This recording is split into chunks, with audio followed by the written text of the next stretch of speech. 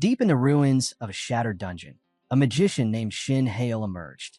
Not long after, a towering monster confronted him, letting out a thunderous roar. Without hesitation, Yahello raised his hand. Magic surged, and a beam of light shot straight into the sky. He knelt, placing his palm against the ground. A glowing magic circle formed beneath him. Slowly, he lifted a single snowflake into the air, then unleashed the permafrost spell. An ice spirit materialized before him, frost rapidly spreading across every wall and column nearby. The monster instantly leapt back, desperate to escape. But the ice spirit exhaled a freezing wind, and with a surge of ice from Shin's hand, they froze the creature solid. A thick coat of frost sealed it in place. As the last shimmer of the magic circle beneath Shin faded, the air around them warmed, and he stood up, eyes locked on the now silent enemy. Not long ago, the House of Magicians was known as Korea's most elite magical bloodline. Among its many gifted members, Shin Hail stood out, hailed as a once-in-a-generation prodigy. One day, he stepped into his father's office. His father, Hail, looked up and asked if he already knew. Shin nodded with a confident grin, replying that he'd carry their house's name with honor. He swore he'd graduate at the top of Obelisk Magic Academy, rise as the world's greatest archmage, and lead their family to unprecedented glory. Gazing out the window, his father spoke softly. His son's talent wasn't just rare, it was unmatched. Turning back, he smiled, telling Shin he had immense expectations for him. He hoped Shin would conquer the interactive magic world and stand above all as a master of the magical arts. Gripping the medallion around his neck, Shin promised with a steady voice he would succeed. He'd surpass his brothers. He'd even surpass his father, the most powerful mage in the nation. 2 years later, at the prestigious Obelisk Magic Academy, a teacher gathered the second-year students. Today was the day of their practical test. He looked at Baek Sayuk and encouraged him to do his best as always. There was nothing to worry about. Baek smirked and scoffed, asking who said he was worried. In his mind, the outcome was obvious. That guy, he'll be dead last. He still can't even grasp the basics. How is he not expelled yet? Baek muttered, completely useless. Can't even cast interactive magic. MC stayed quiet, lost in thought. In today's world, modern mages were rare and highly valued. Just then, Sayuk stepped into the arena. The instructor announced the start of the practical exam. A hologram of 2 monsters flickered to life before him. Instantly, Sayuk opened a system window and summoned a fireball. It struck with precision, wiping out both enemies. The teacher nodded in approval, noting that he'd completed the task within the time limit. Sayuk shrugged, unfazed. As always, too easy. Watching from the sidelines, MC reflected on how much magic had changed. With the rise of artificial intelligence, most modern mages now had implanted chips, AI units that simplified even the toughest spells. But he couldn't use them. The teacher called his name next. MC walked into the arena. Holographic monsters appeared before him. He closed his eyes and began to focus. The first step was channeling mana into the heart, the wellspring of his magic. Then came forming the magic circle, 1 layer at a time, through 8 exact steps. Before he could complete the process, the monsters lunged. He quickly shifted to defense. From the sidelines, Sayuk let out a mocking laugh. That's his magic? Seriously? MC gritted his teeth. Sayuk scoffed. You're just a leftover from a dead era. Can't handle interactive magic. Know your place. Trash like you should quit. The monsters vanished. The time limit had expired. The teacher announced that he'd failed the test. Laughter echoed from the other students. MC clenched his fist, breathing heavily. It was another failure, but he wasn't disheartened. He had improved, even if just a little, in the speed of his magic transformation. That same day, after being branded a failure, his father gave up on him entirely. He even sent a pill meant to destroy the magic circle in his heart. But MC refused to let go of his dream. He chose to pursue magic the old-fashioned way, a path forgotten in the age of technology. It was far more difficult, with the biggest drawback being that he could only learn through ancient books. Back in his room, he stared at the growing pile of dusty tomes scattered on the floor. He couldn't help but think how much easier it would be if these old books could be digitized. His room had limits, and he was running out of space. Then his eyes landed on one particular book. Something about it stood out. Did I even buy this? He wondered, picking it up. It was worn, clearly old, but there was something about it, something that felt important. He flipped through a few pages of the book, but couldn't understand the handwriting. It was too intricate. But as he leaned in for a closer look, one name caught his eye. Ray Bell by Tenio. A grin tugged at his lips.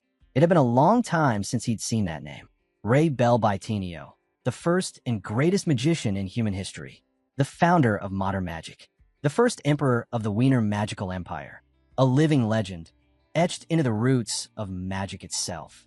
Back when he was younger, he used to come across Ray Bell's name constantly while reading memoirs and ancient texts. Suddenly, the book began to glow. The pages shimmered, sliding upward, bathed in golden light. Startled, he stumbled back, the brightness overwhelming his eyes. He dropped the book and shielded his face with both hands. "What is this?" As the light dimmed slightly, he peeked through his fingers, staring at the book in disbelief. Then a voice echoed from within the pages. Only those with a matching magical nature could hear it, the voice said. And now, the legendary Ray Bell by Tenio was entrusting this book to him. MC stood frozen, stunned that the book could actually speak. His thoughts drifted back to a moment from his past, a time when he never imagined that being an outcast, a so-called failure, would actually be his greatest advantage. That same day, after the exam, the teacher had announced that all students who failed would be attending extra classes. Someone in the crowd asked who'd failed. Another voice answered without hesitation. It was the guy who couldn't sync with artificial intelligence. MC had no choice but to endure the whispers, the stares, and the silent weight of failure. But now, something inside him had shifted. It felt like he'd been reborn. The book's light had filled his entire room, casting a glow brighter than anything he'd ever summoned. The next day, he returned to class. When lunch came around, he quietly made his way to the cafeteria and chose the farthest seat by the window, just like always. But then a familiar figure appeared, his friend, G. Sunshine. Tray in hand, he approached with a grin. "Eating alone again?" MC glanced up. "You again?" Sunshine ignored the comment and plopped down across from him. "Looks good," he said casually, then started digging in. MC watched him for a moment, thinking to himself, despite the guy's disheveled appearance, Sunshine was no slouch. He ranked among the Academy's top 10 sorcerers and had reached the third circle by the age of 18. In this dull and meaningless school life, Sunshine was probably the only one he could truly call a friend. When he didn't touch his food, Sunshine leaned over, eyeing his plate. "If you're not eating that, I'll take it," he said without missing a beat. With a scowl, MC told Sunshine to eat his own food. He frowned again, but Sunshine leaned in with a grin. "If someone's messing with you, just point him out. I'll handle the rest." MC looked out the window and brushed it off. "It's nothing." Shifting the topic, he added, "I found a strange book yesterday." Sunshine raised an eyebrow. "What kind of book?" MC replied. After the third page, the rest looked blank. Said to be by Ray Bell by Tenio, unless the guys planted it as a prank. But when I opened it, it lit up, and I heard a voice. Sunshine blinked. "Enchanted? That's crazy. What did the voice say?" With a small smirk, MC replied, "It said the book was an inheritance meant for someone like me. No one else would even be able to open it." Suinchan's eyes lit up. "That actually sounds awesome. Maybe I should try opening it." MC's expression turned serious. There was something else written on the last page. He paused, recalling the uneasy feeling from before. It said, to form a magic circle not in the heart, but in the brain. Sunshine immediately sat up. "All right, now that's not funny. A magic circle in the brain? Are they trying to get you killed? Give me the book. I'll check it out myself." After class, they returned to the dorms and headed straight to MC's room. MC handed him the book. "So, it only opens if the person's like the original owner, Ray Bell by Tenio?" Sunshine asked. MC nodded. "That's what it said. Go ahead and try." Sunshine gave it a shot. He pulled at the cover, pushed it, tried different angles, but nothing worked. The book didn't even budge. With a sigh, he handed it back. "Nope, nothing. It's like it's sealed shut." Scratching his head, Sunshine muttered, "This thing's weird. All right, forget it. I'm heading out. Get some rest, man." He waved and left the room. MC sat down and opened the book again, flipping to a page with strange drawings. He frowned. This page had been blank before. Now, glowing letters began to appear.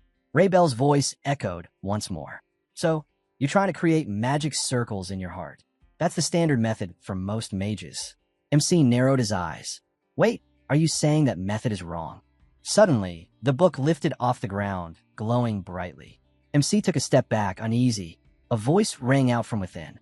"If you accept my will and are ready to become my disciple, your first task is to destroy the magic circle in your heart and recreate it in your brain. Only then may you open this book again." The light vanished, and the book dropped to the floor with a thud. MC stared at it, stunned. This is going way too far for a prank. He clenched his fist, mind racing. The idea of creating a magic circle in the brain, it wasn't just absurd. It was deadly. Mana flowing through the brain could cause a complete mental collapse, even death. This is suicide, he thought, struggling to stay calm. He shoved the book aside and collapsed onto his bed, staring at the ceiling. Who in their right mind would go through with this? The next day, he walked into his teacher's office, the book tucked under his arm. The teacher looked up. Something wrong. MC handed him the book. Can you take a look at this? The man inspected the cover, running a hand over its surface. An old manuscript? It definitely has that ancient aura about it. What exactly do you want me to do? I just want to know if it's sealed with magic or anything, MC said. It won't open. The teacher raised an eyebrow. Why do you think that? There's been weird talk going around. Rumors, he replied. The teacher sighed. You're spending too much time listening to nonsense. Focus on your studies. Still, he agreed to check. Placing his palm on the book, he focused for a moment before pulling away. There's no trace of magic here, he said. Let go of the fairy tales and concentrate on your work. MC thanked him and left, disappointed. He'd hoped for something, but not even Sunshine, nor now his teacher, could open the book. But then, as he walked down the hall, a faint smile crept onto his face.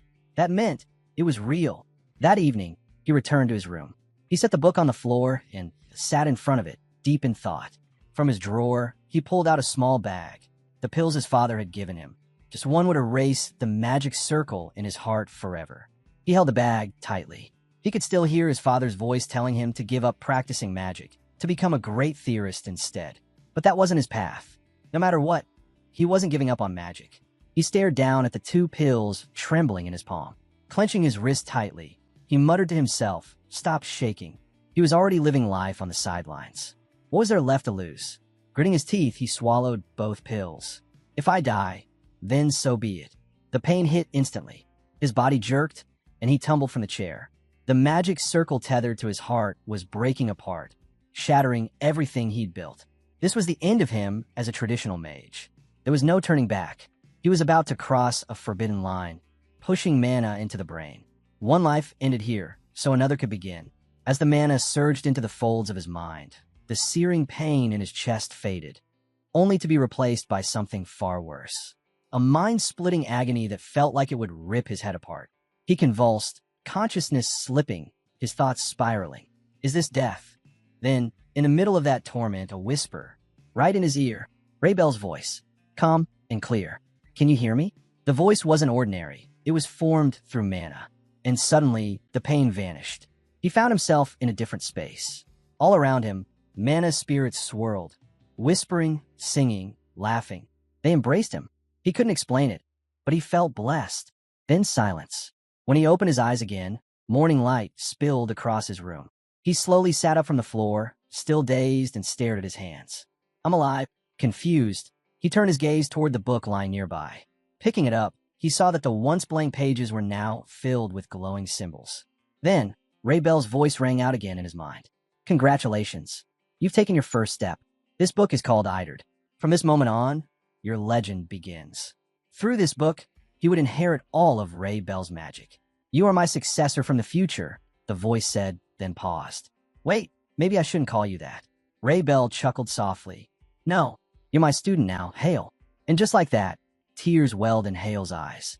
A few days later, he sat in class like always, staring blankly at the front. Teacher words floated around the room, but Hale wasn't listening. His eyes were on the book hidden in his hands, flipping through the pages with quiet excitement. Another new section had appeared. Who would have thought magic could feel like this?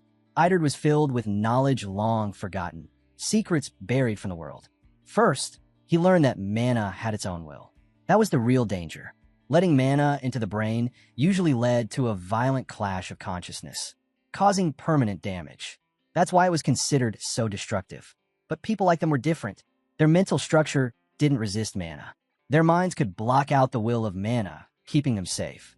Hale touched the back of his head thoughtfully. So this is why I couldn't sync with interactive magic. Why I was always rejected by the chip-based system. Just then, Smith's voice cut through his thoughts, grabbing everyone's attention.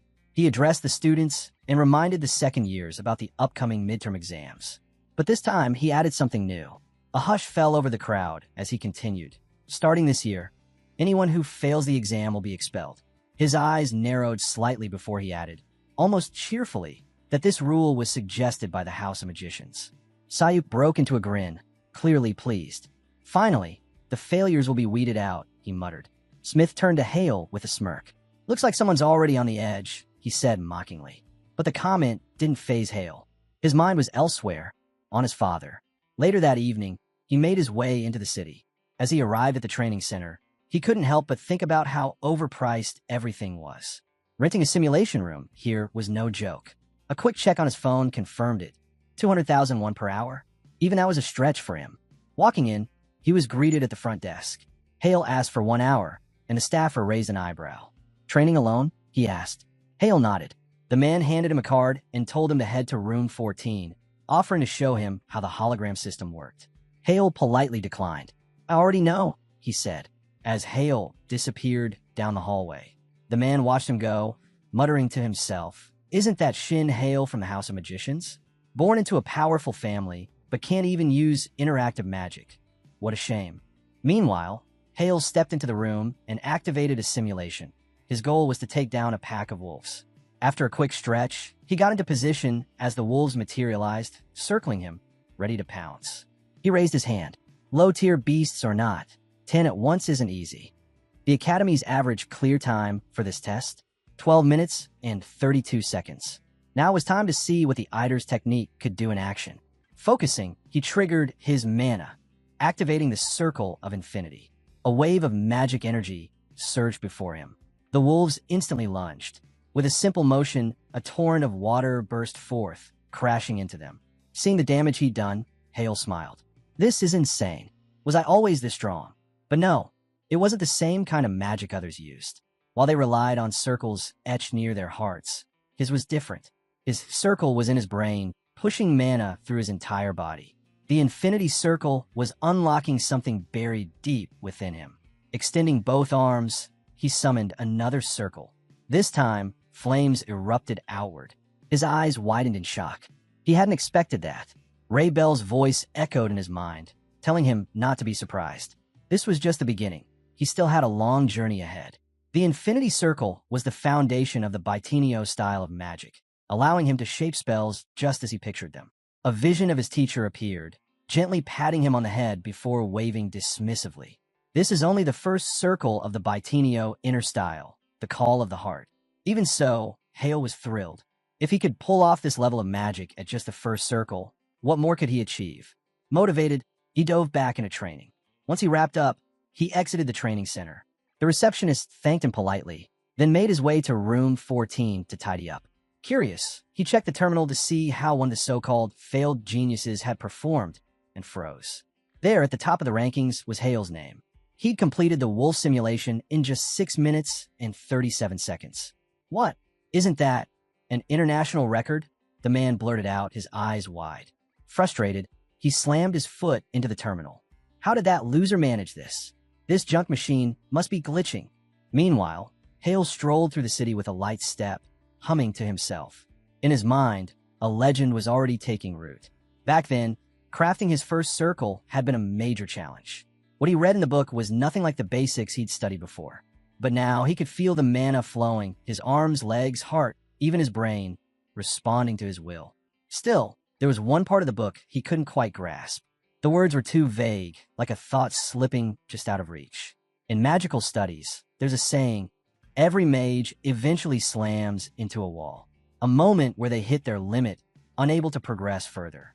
It was the same for all eras. Sitting cross-legged on his bed, he shut his eyes. For now, he needed to focus on one thing, letting the mana circulate through every inch of his body, just like the book instructed. His concentration had to be absolute. But was that really all there was to it? When he snapped back to reality, he realized 10 hours had passed. 10 hours of nonstop mana circulation. Strangely, he felt no fatigue. The next morning, he showed up to class like usual, though a little drowsy. Sunshine spotted him, raised his arm, and smacked him hard on the back. You good, man? Hale flinched, but didn't respond. All he could think about was maintaining this mana flow every single day. But keeping it going wasn't easy. Still, he was determined to adapt to this circle and master it quickly. After all, when he formed his second mana circle at the age of 12, everyone called him a prodigy. That was the moment his father's expectations began. Right now, he had only one mana circle, and it was in his brain. How could he move beyond that? To grow as a magician, he had to push past the wall of enlightenment. His father once said something to him back when he still believed in him. The ideal is just a set of chains. It's a lie built on human pride, an illusion we convince ourselves is real. That thought stuck with him. As he meditated, remembering those words, something shifted. He could feel it, the mana in his hands, his fingertips, his heart, and his mind. It was moving exactly how he wanted. A flame sparked in his palm. This wasn't perfection. It was imperfection, and in that imperfection, he found something powerful. Freedom. Freedom to imagine, to shape magic with no formulas, no boundaries. Interactive magic may have made spell casting faster, but it forced every spell into a rigid structure. The Vader method, though, it was wild, free-flowing, pure thought. With just his imagination, he formed birds from fire, watching them circle the room. A grin crept across his face. Now, he could mold magic however he pleased. No rules, no limits. He clenched his fist, still smiling. Even though he was using only the first circle and it drained his stamina mercilessly, it didn't matter. What he gained was worth every drop of energy. If he could break through the wall of enlightenment, nothing would stop him. As a new day began, he sat quietly in class. That's when the teacher stepped in and called his name. "You have a visitor. Come with me." He closed his book and followed. "Your father's here to see you," the teacher said as they walked. As they reached the reception room, the teacher knocked. A voice from inside gave them permission to enter. The teacher opened the door. "I brought Hale," he announced. Inside, Shin Inhyuk turned to face his son. Hale greeted him, and with a simple wave of the hand, his father signaled the teacher to leave them alone. Once the door shut, the two sat across from each other. Inhyuk looked at him. "So, you're still attending classes. I take it you didn't accept the pill I sent?" Hale nodded. "That's right. I made some progress in magic lately." His father's expression tightened. "Are you still chasing those pointless dreams?" But Hale met his gaze calm and sure. "I'm going to become the greatest magician of this generation." Inhyuk stared at him in silence for a long moment. Then, with a sigh, he finally spoke. "You've already wasted an entire year. It's time to face the truth." He went on. "No matter how hard you train, even if you achieve something one day, as long as your body can't handle interactive magic, you'll never be a true mage. You still have talent, but stop chasing pointless dreams. Use that talent wisely. Focus on theory. That's the best you can do." But Hale didn't back down. "You told me once I would never give up on magic. I meant it." He rose from the couch. "Living a normal life doesn't suit me, especially not under your shadow." He clenched his fist. "What I want is to lead a house of Maidashin." His father looked at him for a moment before answering. "Becoming a great mage, leading a family of mages, those aren't things you accomplish just because you want them." "I'll prove it," Hale said firmly. "Oh," Inhyuk raised an eyebrow. "And how exactly do you plan to prove it? Barely scraping through exams? Being on the brink of expulsion?" "I'll place in the top 10 on the next test," Hale replied. "If I don't, I'll leave the academy. I'll go study theory, just like you want." Then, with a confident smile, he tapped his chest. "But if I succeed, I want you to acknowledge me as a mage and support me." Inhyuk exhaled deeply and closed his eyes. "Seems like your so-called progress has gone straight to your head." He pulled his cloak over his shoulders, turning to leave. "Just don't let this be all talk." Hale's smile faded. He watched his father walk away in silence. Days passed. Then, one morning, the teacher walked into class and announced that the format for the final exam had been finalized. The room buzzed as students murmured to each other, anxious to know what was coming. "You'll be facing each other one-on-one," the teacher said. "It'll be a tournament-style duel." Hale narrowed his eyes, and Sayuk threw him a smug glance from across the room. The teacher continued. "The matches will take place over 3 days. From the 16th round onward, official observers from the Magic Tower will be present. So give it everything you've got. That's all." Hale clenched his fist, his expression turning serious. "This is it. This is where I prove myself." During the break, the classroom was buzzing. Students huddled in groups, speculating and getting hyped. "Even people from the Magic Tower are coming," someone whispered. This just got real. Hale, as usual, kept to himself, observing the buzz around the academy. Everyone was fired up about the upcoming midterms, and for good reason. With representatives from the Magic Tower attending, the spotlight would be brighter than ever. The Magic Tower wasn't just any organization. Formed by a dozen of the world's strongest magicians, their influence rivaled that of entire nations. Every student dreamed of joining them. And now, the whole academy was buzzing with ambition. Then, out of nowhere, Sayuk strolled up to him with that familiar, arrogant grin. "So, how are you feeling?" He sneered, his tone mocking. Hale frowned slightly. Sayuk's taunts were nothing new. Annoying, sure, but the guy was still one of the top students in the second year. Sayuk leaned in, voice low and smug.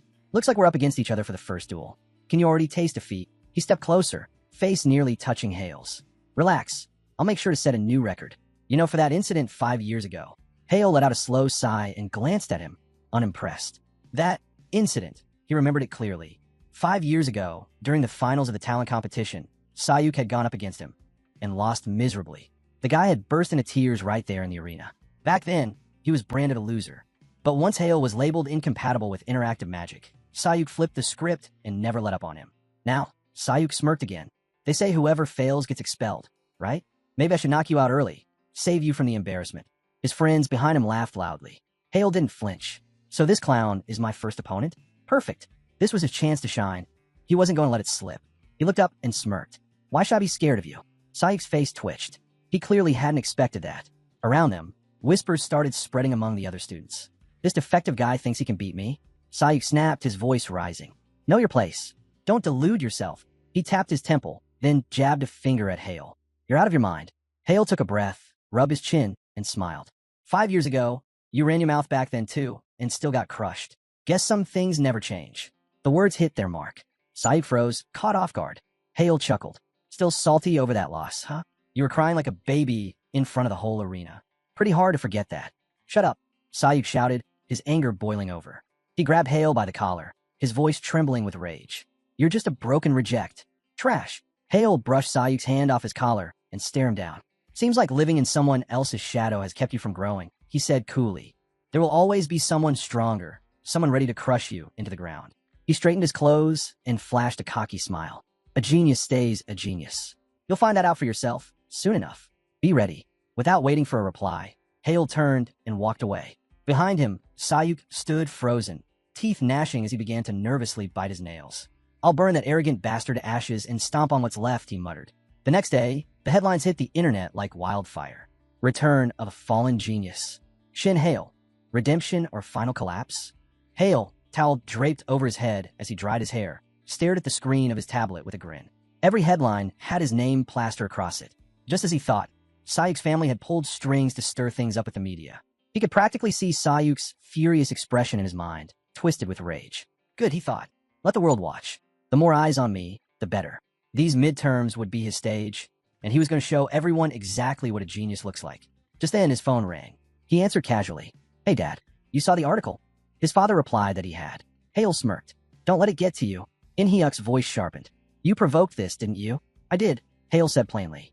"I needed the attention," but his father wasn't impressed. "Just because I agreed to your conditions doesn't mean I believe in you. The House of Magic doesn't care about this nonsense.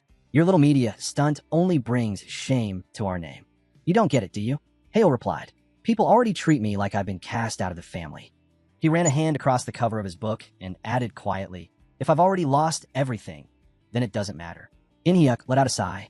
"Maybe the damage isn't massive, but it is damage. Wherever you go, whatever you do, the name of our house follows you. That's reality." Hale's expression turned serious. "Of course I know, but all that noise, it's meaningless compared to what I'm about to do." In-hyuk asked, "And what does the house gain from your so-called success?" Hale didn't hesitate. "It gains me, the greatest mage the world's ever seen, born from the House of Magic, the strongest family head in our history. I'm going to become the greatest," he said with full conviction, "even by our standards." His father sank into a chair, letting out a quiet breath. "You've got ambition," he said at last, "just like the Tower Master, no matter what happens." "Thanks," Hale replied. But before he could say more, In-hyuk's tone hardened. "But if you keep dragging our name through the mud," he warned, "then be ready for the consequences." The call ended. Hale set the phone down on the table, then sat back on the bed. A sly smile formed on his lips.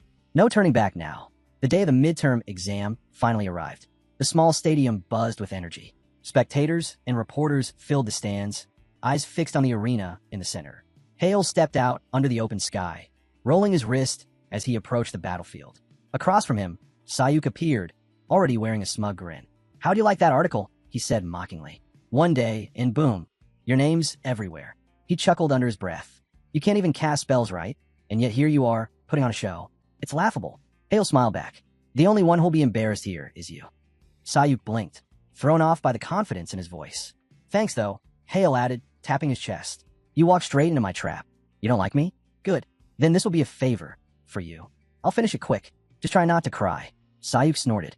You're insane. Unfazed, Hale raised a finger and pointed directly at him. I only need first circle spells to win this. That caught the crowd's attention. A wave of murmurs rippled through the stands. Meanwhile, Sayuk ground his teeth and bit at his fingernail, eyes twitching. You dare run your mouth? The instructor entered the arena, stepping between them. He raised a hand. The first round of the second-year midterms begins now. The whistle blew. Hale stood firm, a confident grin on his face. Sayuk, already boiling, stepped forward with a snarl. Die, you broken freak.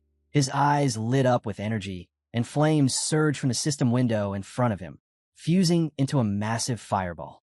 It screamed toward Hale, but Hale dodged it effortlessly. So that's his signature. Explosion, he noted.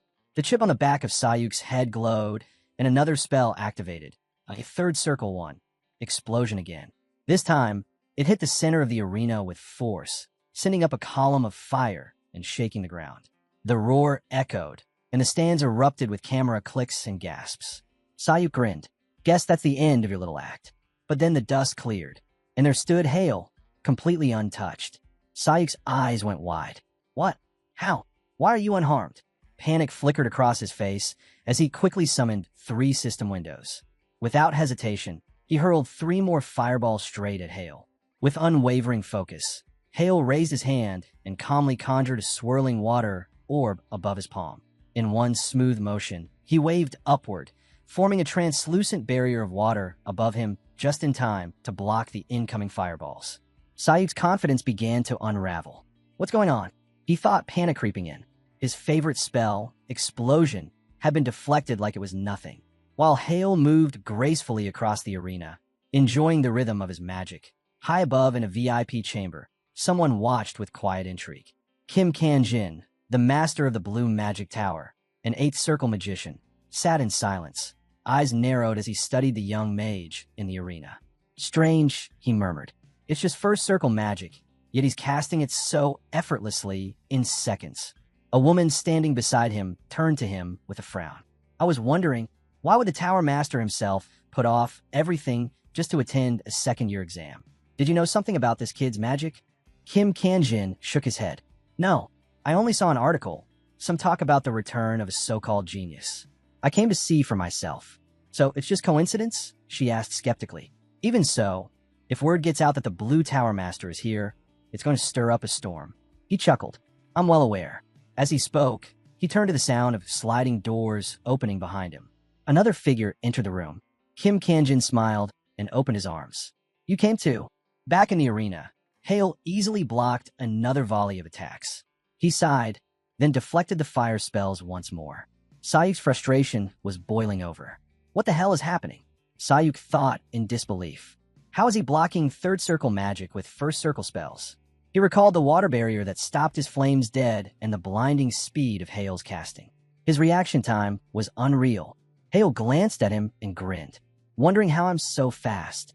Sayuk flinched. Shut up, he snapped, eyes wild. Just die already. Enraged, he summoned 3 more system windows, releasing another barrage of fireballs. They collided midair and exploded violently, heat and smoke consuming the arena. Sayuk grinned nervously. I knew it. That broken freak couldn't handle that. Not after talking big about one-circle spells. But before the smoke could even clear, Hale calmly flicked his fingers, once up then sharply down. In an instant, a powerful blast of wind roared to life, cutting through the smoke and rocketing straight towards Sayuk at blinding speed. Sayuk barely dodged the attack, spinning around in shock. When did he even form that wind spear? He wondered, eyes darting back to Hale, who calmly brushed dust off his clothes. It didn't make sense. His strike didn't leave a mark. Why is he completely fine? Frustrated and unsure of what to do next, Sayuk lashed out, cursing. You really gonna stick with just first circle spells? He growled. In response, Hale silently conjured another wind spear, aiming it directly at him. Sayuk reacted quickly, throwing up a shield in front of himself. Feeling a surge of confidence, he smirked. Is that it? Just because you can cast a little faster, You think you're some big shot now. But he hadn't seen the spear forming above. A split second later, it came crashing down, slamming into the ground at his feet and grazing his shoulder. Clutching the wound, he cursed again. When did that thing get behind me? As Hale moved his hand with eerie precision, Sayuk froze. What the hell are you doing now? He barked. From the audience, the VIPs leaned in with curiosity. Hale raised a finger, gathering streams of wind at its tip. You don't get it yet? He said. Let me show you again. The wind formed into a bird, and with a flick, he sent it gliding into the air. The bird circled the arena gracefully, catching Sayuk off guard. That's a wind spear? Since when do spears multiply? It's not supposed to work this way, Hale admitted. But for me, it does. As he finished speaking, 3 more wind birds appeared. Try blocking these, he said casually. All 4 shot forward at once. Sayuk quickly summoned a barrier. 3 of the birds hit it and burst apart. Confident, he grinned. Still just a first circle spell. Easy, but he forgot the 4th. It curved around and slammed into his back. Pain shot through him. One of them changed direction.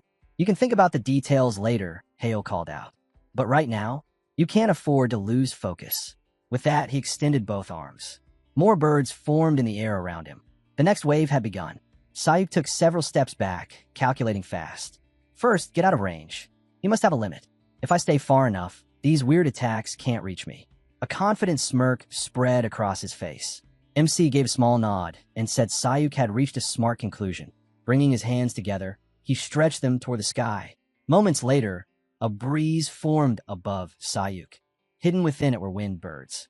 As the current descended, Sayuk grew visibly tense. Then, without warning, one of the birds materialized inches from his face. Kim Kanjin stared, stunned. He's not just fast with his casting. He's merging spells and redirecting them mid-flight. Turning to Inhyuk, he asked, "What kind of magic is this?" But Hale's father said nothing, eyes locked on his son. As the head of a renowned magician family and an 8th circle wizard, he stayed silent. The woman beside Kim Kanjin chimed in, agreeing. Hale's magic doesn't follow normal rules. It ignores the spell's source code completely. She explained, the source code of a spell is like a blueprint, laying out fixed parameters like radius, speed, limits. For example, the spell Reverse Cutter has a maximum radius of 37.4 meters and travels at 116 kilometers per hour. It can only change its path once after being activated. Go beyond 38 meters, and the spell simply won't hit the target. It's like a rule book. What's written is what works. No exceptions. Because of that, battles between modern wizards are like mental duels. Predicting your opponent and reacting quickly is everything. It's like using fixed skills in a game. Strategy trumps raw power. But Hale? His style completely broke those conventions. Right then, the arena trembled as a wind spear, in the form of a bird, slammed into Sayuk with force, cracking the ground beneath him. Panting, Sayuk sat up and muttered, "I can't believe I lost to someone using basic first circle magic." Hale walked up slowly. "Thought my spells were weak, didn't you?" he said. He crouched across from him, calmly summoned a sphere of water, and held it up. Even a regular pen can be used to kill. Don't you think? Fear crept into Sayuk's face. What is that? First circle water magic, Hale answered simply. Then he guided the stream towards Sayuk's mouth. It filled him, then rose to envelop his entire head. Sayuk began choking. Hale stood up. The Academy's combat uniform has a built-in barrier. The safety zone, he said, looking down at him. But that doesn't help you now, does it? Sayuk collapsed, gasping with his mouth wide open, only to choke as water surged into his lungs. He thrashed, trying to clear it out, while voices from the stands began murmuring, reacting to the brutal scene. After a brief pause, MC turned to the instructor. "I think the result's clear enough," he said calmly. "Or should I keep going?" The instructor immediately blew the whistle. "Match over. Shin Hale is the winner." Sayuk was helped to his feet and escorted off the field. Hale followed behind, glancing at his clenched fist. "I'd forgotten this feeling," he thought. The feeling of reclaiming who I am as a mage. Incredible. Meanwhile, Kim walked through the hallway, recalling the moment he used his ability to peer into Hale's magic. A supernova? He wondered, his curiosity growing. A wide grin spread across his face, his glowing red eyes narrowing slightly. He needed to know more about Hale. Back at the arena, Sunshine rushed over, beaming with excitement. "That was insane," he cheered, throwing his arms around Hale. Congrats on the win. Hale looked a little caught off guard. What kind of training have you been doing behind my back? Sunshine exclaimed. That was wild. He flailed his arms, mimicking Hale's moves with exaggerated energy. You were making wind spears fly like crazy. The way those spells unfolded. Hale chuckled. You really want to know? Sunshine leaned in, ear first. Hale leaned closer too, grinning. It's a secret, he whispered. Later, Hale glanced down at his phone and turned to his friend with a smirk. Hey, did you see this? Sunshine looked over. What is it? They interviewed me after the match, Hale replied. Curious what I said about my magic. The clip played, showing the moment his post-match interview began. The reporter's questions came fast.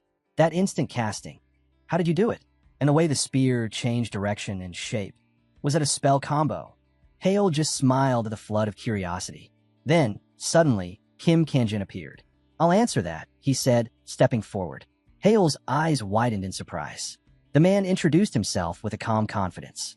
I saw your match. Very impressive, he said as he stepped closer and gave Hale a light hug. In my opinion, he added, you used fourth circle memorization magic. The reporters immediately jumped in, asking Kim Kanjin what he meant. In response, he calmly summoned a flame in his hand as a demonstration. Hale raised an eyebrow, intrigued by the sheer presence of an eighth circle mage showing his strength so casually. The reporters watched in awe as Kim Kanjin pointed to his temple. This spell is based on memorization, he explained. If someone knows the structure of a spell by heart, they can activate it almost instantly. Someone in the crowd asked, then why isn't this powerful magic used more often? Kim Kanjin smiled. There's a catch, he said. You can only use spells that are 3 circles below your current level. He turned toward Hale. Isn't that right? Hale responded with a small smile and nodded. I spent a long time trying to avoid using the word wait when describing her style, he thought, but in this case, it fits perfectly. Another reporter jumped in. So, does that mean Hale has reached the 4th circle? Is that why he can use memorization? Kim Kanjin placed both hands on Hale's shoulders and nodded. Exactly. It's obvious, isn't it? Camera flashes lit up the space around them as the interview hit social media. In no time, headlines exploded with breaking news. Hale sets a new record, reaching the 4th circle at such a young age. Even a master of the Blue Tower confirmed it after watching a clip from the interview. Watching the video, Sunshine turned to his friend. So, you're already a 4th circle mage? He blinked, stunned, but kept watching. Then came the question that had everyone buzzing. How do you explain bypassing the source code of spells? Kim Kanjin froze, caught off guard. He gave a nervous smile. Clearly, he had no answer. That's when Hale stepped in. Actually, it's pretty simple, he said. You just modify the formula itself. Kim Kanjin's eyes widened. That's insane, he thought. It'd be like strapping airplane wings to a car and expecting it to fly, just because you feel like it. He glanced at Hale again, a subtle grin tugging at the corner of his mouth. There's no way that should be possible unless he's incompatible with artificial intelligence. What kind of future does that mean for him? Right then, Hale raised a hand, and a swarm of glowing butterflies formed from magic, fluttering gracefully through the air. I call it modified magic, he said. Kangin's eyes lit up red, and he hid a stunned smile behind his hand. This is a turning point. From today forward, the entire magical world is going to change. After watching the interview, Sunshine looked over with a skeptical expression. Modified magic? That's what you want me to believe. Hale just shrugged. Believe whatever you want. Sunshine gave him a friendly pat on the shoulder. Would you believe it if you were me? He asked. Then, with a grin, he added, Anyway, I'm still hyped about your win. He checked the time and stretched. I should head back to the dorm. So early? Hale asked, raising a brow. I've got a tough opponent tomorrow, Sunshine called over his shoulder as he walked off. Curious, Hale wondered who he'd be facing. The next day, he returned to the arena. Sitting on one knee, drenched in sweat, Sunshine looked up at his opponent across the field. Hale watched from the stands, thinking, wait, is that the tough opponent he mentioned? Adela Starrett hovered above the arena, rising with the help of her spell Moon Bullet. She was a descendant of the French Starrett family, part of the House of the Divine Guardians, a legendary Korean lineage formed from the union of 2 prestigious magical bloodlines. Hale studied her intently. Her magic's different, he thought. The House of the Divine Guardians had uniquely altered their spells, adding a rare moon attribute. A glowing magic circle spread beneath Adela's feet as the wind gathered into it. Sensing danger, Sunshine quickly raised a barrier, but with a single effortless motion, she shattered it. The instructor raised a hand and blew the whistle. Match over. Adela wins, letting her hair fall freely. She walked calmly to the edge of the arena while the crowd buzzed with whispers. Hale's eyes didn't leave her. That glow, it's the signature of the Divine Guardians, born from blending light and dark attributes, just like moonlight. Their spells had unique power, range, and characteristics, and none of them appeared in the standard spell databases. Crossing his arms, Hale frowned. No wonder she's so hard to go up against. Then he noticed her gaze was fixed on him. He blinked, unsure. Was she just looking at me? Later, when the matches ended, Hale dropped by to check on his dejected friend. Handing him a bottle of water, he patted his back. You still did great. Sunshine let out a groan. Of all the opponents, I had to get Adela. Seriously unlucky. But he managed a small smile. At least I won my second match. Hale nodded in agreement, and Sunshine sighed. So that means your next opponent is her. Before he could even finish the sentence, Adela appeared behind them. Sunshine, she said coolly, you did well. That was a great match. He laughed nervously, scratching the back of his head. Thanks. I learned a lot. Then Adela turned her gaze to Hale, sharp and dismissive. He met her eyes without flinching. So, she said, you think you've become a real wizard now. Her voice was cold. I hope you'll help me remember why I even came to this academy. They had history. The House of Magicians and the House of Divine Guardians had deep ties, which meant Hale and Adela had seen each other often at formal gatherings. If their relationship could be summed up in one word, it would be rivals.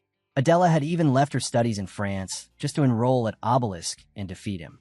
But when Hale was labeled incompatible with interactive magic, she cut all contact. In her eyes, he'd become trash. The rival she longed to surpass had simply vanished. Hale gave a smirk. Don't count on me being much of a challenge. Adela turned on her heel. We'll see soon enough, she said and walked off. Sunshine glanced at Hale, clearly uneasy. You okay with this? Hale blinked. What do you mean? Are you seriously asking me that? Sunshine blurted out. Your next opponent is Adela Starrett. That stopped Hale in his tracks. Wait, what? The next day, the stadium buzzed with anticipation. Adela stood on the field, calmly warming up her wrist. The instructor checked his watch. In the stands, a student muttered. Where is he? Maybe he ran off. Guess all that modified magic talk was just for show. Yeah, another chimed in. He knew he couldn't beat Adela. That's why he chickened out. The instructor exhaled and shook his head. Time's up. According to the rules, Adela Starrett wins by default. But just then, wait. Hale's voice rang out across the stadium as he sprinted into the arena, adjusting his uniform. He came to a stop, catching his breath and smiling sheepishly. Sorry I'm late. The instructor threw his arms up. Where were you? But realizing it didn't matter anymore, he waved dismissively. Forget it. No break for you. You're being punished for showing up late. The instructor gave the signal. Both of you, take your positions. Hale focused, centering himself, while Adela folded her fingers, eyeing him. So, why were you late? With his eyes closed, Hale answered calmly. Nothing special. Then, in one fluid motion, he waved his hand, activating Infinity Circle. Just had a few things to prepare. Adela narrowed her eyes. Prepare? For this fight? Well, he said, opening his eyes and smiling slightly. You're strong. Wouldn't make sense to come in unprepared, right? I promise, it'll be a good match. Adela studied him carefully. Is he saying something changed since yesterday? She could feel it. The Hale standing before her now wasn't the same one from the day before. Could this be his real potential? Hale raised his hand toward her. You should give it everything from the start. The instructor raised his hand. Begin. Adela acted instantly. A golden sphere appeared above her head. Then, shaping her fingers into a gun, she cast Flame Revolver. Fire flared at her fingertips, and with a sudden surge, bullets of flame blasted from 3 glowing magic circles in front of her.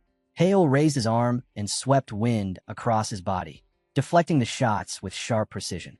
Without missing a beat, Adela clenched her fist and summoned a burst of power. A spell exploded across the ground.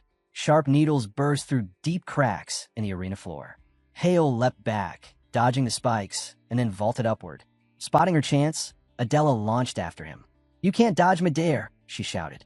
As she closed in, she summoned a new magic circle behind her and began casting an air strike. The spell was designed to hit targets suspended in the air, a deadly combo even for experienced mages. That should be it, she thought. But Hale only grinned. That's what most people think, he mused. But I got something else in mind. At the last moment, he flipped midair and landed squarely on a barrier floating just above the arena. Gasps filled the stands. He created a barrier in the air, someone shouted. Even Adela looked stunned. That's impossible. Did he just use a reversible barrier as a foothold? Despite the shock, she couldn't help but acknowledge it. Hale, you still have that incredible magic intuition. At that moment, Hale's thoughts turned inward. The secret attribute of the Divine Guardian family, it's the moon. To stand a chance, he knew he'd have to throw everything into this fight. He raised his hand and thought, then I'll borrow the power of the sun itself. Positioning himself with the sun at his back, he waited. As the clouds parted slightly, a beam of intense light pierced through, shining directly into Adela's eyes. She flinched, momentarily blinded, and quickly realized he was preparing an attack. Gritting her teeth, she stretched her arms forward and summoned a massive shield, a glowing cage of protection. In the blink of an eye, Hale soared into the air, wind swirling around him as he formed a blade from air itself. Then, descending like a strike of lightning, he slashed at her barrier with full force. First circle wind spell, he noted through clenched teeth, and she blocked it with a third circle defensive spell. She's careful. The shield repelled his strike, sending him flying backward. Landing hard, Hale brushed his hand across the ground as if by instinct, activating another spell. Adela, seeing an opening, prepared to counterattack. But the moment she shifted her stance, she froze. Her right foot wouldn't move. Startled, she looked down and saw stones locking her in place. An earth-binding spell? She thought, stunned. But when? Then it clicked. When he landed, he touched the ground. He cast it then? That fast. I couldn't even follow. As she scrambled to raise a shield in front of herself, Hale was already circling to her side, his movements fluid. With a smooth gesture, he conjured a glowing magic sphere above his palm. Adela quickly shattered the stones around her ankle, freeing herself, but she was a second too late. Hale had already summoned 3 more projectiles. They shimmered, shifting into the shapes of dolphins made of pure energy. With a flick of his finger, they shot forward. She threw up another barrier. The dolphins slammed into it, hard but didn't break through. Adela allowed herself a small smile. Maybe this won't be as hard as I thought. She recalled Kim Kangen's explanation of memorization magic. If Hale really is a 4th circle mage, then he should only be able to use first circle spells. A confident grin spread across her face. There's no way he can beat me with that level of magic alone. But in her focus, she never noticed the birds drifting behind her, silent, hidden in the sunlight. A wind spear dropped from above, fast and sharp. It slammed into the ground just behind her. Adela was caught completely off guard. She had no idea when he'd managed to cast that spell. Maybe he'd hidden a modified version of the air spear in her blind spot, using the sun to his advantage. The blow was strong enough to knock the wind out of her, sending her crashing to the ground. As her opponent walked toward her, he remarked that it had been so long, she must have forgotten exactly who she was dealing with. He said her name, and she scowled in frustration. Elsewhere, Kim Kangen's assistant was analyzing the battle. He noted how the guys' combat instincts were beyond anything they had anticipated. Every move, from the delayed strike to the well-timed dodge and the simultaneous casting of Earthbind, it all seemed meticulously planned.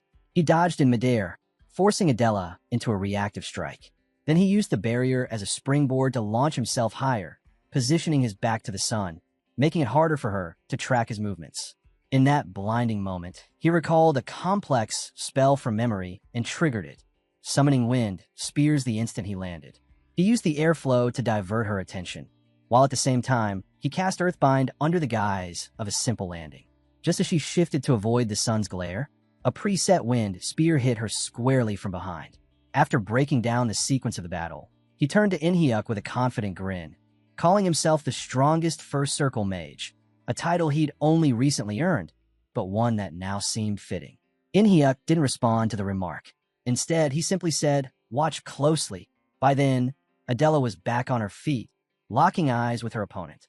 Inhyuk observed his son and admitted, despite the advantage, he hadn't been able to land a finishing blow. The fight wasn't over yet. Adela hadn't played her trump card. Placing her hand over her chest, Adela praised him. It was impressive, almost nostalgic. But now she was done holding back. From here on, she'd fight for real. Her actions confirmed her words. The MC widened his stance, grounding himself as he sensed her power shift. Everything around her began to glow. He knew immediately. This was moon attribute magic, unique to the Divine Guardian family. A halo formed above Adela, depicting every phase of the moon, while the ground beneath her cracked open.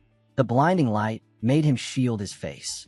Each moon phase started releasing streams of magic. At that moment, In-hyuk stood from his seat. Kim Kanjin asked if he was leaving already, but In-hyuk just replied, "It's over. There's nothing left to see." Suddenly, startled voices erupted from the crowd. Both of them turned toward the stands. The Tower Master's assistant muttered in disbelief, "This can't be." Kim Kanjin let out a nervous chuckle, while Sunchan just gaped, speechless. Adela froze, eyes wide, whispering impossible. Behind Yahello, a glowing magic circle flared into existence. He extended his hand, casting Flame Volcano. His opponent gasped, "That's second circle magic."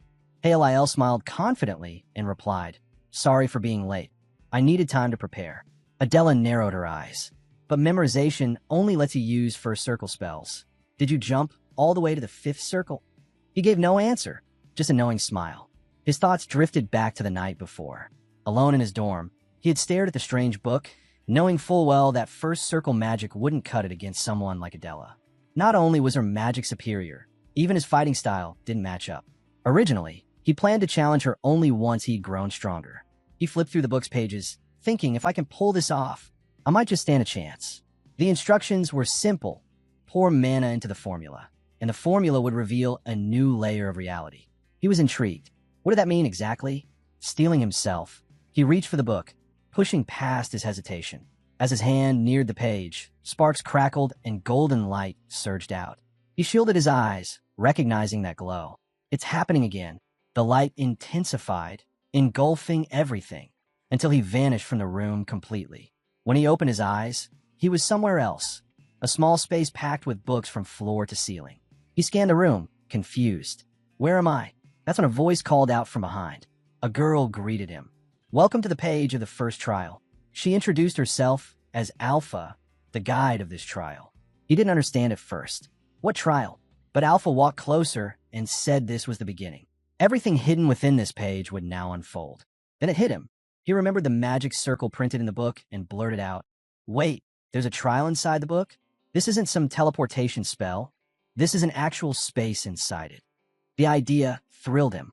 He grinned. Alpha nodded and explained this was a test, to examine his intentions as a chosen receiver. The full details would be given at the start of the challenge. If he passed, the next section, pages 18 to 31, would unlock, revealing the secrets of second circle magic. Hale rubbed his chin, trying to make sense of it all. So, to unlock the next circle of magic, he had to complete this trial. Alpha asked if he was ready to begin. With a confident look, he told her he was more than ready. She gave a slight bow and replied that she understood. Then, lifting into the air, she began to fade, her body breaking into glowing fragments. With a smile, she announced the start of the test as she vanished. Watching her disappear into shimmering particles, Hale was stunned. She looked completely human, but clearly she wasn't. She was some kind of magical construct. Then, a calm male voice echoed through the room, explaining the details of the trial. Hale recognized it instantly. It was his teacher. A glowing crystal appeared in his palm, and the voice identified it as an elemental, a gem filled with unstable, chaotic mana from various natural elements. His task? Bring order to the mana within. Hale stared at the gem, thinking over the challenge. Elemental stones were notoriously difficult to work with. The four basic elements inside were jumbled together, creating pure chaos.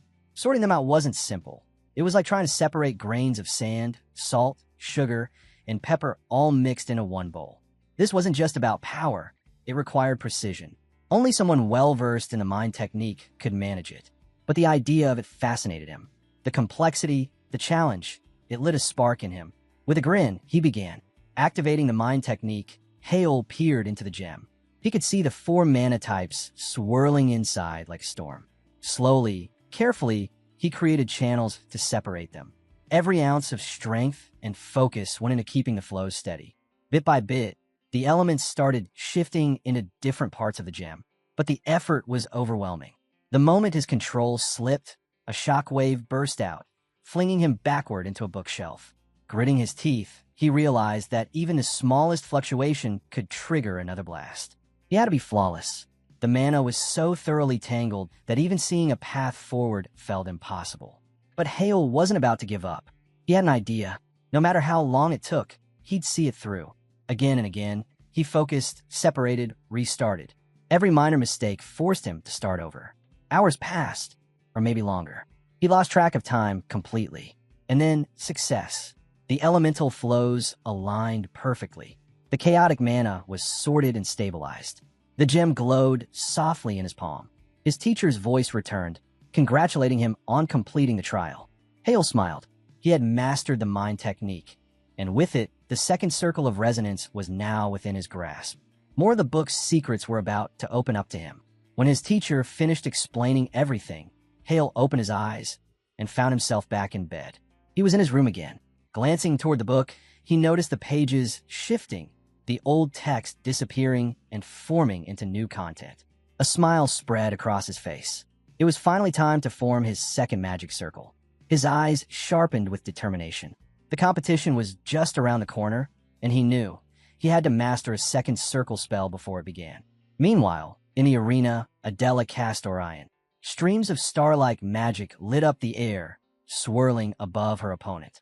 With a gentle motion, she drew more power from the moonlight, intensifying its glow as it fell upon Hale. Watching from the sidelines, Sunshine muttered a curse. This was it, he thought. This was Hale's limit. Adela, confident in her victory, tossed her hair and turned toward the edge of the arena. "It's over," she said to herself, though her expression darkened for a moment. He had grown so much so quickly. Who exactly is he? But that was all in the past. The genius she had once pursued no longer existed. She was ready to walk away until something fell off. She stopped.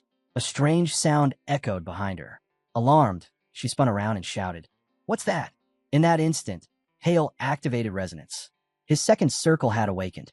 One of his eyes flashed, and a red-black flame surged into his palms. A magic circle appeared behind him, glowing with intensity. He began merging two circles of infinity, and behind him, enormous spectral hands materialized, moving with his will. Hale's eyes snapped open, locked in fierce focus. The Tower Master and his father were frozen in shock, eyes glued to him. The entire arena went dead silent. Even Adela stood frozen, unsure of what she was seeing. Then, Hale raised his hand, sweeping aside the powerful strands of magical energy radiating from her halo. He pointed straight at her. Fiery volcano. Adela's eyes widened. She quickly stepped back, casting layer upon layer of protective spells, but Hale's resonance surged to full power.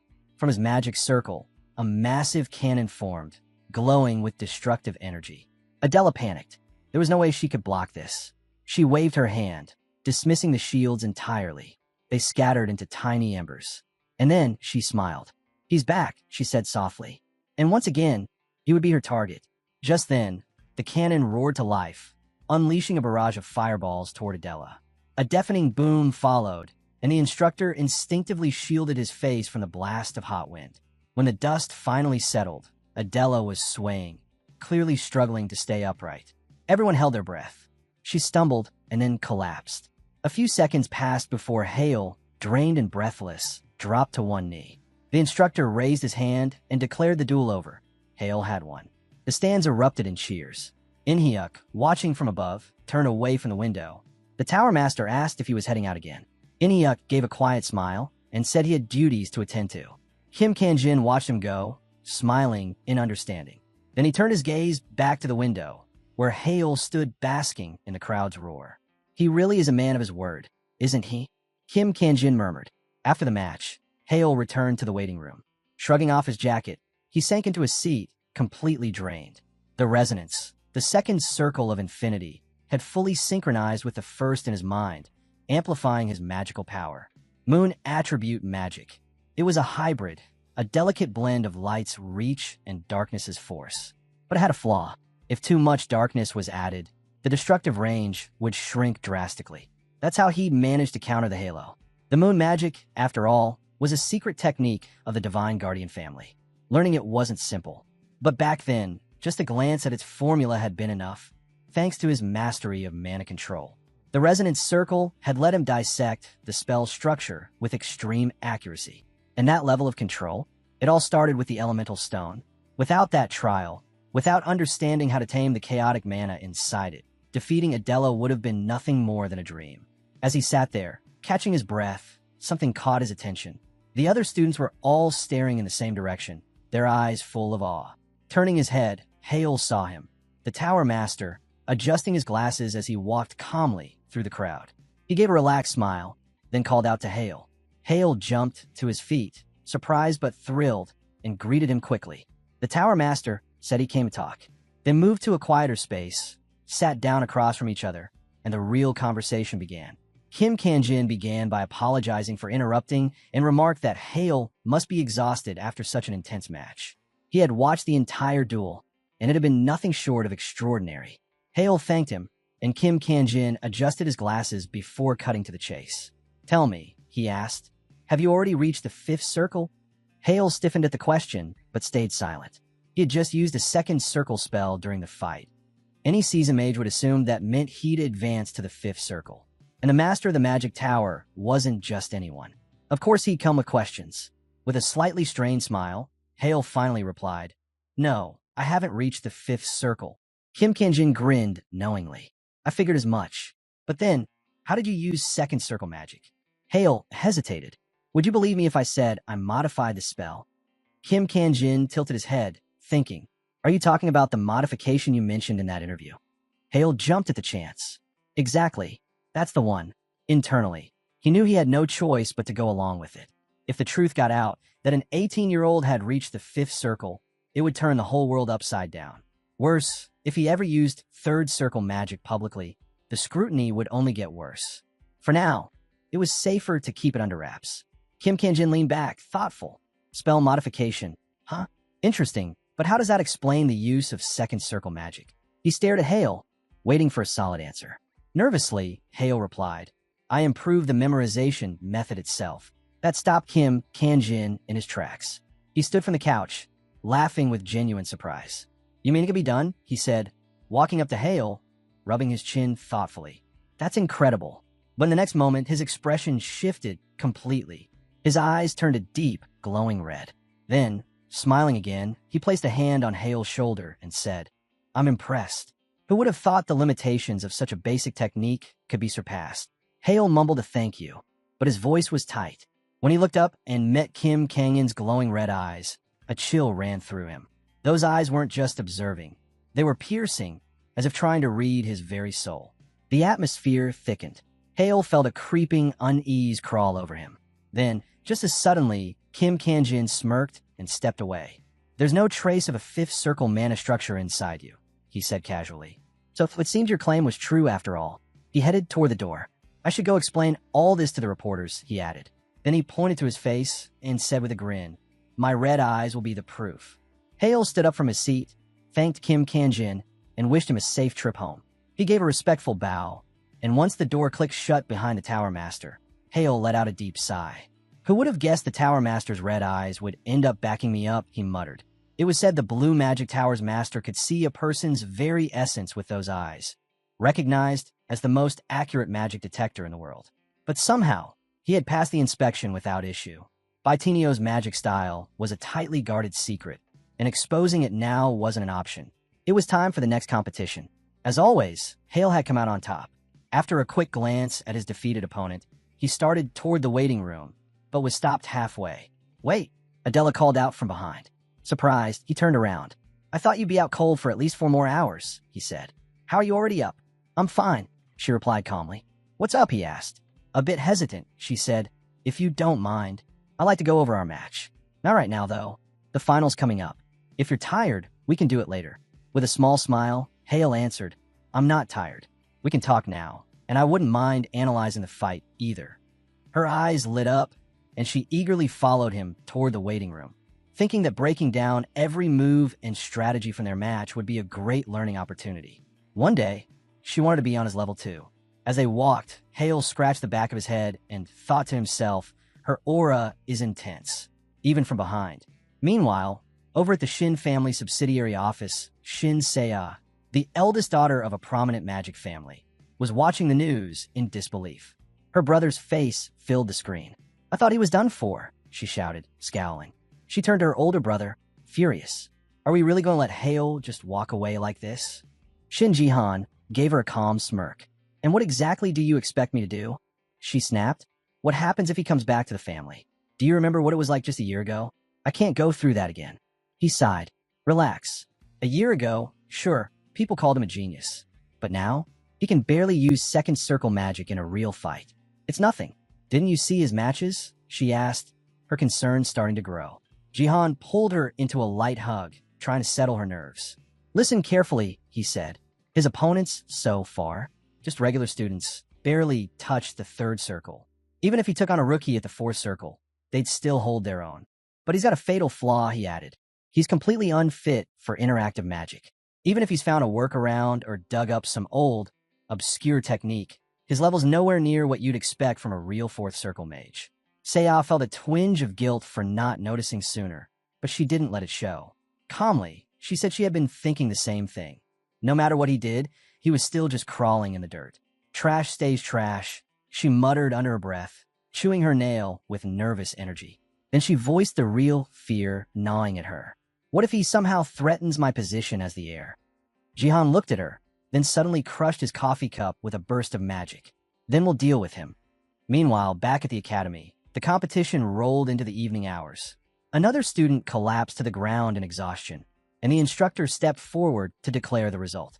The winner of the midterm competition, Shin Hale. The crowd erupted. Standing tall in the arena, Hale spread his arms, flames gently fading from around him. Cheers echoed from the stands, full of excitement and admiration. He beat artificial intelligence with just ancient magic. He's a real genius. Basking in the moment, Hale gave a wave to the students. But then, someone dashed into the arena, his friend, shouting at the top of his lungs, "You're the best." Reaching him, he grabbed Hale by the shoulders and shook him with joy. "Now everyone knows how strong you really are." Okay, calm down," Hale said with a laugh.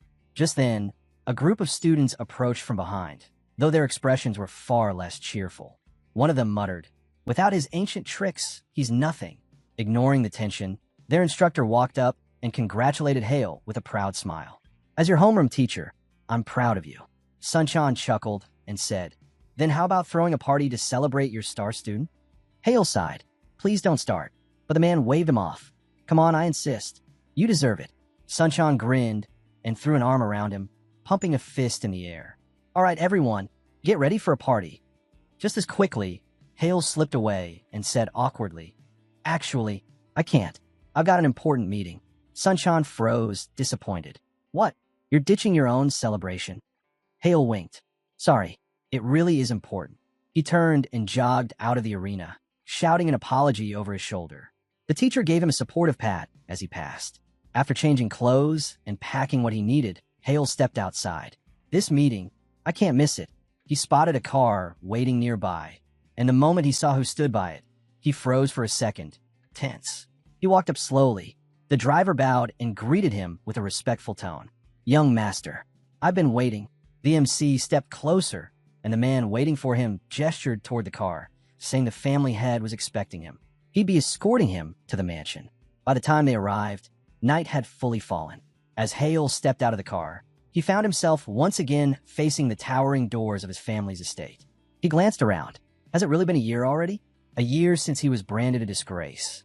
Since he defied his cold-hearted father, joined the academy, and stayed in the dorms all this time, banned from setting foot in the mansion. Pushing open the doors, he walked into the grand entrance hall. Everything looked just like he remembered. Not a single thing had changed. He continued down the hallway and paused in front of an enormous set of doors, his father's office. He stood there for a moment, frozen.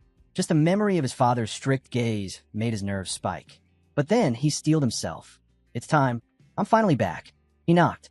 From inside, his father's voice called out, granting him entry. Hale stepped in. "It's been a long time," he said, bowing in greeting before raising his eyes with quiet confidence.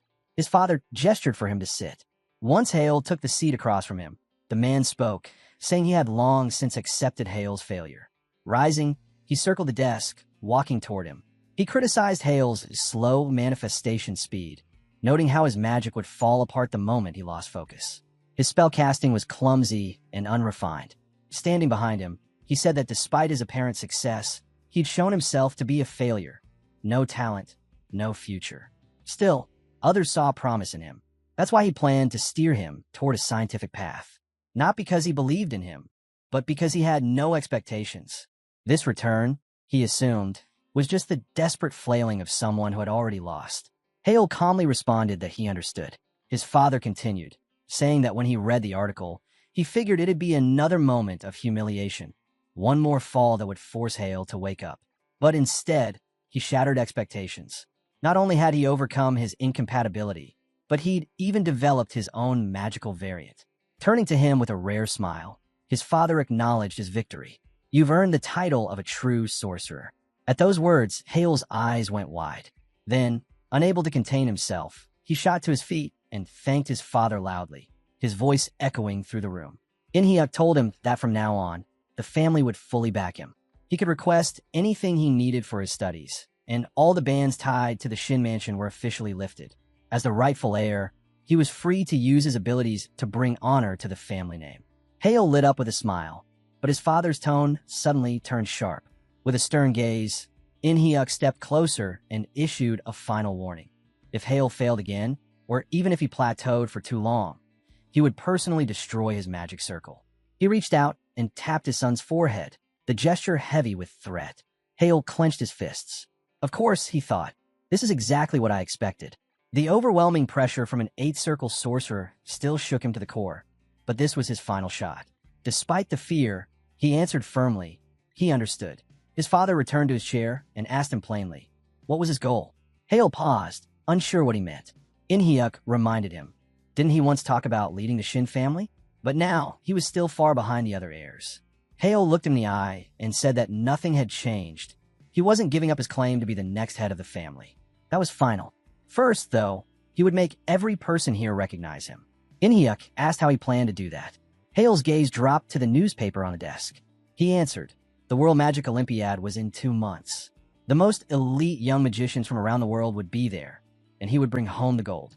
The Olympiad, open only to students under 20, was an annual battlefield for rising stars. Its prestige rivaled that of even professional tournaments. Inhyuk pointed out that the best result their nation had ever achieved was a silver medal, earned by the master of the Blue Magic Tower himself. Did Hale truly understand how absurd it was to aim for gold? But Hale didn't flinch. He confirmed it. That was his goal, and in return, he had one request. For the next 2 months, until the Olympiad was over, don't let his siblings interfere with him. Inhyuk sat quietly for a moment, studying his son. What a reckless gamble, he thought. He's staking everything on a gold medal he might not even win, just to buy himself some time. Still, with a small smirk, he finally replied, sounds tempting.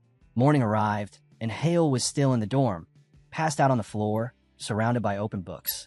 As he stirred awake, he rubbed his eyes, tried to remember if he'd actually fallen asleep or just blacked out mid-study. Sitting up, memories of last night rushed back. The moment he returned from the mansion, he'd thrown himself straight into training, hungry for the next challenge. He had just cleared the requirements for the second circle, but his sights were already locked on the third. To reach it, he needed to complete the second trial. The problem? He had no idea how. His only real lead was resonance. If he could raise it to the level of a second circle master, that might open the way. Flipping through the pages of his book, he muttered to himself. Pouring mana into the trial crystal had made it glow before. Maybe the resonance trial worked the same way? He had done that with the heart circle, so this one might follow similar rules. He summoned 2 infinity symbols, one glowing blue, the other red, and intertwined them. Holding the merged symbol over the book, he waited, hoping for a reaction. Nothing. After a few seconds of silence, he let out a long sigh. Maybe I just need to clear my head. He decided to take a walk. Soon, he was strolling along the riverside, hands in his pockets. The city was quiet, the breeze light. A faint smile tugged at his lips. Sometimes, all you need is some fresh air. He closed his eyes, letting the peaceful moment sink in. After breakfast, he dived back into resonance theory with a clearer mind. But just as he was enjoying the calm, a voice called out, panicked. Watch out! Hale spun around, just in time, to see something white flying straight at his face. Before he could react, whap, A bag smacked him right in the face. He staggered back, groaning in pain. Ow, what the? A girl rushed over to him. Are you okay? Still clutching his face, he looked up. That hurt. Hey, wait, you're... It was Adela. A few moments later, the two of them walked along the river together. Hale glanced sideways and asked, So, how exactly did I end up getting smacked in the face by a plastic bag? Adela let out a sigh, looking embarrassed. Then she explained she'd been spinning around, humming to herself, daydreaming about enjoying a cold banana milk.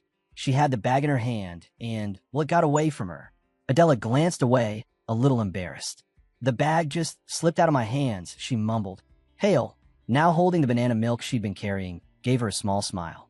I get it. Clasping her hands over her chest, Adela sheepishly apologized. He shrugged. Well, I got free banana milk out of it. Is this the only thing you drink? With a proud grin, Adela opened her bag. Of course. This is humanity's greatest invention. Hale chuckled. All right, maybe not that great. The two walked on, sipping their drinks in silence for a while. Then Adela turned to him. I heard you went back home. He nodded slightly. Yeah, yesterday they officially restored all my rights as part of the family. Adela's smile brightened. That's great. So, do you still want to become the head of the family? Hale looked at her, puzzled. Did I say that before? She nodded, a bit nostalgic. Yeah, back when we were kids, you used to talk about it a lot. He touched his chin thoughtfully. No, that's not my dream anymore. Adela blinked, taken aback. Wait, so you've given up? She coughed lightly, covering her mouth with her fist.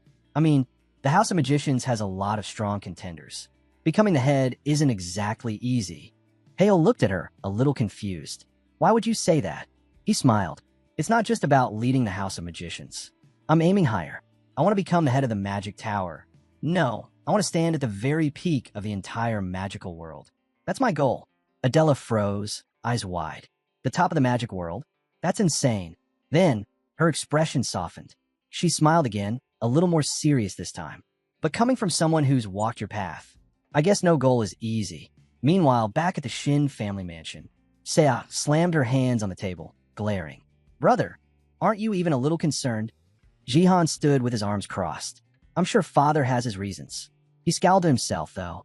Still, I can't believe he actually made that kind of decision. At the head of the table, In-hyuk sat quietly while both siblings stood before him. Jihan finally broke the silence. Why did you call us here, father? In-hyuk laced his fingers together and leaned forward. You two, I know exactly how you think. So let me make it clear. For the next few months, you're not to interfere with Hale in any way. Both of them immediately looked displeased. Seah shouted, What? What? Jihan smirked. Is there some special reason for this? In-hyuk's expression darkened as he spoke. You both should know by now, Hale has been officially reinstated as a member of the Mage House. His tone was firm. His standing may be low. He's been away from family matters for over a year. It'll take time for him to readjust. Seah and Jihan listened in silence, both visibly irritated, fists clenched at their sides. In-hyuk narrowed his eyes. You're probably thinking about putting pressure on him, trying to block him from making a move for the head position. Am I right? Jihan didn't respond. Then, with a forced smile, he replied, Understood, father. Anything else? In-hyuk stood and walked over to the window. Without turning around, he said, No, that's all. You two must be tired. Go get some rest. As they stepped out of the office, Seah spun around and shouted, Big brother, why didn't you even say anything? She stared at him, confused, but Jihan just rubbed his face in frustration. What difference would it make? He wouldn't listen. Jihan knew why Minhyuk and Minji hadn't been summoned. They never showed interest in the family head position. That made sense. But Hale? After a year of absence? And now they were supposed to leave him alone, just like that? It didn't add up. Their father must have told him to compensate for lost time somehow. But still, protecting him like this? That kind of leeway was only given to the younger kids under 16 who hadn't received their AI chips yet. Hale was already 17. He didn't qualify. Jihan's frustration boiled over. Why? Why would he demand this? Say, I bit her nail again. Maybe father already. No. Jihan cut her off. Definitely not. Hale hasn't done enough for father to bet on him like that. Say, I yelled. Then what is this all about? Does father see potential in him again, or what? Jihan's mind flashed back to what he heard about the tournament. Maybe he's just curious about that strange magic Hale's developed. Or maybe Hale struck some kind of deal. A deal. Seah echoed, frowning. But what could he even offer? She clutched her head in frustration and screamed. Ugh, this is infuriating. Now I'll have to recall all the people I planted to keep tabs on him. Jihan gave a half-hearted wave. Yeah, probably. Unless you want them gutted by the Shadows. The Shadows, Father's personal spy force, trained in everything from surveillance to infiltration and execution. Once they were involved, there was no getting around them. As Jihan headed for the door, hands stuffed in his pockets, he casually said, Oh, and I've already pulled back the observers. Seiya blinked. Wait, then what are you planning to do next? Jihan turned to her, a smirk playing on his lips. I'll move first. You rarely get involved directly anyway, and I'm not about to sit idle for 2 months. If Hale had made some kind of deal with her father, that meant things could get messy. He'd need backup, and the Black Magic Tower might be exactly what he needed.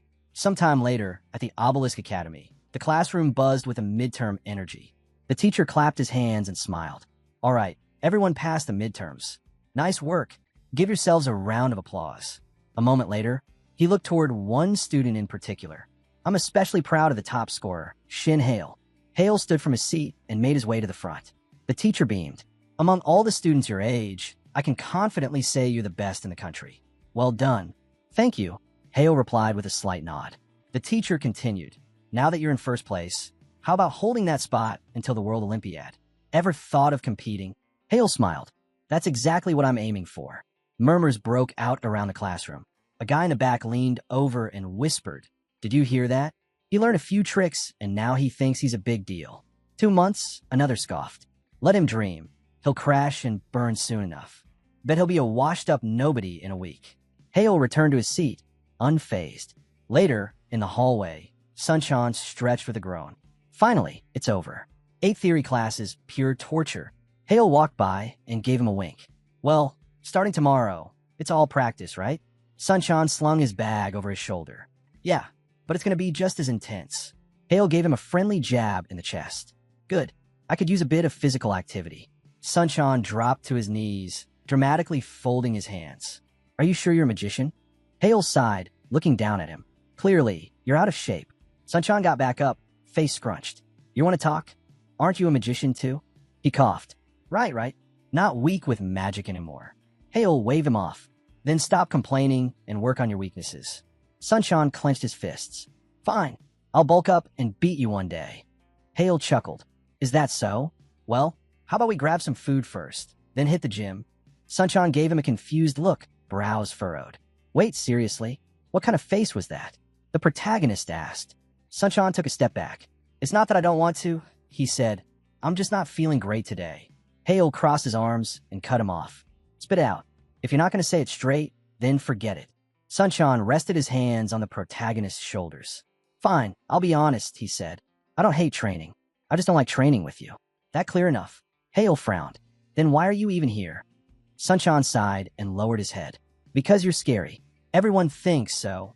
Later, in the Obelisk Academy training hall, the protagonist was lifting a heavy barbell while the others stared in disbelief. His strength stunned the room. Hale, doing squats nearby, was deep in thought. What's up with Sunshine? All he did was try to remind him how important training is. Someone nearby pointed and asked, Who even is that? Is a human really lifting that? Another chimed in, rubbing his chin. Isn't that Shin Hale? Second-year champion. After finishing his set, the protagonist wiped his face with a towel. He reflected to himself. He'd been so focused on mastering the weightless energy style that he'd completely overlooked physical training. Now he felt weak. Taking a sip of water, Hale remembered what Eider once said. The circle of infinity flows through the entire body. Strengthening the body strengthens the circle. They work together. The protagonist stepped onto a treadmill, thinking, if he trained both physically and magically, he could build the body he always wanted. Before long, he was headed to the tower for monster training. The pumas circled him, hissing with fiery eyes. As they lunged, Hale summoned a magic circle and sent them soaring into the air. The beasts charged again. He crouched just in time. Focusing his energy, he shouted, Fiery volcano, and leapt aside as the pumas froze mid-attack. Then they vanished. A voice called out, Shin Hale. Monster training complete. Result perfect. Highest score. He smiled and thanked the teacher. Later, sitting on a bench, he stared at his hand. Thanks to the infinity circles, he thought, My physical strength's gone up by at least 50%. Once I hit the third circle, he clenched his fist. I'll push the infinity circles as far as they can go. The protagonist lowered his head, reminding himself to focus. Resonance circle. 2 streams of mana surged through his body. Now came the hard part, reducing vibration and flow deviation. 12.25%. For 0.63%, stabilize. He shifted his focus to the Heart's Call circle. Aligned by 8.9%, steady, energy pulsed through him, flowing evenly. Hale concentrated a bit longer, then finally lifted his head and let out a tired sigh. 99% synced, he thought. Still missing that last percent, no matter what I do. But he had to master the second circle. He clenched his fist, determined. He would make it happen. Sometime later, he was out running, earbuds in, music pumping. As he rounded a corner, a figure blocked his path. The man lunged. Hale dodged instantly. "Who the hell are you?" he asked. A hooded figure in a black mask stepped forward. "Sayuk," Hale said, recognizing him immediately. Sayuk launched another attack, but Hale dodged again. "TC, squirming like a rat," Sayuk muttered. Hale calmly placed his earbuds on the ground. "It's the weekend. Shouldn't you be heading home?" Sayuk sneered. "Oh, it's not that I don't want to. It's that I can't, right?" Hale stood up, smirking. "Let me guess, probation? That why you're stuck here?" Sayuk snapped. "Shut your mouth before I shut it for you." Hale just laughed. "Didn't you used to hide behind your dad's name? Now look at you. Too ashamed to face your own family? Got nowhere to go." Enraged, Sayuk's magic flared. He hurled a wave of fire toward him. "Shut up, you trash," he shouted. Eyes wide, Hale backed up. "Wait, is this idiot really casting magic in public over a few words?" Sayuk leapt at him, yelling again. Hale caught his wrist mid-air, his grip tight. "Wah!" Sayuk froze in fear as Hale kicked up, sending him flying. With one swift move, Hale pinned him down using his legs. "Get off me, you idiot!" Sayuk shouted. "Even this mess, it's still a good chance to test myself," Hale thought. Moments later, black cars screeched to a halt. Officers poured out, restraining Sayuk as he yelled, "Let me go. I need to teach that punk a lesson." "Calm down," one officer said. "You can explain later. Come with us." Hale stood nearby, speaking to the inspector. "He tried to hit me with combat magic. There's a security camera right there. It probably caught everything. Hard to believe he actually used magic in public." The inspector nodded. "We'll release the report at the academy tomorrow. It's late. Head back to your room." As the staff forced Sayuk into the car, Hale watched from the side, thinking, just let him keep spiraling. Later, the academy hallways buzzed with students. A new penalty report had been posted on the wall. Beck Sayuk docked 10 points for attempting to use combat magic off campus. Someone nearby muttered, "Did you hear? He really tried to cast combat magic on the street." "Seriously? And he only got 10 points off? That's it. Why didn't they suspend him?" Hale turned away, thinking to himself, "Just a 10-point deduction, huh? Not that surprising." The Beck family had deep ties to the academy. They donated a massive amount in the past. Naturally, the school wasn't about to jeopardize that relationship. A slap on the wrist was all he'd ever get. Still, Hale thought as he walked through the corridor, he's probably going to be drowning in lectures at home for a while. Outside, Sayuk stood with his phone pressed tightly to his ear. His father's furious voice echoed so loudly, it could have been on speaker. "You stupid rat. Please, father, forgive me," Sayuk stammered. "I told you to keep your head down until graduation. Was that so hard? No, if our family loses rank because of this, it'll be your fault. Do you understand?" "Yes. I'm sorry." He pulled the phone away, glaring at the screen. The contact read money bag. With a disgusted look, he hissed, "Ugh, freaking leech." Enraged, he hurled the phone at a nearby pillar, clenched his jaw, and growled through his teeth. "Shin Hale!" He shouted louder. "Shin Hale! That damn Shin Hale! That insufferable smug!" He kicked the phone across the ground, still fuming. "It's all because of him. That worthless trash." Suddenly, a voice sounded behind him, light and calm. My, that heart of yours looks pretty twisted by jealousy." Sayuk froze and turned around. "Instructor Smith?" Smith stood smiling, arms casually open. "It's perfectly fine to love or to hate. Everyone gets to choose." He stepped closer. "But Sayuk, don't you want revenge?" Sayuk stared at him, unsure. Smith's tone shifted. "Then go take it. On Shin Hale." After some time had passed, the protagonist sat quietly in his room, eyes fixed on his phone screen. He figured back, Sayuk must have already faced consequences. Well, that only worked in his favor. Just then, a message from his father popped up. Apparently, a deal had been struck with the Beck family. In return for ignoring the incident, they'd hand over shares equal to 3% of the profits from their magic stone mines. His father added, he's a good kid. If he needs anything, just let him ask. The protagonist figured the Beck family was desperate to secure an official title. That meant maintaining solid ties, not just with the Academy, but also with powerful families like theirs. They had no choice but to go to such lengths. After all, the person involved was him, the rightful heir of the House of Magicians. No doubt they'd do whatever it took to bury the issue. And 3% of those mining profits was no small offering.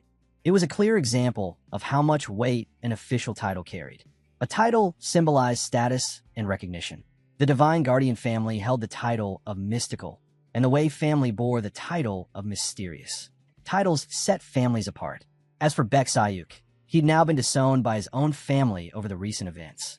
With his current abilities, he posed no real threat. The protagonist closed the message, picked up a book, and said to himself, since that's dealt with, it's time to stop playing Santa and handing out favors. Time to get back to work on the Residence Project. Later on, security personnel in suits began appearing around the academy. The protagonist, Hale, glanced around and thought, looks like they've stepped up security after everything that happened. Suddenly, someone called out to him, Shin Hale. He turned to see Instructor Smith approaching. Smith gave a slight smirk. Ah, yes. He studied Hale's calm expression, then said, I noticed something. You don't seem to like me very much. Hale smiled. Yeah, that's not at all. Smith gave a knowing smile. It's okay. I get it. I was tough on you, but it was always for your own good. Don't take it the wrong way, all right? Hale furrowed his brow, a bit confused. Okay, he replied, thinking, why is he bringing this up now? Then Smith asked, what do you say we start fresh? He extended his hand. Hale hesitated. I don't think that's necessary. Thanks, though. Suddenly, a dark energy surged around him. He stiffened, thoughts racing. What is this strange sensation? Instructor Smith, though a bit late, finally spoke up. He congratulated Hale on taking first place in the midterm exams, extending his hand with a smile. He wished him continued success. Hale clenched his jaw, a flicker of confusion in his mind. Smith was clearly radiating mana. He narrowed his eyes, sensing the heavy, sinister energy pouring off the man. Could it be? Is this really happening? That ominous feeling. This isn't normal. Is he connected to the Black Magic Tower? Hale froze, eyes widening. The Black Magic Tower, an underground faction not officially recognized like the other 12 towers. It was a den of criminals, led by a mage who called himself the King of Black Magic. No way. Smith's involved with them? Hale's thoughts raced. If that's true, then it's possible other members of the Black Tower are hiding within the Academy too. But the timeline doesn't matter now. A flash of red flickered in his eyes. First things first, analyze the spell structure, he thought. That'll give me a read on the situation. System windows materialized in his mind as he initiated a breakdown of the magical formula. Wait, this pattern, this is mind control magic. He paused. Mind control? But my brain can't be influenced by mana. Smith's spell won't affect me. Relieved, Hale closed his eyes for a second. Good, that's one problem avoided. Still, he needed to play it smart. If I act like the spell worked, maybe I can figure out what they're planning. He opened his eyes again. Smith gave a slight wave of his hand, expression shifting. Who would have thought, he sneered, a defective reject who couldn't use an AI chip. Now getting an apology from me. He stepped in close and ordered, listen carefully, Shin Hale. Smith pressed the chip into his hand and said, keep this on you at all times. Don't ask questions. Just follow instructions. Hale gripped the chip tightly. Understood, he replied, eyes calm but mind racing. Smith adjusted his glasses. Shin Hale, tell me everything about your magic modification. Hale's eyes widened. No way I can reveal that. Clutching his head, he let out a sudden scream, staggering as if in pain. He stumbled, yelling louder and louder. Smith stepped back, clearly alarmed. It seems his subconscious is fighting to protect the secrets of his unique magic. He hesitated, then backed off. Fine, cancel it. Hale smirked silently. What a fool. Mind control magic targets the brain and forces a person to obey. It's the Black Tower's signature technique. If cast by a powerful mage, it can even destroy the target's mind. That's why it's banned. But he knew the key weakness. If the spell touches a subject deeply tied to someone's core, their mind can naturally resist. Pushing harder only risks mental collapse. He backed off too easily, Hale thought. That means my magic isn't their main objective. Smith, visibly annoyed, muttered, "What a shame. If your magic was part of our plan, I would have taken it, happily. But we can't let personal greed get in the way of the mission." Smith extended his hand with a grin. "Well then, we'll just wait till the mission's over. After that, I'll drain every last secret out of you." Hale suddenly shouted and stood up, eyes locked on Smith in shock. The instructor raised an eyebrow. "Student Shin Hale?" He forced a smile. "Are you all right? You seemed out of it during our talk. Maybe you're just exhausted." He gave a short nod. "Well, I won't trouble you any further." With that, Smith turned and walked away. Hale watched him leave, frowning in frustration. Not long after, familiar voices echoed through the academy halls. A few students were headed toward the entrance, grumbling about how hungry they were, tossing around the idea of hitting the canteen. Off to the side, a group of girls chatted quietly. Evening classes were wrapping up. Hale kept walking, trying to clear his mind. Eventually, he reached the garden, took a seat on a bench, and stared at the chip Smith had given him. This is an illegal AI chip, extra level. They're trying to set me up, he thought. Make it look like I've been using forbidden tech. He pictured the scandal splashed across news feeds, a promising heir exposed as a criminal. They were aiming straight for his reputation. He rested his chin on his hand, narrowing his eyes. Smith doesn't seem like the type to go this far, just out of spite. He said our relationship wasn't ideal, but even then, someone must have put him up to this. Someone from the Black Magic Tower, no doubt. That would explain a lot. Then he remembered Sayuk screaming his name. "Shin Hale, I'll kill you." But Sayuk was under too many restrictions now. That level of retaliation was nearly impossible for him. No, Hale thought, the real threat is closer. It has to be one of my siblings. They want to drag me down so they can secure their spot as head of the family. He counted 4 suspects. Minji, she's never really been part of the power struggle. No reason for her to go this far. Minhyuk does want the position, but he's not the type to stoop this low. That left 2 others. They're the most likely ones. They could even be working together. He clenched his fist. Should I confront Smith? Force the truth out of him? No, that was too risky. The Black Tower wouldn't sit back if their secrets got out, and there was no guarantee Smith even knew who was behind it. Pressing him could just turn Hale into a target. Drawing the Black Tower's attention now would be a massive mistake. He scowled. In that case, time passed. Eventually, Hale stepped into a large building. There, by the window, stood Kim Kanjin. "Welcome, Hale," Kim Kanjin said with a smile. He turned to face him. "So," Hale asked, "what exactly did you want to see me about?" Kim Kanjin frowned, eyeing Hale with a sharp gaze.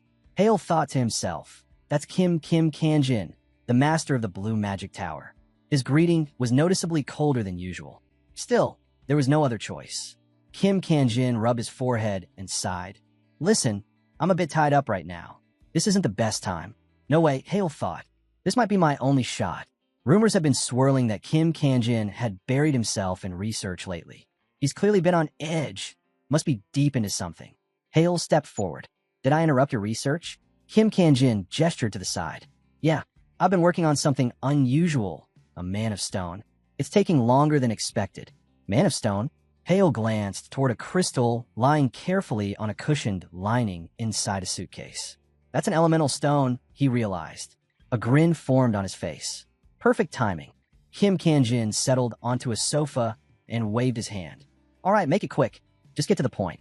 He pinched the bridge of his nose. "So, Hale, what was so urgent that you had to insist on a face-to-face meeting?" Hale paused, noticing how agitated Kim Kanjin was. He's on the edge. No matter what I say, he's not going to cooperate unless we find some common ground. Before diving in, Hale spoke calmly. "Before we get into anything, there's something I want to share with you. Something about the stone you're studying." Kim Kangin's eyes widened, his whole body freezing. "What? You know something about those stones?" Hale nodded. "Yes." Kim Kangin's tone shifted instantly, now sharp. "You'd better watch your words. The name of those stones hasn't even been officially disclosed yet. Are you spying on the Blue Magic Tower?" Hale raised his hands in front of him, keeping his voice steady. "Absolutely not. I'm not spying." Kim Kanjin narrowed his eyes. "Then how do you know?" Hale calmly reached into his bag. "It's simple." He pulled out a glowing crystal. "I have one," he said, holding it up. Kim Kanjin shot up from the couch. "What?" Hale nodded. "That's right. It's a perfectly tuned elemental stone. Kim Kanjin clutched his face in disbelief. Wait, Hale, did you tune this yourself? Hale looked him in the eye. Yes, I did. Kim Kanjin stared at him. Are you kidding me? He thought back to James Pillar, one of the top magic engineers from the Red Magic Tower. Even the elite engineers from Kim Kangin's own tower, experts with years of experience in magic stone research, hadn't been able to solve it. Even I couldn't manage the mana synchronization, he thought. And now you're telling me a student figured out? He smirked and asked Hale, was tuning that stone just pure luck? The protagonist nodded, saying he figured only the master of the Blue Magic Tower could truly understand what kind of material it was. That's why he brought it along. Kim Kanjin raised a brow and asked if he'd be willing to explain how he tuned it. Hale glanced at the crystal and simply said he didn't really know. It just sort of happened naturally. That's all he could say. Kim Kanjin squinted slightly, a hint of envy in his voice. So he got the stone by luck, and tuned it by luck too? Seems like fortune's favorite. Hale just laughed it off. Kim Kanjin leaned on the table. All right, he said. Every magician has the right to keep his own secrets. He shut his eyes, raised his hands, and added, I won't press any further. Hale thanked him. Kim Kanjin then pointed to the crystal. Mind if I take a closer look? The protagonist gave a nod. Go ahead. Slipping on his gloves, Kim Kanjin examined the stone. This is perfectly attuned, a mana stone aligned with all 4 elements. He handed it back to Hale. So you brought this for? Hale confirmed. He brought it to craft an artifact. Kim Kanjin removed his gloves and thought for a moment. An artifact, huh? What kind? Something to wear? Jewelry? A weapon maybe? The protagonist replied, anything that could enhance elemental magic would do. Kim Kanjin nodded. Got it. But stones of this level need equally rare materials. It's going to cost you. A lot. You sure you're ready for that? Then, with a dramatic wave of his hands, he exclaimed, Forgive me. He's a proud heir of a mage's house. After all, he joked about sending the bill straight to Hale's father. But Hale shook his head and put a finger to his lips. Let's keep this for my family, he said seriously. Kim Kanjin chuckled. Ah, so that's how it is. You're a crafty one. So how do you plan to pay? He traced a glowing number in the air. 645 million. That's about how much this will run you. Think you can cover that yourself? Hale replied with a smile, then went silent. Kim Kanjin pressed. You have another way, don't you? Hale nodded. I can attune all elemental stones like this, he said, holding out his hand. I can even show you right now. Kim Kangin's eyes lit up. Wait, you're saying you'd actually show me how you do it? The protagonist clenched his fist with a grin, and Kim Kanjin exclaimed, Now that's a tempting offer. Honestly, that kind of skill was worth more than the price. It would even leave them in his debt. But Hale's smile faded. He asked if he could request a favor in return. Kim Kanjin raised a brow. A favor? Does it have something to do with our current agenda? Hale reached into his coat and handed something over. Kim Kanjin studied it carefully. This is an extra-level chip? A forbidden AI? He looked up. Where did you get this? Hale's hands tightened into fists. A mage from the Black Magic Tower slipped it to me at the academy. I'm convinced there's a criminal group working inside Bisque Academy. He looked straight at Kim Kanjin. Please, help me take them down. Later, after everything was discussed, Hale stepped out of the car, leaned toward the window, and said, Thanks for the ride. Take care. Kim's secretary gave a nod. See you around. As she drove off, Hale watched her go for a moment before heading upstairs. He dropped onto his bed with a sigh. I'm exhausted. Still, he couldn't help but smile. Who would have thought Kim Kanjin was researching elemental stones? Thanks to that, he was getting his hands on an artifact that even his own father wouldn't know existed. His thoughts drifted to Sayuk, furious, shouting he'd never forgive Hale. Originally, Hale planned to use the 3% share he'd received from the Beck family as a bargaining chip. But now, he didn't have to. That asset was safe. Perfect. He remembered Kim Kangin's serious expression. I still can't believe it. Mages from the Black Magic Tower hiding out in Obelisk Academy, a place known for its airtight security. And this AI chip is our only lead. Hale asked, Isn't this too much to expect from you? Kim Kanjin gave a sly wink. Under normal circumstances, sure. A student's word and one illegal chip wouldn't mean much. But fine, we'll take a risk and look into it. Sometime later, Hale walked through the corridor, speaking into his phone.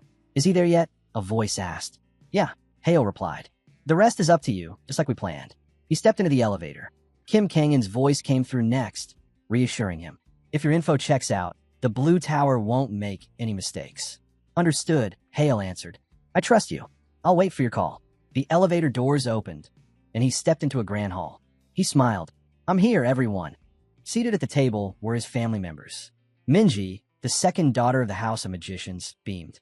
Oh my god, it's been forever, Hale. The protagonist smiled and said, It's been a while. You haven't changed a bit. Minji raised an eyebrow. Is that supposed to be a compliment? Of course it is, Hale replied. She reached up and tousled his hair. You've grown up. At this rate, you'll be taller than Inyek soon. Just then, Shin Inyek, the second son, grinned. Come on, Minji. He's still got some growing to do. He patted Hale's shoulder. Welcome back. I know it's silly, but I'm really glad you're here. Hale smiled. Thanks, brother. He thought to himself. Inyek hadn't changed at all. Still straightforward and sincere. Minji frowned. Brother, you always say things like that without thinking. Inyek looked confused. What? What did I say this time? Hale turned away, pretending not to notice the tension. It's been a while since we've all been together. Just then, Shin Jihan, the eldest son, chuckled. Look at you, acting all grown up. You don't look so uptight anymore. Seiya, the first daughter, gave a cool greeting. Long time no see, youngest. Hale smiled politely, but thought to himself. She might be smiling, but deep down she'd tear him apart without hesitation. If there's a villain at this table, it's definitely her. Jihan raised his glass. Come on, sit. Let's eat and talk. I'm dying to know. Why'd you call us all here, little brother? Hale took a seat and replied casually. No real reason. Just felt like seeing everyone again after all this time. Seiya, clearly irritated, asked, That's it? You drag us all here for that? We're not exactly free, you know. Hale smiled slyly, narrowing his eyes. Let's be honest. Even if I didn't call this meeting, you and Jihan would have arranged one yourselves eventually. Am I wrong? Seiya slammed her hands on the table. Watch your tone when you speak to your elders. She pointed a finger at him. Enough games. Just say it. What are you scheming, you little brat? Hale blinked. What are you talking about? She shouted again. Cut the act. You're planning to fight for the head of the family, aren't you? He grinned. But what if I said I wasn't? Would you believe me? Never. Seiya snapped. Then why bother asking? He replied coolly. Seiya's face turned red with rage. You little rascal. Jihan gave a light smile and said, Yeah, you're right. You shouldn't have asked. Actions speak louder than words. But hey, Hale, did he come up with some kind of magic? Modified magic, right? Isn't he going to explain it to the family? The protagonist looked at him, slightly surprised. Smart move, getting him to reveal his technique. This is a subtle way of testing if he's fit to become the next family head. That's actually clever, he thought. But they can't back him into a corner. Putting on a helpless look, he said, Brother, sister, that magic is my only card. I don't mesh well with AI like the rest of you. I can't just hand over the one thing keeping me afloat. This has nothing to do with the competition. Minji's eyes welled up. Then, there's nothing we can do. This really is all he has.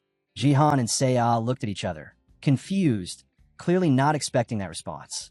Minji gently wiped a tear from the protagonist's eye, and he felt deeply thankful that she understood.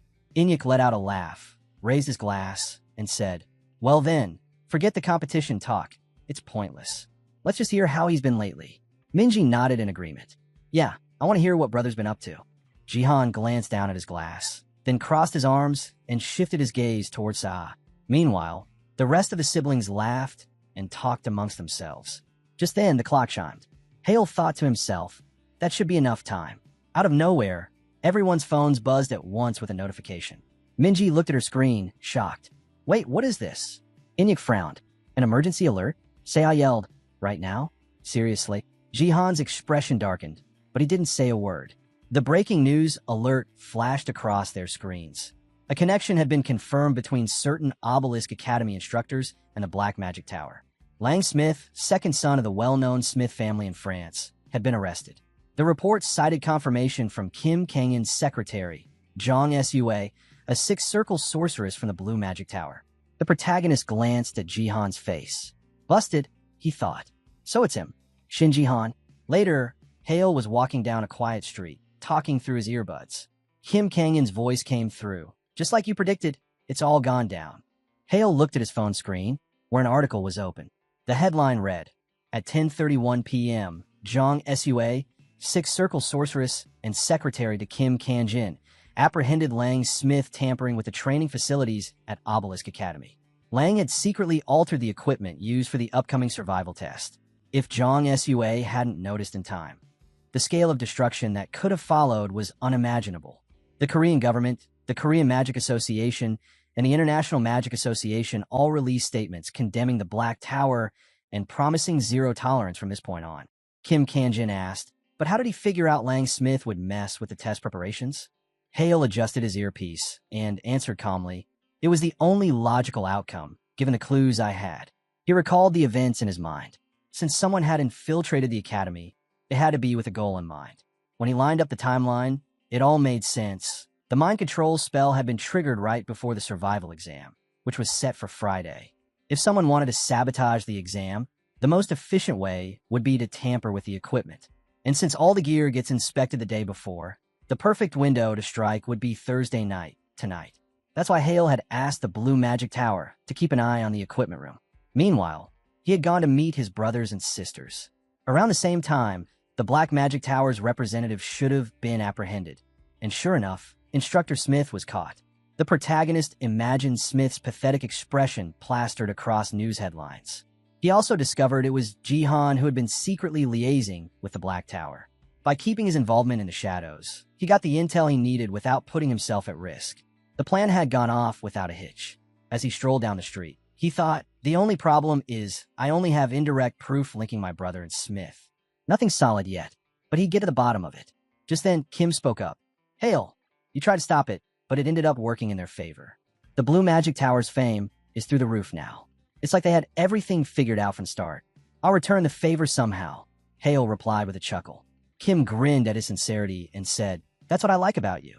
Hale removed the earpiece and said, yeah, tell them thanks. That's it then, he thought.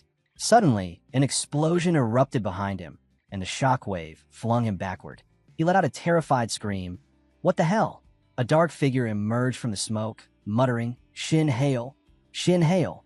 Sayuk stepped forward, voice cold and sharp. Die, you filthy insect. Just die.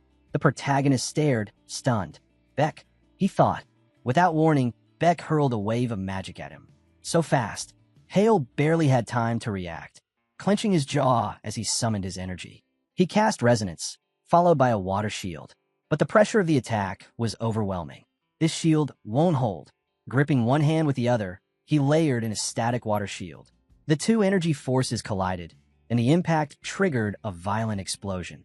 Hale was thrown to the side, glancing at his burned palm. I didn't dodge all of it, he thought grimly. Sayuk burst from the smoke, laughing maniacally. Feel it. The gap between us, he yelled, eyes wild. You pathetic, broken failure. Had enough of playing hero. Sitting on the ground, Hale muttered with frustration. Beck Sayuk. He eyed the crazed attacker carefully. Something's off. Bloodshot eyes, reddened skin. It wasn't normal.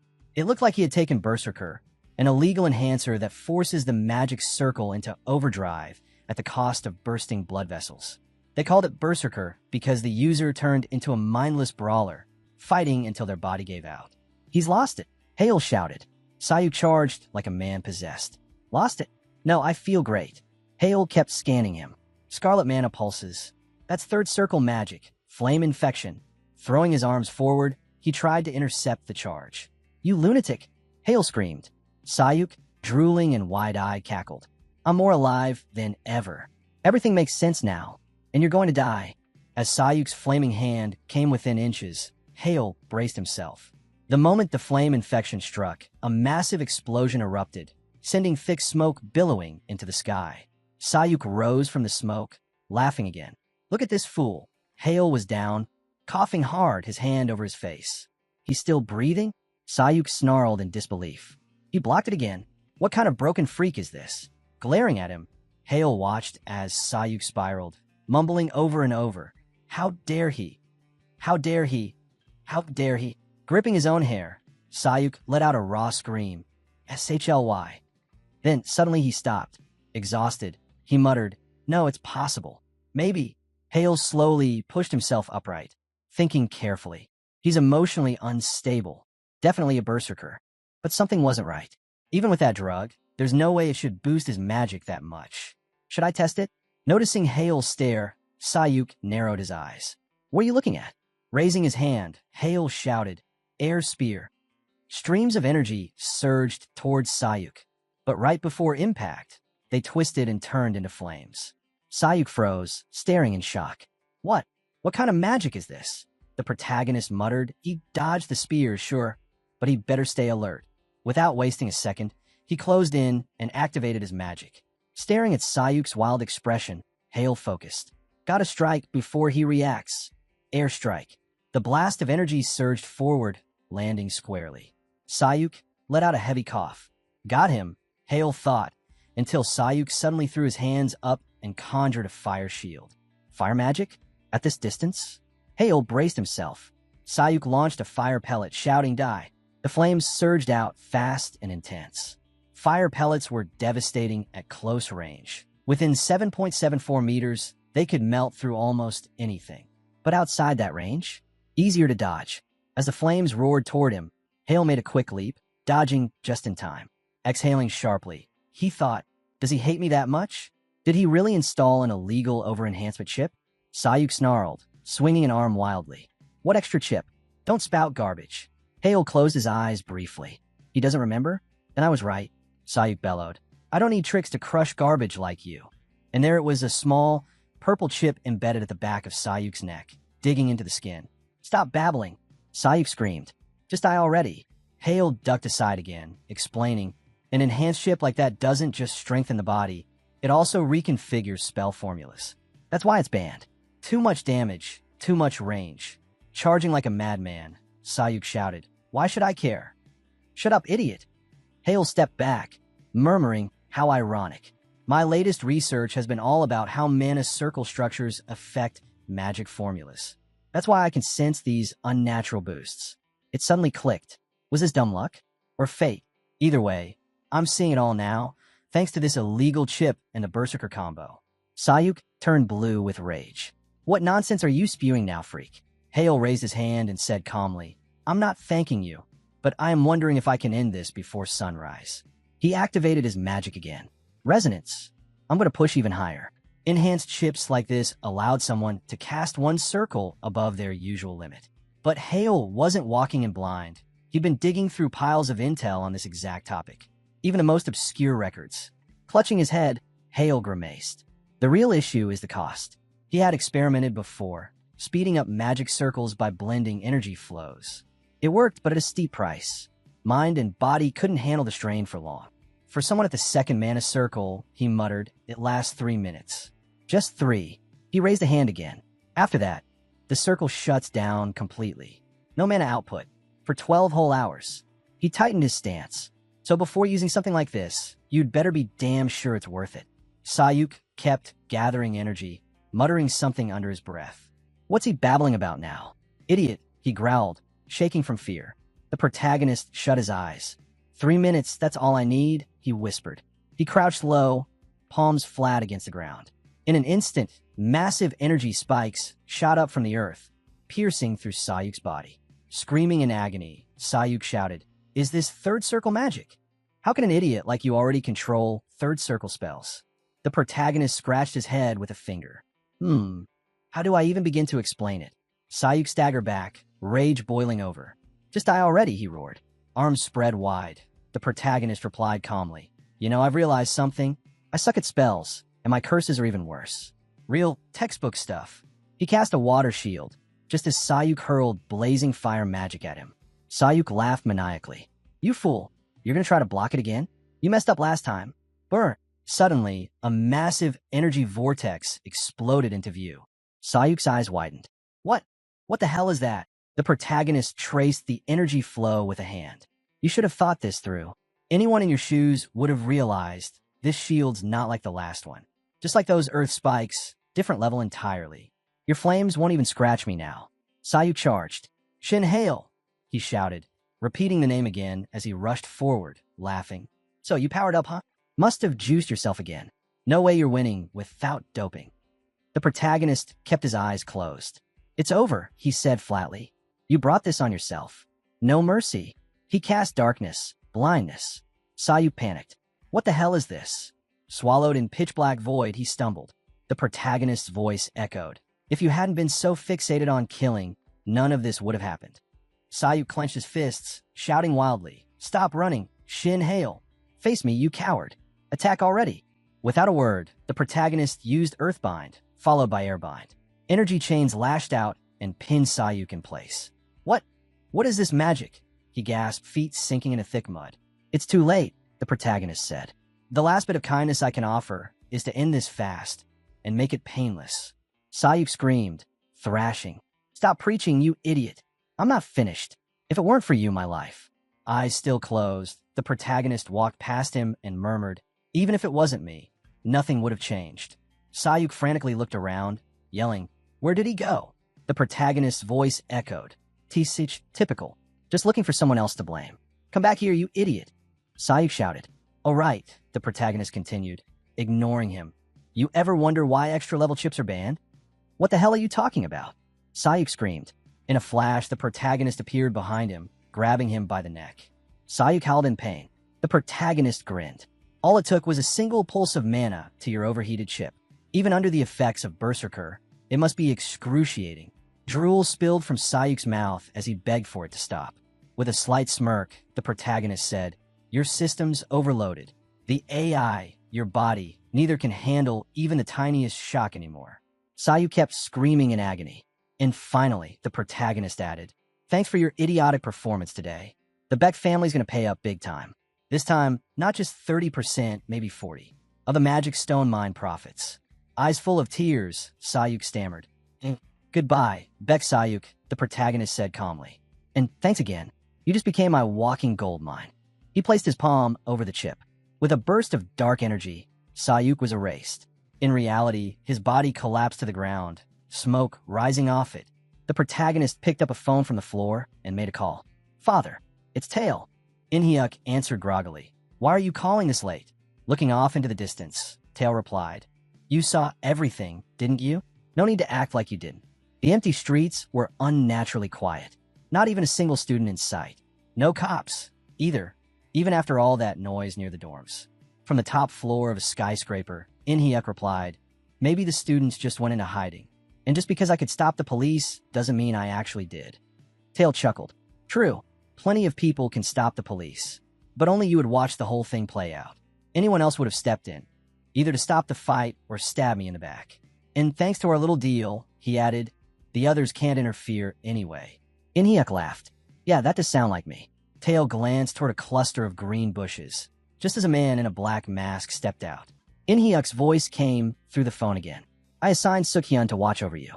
A moment later, Tail began walking away from the scene. "So tell me," Inhyuk asked, "if you knew we were watching, why even call?" Hale smirked. "Just wanted to brag. I hit third circle." Inhyuk frowned. "Strange. I don't recall you pulling off any major feats lately. Don't tell me you've been hiding your third circle magic this whole time." The protagonist replied with clear irritation. "Yeah, that's what I said, didn't I? Of course it was a lie. The truth? He'd only tapped into the resonance circle's acceleration to give himself a short burst of power. In his mind, he pictured Jihan and Seiya. No matter what, he still didn't have the strength to face them. If word got out that he wielded third circle magic, his siblings would clamp down on him even harder." Winking, he added, "Oh, and one more thing. Sukhyun used a soundproof barrier and illusion spell to keep us sealed off from everyone else." The protagonist looked towards Sayuk, still slumped near the bushes. Inhyuk nodded. "Smart move. I've sent a car for you. Go home and rest for the night." "Thanks," the protagonist replied. "We'll talk again soon." Inhyuk hung up, chuckled to himself, and muttered, "I have no idea what he's been doing all year, but damn, his confidence is something else." Meanwhile, the protagonist turned with a faint smile. "It's been a while. Sukhyun." Sukhyun removed his mask. "Indeed, young Master Hale," he said with a respectful bow. "Forgive me for being late." He reached out, gently touching Hale's cheek. "That's quite a wound. I'll take care of the first aid. Your family doctors can handle the rest." Hale nodded with a smile. "Thanks. I'll leave the rest here to you then." Sukhyun replaced his mask. "Don't worry. Nothing that happened tonight will get past the barrier." At that moment, elsewhere in the city, inside a sleek apartment, Jihan yanked off his tie and screamed in frustration. "This is a nightmare." He stormed forward, yelling again, "What the hell went wrong?" Suddenly, he spotted a man in a hooded robe lounging on his couch. You just getting back? The man asked casually. I thought I'd be waiting all night. At least the sofa is comfortable. Jihan glared. You from the Black Tower? The man twirled the ring on his lip and nodded. Yeah, but now's not the time for formalities. What a disaster. Can't believe the Blue Tower had to step in and wreck everything. Hard to make moves when your people get busted before they even start. Furious, Jihan snapped. You think this is funny? Your tower promised everything would go smoothly, or do your guarantees mean nothing?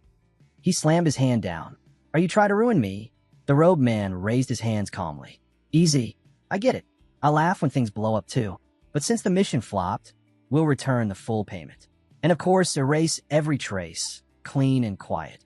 He extended a hand. After all, we do everything for our VIP clients. No leaks. You have our word, Langsmith. Then he added with a sly grin. He won't be seeing the sunrise. Jihan waved him off furiously. Smith doesn't care about who lives or dies. But those illegal AI chips he gave to Hale, and that moron Beck Sayuk, plus the Berserker gear, he definitely cares about that. So tell me, how are we going to fix this mess? The hooded man adjusted his cloak. You don't need to stress. Beck's done for. Jihan stiffened. Done for? What does that even mean? He went after Shin Hale, the man replied. Now, he's practically a walking corpse. Side effects hit him hard. Jihan grabbed his face in disbelief. I told you, I don't give a damn about some Shin Hale whatever. Just tell me what happened to him. The man crossed his arms, peering at Jihan through them. Relax. Maybe he's a little roughed up, but he's still breathing. Jihan's voice rose, frustrated. Are you kidding me? Are you here to mess around or what? Hey, I'm just stating the facts, the man shrugged. No need to flip out. Jaw tight, Jihan asked. So Hale, he managed to take down Beck. While he was under both Berserk and an upgraded chip, the man pointed at him. Exactly, but that's not even the wild part. When Beck Sayuk went after Hale, I'm not sure if it was for recon or self-defense, but Sukhyun was there too. He continued. Right away, Sukhyun dropped a soundproof barrier in an illusion field. Smooth work. I couldn't even watch how it all ended, but it was one hell of a show. Jihan's eyes narrowed. So the shadows are in play now? Since when has Sukhyun been following Hale around? The man tilted his head. First noticed him when his path crossed with his brother's. But no clue how long he's actually been involved. Jihan flushed with anger. Sukhyun works directly under my father. That means the shadow leader himself is involved.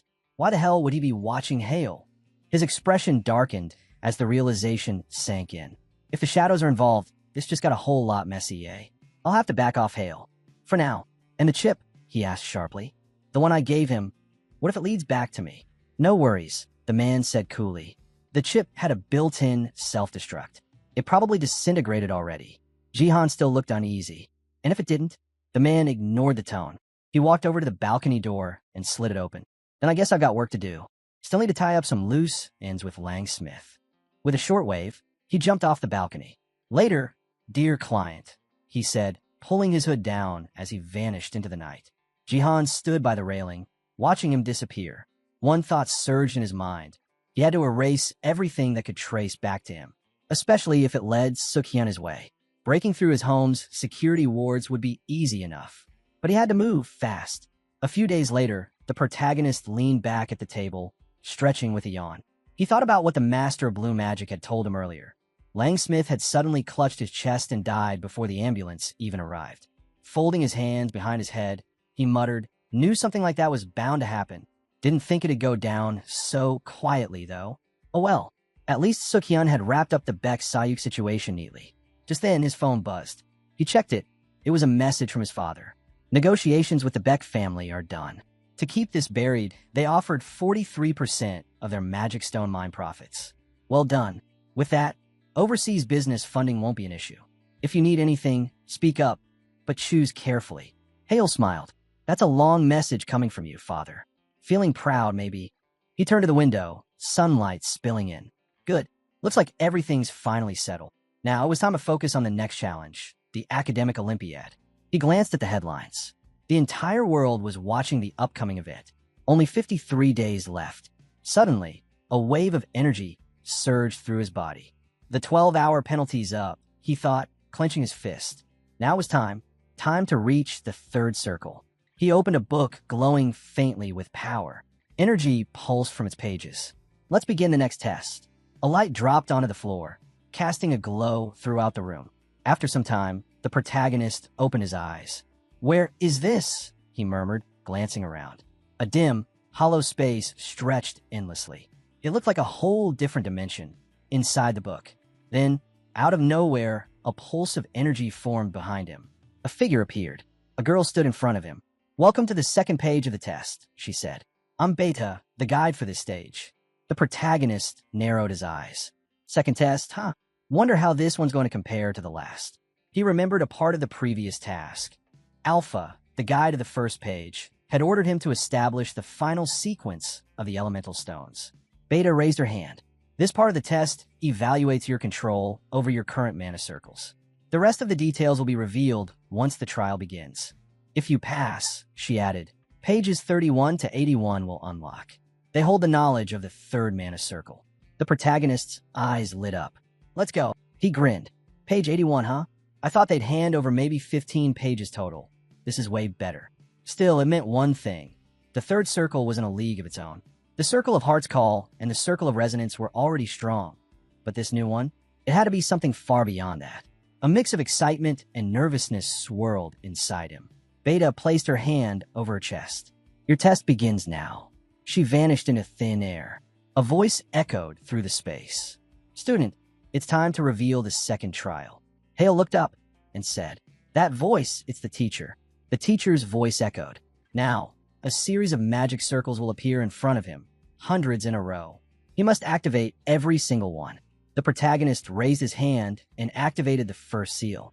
Raybell commented, "If he can sync his resonance circle with each one, they'll trigger on their own." Hale reached out again and shouted in confusion. Why did it suddenly change? The teacher explained, "Each circle refreshes every 3 seconds. If he doesn't activate it in time, he starts over. He must stay sharp." The protagonist furrowed his brows. "So, it's about remembering the pattern?" Raybell added, "Actually, the sequence changes every time, so memorizing won't help at all." Hale sighed. Of course it wouldn't be simple. He closed his eyes, muttered, "All right," and then extended his hand, a small smile forming.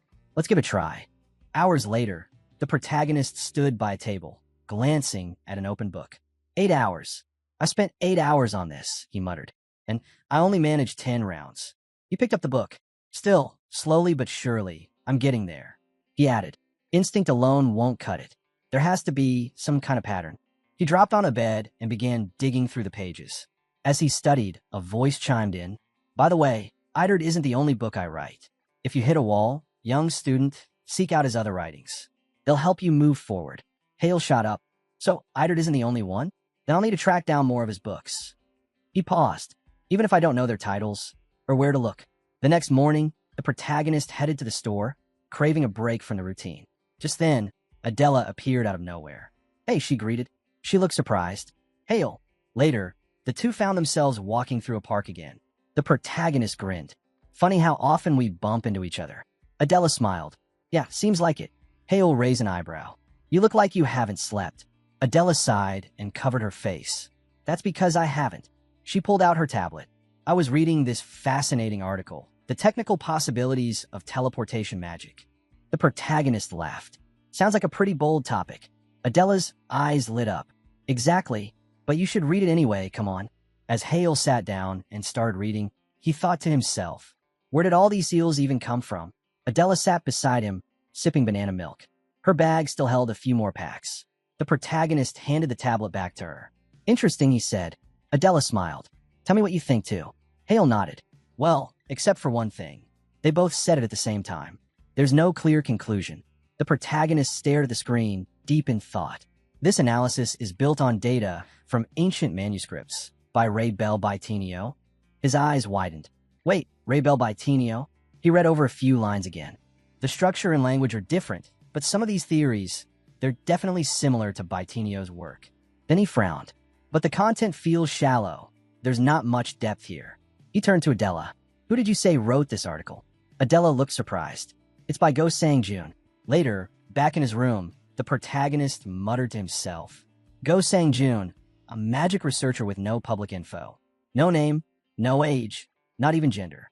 And this article is the only one out there. He glanced at a paper in front of him. Maybe the backlash scared them off. Then he picked up his phone, smiled faintly, and and placed a call. "Hello," he said into the receiver. "This is Hale, a student, technically, but that title doesn't really suit me." In the Blue Magic Tower, Kim Kanjin picked up his ringing phone. "Hello, it's Shin Hale," the voice came through. Kim Kanjin sighed. "What is it now? I've been up all night researching." Hale chuckled. "I found something that could benefit both of us." Kim Kangin's eyes lit up. Hale continued, "But I'll need your help to track someone down." Not long after, at Obelisk Academy, Hale was training in the hall. He swung his arms, unleashing a burst of energy. Sunshine stood across from him, raising protective barriers. The blast broke through. Sunshine staggered and yelled, "You maniac!" Hale grinned. "What? That was just the first magic circle. What's the big deal?" Sunshine flipped backward to recover, glaring. "You're asking what's the big deal? That was just the first circle." He clenched his jaw, still shaken. Hale smiled again and glanced at Sunshine, who now surrounded himself with 4 defense barriers. "See," Hale teased. "They held up just fine, didn't they?" Sunshine growled. "I nearly died." He jabbed a finger toward Hale. "All right, that's it. Hand to hand now." Hale smirked. "Sure, I'm game. But you really think you've got a shot at beating me without magic?" Sunshine clenched his fists and shouted, "Come on." The protagonist stepped up and landed a clean hit to Suinchan's chin, flipping him over. The students froze in shock, staring in silence. Hale just grinned and said, "So, is that your big idea?"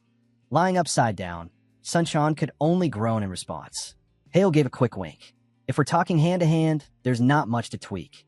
It's just your second circle-enhanced body versus someone with third circle reinforcement. That alone makes it interesting, right?" "Hey, that was an insult, wasn't it?" Sunshine barked, clearly annoyed. A while later, as he pressed a heating pad to his back, he muttered, "That's so unfair. Not only does he cheat with magic, he's a monster in close quarters, too." He turned and grumbled, "Such a dirty fighter." Hale stuck a bandage on Suinchan's back and joked, "Then maybe he should go build up his endurance, too." Sunshine glanced over. "By the way, what's his plan?" "Plan?"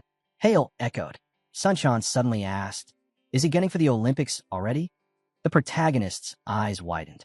"How'd you know?" Sunshine smirked. "It's obvious. You can tell on day one. He walks around in a daze, totally wrapped up in his thoughts. Even during the magic stone suppression test, he was totally distracted.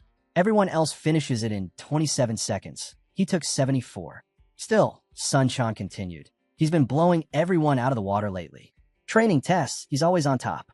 If he's serious about taking on the upperclassmen at the Olympiad, he can't afford to lose focus. But honestly, in his current state, there's no way he'll win. Even he knows that." The protagonist simply smiled and let out a loud hum. Sunshine raised a brow. "See? He gets it." He paused, then added, "Word is the top contender for the Olympiad is already a 5th circle mage. If he's still stuck at 2nd, well, the odds aren't in his favor." Hale frowned, thinking it over. Sunshine had a point. If he wanted to stand a chance at the Olympiad, he had to go beyond temporary boosts. Reaching the 4th circle was the bare minimum, and for that, he needed to find Go Sangjun. Later, Hale arrived at a building, checking his navigator. "Is this the right place?" Kim Kanjin smiled. "Sorry it took me a while. Took me a whole week to track him down. First time doing this. Time to get to the point. Go Sangjun was here." The protagonist's eyes lit up. "Wait, this place? Isn't this the used bookstore I always go to?" He had a feeling. That was it. Go Sangjun was hiding in plain sight. The bookstore had been right across from the academy all along. After being labeled incompatible with interactive magic, he had thrown himself into studying, especially from books, even old and used ones. But he still had no clue where Eider Codex could have come from. Maybe it came from here. Hale opened the door and stepped inside. "Good afternoon." From beneath the table, the shopkeeper peeked out and blinked. "Hale? Been a while." The protagonist smiled. "How have you been?" The shopkeeper chuckled. "Same as always. Though I did hear you finally figured out how to use magic properly. You look a lot better now." Hale gave a small smile. "Thank you, sir." The man waved it off. "No need to thank me. I just sell books. But it's thanks to those books that I've come this far." The protagonist replied sincerely. The shopkeeper nodded slowly. "Even if you're just being polite, thank you. So, what brings you here today?" Hale paused, then spoke carefully. "Sir, I wanted to ask, is it possible to meet Go Sangjun? Your son." The man tilted his head. "Why are you asking about Sangjun?" "No. How do you even know about him?" Hale placed a hand over his heart. "I read another article under his name. It got me curious, so I started asking questions, and eventually that led me here. I'm sorry for digging around in secret, but this really means a lot to me. I'd really like to meet him. The shopkeeper rubbed his neck and muttered, "The article. Right, I remember that one." After a brief pause, he said, "All right, I'll arrange it." The protagonist bowed deeply. "Thank you, sir," the man added with a sigh, "but don't expect answers. Not from that meeting." Hale blinked. "Huh, what do you mean?" Instead of replying, the shopkeeper simply opened a side door. "Come with me. He's this way." They walked down a narrow hallway. Stopping in front of a closed door, the shopkeeper turned. "He's in here." Hale's eyes widened. "Go Sang-jun." Inside, a long-haired man lay motionless on a bed, hooked to a breathing apparatus. This is him," Hale said in disbelief. The shopkeeper pulled over a chair and nodded. "Yes, my son, Go Sang-jun." After a moment of silence, the protagonist hesitantly asked, "May I ask what happened?" The shopkeeper gave a heavy nod. "Of course." Sang-jun broke a taboo. He folded his hands together and added, "A rule all mages are warned never to cross." Hale leaned in. "A taboo? What kind?" The man crossed his arms and closed his eyes. He ran a mana circle directly through his brain. He paused. That's a forbidden technique in the world of magic. The protagonist's eyes shot open. He pushed mana straight through his brain. Trying to replicate that, he clenched his fists and muttered, "But why? Why would he do something like that?" The salesman gave a serious look. For the sake of his research, he had a choice, either prove his theory or abandon it midway. So the only way to make it work was to send mana directly into the brain, the protagonist realized. The salesman turned toward his son. "I had to stop him. I couldn't let him go any further." So that's how he got into the Vintner magic style. Through a different path entirely, the protagonist thought. The salesman's voice dropped. "Still, I doubt I could really answer any of your questions." Sang-jun would have gladly explained his work himself. He paused, then looked down. "Forgive me. I shouldn't have brought it up. It's still a heavy weight for me." He placed a hand on the protagonist's shoulder. "It's all right. No need to dwell on it. I saw firsthand how obsessed he was with his research. Every day, combing through ancient magical texts reminded me so much of Sang-jun." As the sky outside began to glow with the colors of sunset, Hale finally asked, "Sir, if it's not too much, may I read the materials your son used for his research?" The man looked at him closely. "You really want to see Sang-jun's notes?" "I do," Hale said, sincere. "They're just gathering dust, right? I like to learn from them, put them to use." The clerk held up 2 fingers. "All right, but I have 2 conditions." Hale's eyes widened. First, the clerk said, "If you're planning to continue Sang-jun's research on teleportation magic, I want you to credit me as a co-author." Hale smiled. "Of course. I'll make sure of it." The clerk nodded. "Good. Second, whatever you do, never try channeling mana directly into your brain." Hale shouted, "Got it. I promise." The clerk led him into a room. This is where he worked. The books he used are here. He gestured around. "These are probably the ones you'll need most." Hale's eyes scanned the bookshelf. Something about one of the spines caught his attention. That design, it looked familiar. He stepped closer, pulled the book out, and it slipped from his hands. His eyes widened in shock. He crouched down, staring at the cover. "Is this Idard?" He wondered, picking it up carefully. "Sir," he said, holding the book up. The clerk glanced over, and for a moment, it was as if he saw his son standing there. "That one?" he asked. Sang-jun always kept it close, like there was something special in it. "Go ahead, take it. There might be something important inside." Hale opened the book and nodded gratefully. "Just as I thought, this awful handwriting again. The same as Idard's. They were written by the same person." He suddenly blurted out, "Sir, can I bring this to read? Will you allow it?" The clerk smiled warmly. "Of course. Take whatever you need." Hale clutched the book to his chest. "Thank you, really." Then he asked thoughtfully, "Have you seen other books with this same handwriting?" The clerk rubbed his chin. I'm not sure." Suddenly, Hale yelled, "What about the red hardcovers? The fancy ones?" The clerk blinked. "Red hardcovers? No, nothing like that. Books like those aren't common around here." Then how did Sang-jun get his hands on one? Hale wondered, staring back down at the book.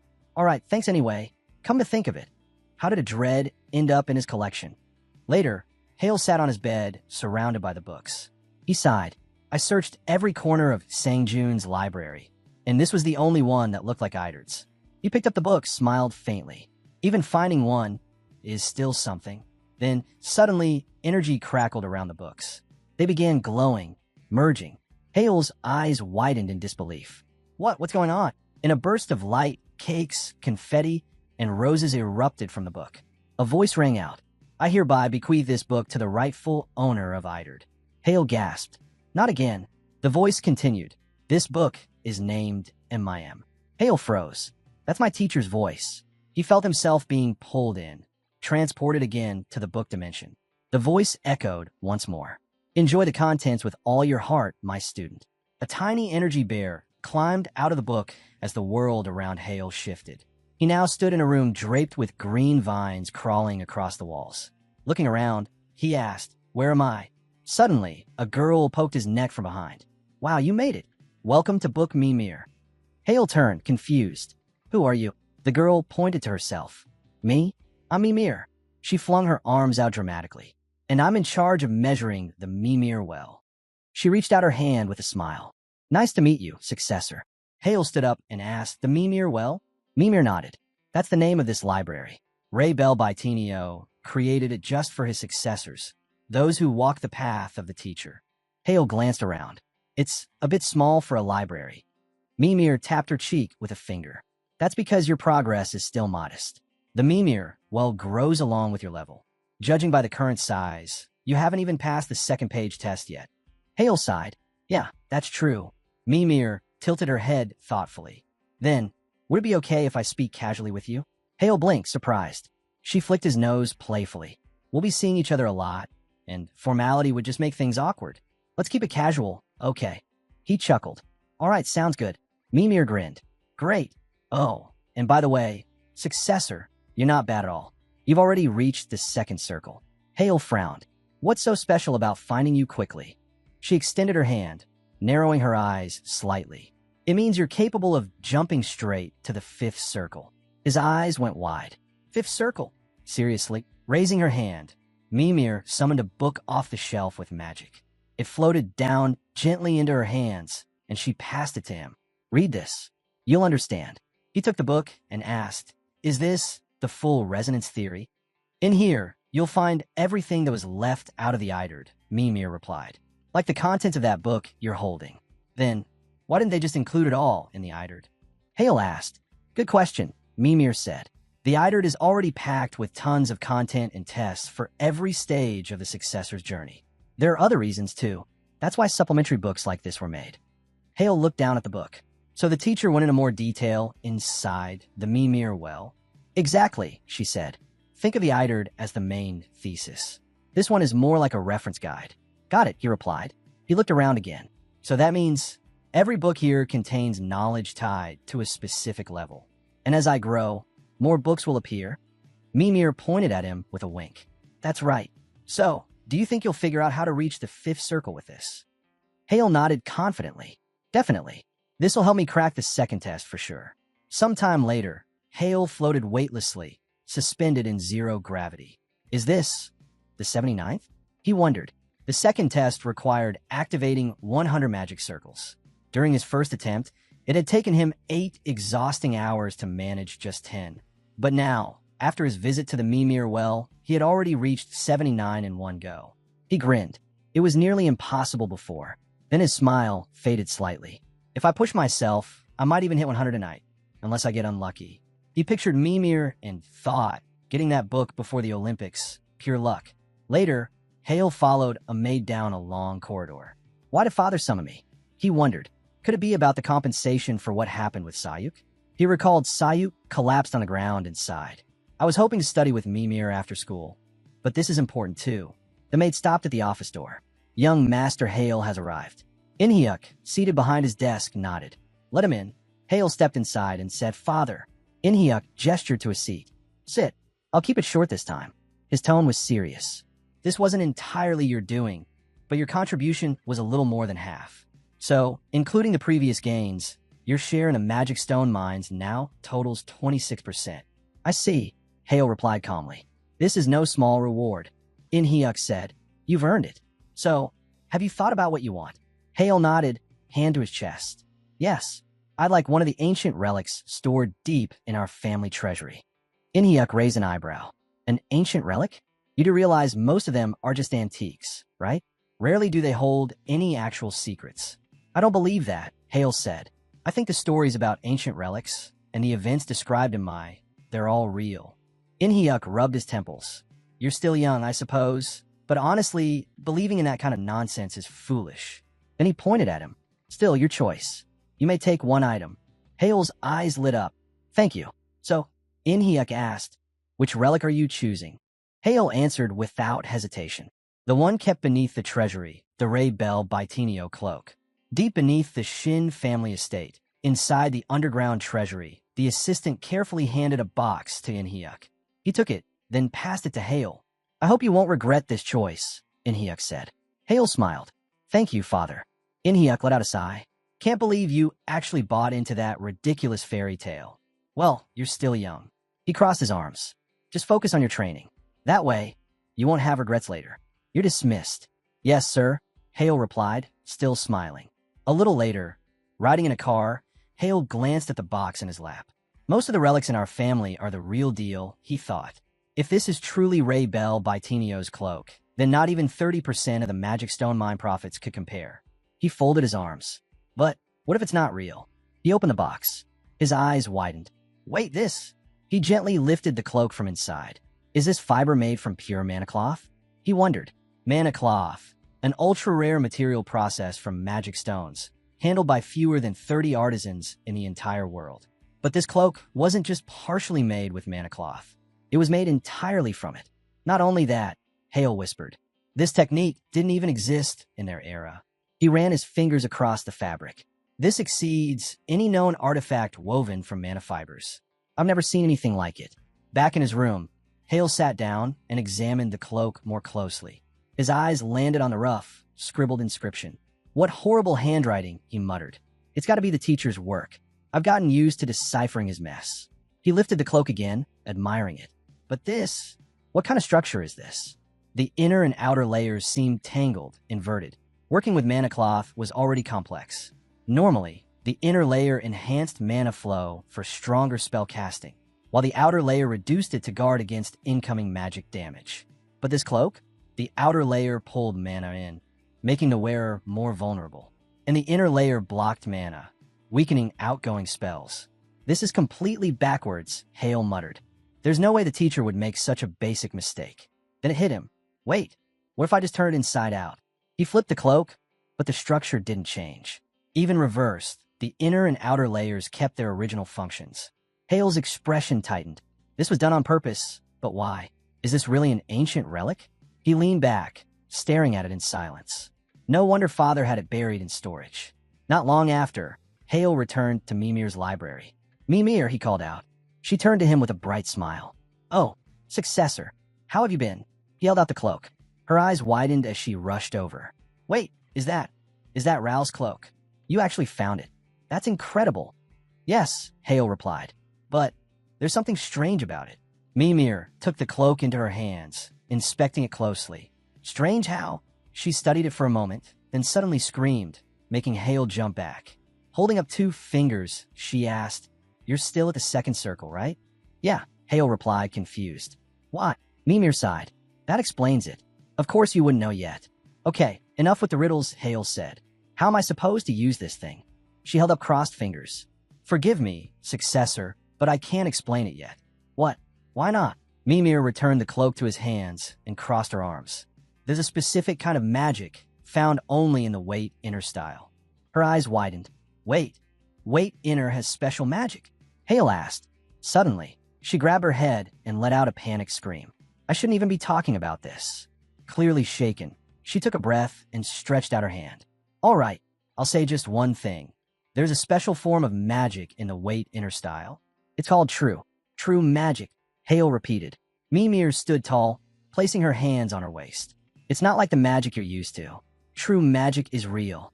What does that mean? You're saying I haven't been using real magic all this time? She nodded. Sadly, yes. Then she tapped her lips. But I'm not allowed to explain more about true magic until you reach a certain point. Hale rubbed his chin. So there's some kind of restriction? Exactly, she said. This cloak is an artifact. It's designed to help you use true magic. So, you're really not going to tell me anything more? He asked, disappointed. Mimir smiled. You catch on fast, successor. Hale opened the cloak again, studying it. All right then, what level do I need to reach to learn about this artifact? She held up 5 fingers. The 5th circle. or more accurately, complete mastery of the fifth circle. That's when you unlock the fifth page of the trials. From there, the Wait Inner Style's fifth circle magic will truly begin to shine. After some time, Hale began reattempting the second page of the book. 98, 9, 10, 100, he shouted. He had finally done it. A voice echoed, "Congratulations on passing." Hale glanced around. That voice, it's the teacher. The teacher continued, "Completing the second trial must have drained you. You've worked hard. Now it's time to teach you how to weave the third magic circle." Clenching his fist, Hale muttered, "The third circle." The teacher explained, "The third tier of the Wakener's internal style is called the Circle of Interaction." Hale's eyes widened. Circle of Interaction? Later, he closed the book, reflecting quietly. He had passed the second trial. Staring at the cover, he thought, now to craft the third magic circle.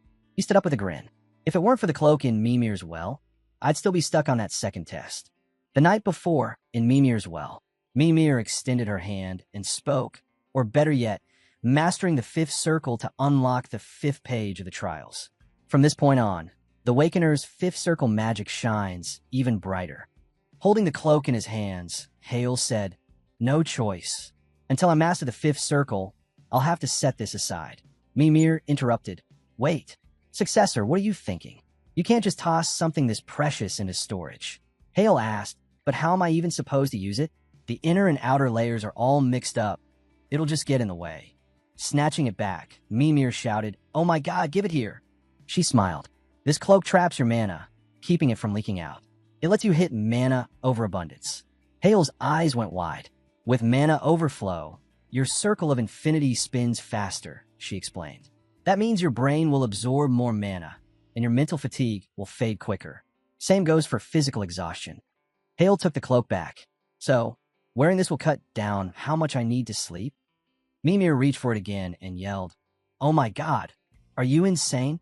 She covered her face, squealing. "With this on, you might never need sleep again." Hale blinked. "Wait, what do you mean, never?" Mimir answered, "Exactly that. Wear it for just 5 hours a day, and you'll hit your peak in no time. And that's just one of the side effects. Sharing this with the successor was probably a smart move, right?" The protagonist smiled confidently. "I'll reach the fifth circle soon, no matter what." Mimir nodded, but added firmly, "Just remember, this only works for the successor. For anyone else, it's poison. No one else can wear it." Hale replied, "Of course. I get it. With a tool like this, the rest of the test should be a breeze." 2 days later, Hale sat cross-legged on the floor beside his bed, still wrapped in the cloak. He stared ahead, deep in thought. He was so close, but something still didn't click. He muttered to himself, "I think I'm almost there. I just need to understand the circle of interaction." The third circle of the Wakener's inner style, interaction. It allowed him to influence the spell formation process of others. But to tap into another's mana, perfect synchronization was key. Closing his eyes, Hale thought, so that's why syncing all those circles was important, to learn how to affect someone else's magic. He let out an excited laugh. "This is actually kind of amazing. I never thought of it this way." He hadn't expected the second trial to pave the way for creating the third circle.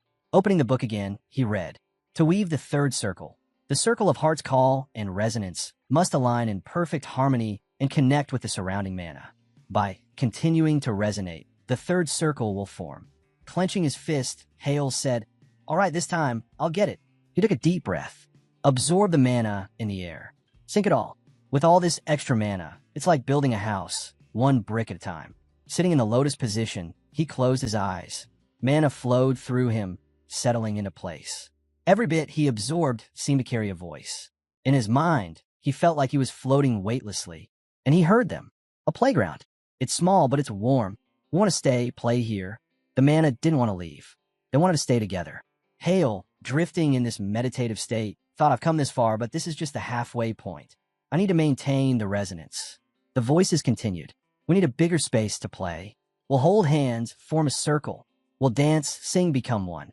He visualized the mana like little figures, holding hands, forming a ring of energy. But suddenly, Hale winced. Too hot. If the mana deviation exceeded even 1%, his body couldn't hold it. He could only accept energy within that narrow threshold. He needed to reduce that margin, even down to 1/100%, using the third circle to gently, almost invisibly, bring it under control. Time passed. Eventually, Hale opened his eyes, sweat dripping from his brow. He slowly got up. It's done. Stretching out his hand, he shouted, Circle 1, Heart's Call. Circle 2, Resonance. Then, with a clenched fist, he declared, Circle 3, Interaction. Hale grinned to himself. He had finally grasped the third circle, Interaction. Now he had to get stronger fast and push toward mastering the fifth. Sometime later, he was stretched out on a thick tree branch, birds casually perched on his head and leg. A combat survival test, he mused. It was a large-scale trial held on the rugged grounds of Gangwon Province, a wide, open training zone filled with rocky terrain. The test ran for 32 hours straight. Each participant carried a special artifact for evaluation. The task was simple: survive within a gradually shrinking zone for the entire duration. Hale glanced at his watch. All right, time to move. But there was a catch. Survival didn't just mean fending off monsters. Other students would come for you too. And earning points? That meant fighting. The birds scattered from his body just as Gahak suddenly appeared below the tree, sending a surge of energy at him. Die! Gahak shouted. Hale sprang up, dodging the blast. He moved behind Gahak in a blink and launched a counterattack. Gahak sneered. You're fast, but you can't escape. Hale threw a punch, but Gahak blocked it with a barrier, laughing. Seriously? You think fists are going to break through this? But Hale activated Interaction, his third circle, and the barrier instantly shattered. What? Gahak gasped. With a quick earth push, Hale hurled him backward. Gahak clenched his jaw, furious. That weak earth spell broke my barrier. Hale stared him down. And who's the real fool here? You try to sneak attack, and still shouted like an amateur. He balled his fist, realizing this is the power of Interaction. He targeted the core of the second circle's barrier, weakening it just enough so even a basic first circle spell could break through. A voice echoed across the area. Student Kong Gahak, eliminated. Hale adjusted his watch. The guy practically set himself up. No wonder it worked. The voice came again. Shin Hale earns 10 points. Hale smiled. Nice way to start. Later, as he walked through the forest, his mind lingered on the new circle. He could feel himself getting addicted to it. At this rate, I'll be able to use it against even third circle magic soon, he thought. Suddenly, he heard footsteps behind him. He turned on instinct and fired a fireball into the trees. Then his eyes focused ahead. Bloody Claw wolves? They had already surrounded him. Hale scanned his surroundings. The wolves were drawing in fast. They must have been drawn here by the noise from that last fight, he thought. He started loosening up his limbs. If I were just another student, I might complain about getting attacked non-stop. Maybe even cry about it, he said casually. But I'm aiming for the top. There's no room for excuses. This pace. I welcome it. The wolves howled and charged. Hale's energy surged as he roared back. Come on, then. Let's see what you must do. Meanwhile, the instructors were seated in front of a wall of monitors, tracking every movement. A female staff member pointed out, Adela Starrett, Ji Sunchan, Kim Kong-soo, Ma, Jae Hack. Those students are standing out. At this rate, they're all looking like top 10 material. A male instructor chuckled. Yeah, but surviving to the end is the real challenge. She turned toward another instructor. No one doubts Shin anymore, right? Instructor Go Chong-soo smiled. That's for sure. The boy added loudly. He's nothing like that so-called amateur who was nearly expelled. She raised a brow. Expelled? Really? He's been at the top of training with a huge lead. Still is, in fact. It's crazy how well he understands the behavior of those blood claws, another instructor noted. He didn't attack right away. He waited for them to gather the whole pack. Use that tactic to rack up more points, someone else added.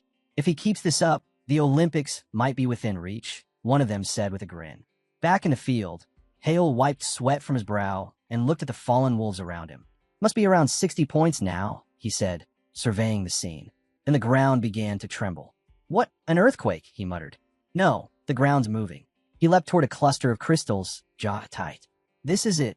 Something massive stirred.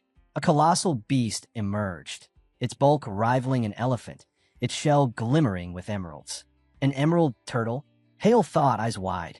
Pushing himself to his feet, he smirked. Where did a rare monster like this come from? Craving a real challenge, our boy couldn't hide his excitement when he spotted the rare emerald turtle.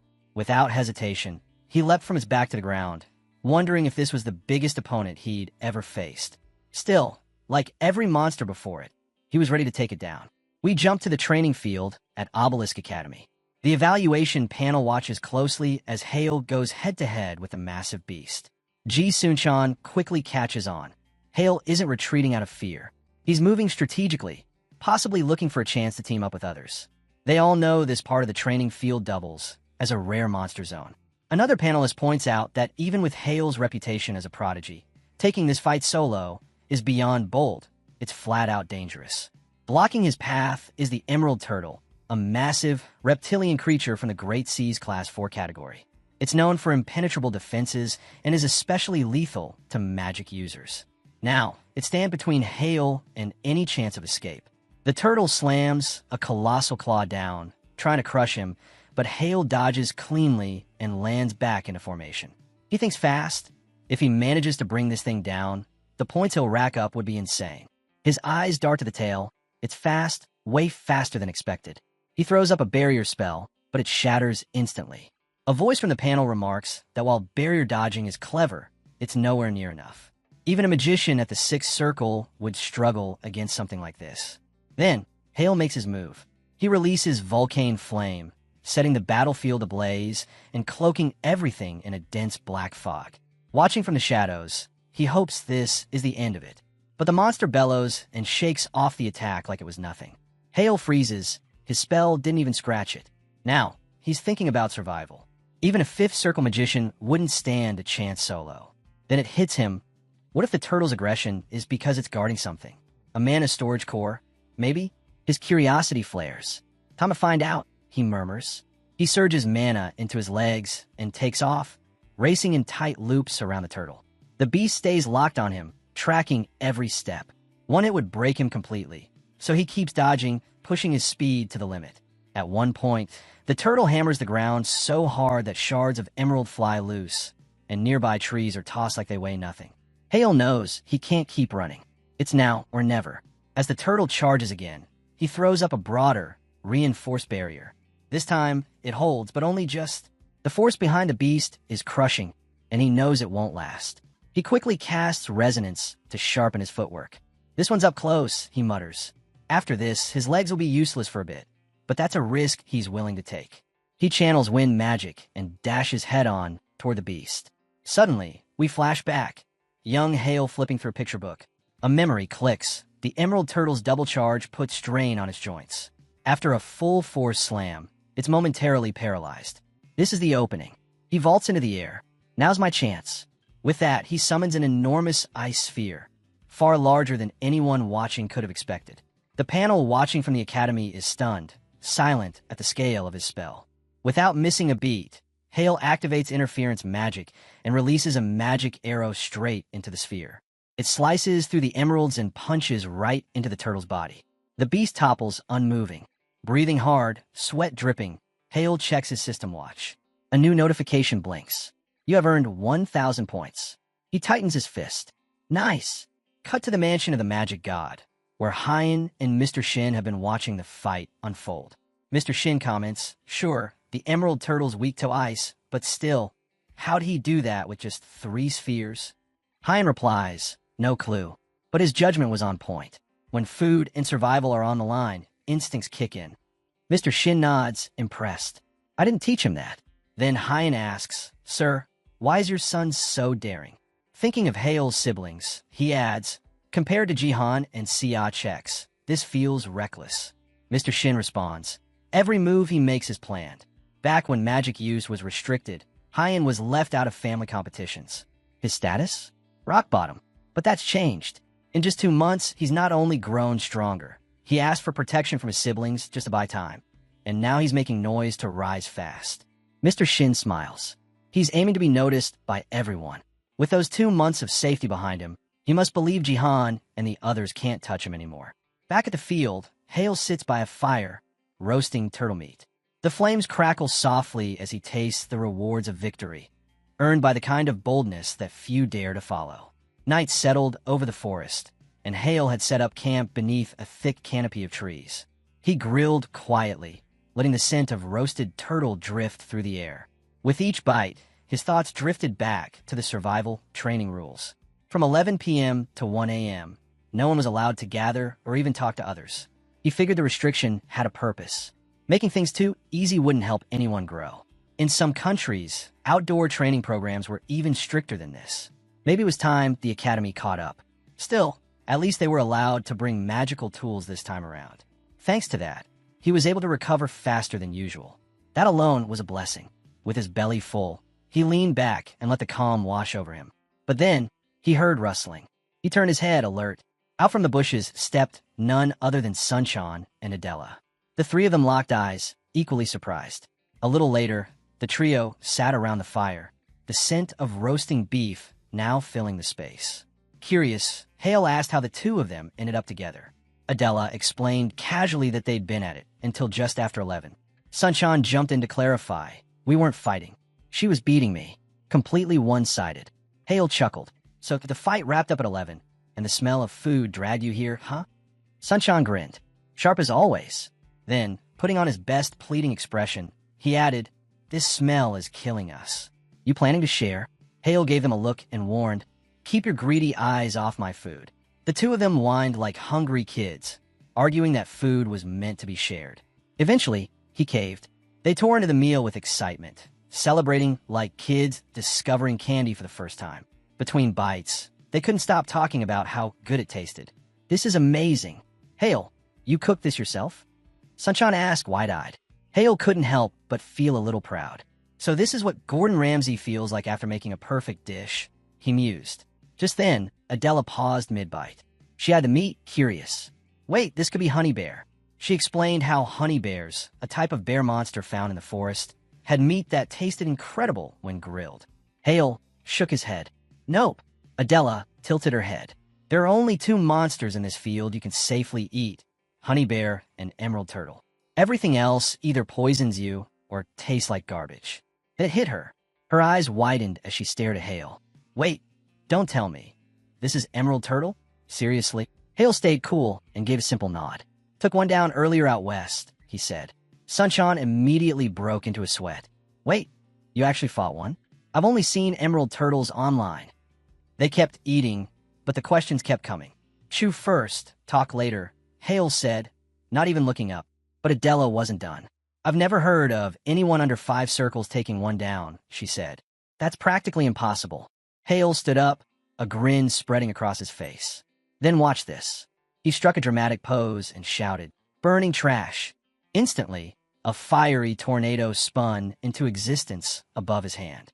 Flames roared, spiraling upward as 3 glowing magic circles appeared around him. Adela and Sunshine froze. Her voice shook. That looks like transformation magic. And it's easily 6 circle tier.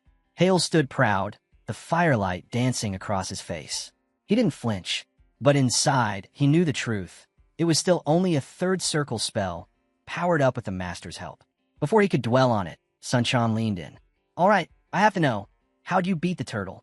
You go for the head. Hale shook his head. Nah, straight through the shell. They both stared, stunned. That wasn't just difficult. It was supposed to be flat out impossible. But Hale remained calm. It's true. The Academy drone caught everything. You'll see it after this is all over. He smirked, knowing full well he'd probably get to review the footage before anyone else. His confidence left him speechless. He dusted off his hands and said coolly, get ready. We've still got fights coming tomorrow.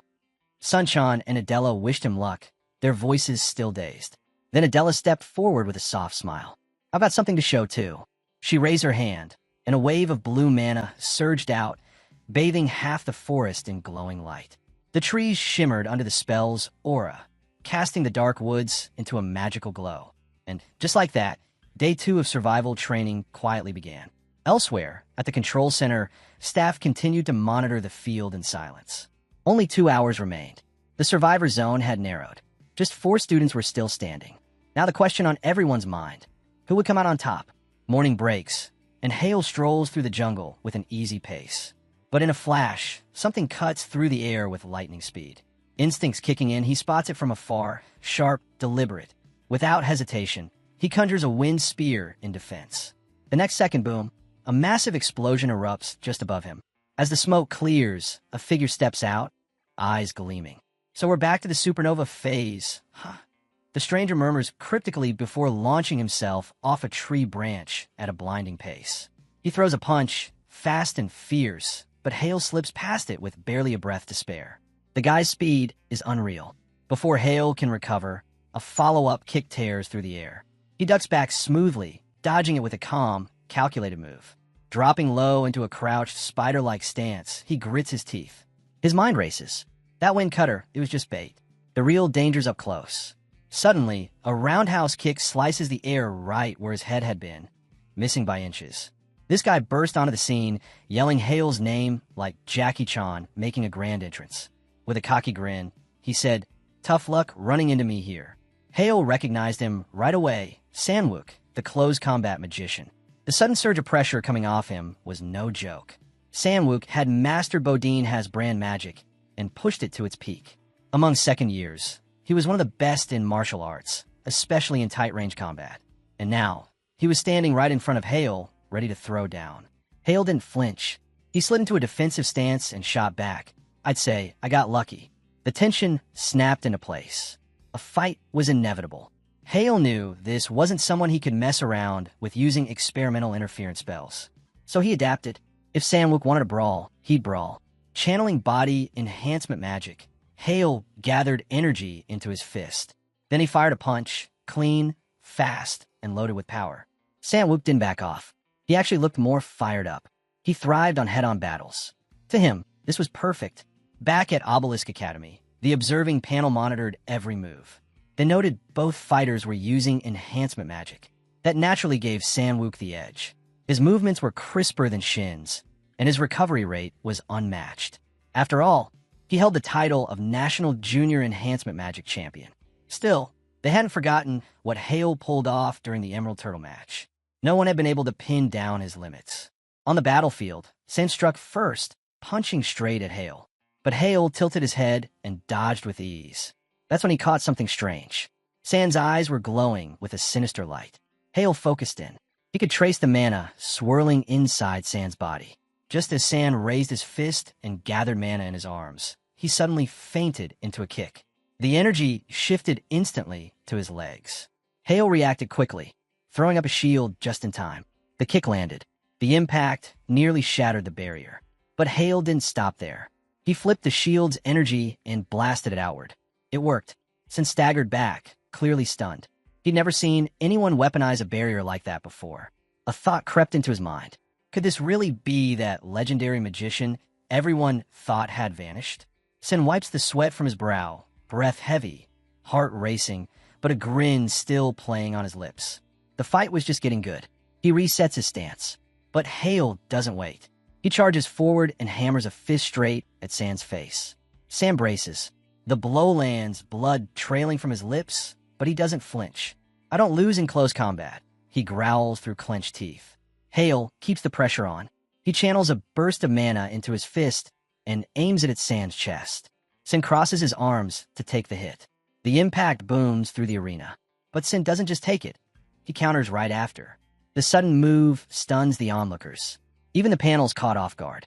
Hale steps back, eyes narrowing. That kind of response wasn't what he expected. The technique might have lacked finesse, but got the job done. And Hale knew, if he'd added fire magic to that punch, San's arms might have been wrecked. They clashed again. Hale threw another punch, but this time he pivoted mid-swing. Sen had guarded his chest, but Hale twisted, aimed higher, and grinned. Your armpits wide open. The punch connected. San's body trembled. A sharp pain stabbed through his ribs. They might be cracked, but he didn't fall. I'm a fighter, he said, standing tall. Pain doesn't stop me. He rushed in again. A fighter keeps going until the very end. Hale didn't move. He watched, studied the reckless stance, and muttered to himself, push your body like that, and it'll give out. But Sen didn't care. He launched another vicious kick. Hale slid around it effortlessly. You're burning out, he said calmly. Sen roared, throwing a flurry of desperate strikes. Hale waited for the right moment, then stepped in close and slammed an uppercut straight into San's chin. San's feet left the ground. He hit the floor hard. Silence blanketed the arena. Hale exhaled slowly. Sen didn't move at first. Then, inch by inch, he raised a hand in surrender. Even now, Hale noticed it. Sen had concentrated all his energy into his jaw, a last-ditch defense to soften the blow. Risky, but impressive. He's not just strong, Hale muttered. He's a fortress. A system alert flashed in front of him. 100 points earned. That sealed it. Sin wasn't just another challenger. The night grew darker. Tension rose. The crowd around them thinned. Only 3 contestants remained. Or so Hale thought. He blinked, checked the numbers again. Now just 2. That's when Adela stepped into view, her voice soft and words light. "Good morning," she said with a smile. "Lovely night, isn't it?" Night has fallen, and the survival match is down to its final moments. Deep in a dense green forest, the circle closes in. Only 2 contestants remain. One of them, our protagonist, stands quietly, eyes locked ahead. His last opponent, Adela. Elsewhere, inside a towering building, a giant screen displays his face in real time. Watching closely are Jihan and Sia. "No way," Sia breathes out, chewing her nails. How did he end up making it to the final round of a nationally broadcast academy test? Her frustration boils over. And we can't lay a finger on him. He's slipping further out of control. Panic creeps in. If this keeps up, Hale's going to rise again. He might even become a candidate for succession. "No, I won't let that happen. Never." Jihan listens silently. She whirls toward him. "Say something." He took down the emerald turtle by himself. On live broadcast. Not just online. Father definitely saw it. The whole family did. She slams her hand against the door, trembling with fury. Jihan finally speaks, voice low and measured. "Sia." She turns to him, eyes wild. "Calm down," he says again, but she's unraveling. "Calm down? You expect me to calm down right now?" She tries to vent more anger, but then Jihan's tone shifts. He repeats himself, firmer this time. "I said calm down." Sia flinches. Her voice lowers, hands slowly dropping. "Okay, I get it," she whispers. "I won't say anything else. I don't want to be punished." At that word, punished, Jihan stands and steps toward her. The air grows tense. He speaks softly, but it only makes her shiver. "Why would I ever punish my own sister?" A faint smile plays on his lips. Shin's always been like this, always grabbing the spotlight. "We're family, but if he keeps shaking the foundation, I won't just stand by." The feed shifts back to the battlefield. The ring has nearly closed in. Smoke billows in the distance. Adela has already fired a moonlight bullet. "This time, you won't catch me off guard," she calls out. "I've studied every one of your battles, over and over." Before, Hale had used the sunlight to his advantage. But now, bathed in moonlight, the tides have changed. Adela steps forward, a magic circle glowing beneath her feet. "This ends now. I won't even give you a window to strike back." Surrounded by roaring red flames, Adela hurls massive blue spears toward Hale. The sheer power of the barrage hits him like a wave. One of the spears grazes his arm, drawing blood. It becomes clear. This is no ordinary moonlight bullet. It's a full-scale attack, far more intense than what she used in the midterm evaluation. Dodging them all is out of the question. With calm confidence, Adela speaks. "Magic users who rely on control and technique are weak against raw, long-range attacks." She forms another attack with a sharp gesture. "This is your weakness. I'll surpass your skill, your effort, everything." The spears explode on impact, creating a massive burst of energy.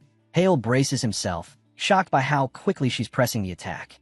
But beneath the chaos, he's already deployed a barrier, steadying himself. Weakness or not, this is just brute force with a magic circle. Off to the side, Hale watches intently, wondering how the boy plans to respond. After all, not just anyone can afford to drain their resources like this in such a relentless assault. The boy strengthens his barrier, preparing for the next wave of spears. As expected of the rhinold air, his speed suddenly picks up. He mutters, barely audible. "Since when did you reach the 4th circle, Adela?" He'd been studying her technique closely. Hidden behind the smoke, he silently summons an ice needle. Adela feels it instantly. As expected, you noticed right away. A moment later, she adds with a sly grin, "I reached the 4th circle 4 days ago. And that's not all." The ice needle speeds toward her, but Adela doesn't flinch. She closes her eyes as it cuts through the air, aiming directly for her. With a cool, controlled tone, she says, "I won't fall for such obvious tricks again." With a swift, decisive motion, she unleashes a blast of thunderlight, shattering the ice needle midair. Hale is taken aback. She's using the heart's eye. It's not just the 4th circle. Adela has mastered the heart's eye, a secret mystic art passed down from her prestigious French bloodline. The heart's eye is an action-type mystic eye, like Kim's ruby eye or the Blue Tower Master's mystic vision. It allows her to see and react to the world in ways others can't. Now, Adela combines the sheer power of the Shimbui family's magic with the incredible detection ability of the Steert family. In short, she's a living monster. Adela raises 3 magic circles. Then 5. I'm not dumb enough to hold back against you, she declares. When do you plan to reveal the spell you used to take down the emerald turtle? The spears tear through the air once again, relentless and sharp. The boy intercepts them with ease, casually replying, "Ah, I was just about to show it." In that instant, he catches it.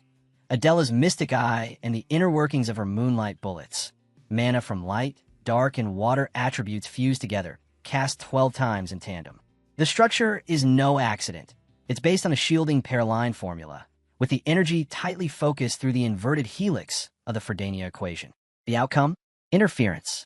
The spears twist midair, their paths warping unnaturally. Adela stares in disbelief. They curved off course? What did you do? He stands tall now, no longer on the defensive, a calm confidence radiating from him. With a sly grin, he strikes a relaxed pose. Well, from your point of view, what do you think I did? He tilts his head slightly.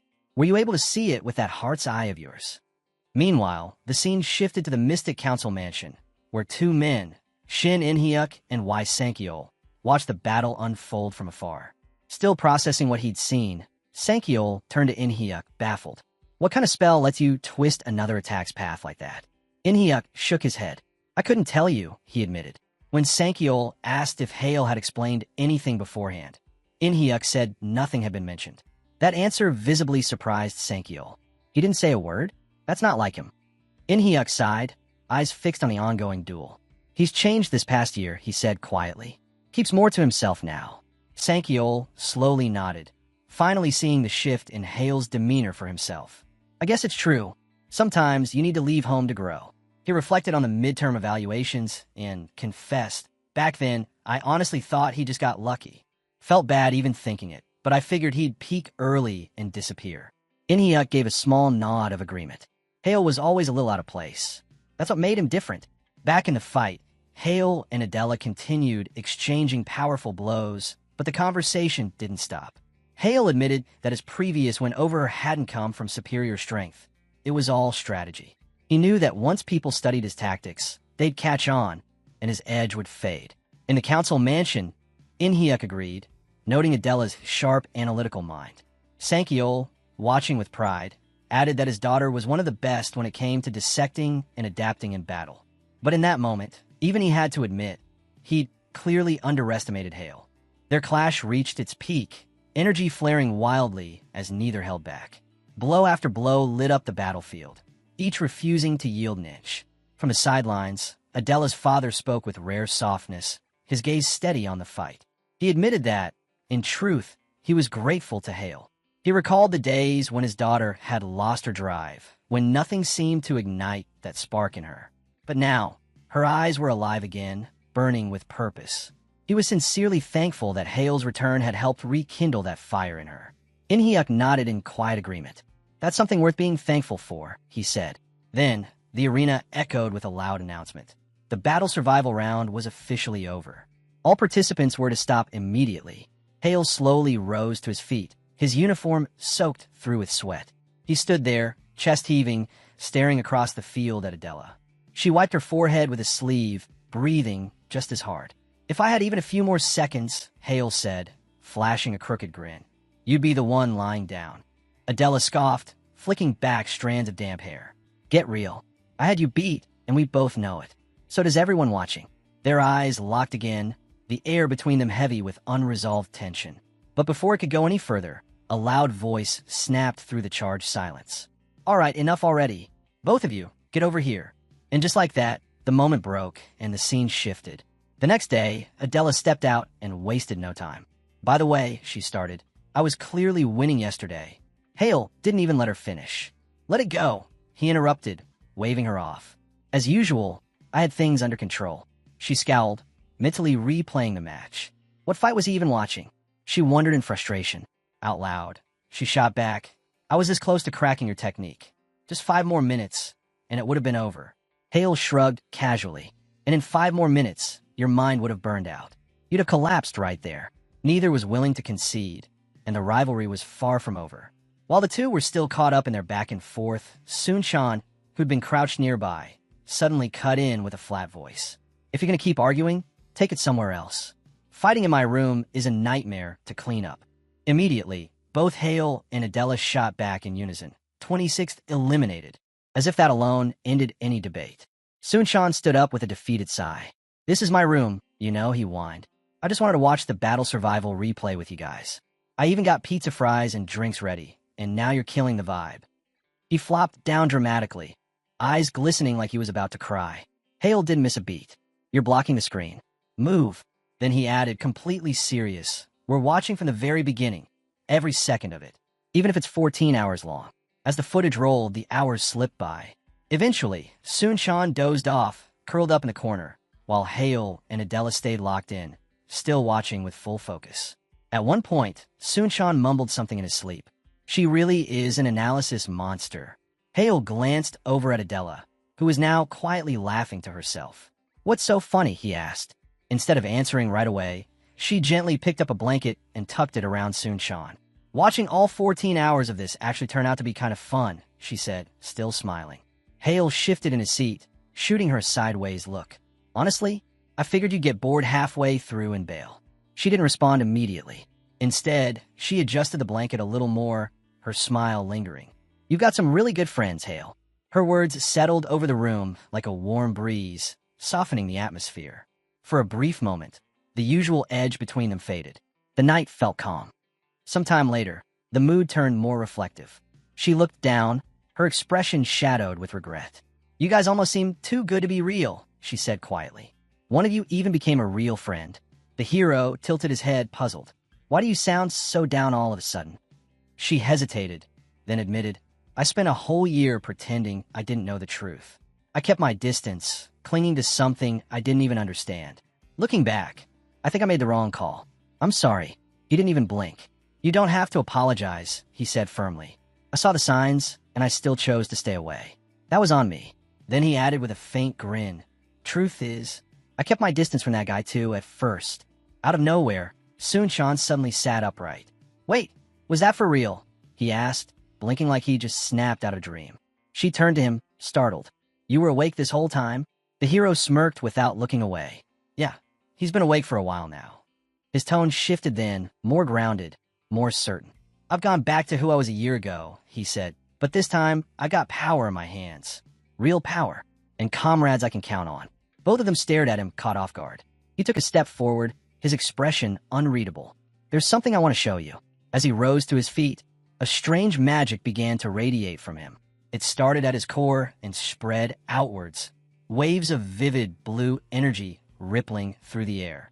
It looked like streaks of pure light bursting in all directions, painting the space with brilliance. She gasped. This is it. Sunshin's eyes went wide. No way. That's not possible. But the hero didn't stop. With one hand raised, he walked forward, the magic flowing from his palm and expanding until the entire space around them glowed with overwhelming light. Bright, blinding, and impossibly beautiful. That's right, the hero said, and their expressions froze in disbelief. Without hesitation, he lifted his glowing hand, blue energy swirling around his fingertips. This is my magic, he declared. Sunshin's eyes widened even more. Wait, does that mean your alteration magic can mess with someone else's spell? The hero touched his cheek casually. Exactly, and I've also got mystic eyes that let me see spell formulas. Both of them went silent for a beat, stunned. The girl finally found her voice. So that's how you saw my secret magic? He nodded. Family techniques usually stay hidden, but I was able to figure yours out. I've seen enough up close. He moved to the center of the hall, arms spread as if presenting his whole journey. I had to study every detail to make it work. She stepped forward. Then, when you broke through the emerald turtle's shell, that was alteration magic too? Exactly, he confirmed. I weakened the shell by interfering with a magical structure that held it together. That thing's body was basically just magic in solid form. Sunshan threw up his hands. You're seriously a monster. The hero grinned. And now you know why I didn't need to explain the moonlight bullet thing. The girl's eyes narrowed thoughtfully. If interference magic only works when you fully understand the opponent's spell, then it wasn't that you didn't use it in the beginning. You just couldn't yet. The hero gave her a nod of approval. Smart. You kept using moonlight bullets, which made it easier for me to analyze your mana. If you'd mixed in other spells, it would have been a lot tougher. She sank down, closing her eyes. So sticking to one spell type was my biggest mistake. Does this kind of magic have any weaknesses? The hero leaned back slightly, watching the shimmering traces of his spell fading into the air. Mana analysis isn't simple, he said, scratching the back of his neck. I can only interfere with spells that get really close, almost brushing past me. His expression grew serious. And in an actual fight, you don't get time to break things down. You react on instinct. He raised one hand, gesturing lightly. If I'm lucky, I can shift a spell's path just a bit. She looked at him with curiosity. So, is it even possible to completely turn a spell around? Like a full 180 and send it right back? He shook his head. Not in a real fight. The timing's just too tight for that. Still, she said with a shrug, it's already ridiculously strong. Before either could say more, Sun-chan suddenly shouted from behind. Hold up. Why are you acting like this insane spell is no big deal? He marched over and clapped a hand on the hero's shoulder, clearly overwhelmed. The hero looked at him and simply said, You don't get it. The girl cut in two, echoing the same thing. You really have no idea. Now totally lost, Sun-chan blinked. What are you two even talking about? They answered in sync, the Olympiad. Sun-chan froze. Wait, what? The hero turned to face them both. I'm taking you two with me to the competition. Still stunned, Sun-chan looked at the girl. Did our hero just say that? He raised a hand as if to speak, hesitating, until the hero gave him a nod. Go on. Sun-chan exhaled. I mean, it makes sense for Adela to go. But me? There's no way I've got the skill to pull off something like that. He went on, explaining how third years had 7 classes, and just getting a spot in the academy lineup was already hard enough. Even second years had a slim shot. But the hero cut him off with calm certainty. Don't worry. I'll make sure you're in. The girl nodded thoughtfully. With all the restrictions in place, interference magic would be a total wild card. The next battle was a tiebreaker, a siege-style match where teams had to protect their own magic stone while firing cannons at the enemies and attempting to steal their flag. As the hero stepped forward, he confirmed it. In that kind of match, my magic is practically cheating. The girl raised an eyebrow. Do you have any abilities you're not telling us about? He paused for a beat, then replied, Of course I do. The scene shifted to a quiet library. The hero stood before a book, one hand resting on its cover. As energy flowed into it, he thought to himself, It's ready. A magical space opened, and he stepped inside.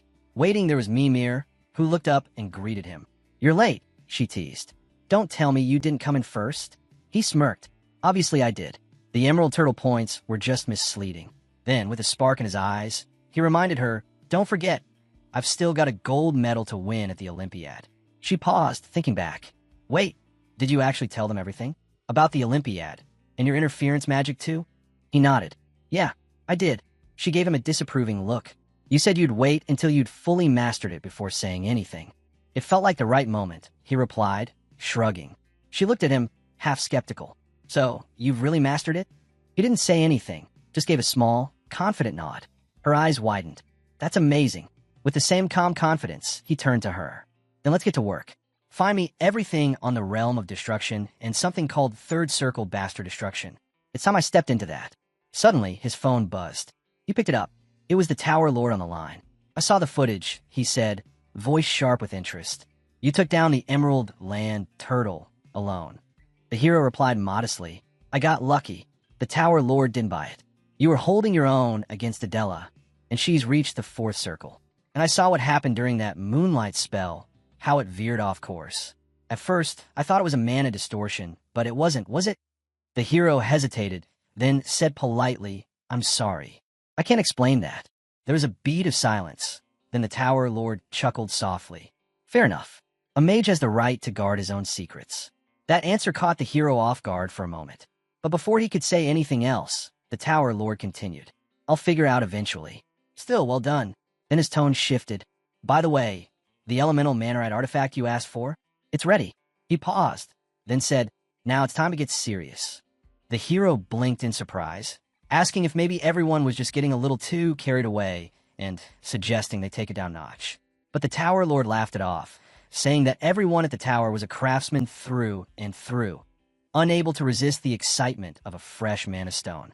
The hero thought to himself that Just as he figured, these people were probably working themselves to the bone purely out of love for their craft. On the other end of the call, the Tower Lord told him not to worry about the aircraft and cheerfully thanked him, saying he was looking forward to what was coming. But just as the call was about to end, he suddenly stopped. The hero raised a brow. He had a favor to ask. The Tower Lord asked if this had something to do with the Langsmith incident and possible compensation. The hero shook his head, explaining that it would all come down to how the Tower Master wanted to see it. The Tower Lord seemed intrigued, curious about what kind of pitch he was about to hear this time, and told him to go ahead. The hero laid it out. He wanted the Artifact Craftsman room from the Blue Magic Tower assigned as the engineering team for the national squad at this year's Olympics. That's when Mimir cut in, stunned, asking if he really intended to go up against a Fifth Circle mage. The hero admitted that it was a condition set by the Blue Tower Master and, with a hint of regret, confessed that maybe he hadn't thought it all the way through. The Tower Lord echoed the request, asking if he truly wanted their artisans to act as the official engineers for the Olympiad. The hero confirmed it. At first, the Tower Lord flatly refused. The hero stood frozen, thinking maybe he really had asked for too much. But then, the Tower Lord continued. If Hale could win a one-on-one match against a Fifth Circle mage, then they'd talk. That caught the hero off guard. He softly repeated the condition. The Tower Lord reminded him that 2 of the foreign competitors this year were Fifth Circle mages. He made it clear he wasn't questioning Hale's skills, but explained that deploying their tower's craftsmen was an enormous financial burden, too big a decision to make based on pride alone. The hero stared at his phone, absorbing the weight of what had just been laid out. The Tower Lord ended by saying he needed clear proof that Hale could actually take gold at the Olympiad. Mimir wanted to know what the plan was, saying that from her point of view, taking down a Fifth Circle mage as the grand successor sounded nearly impossible. The hero responded that he'd secured a 10-day grace period. She asked if he was planning to come up with a counter in that short time and finish the match with it. He told her that with a proper countermeasure, pulling off a win wasn't completely out of reach. Still, Mimir cautioned him. Mastering anything in just 10 days wouldn't be easy. She asked if it was really worth going this far, just for the Blue Magic Tower support. Without hesitation, the hero said yes. Without them, nothing else would matter. He explained that the only people in the country who could fine-tune and modify Olympiad-approved artifacts were at the Blue Magic Tower. Mimir remarked that the place must be on another level. The hero thought about how there was a solid 10% performance gap between standard artifacts and those made by the Blue Tower. More critically, they were currently the only ones who could handle element mana light artifacts. Mimir then asked if that performance difference really had a big impact on tournament outcomes. When he confirmed it did, she agreed they definitely needed the Blue Tower's backing. She quickly changed the topic, asking when they were heading to the 3rd trial page, urging him to hurry. The hero said he wanted to read through all the books she'd prepared before diving in. She smiled, saying that was the perfect attitude.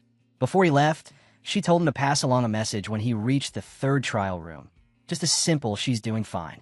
Curious, he asked if she knew someone there, but she grinned and said it was a secret. It wouldn't be fun if he found out now. The scene shifted to a grand and stately building, buzzing with energy.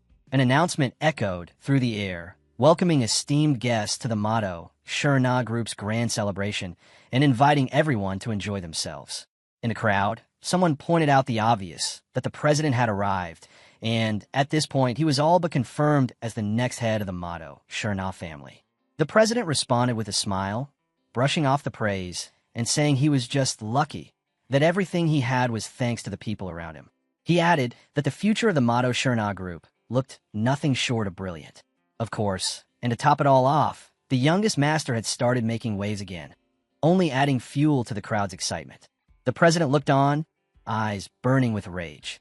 Then someone wearing a green tie stepped forward from the group and said everyone had seen it for themselves. Who would have thought Hale could defeat the Emerald Turtle solo? He laughed, saying once a genius, always a genius, and asked if anyone there could honestly deny it. Right then, another man raised his glass of red wine and joined in, bringing up Hale's fight against Adela, who had already advanced to the 4th circle. He explained that Hale managed to hold his own against the secret moon element magic, a technique passed down in the Divine Guard family. It was no small feat, he said after watching that match. No one in their right mind could call Hale an AI fluke anymore. If his face had been hidden, people would have assumed it was a battle between veteran adult mages. He said he couldn't wait to see Hale at the Olympiad, and someone nearby echoed the same. Rumor had it, even the family head was extremely satisfied with Hale's recent achievements. Just then, someone yelled Hale's name above the noise, and the president's expression darkened as he quietly slipped out of the spotlight. Inwardly, he fumed. If things kept going this way, his little brother might actually be named Heir. The room was getting too loud, people showing off fire magic like it was some kind of stage act. He hated all of it. Grinding his teeth, he muttered under his breath that everyone was talking too freely and that kid was getting too full of himself. With clenched fists, he admitted the truth. There was no one he despised more than Shin Hale. Just when he thought he'd finally pushed him out of the picture, Hale was clawing his way right back to the top. Back at the gathering, the boy in the green tie glanced around and asked where the president had gone. When had he slipped away? The moment the question left his mouth, someone nearby dropped their wine glass. It hit the floor and shattered, sending a ripple of silence through the group. Meanwhile, the president was already storming toward the exit, fury etched across his face. He muttered to himself that this was all wrong. This couldn't be happening. Out on the terrace, standing alone with the city lights stretching out in front of him, he whispered the one thought that had taken root in the darkest corner of his mind. That guy has to die. The scene shifted to a quiet, expansive hall. The hero sat alone, surrounded by towering piles of books, flipping through one with focused intent. As his eyes paused on a particular page, they widened slightly. Then, without another word, he shut the book and said, simply, "Good." Mimir, who had been waiting nearby, walked over and asked if he was finished. He gave a nod and looked around, confirming that this was everything. Mimir told him he'd now read through all the material on destruction. With a hint of curiosity, she asked if his understanding had deepened. But the hero answered plainly, no, it hadn't. She raised an eyebrow and asked if at least the vague parts had become clearer. He replied that he could at least start to see the structure. She reassured him that being confused was perfectly normal. Trying to understand destruction was like telling someone without wings to just flap and fly. It didn't make sense until the right conditions were in place. The hero let out a soft sigh, glancing at a complicated sketch in one of the books, and gave a small, defeated meow. The drawings were rough, he admitted, but he felt like he had a grasp on the general concept. Mimir muttered something under her breath about her magnum opus, clearly frustrated. Meanwhile, the hero was silently thinking about the conditions she mentioned. He came to a realization. If he wanted to meet those conditions, he'd have to go into the page of the third trial. Mimir confirmed it. That's where he'd find the answers he was searching for. Still uncertain, the hero asked if the person she told him to pass greetings to was the same one who would be teaching him about destruction. She smiled and told him that if he really wanted to know, he'd just have to enter and find out for himself. After all, he'd already finished the readings. Not quite satisfied, the hero asked if there was some kind of rule that kept her from speaking about the third trial. But Mimir shook her head. It wasn't a restriction, just a promise, one made between the two of them. She repeated that same quiet line again, like it held a memory too heavy to share. Just then, the book holding the third trial page sprang open in front of him. The hero reached out, resting his hand on it as he asked what kind of promise could bind her to such total silence. But before Mimir could answer, his fingers made contact with the page, and everything around him vanished. A bright moon beamed down from above as he slowly opened his eyes, taking in the sight around him. Towering trees stretched endlessly into the sky. This was no normal forest. He muttered to himself that this place was something else entirely, trying to make sense of where he'd landed. Mimir's voice echoed faintly, like it was reaching from a great distance. She said it felt like another strange pocket space, much like before, but this time there was no guide, and she couldn't hear her master's voice at all. The hero frowned and whispered, "No way," before he began making his way through the dense jungle. He wondered aloud if the entire forest was the trial itself. The thought seemed absurd, yet the longer he walked, the more likely it felt. He shook his head, remarking that master magic really did go beyond anything imaginable. He'd been walking and walking, yet there was still no end in sight. Eventually, he reached a river and stopped, trying to guess what kind of challenge this trial could be. But before he could figure out, the ground trembled beneath his feet. At first, it felt like an earthquake, but then he noticed something different. It wasn't the earth. It was a presence. Something was watching him. His eyes snapped toward a towering shape between the trees. A reptile. But not just any reptile, one so massive it seemed unreal. He stared in disbelief. It was right there in front of him, yet he hadn't noticed it until now. The creature took a step forward, and the ground shook with each thunderous movement. The hero instinctively backed up, only to slip and fall into the lake behind him. He resurfaced with a loud splash, gasping for air, eyes locked on the beast closing in. Its slit-pupiled eyes gleamed beneath the moonlight. Thick, armored scales lined its body, and its claws and fangs shimmered like blades forged for war. It looked like a nightmare come to life. There was no mistaking it. A rank-exempt disaster-class drake, standing right in front of him. Mana flared beneath him as the hero struggled to lift himself into the air, just barely hovering above the water's surface. He whispered under his breath that he always thought creatures like this were just legends. But now, face to face with one, he realized this was his trial. The objective was to defeat it. The idea alone was laughable. Every breath the drake took distorted the air, warping the mana around him like ripples in a storm. Suspended above the lake, the hero could only acknowledge one thing. This monster wasn't just powerful. It existed in a realm entirely above anything he'd ever faced. To the drake, he wasn't a threat. He wasn't even a person. Just raw mana, ripe for the taking. A prize. A meal. He clenched his fists and forced himself upright. But the moment he tried to move, the drake's eyes locked onto him with an animalistic glare that froze him to the core. It was impossible. No matter how fast he could react, there was no outrunning it. Worse still, his body refused to respond at all. If it charged now, that would be the end. Paralyzed, he stared into the eyes of something that only knew how to destroy. But then something fell off. The drake hadn't moved. He blinked, confused. Why wasn't it attacking? Something was stopping it. Something invisible, but real. Then a voice rang out. The sound of heels lightly tapping against the forest floor cut through the tension. A figure emerged, confident, poised, her every step graceful and deliberate. She approached without fear, eyes fixed on the hero. Even when faced with a creature far beyond your limits, she said, "You didn't let despair take over." Your will was unwavering, like steel. Calm in the face of overwhelming power, she added, and with a small, deliberate wave of her hand, told him he had passed. She added that his body should now respond freely. Still reeling, the hero turned toward her, stunned, and asked who she was. She smiled gently. "Alina," she said. "Alina Greenwood, once known as the Guardian of the Forest. A grand mage, and an old friend of Ray." He froze the moment he heard her name. It hit him like a crashing wave. A dryad? That couldn't be right. But before he could voice his disbelief, she calmly turned toward the towering drake and said they needed to drive it away first. He gave a slow nod, then addressed the beast with an odd, commanding grace. He praised its restraint and, especially for sparing her garden, granted it forgiveness. His words sounded like an order given to an old, fallen noble, urging the creature to quietly return to its rightful place in the woods. The hero stood there, stunned, heart hammering. She lifted her hand and summoned a radiant sphere of golden magic. Power surged through the clearing, as if the forest itself had awakened in response. Facing the drake without flinching, she accused it of being blinded by desire, of daring to step into her realm. The hero could hardly breathe as he watched her spell stretch outward, the trees around them softly thrumming with energy, all echoing her presence, acknowledging her as their sovereign. She told the drake that if it couldn't grasp her words, it would vanish into the void of the Forsaken.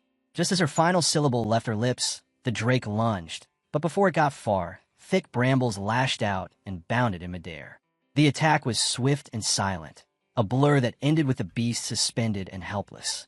The hero could only stare, speechless, trying to comprehend the spell she had cast.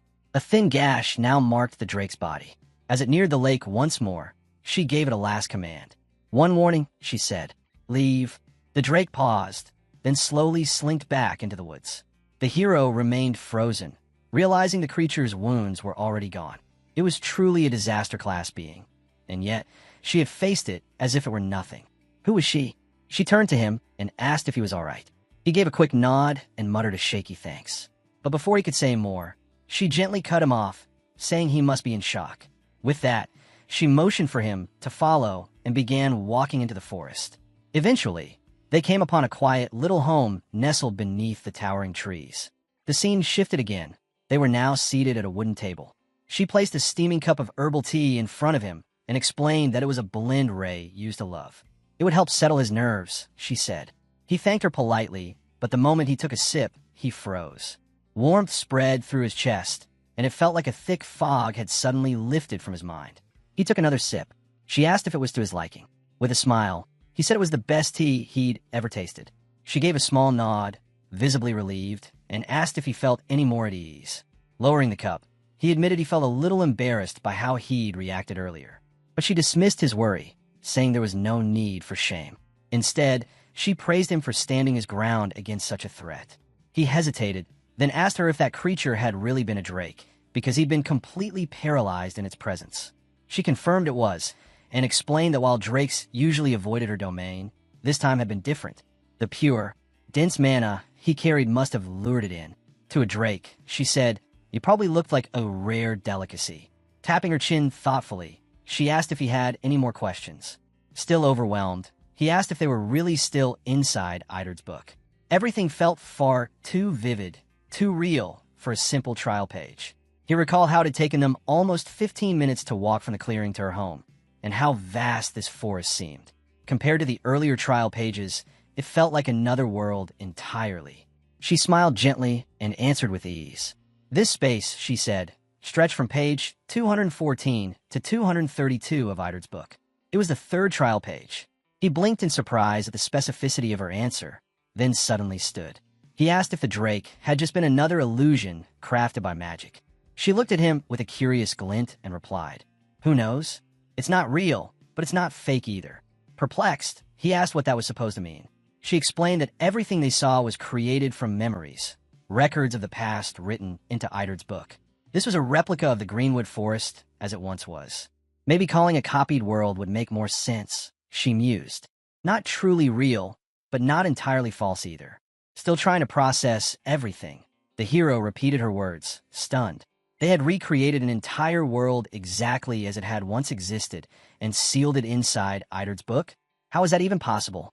She admitted she didn't really know the full workings of it. Only Ray, or someone who inherited Ray's magic, could truly understand such a feat then. Almost casually, she added that one day, that person would be him. Once he reached Ray's level, it would all become clear. That took him aback, but he pressed on, asking why their master would go through all the trouble of creating a place like this. She answered plainly, it was meant to pass down a specific kind of magic. His curiosity spiked, and with a tense edge to his voice, he asked what kind of magic she was talking about. For a brief moment, her expression darkened. Then she replied, it was the magic of Bytenia, refined to the level of a third circle master. A powerful and dangerous art, crucial for mastering destruction. It was the ability to perceive the very essence of magic itself, what they called the divine eyes. Eyes that seemed to pierce through everything, brilliant in gold. The hero could barely grasp what he was hearing. In a hushed voice, he called it what it was, the mystic eye of the Bytnor style, the divine eye. She gave a small nod and confirmed it. Though she admitted her own divine eye wasn't complete. Only Ray, and the one meant to carry on his legacy, could truly master it. She explained that Ray had entrusted her with the task of awakening that power within the hero. Her presence here, she said, was nothing more than a remnant, an imprint placed in this space for that very reason. The scene shifted. Now, a sleek car cruised down a wide road in front of a towering building. Inside, Manhwa sat calmly and requested an update. The man beside him started with the subject they had previously discussed. He said that there had been little response. Young Master Hale had drawn barely any attention. Manhwa raised an eyebrow and noted that even Lady Sea's indifference was unexpected. Apparently, the head of the family had influenced them both. Shiha, too, had pulled back, though he doubted she would completely leave Hale unguarded. More likely, she was simply treading carefully, knowing Minhyuk's shadows were already keeping watch. Manhwa then asked about Jihan. The report was similar. Young Master Jihan was a little guarded, but nothing more. Even the recent gathering he hosted hadn't raised any red flags. Manhwa acknowledged the details, commenting that both of them had clearly learned to keep personal emotions out of their roles. Still, he ordered full surveillance to continue until the protection period expired. The man confirmed, noting that he had already blocked the sound for this conversation. It involved classified intel. Manhwa nodded and gestured for the next report. This one concerned possible ties between certain family members and the Black Magic Tower. So far, they had investigated 32 individuals, including several elders who were openly displeased about Hale's return and senior executives from related companies. Manhwa looked over, eyebrows raised, as the man went on. The tower itself seemed clean, but before he could say more, Manhwa interrupted. Just because the tower appeared untouched didn't mean the rot wasn't somewhere else. He agreed. Out of the 32, 5 had backgrounds that stood out too suspicious to ignore. If this had gone on any longer, it could have drawn attention from the hyenas. Manhwa narrowed his eyes and said he'd take care of those individuals himself. The scene shifted once more, returning to the hero and Elena. She stood, arms outstretched, and announced that they would now begin his training in the Divine Eye. The hero didn't flinch. He told her to push him as hard as she could. She smiled, clearly amused, and said that as Nicarai's heir, he really was cut from the same cloth. She instructed him to close his eyes, and when he did so without hesitation, she praised him. Then she began slowly channeling mana into his body, careful and precise, as she started to explain the foundation of the Divine Eye. Normally, she said, access to knowledge about the divine, I only came after one reached the 4th circle. For most, the only way to learn about it was by digging through scattered scrolls and ancient books. Hearing that, the hero repeated the words 4th circle to himself. He thought about it. Neither Idard's tome nor Mimir's tome had ever mentioned anything about the Divine Eye. So it was true. The knowledge was locked away until a mage hit that level. He then asked if the other book she referred to as Mimir's tome. She looked genuinely surprised and asked if he knew about it. He replied with confidence. Of course he did. He even added that he'd received a message from Mimir himself. That moment came back to him vividly. Mimir's voice, delivering a private message meant to be remembered once he reached the 3rd trial page. He called her name, and she responded softly with an apology. He felt a subtle tremor in her mana and wondered if he'd touched on something he shouldn't have. She placed her hand gently on his back and quietly acknowledged that he'd met Mimir. That was good, she said, comforting even, but she suggested they set that topic aside for now and return their focus to the Divine Eye. She went on to say that the reason this magic was revealed only at the 4th circle wasn't because of some hidden rule or ancient restriction. It was simply due to her being tied to the 3rd trial page of Idard's tome. He blinked in confusion and asked if that meant she was part of the book itself. Elena nodded with a smile. Ray had placed her there and tasked her with explaining everything. She chuckled, adding that there were limits to how much information could be packed into the tome, and Ray had a way of pushing people to their edge. The hero thought back to something Mimir had said. How just the creation of the trial page and the successor verification spell had required so much power that they couldn't contain everything in one book. That was why Idard's tome only held the essentials, and the rest had been compiled separately into Mimir's tome. As Elena's magic settled, she finally stepped back and, with quiet certainty, told him it was time. Open your eyes, she said. The hero did so slowly, and instantly sensed something had changed. His eyes darted around, unsettled. Elena's mana was now fully entwined with his infinity circle. The connection was flawless, so smooth he couldn't even tell where her energy ended and his began. Looking around in confusion, he told her something felt off. Elena gave a small nod and said, "Strange, isn't it?" Then she revealed what she'd done.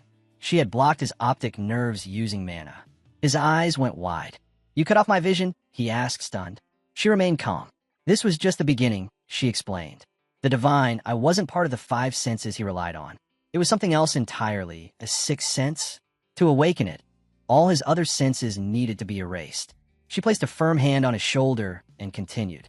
Soon, touch, smell, and taste would vanish too. Even sound would fade until nothing remained. He stood frozen as it all started to happen. The feeling in his fingers disappeared. The scent of the forest was gone. No more warmth, no more sound. Only silence and stillness. He whispered in disbelief, "It's real. Everything's gone." Elena gave him a gentle smile, and in a solemn voice, heavy with meaning, she said, "Welcome to the world of death." She stood in silence, simply watching as the stillness around her thickened. The very air felt heavy with thought. Meanwhile, the hero was adrift in a world stripped of every sense. Sight, sound, touch gone. He couldn't tell if he was standing, sitting, or floating in a void. Without smell or taste, it felt like his body no longer had any link to the world outside. A chilling question crept in. Was his body even working anymore? Or worse, was he still alive? The fear that rose inside him wasn't just panic. It was something far deeper. This wasn't blindness nor darkness. It was absolute nothingness, an overwhelming solitude that drowned everything in silence and absence. He muttered that this felt like hell, and Elena, watching quietly, agreed. But she reminded him it was still just training. He remembered then what she'd once told him, that the sixth sense, the ability to perceive mana, was completely separate from the 5 physical senses. That thought sparked something in him. Maybe, even here, in this void, he could still see mana. With that hope, he shut his eyes, not physically, but in his mind, and focused. He let go of everything else and tried to grasp the flow of mana, pouring all of his concentration into that single purpose. As the scene shifted, focus returned to Elena. She now looked down at his still form on the ground. Silently, she reflected on what he was enduring. Losing all senses, sight, sound, feeling, was more than disorienting. It was mentally shattering. Most couldn't last even a minute before panic set in. By the second minute, their thoughts turned toward death. By the third, many would rather end it than continue. That was the harsh truth of the sensory sealing spell, and she knew it better than anyone. Originally, she had only planned to let him feel it for a few moments before releasing him, just enough to understand it. But now, she stood there, watching as he endured it far longer than expected. She remembered her own path, how she had to train slowly, step by painful step, to adapt to this very spell. But him, he had already passed the 3-minute mark, and he was still holding on. It was more than she had hoped for. Suddenly, his voice broke the silence. He spoke clearly, saying the forest was resonating with her mana. The moment she heard that, she knew they could proceed as planned. Elena was astonished. 20 full minutes had passed, yet his breathing remained steady, and his mana circle was perfectly stable. He was focused, composed. Truly, this was the one chosen by Idard's library. Deep down, Ray must have known he could endure the seal. When he called her name and asked her to lift it, she gave a small nod and released the spell. He inhaled sharply, gasping, saying he could finally breathe again. She looked at him, worry flickering in her gaze, and asked how he had moved so easily, how he'd survived something so terrifying. He admitted it had been horrifying every second of it, but he had forced himself to believe he was safe. Over and over, he repeated it in his mind, using that belief to smother his fear and concentrate on seeing mana. Elena frowned slightly. The kind of fear, she said, couldn't be overcome just by telling yourself it's not real. He nodded in agreement. He had almost given up. Even though he knew it was only training, his body refused to respond until it accepted that truth. The darkness felt endless, the despair unbearable. But just as his focus began to crack, a memory rose. He remembered a day from a year ago, the moment he discovered he wasn't compatible with AI magic, when his family rejected him and his own father cast him aside. That day, he lost everything. That had been real despair. Compared to that, this was nothing. He held on to that thought, and it carried him through. Outside the room, near the trees, Elena whispered softly that the sensory seal really was better. He nodded. Just another trial, he said, on the path forward. She looked at him, ready to ask how far he'd come to reach this point. But before she could, he smiled and said he was all right now. The past was behind him. His voice was lighter, even a little excited, as he spoke about carving his own path, one that belonged only to him. Elena's eyes filled with tears. She couldn't help it. Her thoughts drifted to Ray. But when the hero called her name and thanked her, she quickly wiped them away. He told her that in the sealed darkness, he had felt her mana. It had been calm, gentle. It was that gentleness, he said, that helped him stay centered. Elena blinked, caught off guard by that word, gentle. She hadn't expected to hear it again. Not since Ray. The scene shifted once more, the quiet stillness of the house wrapping around them as they sat together, sipping green tea. The hero leaned back slightly and said he kept drifting between memories of the tome and the present moment. Elena offered a gentle smile. She said it was good to hear that Mimir was doing well, and thanked him. It was all thanks to him, she added. He quickly waved it off, saying he'd only passed along the message. But Elena tilted her head and said that if he had truly met Mimir, then he must have heard something about her and about Greenwood Forest. The hero shook his head. No, Mimir hadn't said a word. He explained it was part of a promise, a silence he had to keep. That surprised her. She murmured that Mimir must still be holding on to that vow. Then, after a pause, she admitted she couldn't hold her end of it anymore. That made him sit up a little straighter, his voice soft with concern as he called her name, Lady Elena. She quickly apologized, saying she hadn't meant to darken the mood without a reason. He reassured her that it was all right. He didn't mind. Then she shifted the conversation slightly. Since he brought up a promise, she said, it sounded like Mimir had grown quite fond of him. He gave a simple yes, but Elena wasn't done. She tilted her head again and asked if she was wrong. He said no. Their relationship wasn't bad. Then, with a curious glint in his voice, he asked her what exactly the promise had been. Elena looked at him for a moment, then smiled faintly. She said it seemed that promise was really bothering him. But she was sorry. She couldn't tell him. It was a secret, just between her and Mimir. Not even Rain knew. That startled him. He said that if Mimir had made a promise in the past, then Mimir must have been real. Just like Elena.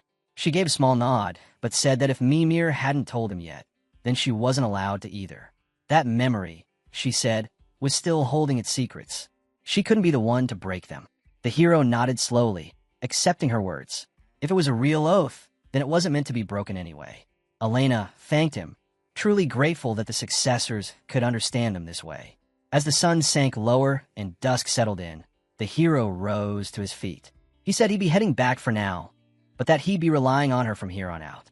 Elena smiled and replied with a quiet yes, then added that until the divine I was fully mastered, they'd both have more work ahead. Just before he left, the hero paused and turned back. Can I ask one last thing? He said. Elena nodded. Of course. He hesitated, choosing his words carefully. What kind of relationship did you and Mimir have? She looked at him and replied simply, we were friends, distant like constellations scattered across the sky, but always connected. We protected Beitner's magic together, alongside Ray. The scene shifted. The hero opened the book once more and instantly found himself face to face with Mimir. She looked surprised. Back so soon, she asked. He grinned. I've got school tomorrow, so I figured I'd return early. She gave a small nod. Did you actually go through the proper training? Of course, he said, clearly still buzzing with excitement. As he looked at her, he noticed something odd. Mana drifted slowly around her, sluggish and unfocused. With a playful tone, he pointed it out. She narrowed her eyes. What? He smirked. Your mana's still a little unstable, but I can tell you've been training. Mimir stepped closer, placing her hand on his cheek. Strange, she said quietly. After training like that, you shouldn't be this composed. He just smiled. I know, but your real mana, it feels cold. Controlled. She looked at him for a long moment. Maybe because I really am cold. They sipped the last of their tea, and she leaned back. So, you went through the 5 senses sealing spell, and you're fine? He nodded. I'm good. She crossed her arms and sank into the sofa. Did Elena go easy on you because she's too soft? Or was it the forest's magic helping out? He blinked. Forest magic? Her eyes narrowed. Don't tell me. You didn't go through trauma cycle therapy? I don't think I developed any trauma, he replied, a bit confused. Mimir went quiet, thinking. Something's off, she murmured. Then, suddenly, wait. You had a trick, didn't you? That's the only way someone survives that madness without side effects. Come on, what was it? The hero hesitated, then started to tell her about what had happened a year ago. The same thing he had told Elena. She listened closely, then asked what exactly happened back then. When he finished, she muttered a curse under her breath. If it were me, I'd have handled it differently. But he cut in gently. Back then, I was completely lost, crushed under everything people expected of me. And when it all fell apart, the weight of it dragged me into despair. But looking back, that was the moment that trained me the most. That pain, he said, built the strength I needed to be who I am now. He said that even having all his senses sealed hadn't been that bad. Mimir stared at him, clearly stunned. She said she'd always sensed a shadow in him, a quiet darkness, and now she understood why. He'd grown used to that kind of emptiness. The hero glanced at her, expecting her to shrug it off with her usual sarcasm. But her serious expression caught him off guard. If you try to understand us, she said softly, then we'll become people who understand you too. He laughed awkwardly, scratching his head. Maybe just a little. Mimir tilted her head and looked at him like he was losing it. You really think you'll handle everything before the deadline? The hero just grinned. I will, no matter what. Then his tone shifted, calmer, more grounded. That year in despair. It made me realize how lucky I am to be a mage at all. He knew there was no time to waste. As the successor of legend, the only path left was forward. The scene transitioned slowly to the quiet of the Obelisk Academy dormitory. In the stillness of a small room, 2 books rested on a side table. The hero lay on his bed, eyes fixed on the ceiling, mind replaying Elena's words. The divine eye, an evil eye in form, but tied to the boundless flow of the infinity circles. At the first circle, it revealed the color of mana. At the second, it showed the broken fragments of magic formulas. And at the third, it exposed the core essence of magic itself.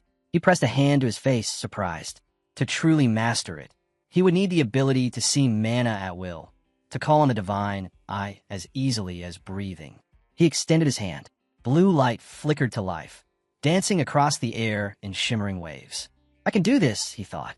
Just then his phone buzzed. A message flashed across the screen. It was from the Blue Tower Master. Opponent confirmed. Ju Hanwook, 5th Circle Mage. Age, 29. Blood type, B. The hero read it, eyes narrowing. A grin slowly spread across his face. Oh, this is going to be interesting.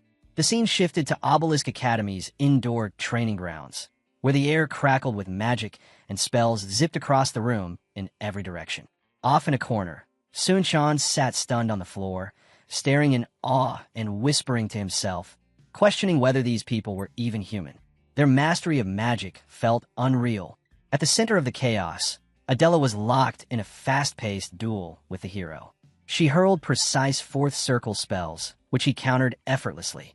As they exchanged blows, she casually mentioned receiving an email from the Blue Tower Master. It included a detailed strategy guide. The hero responded calmly, reminding her that he'd already mentioned it wasn't just a profile. It laid out a full combat approach. Dodging backward mid-sentence, Adela's interest peaked. She asked what he meant exactly, but before he could answer, a wave of magic surged through the hall. Trying to rise, she slipped and fell back. The hero approached and offered his hand, asking her what she thought. She took it, stood up, and asked if she could take another look at the file. He smiled and told her to go ahead. As she read through it, her eyes widened and she let out a surprised breath. It really was more of a strategy manual than just a profile. The hero just nodded knowingly. That's when Sun-chan wandered over, eager to see it too. Adela praised the analysis, then quickly shifted focus, saying they shouldn't get too caught up in it. They needed to work on their own growth. Maybe, she mused, this was the Blue Tower Master's way of lending a hand. The hero admitted that with how outmatched he was, the help might be genuine, a small nudge to balance the scales. Sun-chan chimed in, saying help was help, and they should take it. The hero agreed, but added that progress came from training, not overthinking. He clapped his hands and announced that break time was over. Sun-chan groaned dramatically, saying he hadn't even had a chance to breathe and begged for 5 more minutes. The hero just grinned and said stamina was built in the tough moments. Then, with a wicked smile, he declared they were doing an hour of running. Sun-chan looked like he was about to collapse, cursing under his breath and muttering that Shin Hail had to be some kind of demon. Watching the others resume their sparring, Sun-chan shook his head in disbelief. Using high-tier magic like that indoors, he couldn't wrap his head around it. That evening, the setting shifted to the dorms. Adela trudged down the hallway, clearly worn out. She pushed open her door, frustration written all over her, then dropped straight on her bed. Muttering that she should at least change first, she let out a long sigh and shut her eyes. But her mind didn't rest. She replayed the moment from training, specifically the hero's moonlight bullet. His spell had been faster, stronger, more refined. Her eyes flew open. This is so frustrating, she said sharply, sitting upright. She'd put in endless effort, yet the gap between them still felt enormous. She clenched her fists, telling herself she couldn't let it stay this way. Not when everyone was going all in with their hidden techniques. Springing off the bed, she said there was no time to waste, not tonight. She needed a cold shower and had to rewatch their training. As she rushed out, a magic book floated into the air behind her, glowing faintly in the fading sunlight. Outside, the moon rose high above the trees. Elsewhere, the hero had arrived once again at Elena's house. He walked slowly, lost in thought, finding it odd that he no longer needed to rely on the 5 senses seal so soon. Just then, Elena stepped outside. He greeted her respectfully. She smiled, noting that it looked like he'd finally learned how to see mana properly. He nodded, admitting that while it still gave him headaches if he focused too long, he could now see it whenever he wanted. Elena gave an approving nod and told him they were ready for the next stage of training. This time, she said, he'd use his mystic eye to examine the structure of her magic circle. He blinked, caught off guard, but she went on. By closely observing it, she explained, he would begin to understand the very fabric of the spell. its essence. With time, he'd noticed small vulnerabilities, gaps in the flow. Gaps, he repeated, trying to grasp the concept. With a graceful motion, Elena drew a glowing magic circle in the air. She explained that every spell, no matter how complex, had a weakness. Find that gap, she said, and the entire structure could be unraveled. That, she concluded, was what they called destruction. The hero stood frozen for a moment, echoing the words under his breath, erasing a magic circle. Elena nodded and explained further. The mystic eye, when pushed to its limits, could completely dismantle a spell. She urged him to try, confident he'd pick it up quickly. Before him, the spinning magic circle floated in midair, shimmering with power. He activated his mystic eye, locking onto it. Elena began to guide him, noting that while the mana felt strong and comforting, no magic circle was flawless. The trick was to see past the surface. Now was the time to dive deeper, to dissect the structure with the mystic eye. He gave a small nod, his focus narrowing. As his vision sharpened, a passage from the book of Mimir surfaced in his mind. In the world of magic theory, perfection didn't exist. An old excerpt from the sage Panhwa echoed. Every spell, no matter how perfect it seemed, carried a flaw. A gap was always there. No matter how elegant or powerful a spell appeared, it wasn't without weaknesses. Elena reminded him to perceive the very core of magic, to tune in to the rhythm of mana flowing through the air, and to catch that fleeting instant when a spell's structure faltered, when a gap appeared. The hero glanced at her, curiosity flashing in his eyes. And then what? She met his question with calm certainty. Once that gap was found, once it was fully understood, the spell would cease to be magic. From that point on, it would just be an unstable formula waiting to break apart. So began a new stage of training. Side by side, Elena and the hero practiced not just casting spells, but learning how to dismantle them from within. Together, they stepped into a deeper realm of magic, one built not on creation, but on precision, control, and the power to destroy. The scene shifted back to Obelisk Academy as the voice of the announcer echoed through the corridors, announcing that the Olympic preliminary strategy meeting was about to start. Lord Shin In-hyuk stood and walked down a quiet hallway, only to be stopped moments later by the voice of the Tower Lord. With a hint of amusement, the Tower Lord remarked that he hadn't expected the head of the Arcane Divine clan to show up in person. In-hyuk responded coolly, saying it should be the other way around. After all, the Blue Tower Master had even less reason to attend. The Tower Lord chuckled, explaining that he was only there in the capacity of a sponsor. In-hyuk raised an eyebrow. A sponsor? The Tower Lord clarified. Well, a potential sponsor. That caught In-hyuk's attention. He asked if that meant the Blue Tower was planning to send artisans. But the Tower Lord waved him off, saying nothing had been decided yet. He was still considering it. After all, he repeated, he was just a potential sponsor. In-hyuk found it odd. Dispatching artisans wasn't something the Blue Tower did lightly, especially with how strapped for resources they usually were. But the Tower Lord explained that things had been going well lately, and this seemed like a worthwhile opportunity. That made In-hyuk pause. If the event warranted that level of investment, then something was definitely in motion. The Tower Lord added that with Shin Hale leading the Korean team, they might just have a shot at gold. At the mention of Hale's name, In-hyuk tilted his head, intrigued. So, Hale made you the same proposal? The Tower Lord gave a sly smile. I figured you'd catch on. In-hyuk asked directly, what exactly had Hale proposed? The Tower Lord explained that Hale promised to win a gold medal and requested an engineer be sent to support him. Then he flipped the question back. What had Hale said to him? In-hyuk replied that Hale made the same bold promise and asked for all the support he could get up until then. He admitted Hale had changed a lot over the past year. There was a new sense of confidence in him. The Tower Lord leaned in slightly and asked if In-hyuk had agreed with no strings attached. In-hyuk nodded. It wasn't difficult to offer some help, he said, but what he couldn't understand was why the Tower Lord would seriously consider deploying artifacts or artisans over a promise from a student. The Tower Lord quietly noted how much Hale reminded him of his father. Then he answered he was willing to make that investment, but only on one condition: that Hale could defeat a Fifth Circle mage in single combat. In-hyuk looked genuinely impressed. That's not a bad condition at all.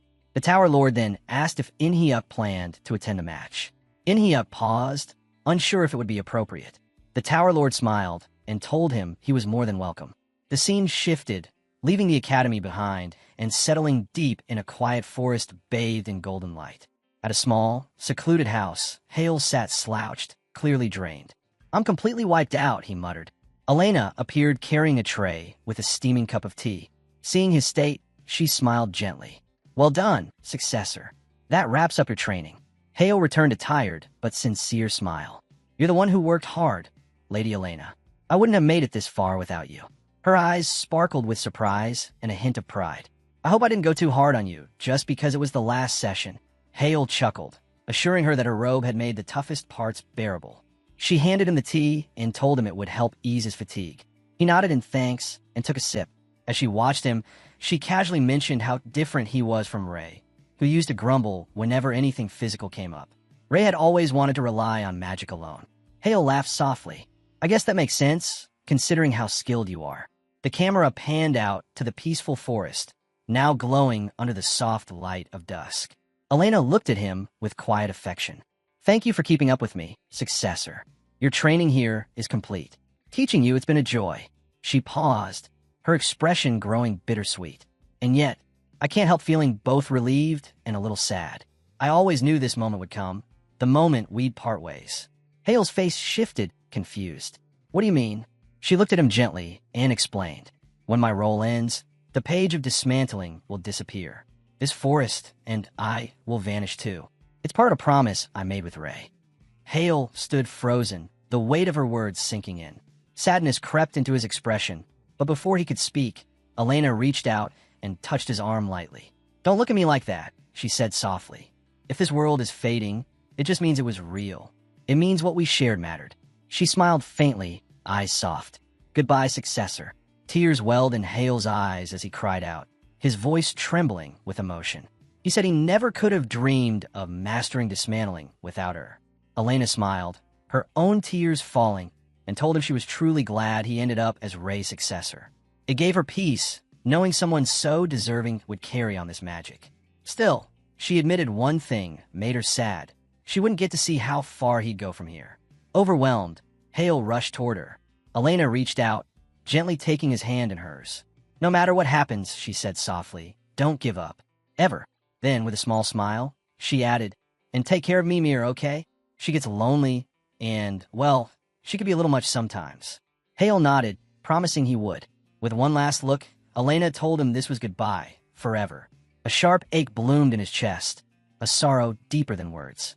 Then, as if in response to the moment, a glowing book materialized before him, bathed in white light. Elena's voice echoed within him. "Congratulations," she said. "You're now a third circle master." Reverently, Hale reached for the book and opened it. Inside, the page of dismantling was complete. He whispered his thanks to Lady Elena, vowing to carry the memory of their time in the forest close to his heart, and the weight of this farewell as strength for what lay ahead. The scene shifted. Now at the Blue Tower's duel training grounds, tension filled the air. The Tower Lord stood and announced the start of the match. Shin Hale versus a fifth circle mage. Sunchan wore a deep scowl, his nerves plain to see. Beside him, Inhyuk leaned in with a thoughtful hum. Sandwiched between the two, Sunchan sat stiffly, looking completely out of place, and quietly wondering how he'd gotten roped into this at all. The scene shifts once more to the Blue Tower's duel training grounds, where anticipation hangs thick in the air. Tower Master Kim steps forward, voice steady as he announces the duel is about to commence. Off to the side, Sunchan mutters a quiet curse, frustration bubbling just beneath the surface. His father watches with a furrowed brow. "When's this thing supposed to start?" he asks, clearly unsettled by the whole setup. Kim looks like he's enjoying himself a little too much, while Sunchan is pacing like a wreck. The contrast makes him feel like the only rational person caught between two extremes. He sighs, wishing Adela were with him, but she's already down in the arena, helping Hale prepare. Sunchan keeps pacing restlessly, murmuring that they need to hurry things up. Across from him, Hale stands motionless, calm, composed, completely focused. Kim suddenly breaks the silence. "You think Hale has a shot?" He doesn't wait for an answer. "I'd say maybe 10%. Hale's father folds his arms, voice flat. "That's higher than what I'd give him." Kim turns to him with interest. "Oh, then what would you say, Lord? 2%. At best." Kim smirks. "That's cold. What about you, Sunchan?" Sunchan looks up, startled. "Me? Yes. Forget you're his friend for a second. Just give me your honest take." What are his chances? Sunchan hesitates, then says 50%. Kim blinks. That's generous. Why so high? Sunchan scratches the back of his head. No real reason. Just a feeling. If Hale gets serious, if he really goes all out, this could be a fair match. He's been improving so fast, and I don't think we've seen everything he can do yet. You're saying he's been holding back? Sunchan nods slowly. At that moment, the defense barriers are activated and inspected. All systems are good. The arena is set. Adela walks back from the field, passing Sunchan, who's still visibly tense. She gives him a quick nod. Nice work. She takes a few more steps, then glances back. Something about him feels off. She almost asks, but the thought fades as the camera moves toward the arena. Hale stands across from his opponent now. The countdown begins. The crowd falls silent. His opponent eyes him carefully. Didn't expect to end up dueling someone from the arcane Divine Clan's elite bloodline. The referee's voice rang out, marking the start of the match. Neither fighter moved. With a relaxed smile, Hale spoke first. Please go easy on me, senpai. His opponent chuckled. I'll let you have the first move, Junior. Without wasting a second, Hale launched Wind Cutter. A red and a yellow magic circle ignited beneath him. He immediately followed it up with Flare Ball. I gave up the first move, he muttered under his breath. So this one has to count. His opponent observed calmly. So this is the adaptive magic I've heard whispers about. Interesting. Hale tilted his head. You seem a bit too comfortable for someone in a duel. That's because I have the luxury to be, the man replied evenly. Hale's smile sharpened. We'll see how long that lasts. Multiple spheres, flaming red and crackling blue, erupted from his hands. Each looked identical, but curved in wildly different directions, making them nearly impossible to block using standard defenses. The opponent's eyes narrowed. If one of those fifth circle spells hit me directly, it'd be serious. He moved quickly, his arms weaving through the air. A fifth circle, non-elemental defense spell formed, Absolute Shield. The powerful dome of energy rose just in time. Every sphere slammed into it and dissolved into smoke. Hale's gaze hardened. Even this spell couldn't crack it. But Absolute Shield has one fatal flaw. It cuts off its caster. He surged forward without hesitation. His opponent caught the movement. So, getting close was your real plan. Not bad, but it won't be enough. Hale's grin widened. You sure about that? He placed a palm flat against the shield. A pulse of magic rippled out. Interference magic. Fine cracks began spreading across the glowing surface. Even Kim's eyes widened, taken off guard by the tactic. Hale didn't let up. The interference deepened, and lightning coiled around his hand in a fierce spiral. I figured you'd lean on interference defense, so I prepared for it. Embedded a hidden acceleration spell into the cast. The moment you try to block, it picked up speed. Flames and wind combined into a blazing storm. With a deafening roar, it smashed down onto the shield, and the absolute shield shattered into glimmering shards. Adela's eyes widened, speechless. The opponent remained silent. As the smoke cleared, Hale stepped forward. Wouldn't it be nice if you dropped your guard just a little more, senpai? From within the haze, the response came cool and steady. Stay calm if you must, but never lower your guard. As the smoke thinned out, a fresh, absolute shield was already glowing around the opponent, fully restored. That's what the Tower Master drilled into me, he said calmly. Hale took a step back, eyes narrowing. Now, he understood. This was the true power of a fifth circle mage. Both fighters squared up, tension crackling in the air. The atmosphere shifted again, heavier than before. All right, Junior, the man said with a quiet intensity. My turn. He raised his arms. A radiant swirl of purple and yellow magic began to pulse around him, growing brighter with every second. The next phase of the duel had begun. A blazing magic circle surged to life, stopping the incoming inferno in its tracks. Hanwook stepped forward with confidence. This time, I'll take the lead, he said firmly. Hale's gaze narrowed. So it's true. A Tower Master sent him my battle records. Ju Hanwook, 29, Blood Type B, was a flame magic specialist with a knack for physical enhancement. A man driven by a deep curiosity for unexplored magic. It made sense this would be his next move. Hanwook wasn't just a long-range caster. He was deadly up close, using his boosted strength to dominate melee fights. As he surged in, Hale steadied himself.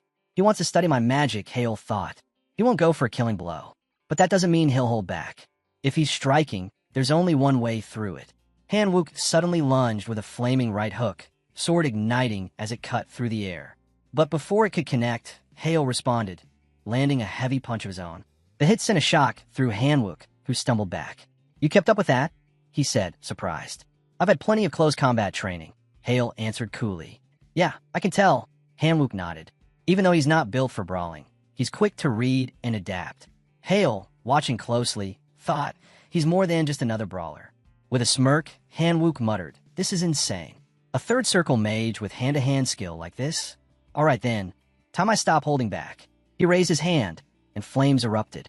This was true fifth circle fire magic, overwhelming and raw. Hale tensed. So this is what that level of power looks like. As the spell expanded into a wide area blaze, fire surged from Hanwook's right hand, growing fiercer by the second. "A third circle spell won't be fast enough to counter this," he said, voice sharp. "What's your play now? You done?" But Hale's eyes didn't waver. "I'm not finished yet," he replied, and a wave of magic pulsed from him, forming a powerful water shield. Hanwook's eyes widened. That level of defense from a third circle spell? Wait, is this adaptive magic? Watching from the sidelines, Adela was frozen in place. Fire rain versus a water shield, they're colliding head-on. Sunchan squinted into the haze, his voice trembling. "I can't make anything out. What's happening in there?" High above, the Tower Lord furrowed his brow. "Water shield's just a third circle spell, right? But this one, it's reacting like it's stronger than a fourth." Amid the smothering mist, Hanwook cursed under his breath. "Damn it, I can't see a thing. Where's it going to come from?" Without warning, a mystic eye snapped open. If sight fails, mana will guide me, Hale thought. The red energy of Hanwook's flame sword flickered in the distance. There, he dashed forward. Hanwook sensed the motion and flared up, fire bursting from his palm. "Got you," he grinned. Lightning fast, Hanwook fired off a blast of flame magic, but Hale was already at close range. How'd he get here so fast? Desperate, Hanwook tried to conjure an absolute shield. No time. It's too unstable. Then, a surge of yellow mana erupted through him, flowing across his chest and arms. Earth magic formed instinctively. A shield took shape, but before it could fully materialize, Hale struck again, cutting it off mid-cast. Hanwook's eyes went wide. "He's faster than I thought." Hale's fist ignited, hurling a fire-charged blow toward Hanwook, who stood frozen for just a beat too long. Blue mana flared. Is that a water laser? But Hale tanked the blast, unmoving. He came at Hanwook again, fire roaring in his punch. Hanwook responded with a wall of water. The impact created a thick cloud of smoke as the two collided. Hanwook growled to himself. "These damn tricks, that mystic eye, it's throwing everything off." His frustration boiled. "Enough. I'll put an end to this now." Flames blazed around him, his aura surging like wildfire. But Hale didn't flinch. With his mystic eye locked on a Hanwook's mana signature, he focused deeply, searching for the precise gap in the spell. The flaw is there. Just then Greenwood extended her hand. Energy pulsed outwards, her power resonating through the battlefield. Hale's eyes glowed with intensity. His control, his presence, it declared one thing. He had transcended magic's limitations. With that, he struck a crushing final blow that cut through Hanwook's defenses. Hanwook staggered, stunned. Sweat ran down his temple. "My inferno, it's gone. The second you think it's over, that's when you lose," Hale thought, charging in like a raging storm. As the clash reached its peak, a voice echoed across the field. "Match over. The winner is..." Shin Hale stood tall. Hanwook was down, defeated. Inside the waiting room of the Blue Magic Training Hall, Hale sat still, sweat rolling down his face as fatigue weighed heavily on him. "I'm drained." His thoughts felt like they were dragging through mud. The Tower Lord entered, surprise in his voice as he commended Hale's performance. Resting a hand on the doorframe, he paused, clearly still processing what he'd just seen. Facing Hale, he admitted, "At first, I couldn't figure out what you were doing. But when it all came together for that last magic nullification, it was like watching a masterfully played game of chess." He held out his arm. The goosebumps were real. Clapping a hand on Hale's shoulder, he brought up the final spell, Tempest Circus, a four-circle spell. He was especially curious how Hale had bypassed the limitations of memorize. Hale, unfazed, replied casually, "What if I told you I reworked memorize using transformation magic?" The Tower Lord blinked at him, clearly skeptical. I can follow spells up to the 3rd circle, he said. But that wasn't just a patch. You took out the flaws entirely, flipped the whole logic on its head. Hale said nothing. His thoughts wandered to how fast his casting had become. Nearly instantaneous. His free-form magic, it no longer followed convention. The Tower Lord leaned in slightly, voice softer now. You even neutralized his magic. So what exactly are you using? Hale's eyes gleamed faintly. Sweat clung to his skin. He was just about to answer when the scene cut. At Bloom Magic Tower HQ, the Tower Lord now sat in Kim Kangen's office. Without turning from her monitor, Kangen spoke, I'll take care of the engineer for the Olympiad by tomorrow. He nodded, sipping from his cup. Make sure the new assignment doesn't disrupt the contractor's schedule. As he set the cup down, Kangen gave him a curious look. What's that supposed to mean? Instead of explaining, the Tower Lord threw her a question. Do you really think we can take gold at the Olympiad? Kangen replied, calm and even, not impossible. He chuckled. Funny, just yesterday, you said even bronze was a long shot. Kangen smirked without missing a beat, her fingers still dancing across the keyboard. Things are different now, she said simply. The Tower Lord's eyes gleamed. You feel it too, right? It's incredible. Kangen rested her hand beside the keyboard and gave a small nod. Yeah, it really is. He laughed. You got so caught up in it, you forgot you were one of the judges. Kangen shot him a playful glare. Don't start. He shifted gears. What do you make of Hale's magic? Kangen explained that the entire match had been monitored using the Eye of Ruby. I saw it through the eye too, the Tower Lord said.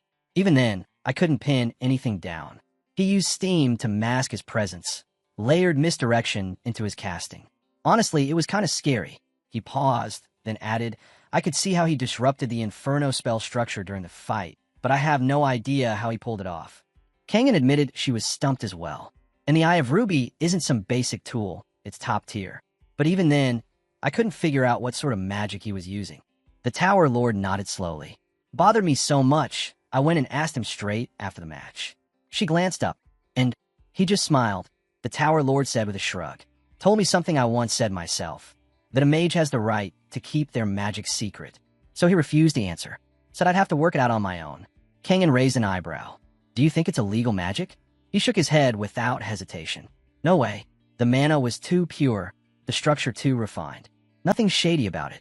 Reaching for a tablet, he tapped the screen. That's all I've got so far. He thought back again to his earlier question, the one about modifying memorize through transformation magic. Hale's answer had been evasive.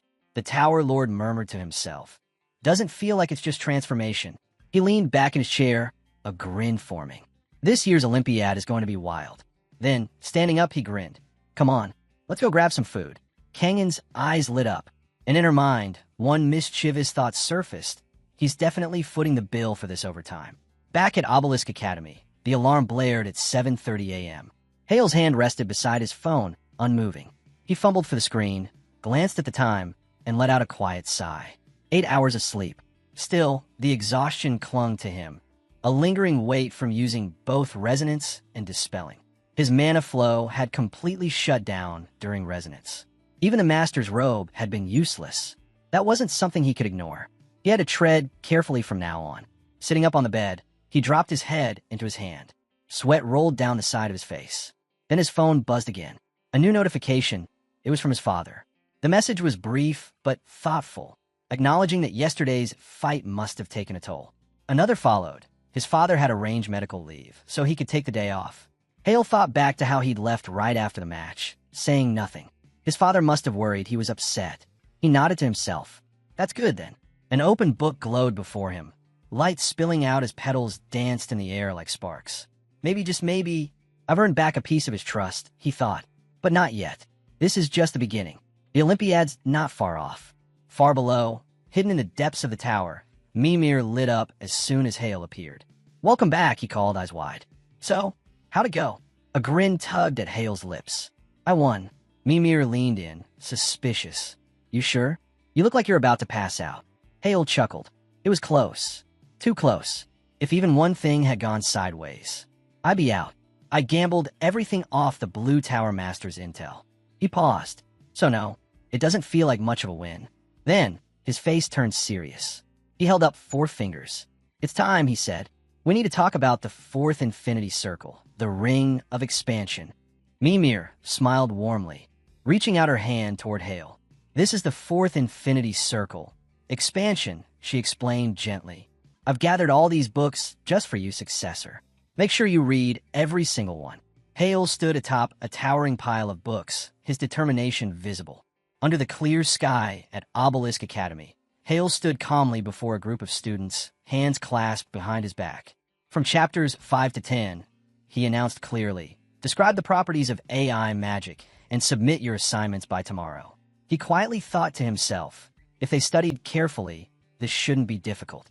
Hale turned his attention to the screen, his pencil poised as he reflected on the words, the Ring of Expansion. The Ring of Expansion differs fundamentally from previous Infinity Rings, he noted. While the earlier rings, the Ring of Deliberation, Resonance, and Interference, are formed from multiple layers shaped like petals, each serving a specific function in AI magic flow. The Ring of Expansion introduces a completely new structure. This new ring encircles 3 distinct circles, which rotate in a stable, coordinated manner. As a result, the entire infinity circle achieves greater balance and magical efficiency. This newfound stability significantly reduces known drawbacks. Mental energy consumption for the Ring of Deliberation is lessened. Resonance becomes stronger and lasts longer. Interference penalties diminish, and even dispelling magic becomes easier to manage. Hale's eyes narrowed in concentration.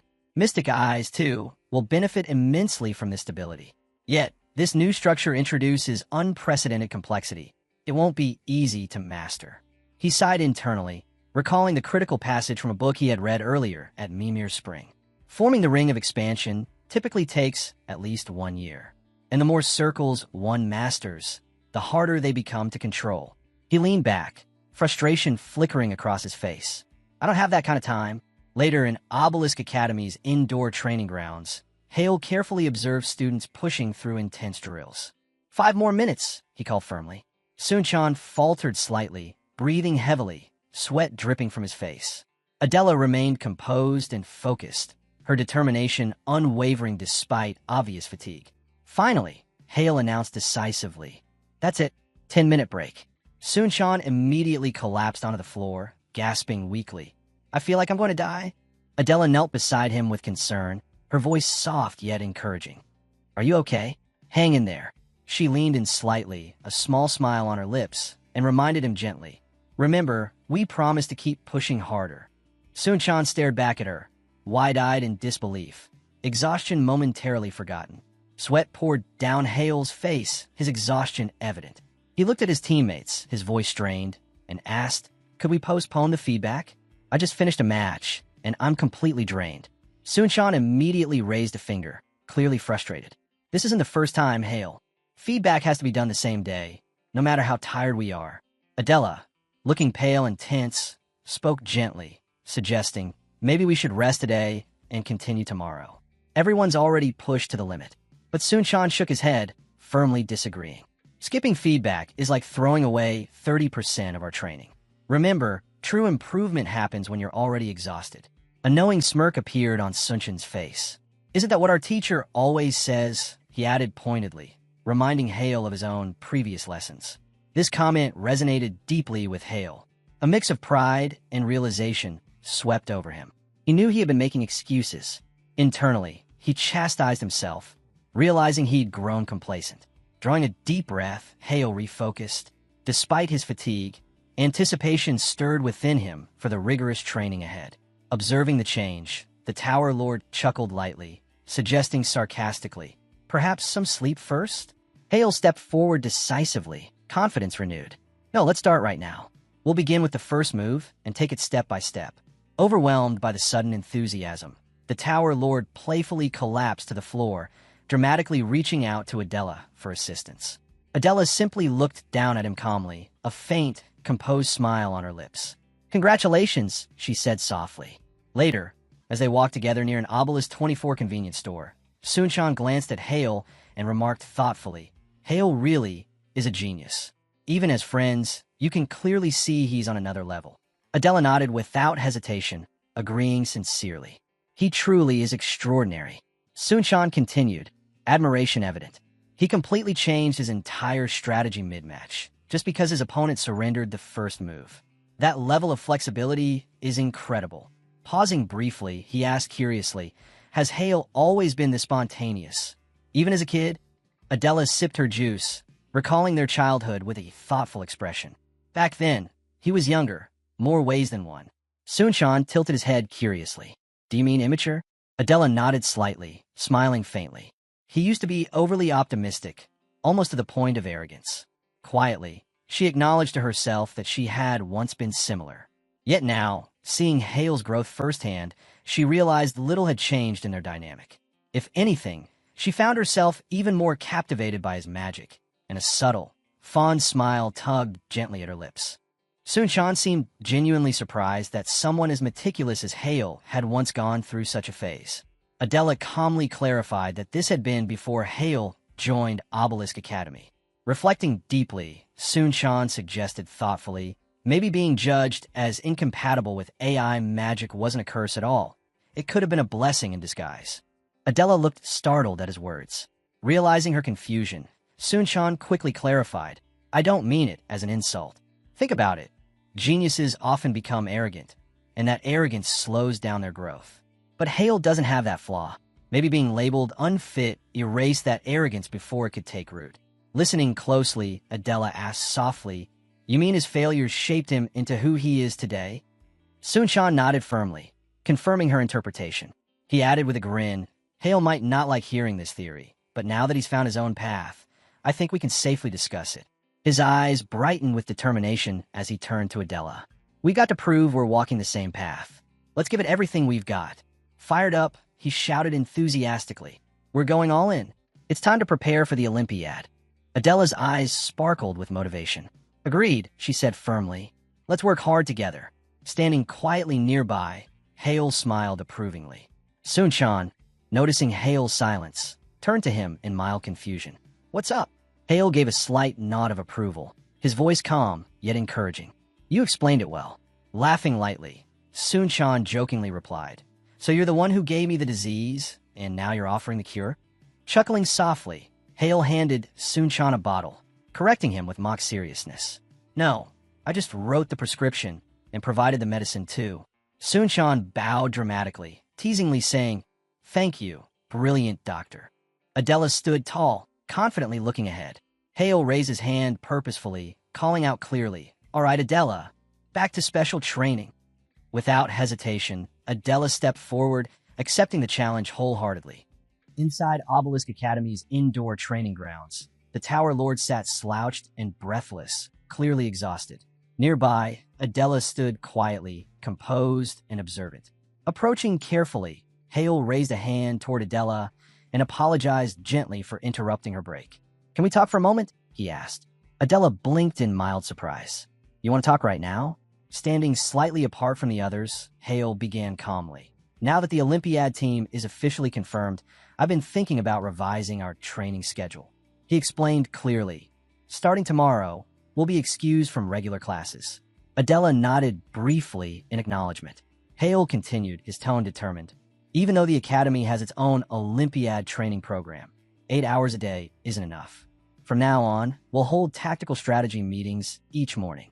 Curiosity lit Adela's eyes. Strategy meetings? She echoed thoughtfully. Exactly, Hale confirmed. We'll analyze each Olympiad event in detail, especially the new rules introduced this year, to find advantages we can exploit. Intrigued but still uncertain, Adela tilted her head slightly. Why are you telling only me? Hale's voice softened slightly. Sunshan is already overwhelmed just with physical training. Explaining strategy to him now would be pointless. He's too exhausted to absorb it. That's fair, Adela admitted thoughtfully.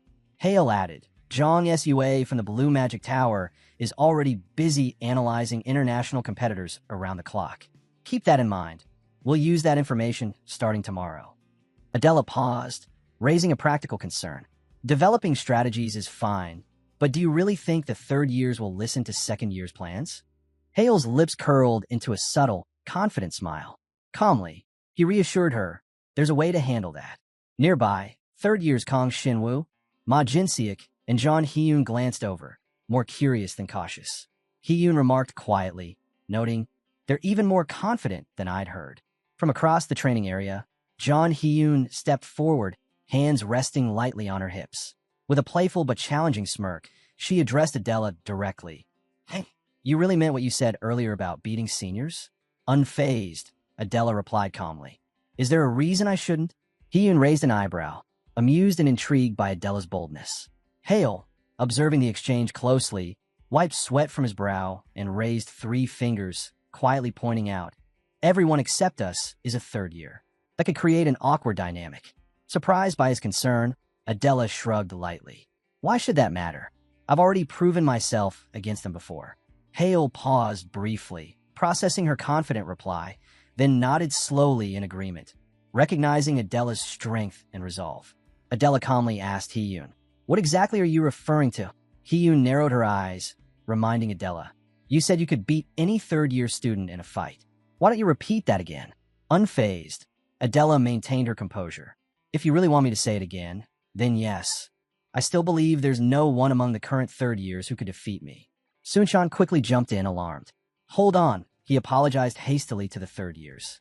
Turning sharply to Adela, he scolded her. Nothing good will come from provoking our seniors.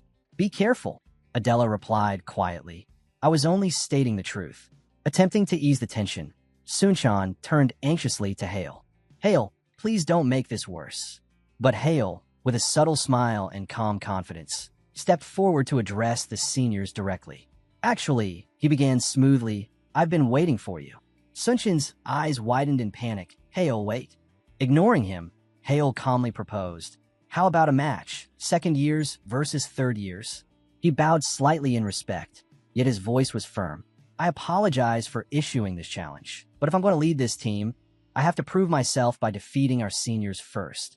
A steady silence filled the room. Kang Shinwoo stepped forward, composed and thoughtful. Just to clarify, you mean second years versus third years? A 3-on-3 match. John Hyun, visibly irritated, cut in angrily. I'll gladly accept your challenge myself. Overconfident juniors need to be put in their place. Hale smiled calmly, correcting their misunderstanding. Actually, what I'm proposing is an all-out match. All second years against all third years. 3 of us against 7 of you. Hyun's expression shifted sharply into disbelief. The Tower Lord's face turned pale, clearly alarmed. Even Adela looked momentarily puzzled. Shinwoo studied Hale carefully, eyes narrowed.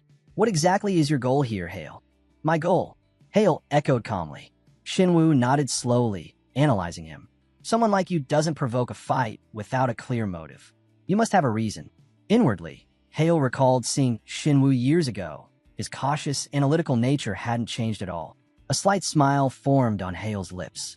I simply believe that a spar is the best way to truly understand each other's capabilities. Suddenly, Ma Jinseok erupted in anger, storming toward Hale aggressively. You arrogant brat, he shouted, pointing furiously. Are you trying to embarrass us seniors by showing off your skills?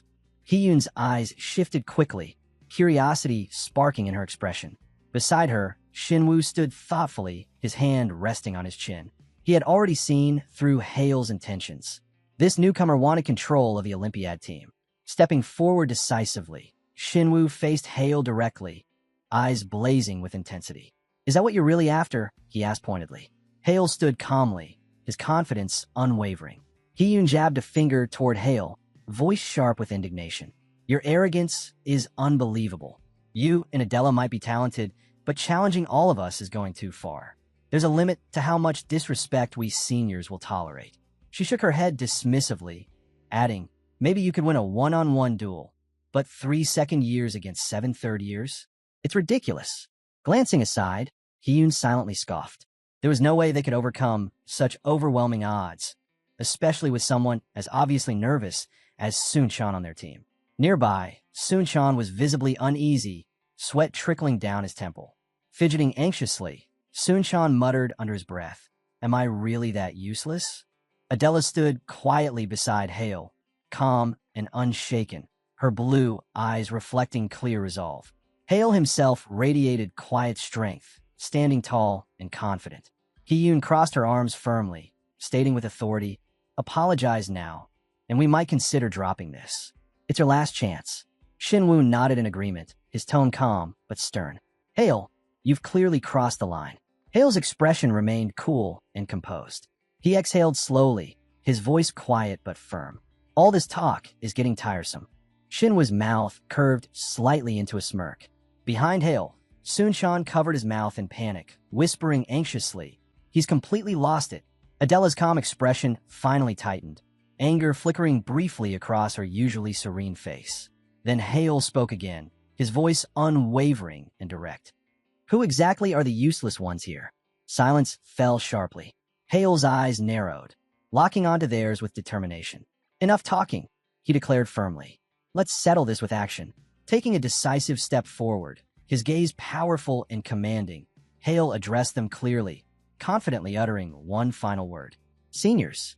While standing beneath the bright sunlight beside the jogging track, Shin Hale and his team boldly challenged their seniors. His friend Sunshan attempted to stop him, but their other companion, Adela, stood firmly with Shin Hale and motivated him further. Upon hearing the challenge, the seniors, already in an aggressive mood, accepted the fight. It became an official confrontation between second-year and third-year students. Shin Hale's team consisted of only 3 members, whereas the senior team had more than double the number, 7 members in total. All the seniors were furious, trying to suppress their emotions, but Shin Hale's constant taunting pushed the situation far beyond reconciliation. In his anger, Ma Jin-suk questioned Kang Shinwoo, the leader of the third year, if he agreed to this reckless challenge, and Kang Shinwoo gave his approval. With that, Ma Jin-suk declared the match official, a 3 versus 7 battle. As the topic shifted toward strategy, Ma Jin-suk stated that if their team lost, they would adopt the junior strategies moving forward. Wearing a smug and egoistic smile, Shin Hale agreed and turned to walk away to prepare for the match. Ma Jin-suk then asked him what they would gain if the seniors won. Without even glancing back, Shin Hale responded that they could ask for whatever they wanted, even if it meant asking him to quit playing something he believed would never happen, and continued walking. The seniors stood there, laughing bitterly with anger simmering inside them, waiting for the match to begin so they could teach him a lesson. Among them, John Hee-yoon was particularly enraged and eager to humble the juniors, but she had no choice but to wait for the battle to start. As Shin Hale departed, he added one final condition. If the juniors won, the seniors would have to apologize to Sunchan for ever calling him useless. Soon, the stage was set inside the Obelisk Academy Coliseum, and the chosen battlefield was a mountain at night. Both teams were positioned on their respective sides, deciding strategies during the 5-minute prep time allotted before the siege began. They all adjusted their positions for the most strategic advantage. An announcement was made, declaring that the match between 3 versus 7 was a simplified siege battle under international rules. Each team had been assigned a location, and the objective was to capture the opponent's flag. Shin Hale stood arrogantly in front of his team's flag, thinking about how quickly he would wrap up the match. He noticed Sunchan sitting beside the flag and asked if he was all right. Still overwhelmed and downcast, Sunchan asked whether provoking the seniors like this had been necessary. In response, Shin Hale questioned what he meant. Sunchan clarified that he was referring to how Shin had deliberately provoked the seniors by targeting their emotions just to incite the match. He added that the juniors were already following Shin Hale's lead, yet he still felt the need to manipulate them into agreeing to a match, all just to win. Standing confidently, Shin Hale responded with his trademark egoistic smirk, claiming that mere obedience wasn't enough for him. He needed them to obey completely, inside and out. He promised Sunchan that he would handle everything and reminded him that no one understood the nature of the upcoming battle better than Sunchan himself. Still troubled, Sunchan asked if pushing the seniors this hard wouldn't just breed resentment. Again, with a prideful grin, Shin Hale assured him that he already had a plan to overcome the seniors. He added that if they achieved a dominant victory, there would be no room left for bitterness. While saying this, he already began celebrating the outcome, while Sunchan internally scolded himself for even asking, knowing he would never truly understand Shin Hale's mindset. Meanwhile, on the other side of the battlefield, the senior team burned with rage, furious that a junior dared to command them. All of them longed to punish Shin Hale for his arrogance. John Hee-yoon, especially, was cursing him under her breath, unable to forgive his bold claim that he would bet anything, even his entire future, on their victory. Unexpectedly, Kang Shinwoo remained composed and urged John Hee-yoon to calm down and focus, reminding her that only 5 minutes remained until the battle commenced. Hearing Kang Shinwoo's words, Jeon Hee-yoon tried to soothe her fury by telling herself that in just 5 minutes, she would get her chance to teach the juniors a lesson they would never forget. However, her anger reignited the moment she recalled that the juniors had demanded an apology for calling Sunshine useless. She justified it to herself, muttering that calling a useless person what they are isn't wrong. Watching her spiral, Ja Min-sik began to feel mentally exhausted. Kang Shin-woo turned to Ja Min-sik, noting that although he had wanted to calm the team, it was no longer the time for restraint.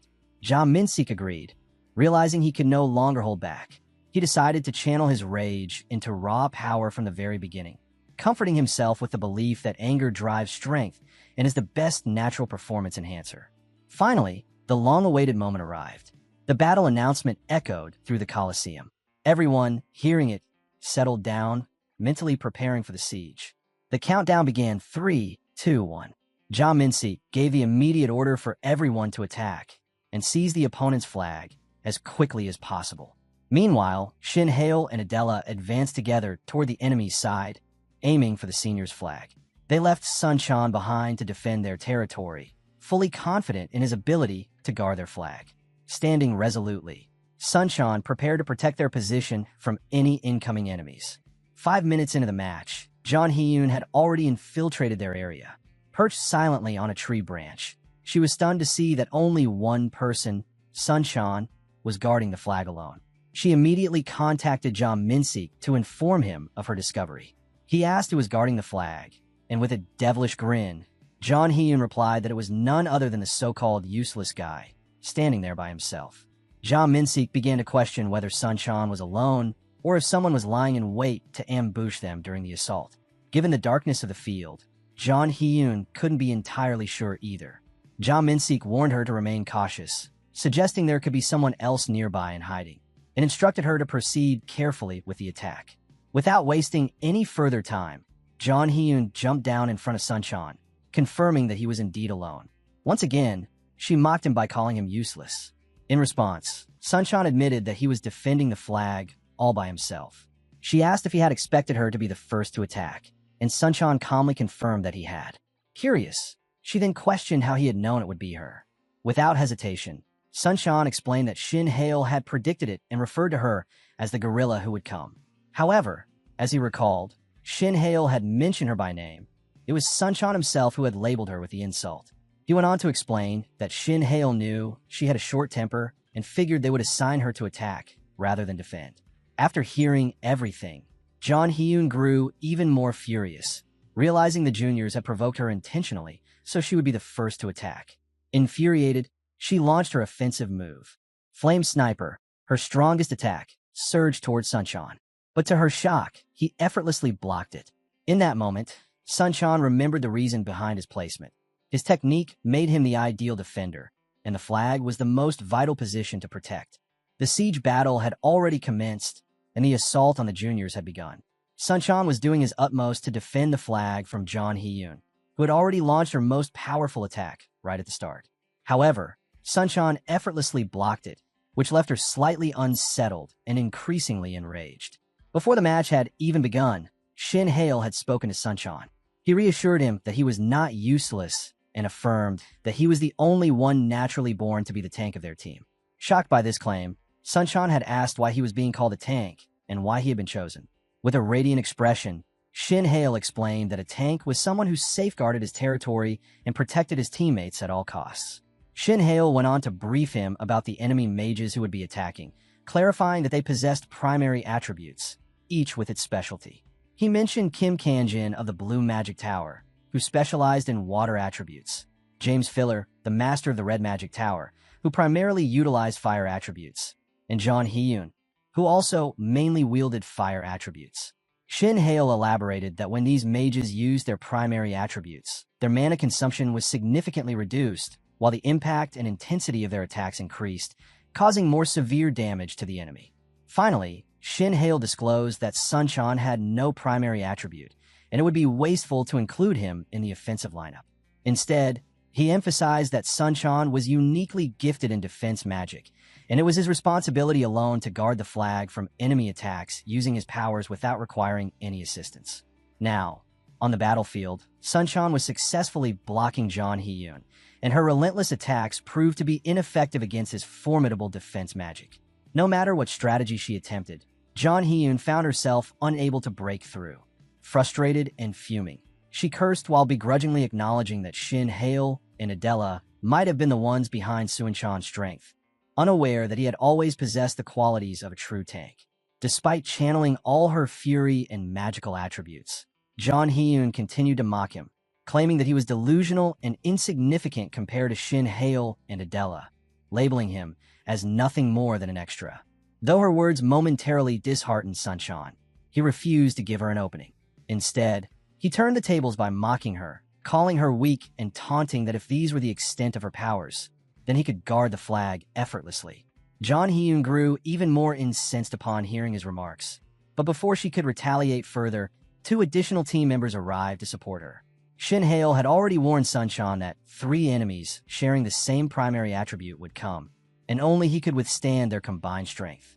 Now facing a trio of mages, Sunshine defiantly stood his ground, taunting them as losers while they launched their coordinated attacks. Unfazed, John Hee-yoon yelled at him to stay quiet and prepare for her chest impact attack. Yet, once again, her powerful strike proved utterly useless against Suin-chan's impenetrable defenses. He continued to dominate, standing resolutely in front of the flag. Unwilling to concede, John Hee-yoon struck again, but still, not even a scratch appeared on Suin-chan's shield. Astonished by its strength, she began to question what material it was forged from, realizing how incredibly difficult it was to penetrate. Meanwhile, the senior spectators speculated about the unique form of defense magic Sunshine was using, one they had never witnessed before. Convinced that a synchronized attack would finally succeed, John Hee-yoon commanded her allies to strike together. Arrogantly overconfident, she failed to consider the consequences that awaited her. Just as all 3 mages charged at Sunshine simultaneously, a magical bullet suddenly descended from the sky, striking the senior mages with incredible force. Caught completely off guard, they collapsed, stunned by the unexpected interference. Initially, John Hee-yoon assumed it was Shin Hale attacking from the shadows and cursed him, but as more bullets rained down, she realized they were Adela's moonlight bullets and cursed her as well. It had all been a pre-planned strategy devised by the juniors. Adela had set a trap so that when the seniors grouped, the bullets would fall precisely on them.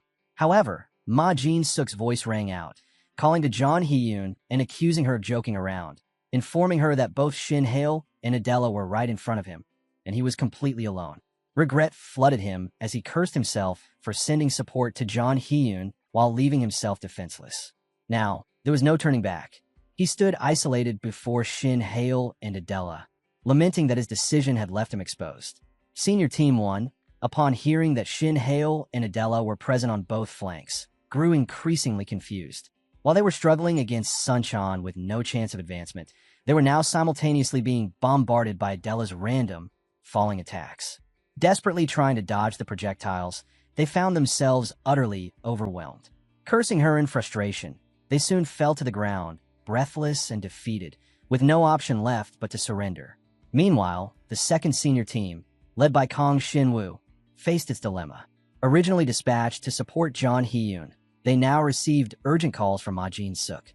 Torn between the two, they scrambled to decide which location required immediate reinforcement.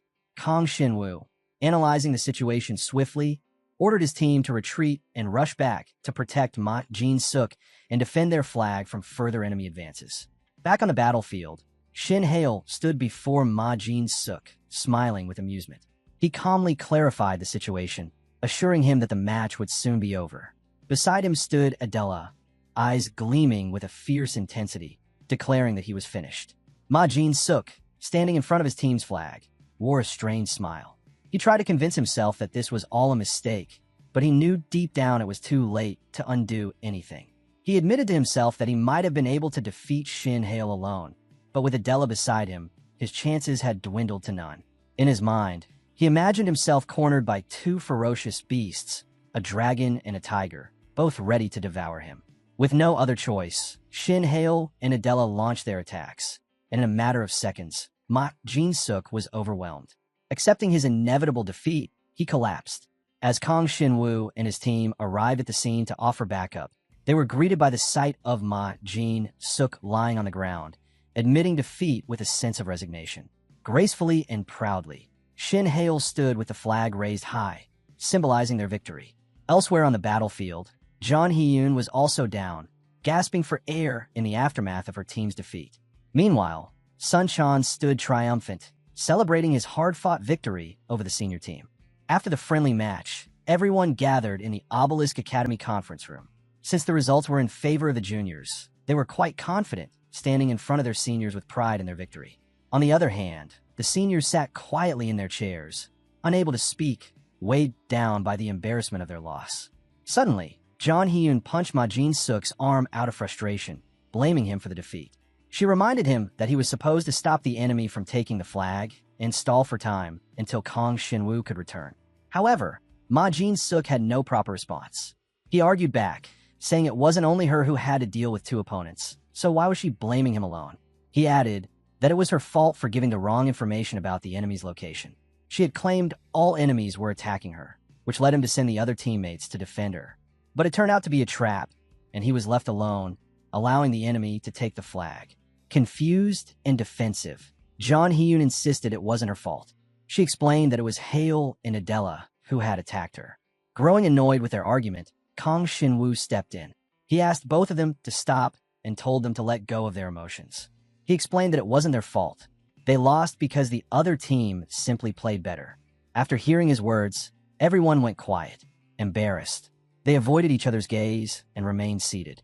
Then, Kang Shin-woo turned to Shin Hale and asked a question on everyone's mind. How were you able to appear on both sides? What trick did you use? Shin Hale agreed to explain the situation that had made them so curious. He began by stating that Sun Chan was the only one guarding the flag. Upon hearing this, John Hee-yoon was shocked. She asked whether the strange wind cutters and moonlight bullets were also Sun Chan's abilities. But Shin Hale denied it. He clarified that those were his and Adela's spells. He had created traps and spells that lured the enemy into difficult situations. Frustrated, Ma Jin-suk shouted that it wasn't possible. He said Shin Hale had been standing in front of him, but how could he cast long-range spells from such a distance? Shin Hale calmly explained that it was indeed his doing. The moonlight spells were his as well. John Hee-yoon then questioned whether those spells weren't classified as secret spells from the Mystic Authority. She asked Adela if she had broken the rules and leaked the spell. Shin Hale cleared up their doubts. He said his spells weren't secret ones. He had deciphered them through his analysis. Kang Shin-woo wondered aloud whether it was even possible to analyze a secret spell. But Shin Hale confirmed that it was. He had mystic eyes, the kind that could see magic formulas. Everyone in the room was stunned by the revelation. Shin Hale had mystic eyes. Ma Jin-suk was shocked. He thought it was impossible to possess such power. Shin Hale explained further. With his mystic eyes, he had analyzed the Moonlight Blast spell. At the start of the match, he pre-positioned wind cutters and moonlight blasts around the battlefield. With the help of pre-cast floating spells, he was able to perform long-range magic attacks. He mentioned that it was a modified version of the spells he had used against Ju Hanwook of the Blue Magic Tower. Kang Shin-woo then asked how Shin Hale had aimed so accurately that his spells had flown straight at the enemies with perfect precision. Sun Chan stood up and answered. It was because of him. He had given Shin Hale the numbers beforehand. Kang Shin-woo asked if it was some sort of coordination system. Shin Hale clarified that it wasn't exactly that. The first number was the ID of the fixed spell, and the second was the angle to adjust the spell's trajectory. He said he had shared the spell setup with Sun Chan and Adela, but not the tenor-style spell. He concluded by saying that was all he could reveal about his magic. In his mind, Shin Hale felt relieved. Now that both Adela and Sun Chan, and even the seniors, knew about his techniques, things would be easier moving forward. It would help him convince the seniors, too. He stated that his ultimate goal was victory. He wanted a gold medal, no matter what. For that, he needed full cooperation from every team member. This friendly match, he said, proved his strength and the effectiveness of his strategies. He also apologized to the seniors for being rude earlier and asked them to follow his lead. He promised that if they did, he would deliver them a championship. Then, John Hee-yoon suddenly spoke. She declared that she wasn't happy, but she would go along with Shin Hale's idea. Everyone was surprised to see the usually fierce John Hee-yoon calm. She said it was a bet, and she lost. Now, she would cooperate. If she didn't go along with the plan, she'd have to give up her position as a national representative. Concluding her words, she walked up to Sun-chan and apologized for calling him useless. She acknowledged that his defense magic was solid. Sun-chan, appreciating her words, complimented her powerful fire magic in return. Shin-hae, Adela, and Sun-chan were all sitting in the cafeteria having their lunch. Shin-hae called their attention and appreciated his team for doing a great job in defeating the third-year seniors. The protagonist then asked them for a favor. He told them that he wouldn't be joining the evening training, and they would have to continue without him for a while, as he had something to do alone. Adela, curious, asked him if he was going to do mana circulation training or something else. Shin replied with a yes. He told them that he was beginning to get a glimpse of the wall of enlightenment. Adela and Sun-chan were stunned after hearing him. Adela asked if he meant the wall of the fifth circle. Meanwhile, Shin-hae, in his mind, was thinking that he could not tell these two about the tenor-style magic either.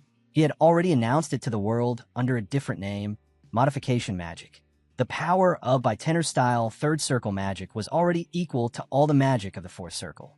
So, if Hale wanted to claim that he was reaching the fifth circle, he needed more time to construct by the tenor-style fourth circle magic. All this was circling in Hale's mind. The words wall of enlightenment that he used were only a bait so he could buy some time, and no one would know his true goals. Sun-chan, while standing there, whispered into Adela's ear that obtaining the fifth circle at the age of 18 was even possible. He continued with harsh words, saying that Hale was just spouting nonsense, nothing more. But Adela was proud of Shin-hae. She told Sun-chan that if he succeeded, he would be the youngest to reach the fifth circle. Adela was so happy for Shin-hae that her eyes sparkled, full of belief, without a single doubt. Shin-hae saw all of that, and then brought them back to the favor he was asking. The protagonist then reminded them again that he would not be able to attend the evening training and asked them to understand his situation and continue without him. Adela, while laughing, accepted. She told him that if it was for that reason, then he could skip training, and there was no need for him to attend at all. As Adela gave her permission, Sun-chan agreed as well and told him that starting from tomorrow, there was no need for him to join, while smiling at him. Shin-hae saw the smiles of his friends and felt relaxed seeing them happy. He also told them not to worry. He would still check up on them and would monitor how their physical fitness test scores were going regularly. Then Shin-hae went to the head family of the mage clan. There in the study, Shin-hae asked his father for 3 items. The first was the horn of the octagon beast, the second was the heart of the catastrophe, and the third was the eye of Leviathan. His father told him that he was expecting such a demand. He pointed out that these were some of the most outrageously expensive materials. He asked why Shin-hae needed these items and what his plan was for using them. With anger on his face, Shin-hae told him that the items he was asking for were necessary for his magical achievement. With his limited knowledge and research, the protagonist explained that he had found a hint to weave the fourth circle from the springs of Mimir. Some days ago, he was in the library, and he started telling the story of what had happened to him there. While sitting around the books in the library, Shin-hae looked around. Mimir, who was sitting in front of him wearing mage clothes, was also reading a book. As he searched for a specific book, he recalled that there should be a version with a more intuitive explanation about the rings of expansion. Suddenly, Mimir, sitting across from him, whispered that there was no such book with more explanation. He thought that she wasn't helping and was just making things more difficult for him. As he looked around, some books slipped and fell. Looking down at the fallen books, he found the one he had been searching for, a book about magic potions. As he flipped through its pages, he realized it was an old book. While reading it, he found information about the elixir potion. Upon finding it, he shouted that this was the book he had been looking for. Mimir was also shocked to see how he had found the book. Shin-hae started reading it, and as he saw the information, it all began to make sense and answered his questions. In the book, the protagonist found a recipe for a potion that could absorb a large amount of mana. He thought that if he could make this potion, it would shorten the time needed to acquire the rings of expansion. After telling the story of how he got his hands on the secret, he told his father that now he was standing before the wall of enlightenment.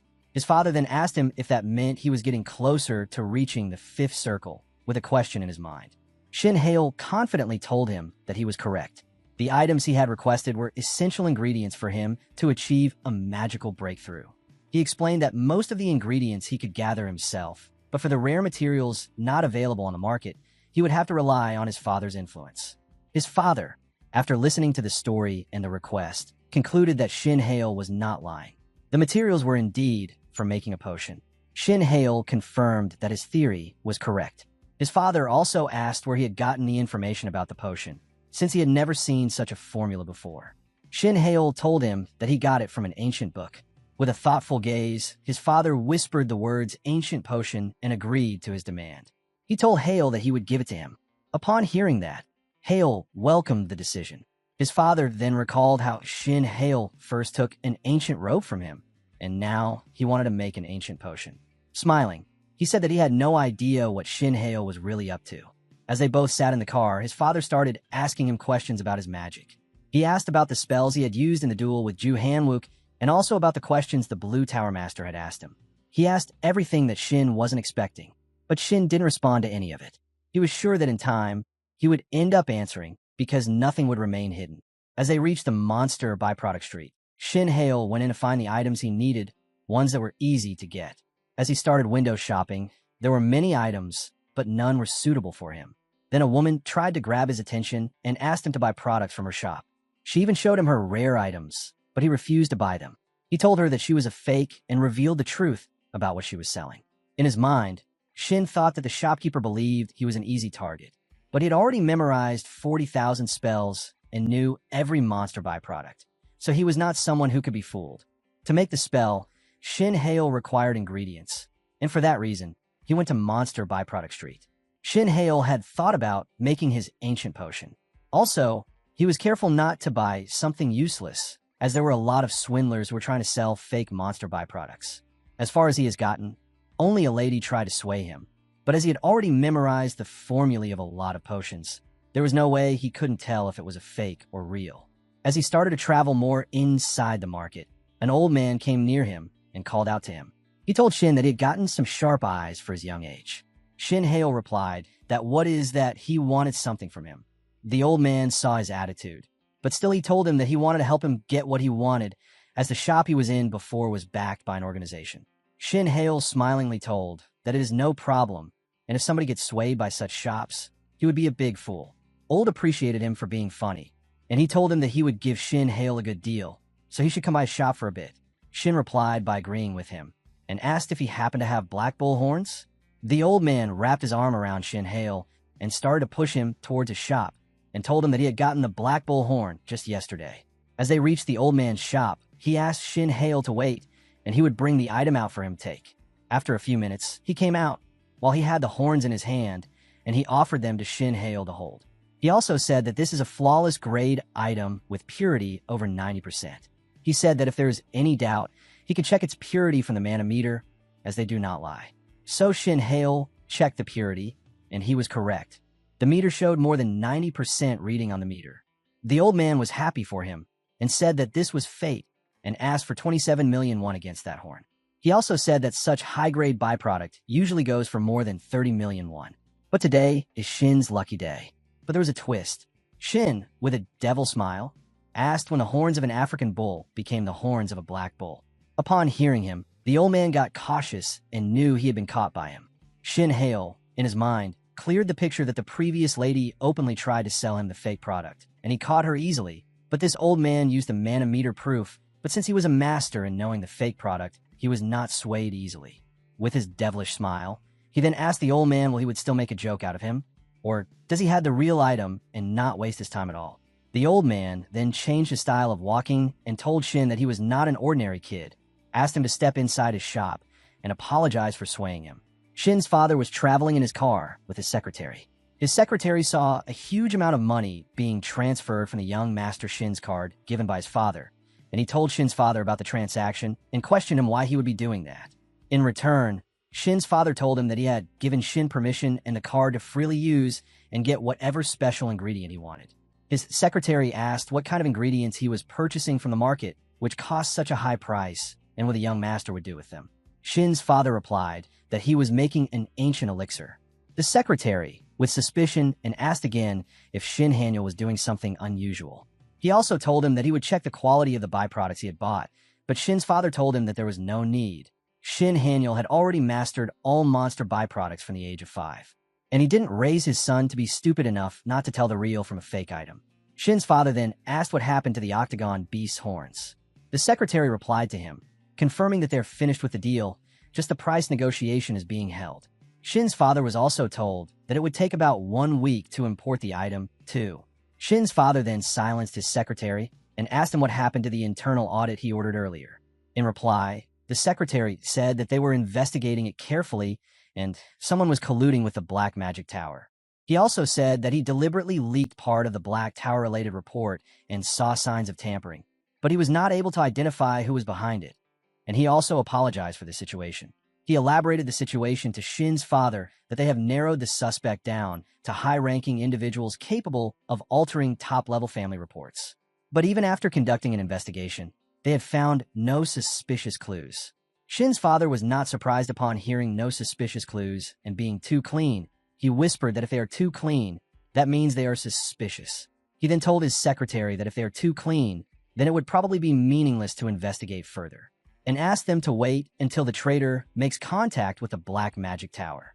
They should all be ready for that. While Shin Hale went back to the library and was fully exhausted, the girl there called him master and appreciated that he was able to gather a lot of byproducts, and only a few were left to complete the potion. Shin Hale, while reading the book again and thinking that if the elixir potion is made and he can use it and enhance its mana, he can easily weave the ring of expansion. The girl then asked when the left item would arrive. So Shin replied that he had asked his father to get them for him, and he said that it would take a week for the item to arrive. The girl then told him that it would be perfect for him, as that lined up perfectly with the Olympiad. But Shin was not satisfied. He said that even if the elixir is finished, he can't use it right away. He told her that the book stated that to maximize the effect of the elixir, it must be consumed in a place where the ambient mana concentration is high, and the person using it must perform mana circulation afterward to draw out the elixir's full effect. The girl in curiosity asked that does he had such a place. In return, he replied that he has a place in mind. The girl was even more curious now and asked where, so he told her that in Bangnyeong Island. Shin told her that the research shows that it's the island with the highest mana concentration in the country, and recently, the mana concentration there has been steadily rising. The girl told him that he had a plan to go there. In return, he told her that yes, he had one plan. While Shin went back to his friends and told them that they would go to a training camp on Bangnyeong Island. Upon hearing him, all of his friends were excited to go there. Shin Hale joined the others in the training and broke the news to them. Shin Hale told everyone that there had been a change, and now they were welcome to join a training camp on Bangnyeong Island for a week. Shin explained to them that it would be 5 nights and 6 days of special training, and he personally asked the Blue Magic Tower Lord for this special arrangement, so everyone should prepare for it. John Hee-yoon, upon hearing the news, leaned onto Adela and smilingly said that it would be a lot of fun in the camp.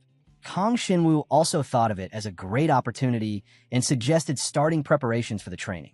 Soon-chan also mentioned that it would be less tiring since the Blue Magic Tower had prepared it for them. Ma Jin-suk also told everyone to take it easy. Shin Hale, while seeing everyone together, was assured that the atmosphere was now settled, and the conflict between second and third years also seemed to be resolved. Hale told everyone that he had already managed everyone's training schedule. In his mind, Hale thought that now, with the help of the Blue Magic Tower, he had naturally begun to earn everyone's trust. Shin then announced that first, they all had to head to the Blue Magic Tower right now and undergo a unique mana test. As they all went to the Blue Magic Tower headquarters, a lady stood in front of them, waiting for their arrival. She introduced herself as Young Sua from the Blue Magic Tower. Young Sua then asked those who had to go under the unique mana test to follow her. Secretly, she asked Hale if the master of the tower had requested to see him alone. As Shin Hale reached the office of Kim Kanjin, he was warmly welcomed, and Kim asked how his training was going. Hale replied with a smile that his training was going well because of him. Kim asked if there was any discord or issue within the team, as they were seniors and juniors, but Hale told him that he had already resolved every issue, and now they were working as one unit. Everyone was trying to work together, and since it hadn't been long, everyone was giving their best.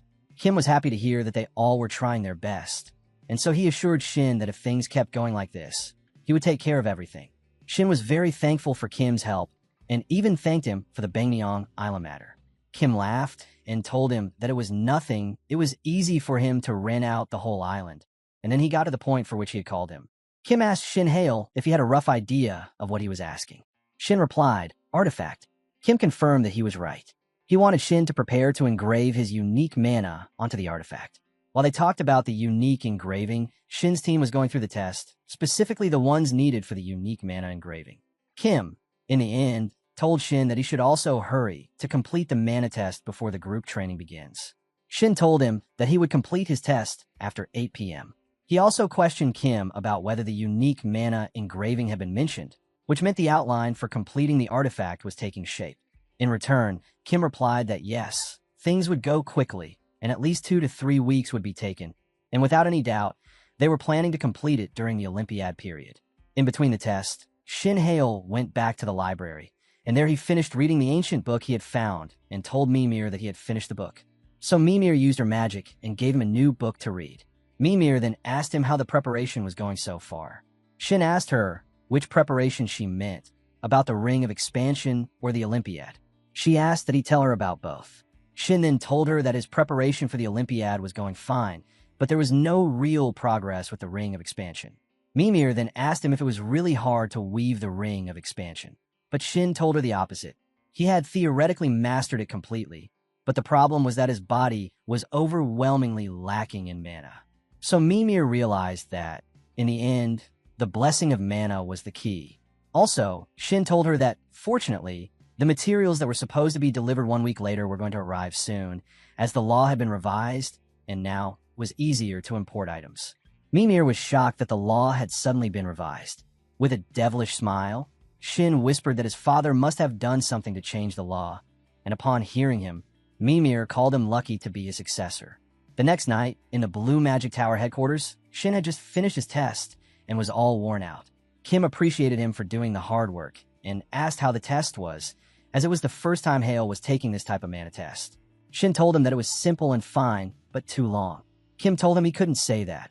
It was still very fast. He also said it only took 1 hour for the test, but normally it took 8 hours. Shin was shocked upon hearing that it usually took 8 hours. Kim told him that calling this test easy was not normal. That was something amazing. The test might be simple, but repeatedly moving mana and maintaining precision within a 0.3% margin of error was not easy. But Shin Hale replied that for someone like him who had mastered the second trial, it was as easy as pie. Kim then told him that the results of his test were quite good, and they did not have to worry about the artifact quality. At the level he was, he might be worth aiming for a masterpiece. Shin Hale laughed and said that wasn't a masterpiece. A bit too much? Shin told him that in the Blue Magic Tower, there was an S-Class 4th tier artifact, an Imperial Ring, that could be used. Kim told him it could be done, as Shin could control an artifact that didn't fall short of the Imperial Ring. Upon hearing that, Shin Hale realized he would now be able to weave an artifact of at least S-Class and 4th tier. Shin smiled to himself, his thoughts solely focused on the Imperial Ring. In the lab, after the test results of Shin Hale came out, it showed that he could weave a S-Class 4th tier artifact, which was a great achievement for him. Upon hearing the news, Shin Hale only had one thought in his mind, that now he can weave the Imperial Ring as it is much as level as he can offer. Shin Hale was way too excited and was only thinking about what to do next. Kim saw him and remarked that it was the first time he had seen Shin Hale so excited. Shin Hale fully energetically replied that yes, he is excited that his artifact is being compared to the Imperial Ring. He then asked if the artifact was named yet, but suddenly he had a notification on his phone, and he excused them as it was from his father. His father texted that the ship is scheduled to arrive at the port at 2:30 a.m. today. The material handover is scheduled for tomorrow at 6:30 p.m., and Sukhayan will deliver the material to match the end of the training. Upon reading the text, Shin Hale was sparkling as all the ingredients to make the potions were gathered. The day at 8 a.m., Shin Hale was in the library with Mimir, and they both together were both gazing upon the material gathered there, and Shin told her that the materials are all of top quality. Mimir was smiling and happy to have them, but the size of them was also perfect. She also told them that with all this, they can get started on the potion right away. So she started to prepare the ingredients. They both kept some of the materials saved so that if they got into any trouble with the formula going wrong, they could try once more. Stepwise, they both started to cut the excessive material. First, they cut the crystals carefully so that they would not be wasted. Then they had some tentacles which they carefully cut off to the perfect size they wanted. Some ingredients were weak in front of the light, so they carefully took some of their parts for the potion. After some time, they had separated the simple material and were now left with the most important and main materials. Mimir then asked that they take a short break first. And Shin agreed with her, as he was also very tired. Lastly, the materials left were the Octa Deer's Horn, the heart of a catastrophe, and the eye of a leviathan. Shin Hail told himself that these are the most expensive materials, and on top, he won't be able to get these materials ever again in such high quality. So he should not mess things up at all. Then he took a short tea break and relaxed. After some time had passed, he was back on his feet and was ready to complete the potion making. He then grabbed the Octa Deer's Horn, and then he injected as much mana as possible into the carving knife. Then he started to peel some of the part of the Octa Deer's Horn slowly and steadily. Mimir, on the other hand, said that the heart of catastrophe must be soaked in water mixed with ground fairy wings powder to completely drain the blood. While they do it, they need to maintain the water temperature at 25 degrees. As the process was so delicate, she told them that while this all happened, nobody should move their eyes off it for 6 hours. Finally, it was the turn of the Leviathan's eyes. Mimir told him that he has to coat the eyeball with mana, but with care, or else it will explode while boiling. As with all the ingredients were pre-processed. Now, it was the last step to simmer the ingredients while stirring constantly for 10 hours. It was morning already. Mad Shin Hail was lying on the ground, fully exhausted from the stirring and hard work, and Mimir was smiling at the efforts he had put into making the potion, the blessing of mana. Now it was time to go to the island for the training camp, as they all were settled in the ship and they were having the time of their lives. The weather was also great, while Shin Hail stood on the side waiting to reach the island, thinking that now all the preparation was done to weave the expansion circle. Sunchan suddenly came and wrapped his arms around Shin Hail, telling him that he was posing like he was a model and asked him they take a selfie together. With a wonderful sea in the background, they both clicked a photo. As he was done taking the photo, he thought that something was missing. Hail didn't understand him, but Sunchan told him that Adela was missing from the photo, and so he called her to join them in the selfie. After Sunchan insisted her, she also joined to take the selfie with a sea background. After a long-awaited journey, Shin Hail with his companion reached Bangmyeong Island. Everyone was standing at the top of the ship, gazing upon the island. After landing on the island, they went straight to the hotel where they were going to stay and train, named Harleton. Shin Hail told everyone that this is the accommodation prepared by the Blue Magic Tower. And everyone, upon hearing him, was more excited than him. First, as they checked in, a huge feast was prepared for them. Seeing the food prepared for them, Sunchan and John Hee-yoon were smiling, as a lot of dishes were prepared for them. Then Shin Hail came and announced that they should finish their food quickly, and in 30 minutes, gather around in the training area, and they will begin the training soon.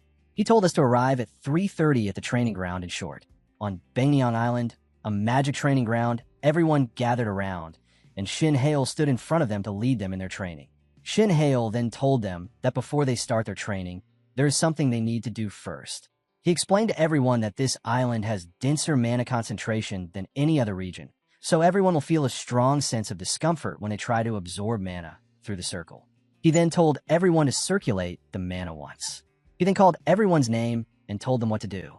He first called Senior Shinwoo and Adela, telling them that they do not need any help from him. They just need to do what they are doing, then he called. Senior Jin Suk told him that he should lower his circle output by about 20%, then he called. Senior Hee-young and told her that she should increase the circle output by about 20%, the opposite of Jin Suk. He then called Sunchan and told him to reduce his output by 50% and adjust his posture to fit his body type. Sunchan, in return, told him that he is now feeling more comfortable doing them. He told the other seniors the same, to increase and reduce their output for the best results. And lastly, he told them to stay in this posture for at least 1 hour. Sunchan called him in terror and told him should kill him instead of making him do so, but the other just stayed still. As soon as 1 hour passed, Shin Hail then told everyone to stop, and they were all relieved and took a huge breath of being freed. He then saw everyone and noticed that Shinwoo and Adela were the only ones who were not tired and were even starting to help others catch their breath. Jeon Hee-yoon and others said that it was too tiring and tough for them. Adela, in her full strength, went to the other and passed them water, and as Shin Hail saw her, he was amazed me the Mystic House being on a different level. Shin Hail then asked everyone if, from this training, everybody had gotten an idea. He then asked them a question if there were any, but everyone said no. Then he announced that the type of training they were going to do on this island was self-directed training. Jin Suk questioned him about what type of training this is. Shin Hail then said that in this type, everyone will train at their own pace, and concluded that he had given all the advice he could. He said that during the training, they all have to make their judgments and carry them out independently. John Hyun asked Shin that you told that what we are doing, but what will he do at this time? Shin Hail replied that he has his adaptation training. Shin Hail then recalled that first, he had to get used to the island's mana density, so when he drinks the potion, he can increase its efficiency. John Hyun and Adela whispered to each other that it was Shin Hail's first time on this island, but they thought that he had come before, but it was a no. And so he sent everyone to do their training and was left alone. As the density on the island was thicker than the expectation of Shin Hail expected, he was excited to use the potion. To weave the ring of expansion, Shin Hail needed to make the most of the environment to get the maximum results. As he traveled on the island, he reached a place that was most suitable for him to take the potion. On the island, he found the mana veins. The place where the mana is concentrated is the place called the mana veins. It was close to his accommodation, so he chose that place. It also had more mana density than anywhere else, almost 5% more. From his 5 potion bottles, he chose one to drink, the elixir of mana. Shin Hail was all prepared to drink the elixir. As soon as he drank the potion, he felt the bad taste of it, but he couldn't take it out, had swallowed it completely. Then he waited there to see how it worked. Suddenly, by the tenor-style infinity circle started deploying the 3rd circle from his body. He was quite amazed that it was a real spell, and now the mana is flowing into his body multiple times more than usual. But suddenly, he sat down as the mana amount was immense, and he told himself to control it at any cost without failure. As if he did not do it, it would go berserk. He then sat there, prepared himself to control it for 1 hour, and for the path for the ring of expansion to rotate, he needed at least 20% mana from every bottle. As 30 minutes passed, Shin Hail was trying his utmost to control the mana flowing. It actually started to work and was becoming stable, but then suddenly, he vomited blood into his hand. In a luxury hotel at 11 p.m., somebody made an offer to assassinate Shin Hail. Somebody from the Mage Association called the Black Mage Tower to kill Shin Hail, and as he was their VIP client, they agreed. While on the call, the man asked them if it was possible to kill him, and they replied that yes, it is, but also they asked that does they wanted them to avoid the eyes of the shadow unit led by Kim Suk-hyun. And he replied that yes, they have to. It was a condition for the work. The assassin explained to him that it would be difficult for them to do so. It was too much to handle for them. The assassin told him on the phone they wanted to do the work as he was their VIP customer, but his one condition did not match with theirs. They then told him that if he wants to, he has to wait and hold his breath and lie low, and when the target is alone, they will try to kill him with 1 strike. The man from the Mage Association told them it would be too late if they didn't kill him. They should act now and kill him, no matter what the condition is. The assassin then asked why he was saying such. What reason does he have? So the mage replied that it's Kim Suk-hyun, and he is trying to support Shin Hail. The assassin recalled and asked him the closest aide of the current head of the mage family. So the man replied that he is right, and if Kim Suk-hyun sides with Shin Hail, he won't be the only one in trouble, but others too. The Dark Tower assassin then told the other person that he hopes he becomes the new head of the great mage family. But also, they explained to him that it was difficult to kill Shin Hail without getting into the eye of Kim Suk-hyun, as he is very powerful. The answer Hotmin given was that he also knew that much, but was told that he knew it was hard, but there's always a way. The assassin then appreciated him for being a VIP customer and having sharp instincts. Then the Dark Tower assassin told him that there is a good method of dealing with Shin Hail, as the target was on the island of Baengmyeong. So over their special method could work, which, upon asking, he told that they would cause a mana disaster on Baengmyeong Island and disguise it as an accident. The mage asked them if they were planning to artificially trigger a mana disaster, and if that was even possible. He got the reply that it was possible on that island because of its current state, it's able. He asked will they would increase the mana concentration, so the assassin told him yes, they would. Also told the Dark Tower assassin told that it is classified information, so he shouldn't be telling him. The assassin then called him by his name, Mr. Shin Ji-han, and as he was his VIP customer, he would share the information and started to tell him what was hidden on the island. Currently, on the other side of the island, there was Shin Hail vomiting blood because of the elixir potion he had drunk to boost his mana. And so his mana was overflowing in the body, which was causing trouble. He was confused that this wasn't an ordinary mana overflow, as a moment ago, it felt like it was absorbing mana with a vacuum cleaner, and now it was like every pore of his had turned into a black hole. Shin still didn't stop and sucked every mana over there, no matter how strong the mana was. but he had no idea how the hell the place was releasing so much mana. He told himself that he was to endure it and get a grip on it with all his focus. The pain that he was feeling was like he would lose consciousness, but Mimir had told him that whatever happened, if the potion ever causes his mana to rampage and get out of control, he should never go unconscious and hold on to it. And if he doesn't, he will be killed. He then held in there and tried to focus with all his might. As it turned to morning, he was all exhausted and on the ground and was unable to move his hands at all, nor was he able to feel mana inside his body. He then told himself that it was normal, and he thought that this would have happened to him in any situation. He might be lucky that he is still alive, which was thanks to regular mana circulation training and Mimir's advice. Still, he was unable to recall why the mana overflow happened there, and the mana vein where he was sitting had also dried up fully, as he has never heard about the mana vein drying up or losing its power. But suddenly something happened to him. Next, Shin-Hail was in the training room having a duel against Sun-Chan, and Sun-Chan begged him to have mercy on him. Shin said that he will try to go easy on him as he cannot see his face begging him. As the match starts, Sun-Chan quickly makes a defensive shield around himself to protect himself from Shin-Hail's attack. Shin-Hail first used his first circle deliberation and charged at Sun-Chan with a hard impact. Sun-Chan shouted at him to go easy as he wanted to kill him, and told him to control his strength.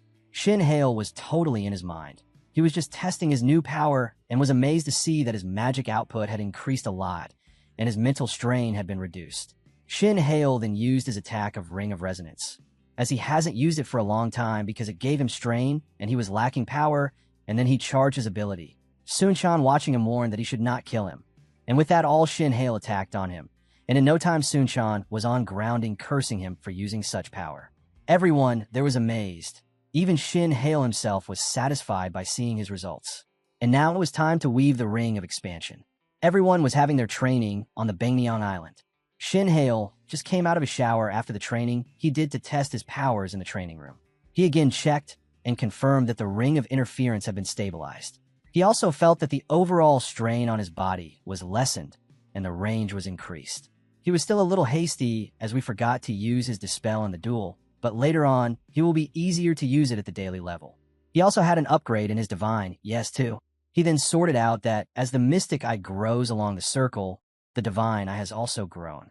He noticed that the output of it has increased, and the duration of its usage has also extended. And he could now see the colors, magic formulae, and even the essence of the spell more clearly. But he also noticed the atmosphere there. The mana around the Bangnyeong Island was getting denser and denser day by day. He concluded that this change is occurring very quickly, and at this rate, it might interfere with his training, and he might spend all his time just adapting to the place. He then searched that there was supposed to be a research lab at the center of Bangnyeong Island. With that, he went to rest, deciding that tomorrow he would go and look thoroughly. While Shin-Hail slept, something strange was going on at the central research lab of Bangnyeong Island. The director there was tampering with the machine, and he just twisted the axis of the domain a little more, and he shouted in that empty lab that his work was for the sake of the Black Magic Tower. The next day, in morning, after the training of mana circulation was finished, Shin-Hail told everyone that he had to be somewhere, and he was leaving. Shinwoo was quite suspicious of him about where he would be going in such a hurry. So Sun-Chan told him that I asked him, and he said that he was going to the lab.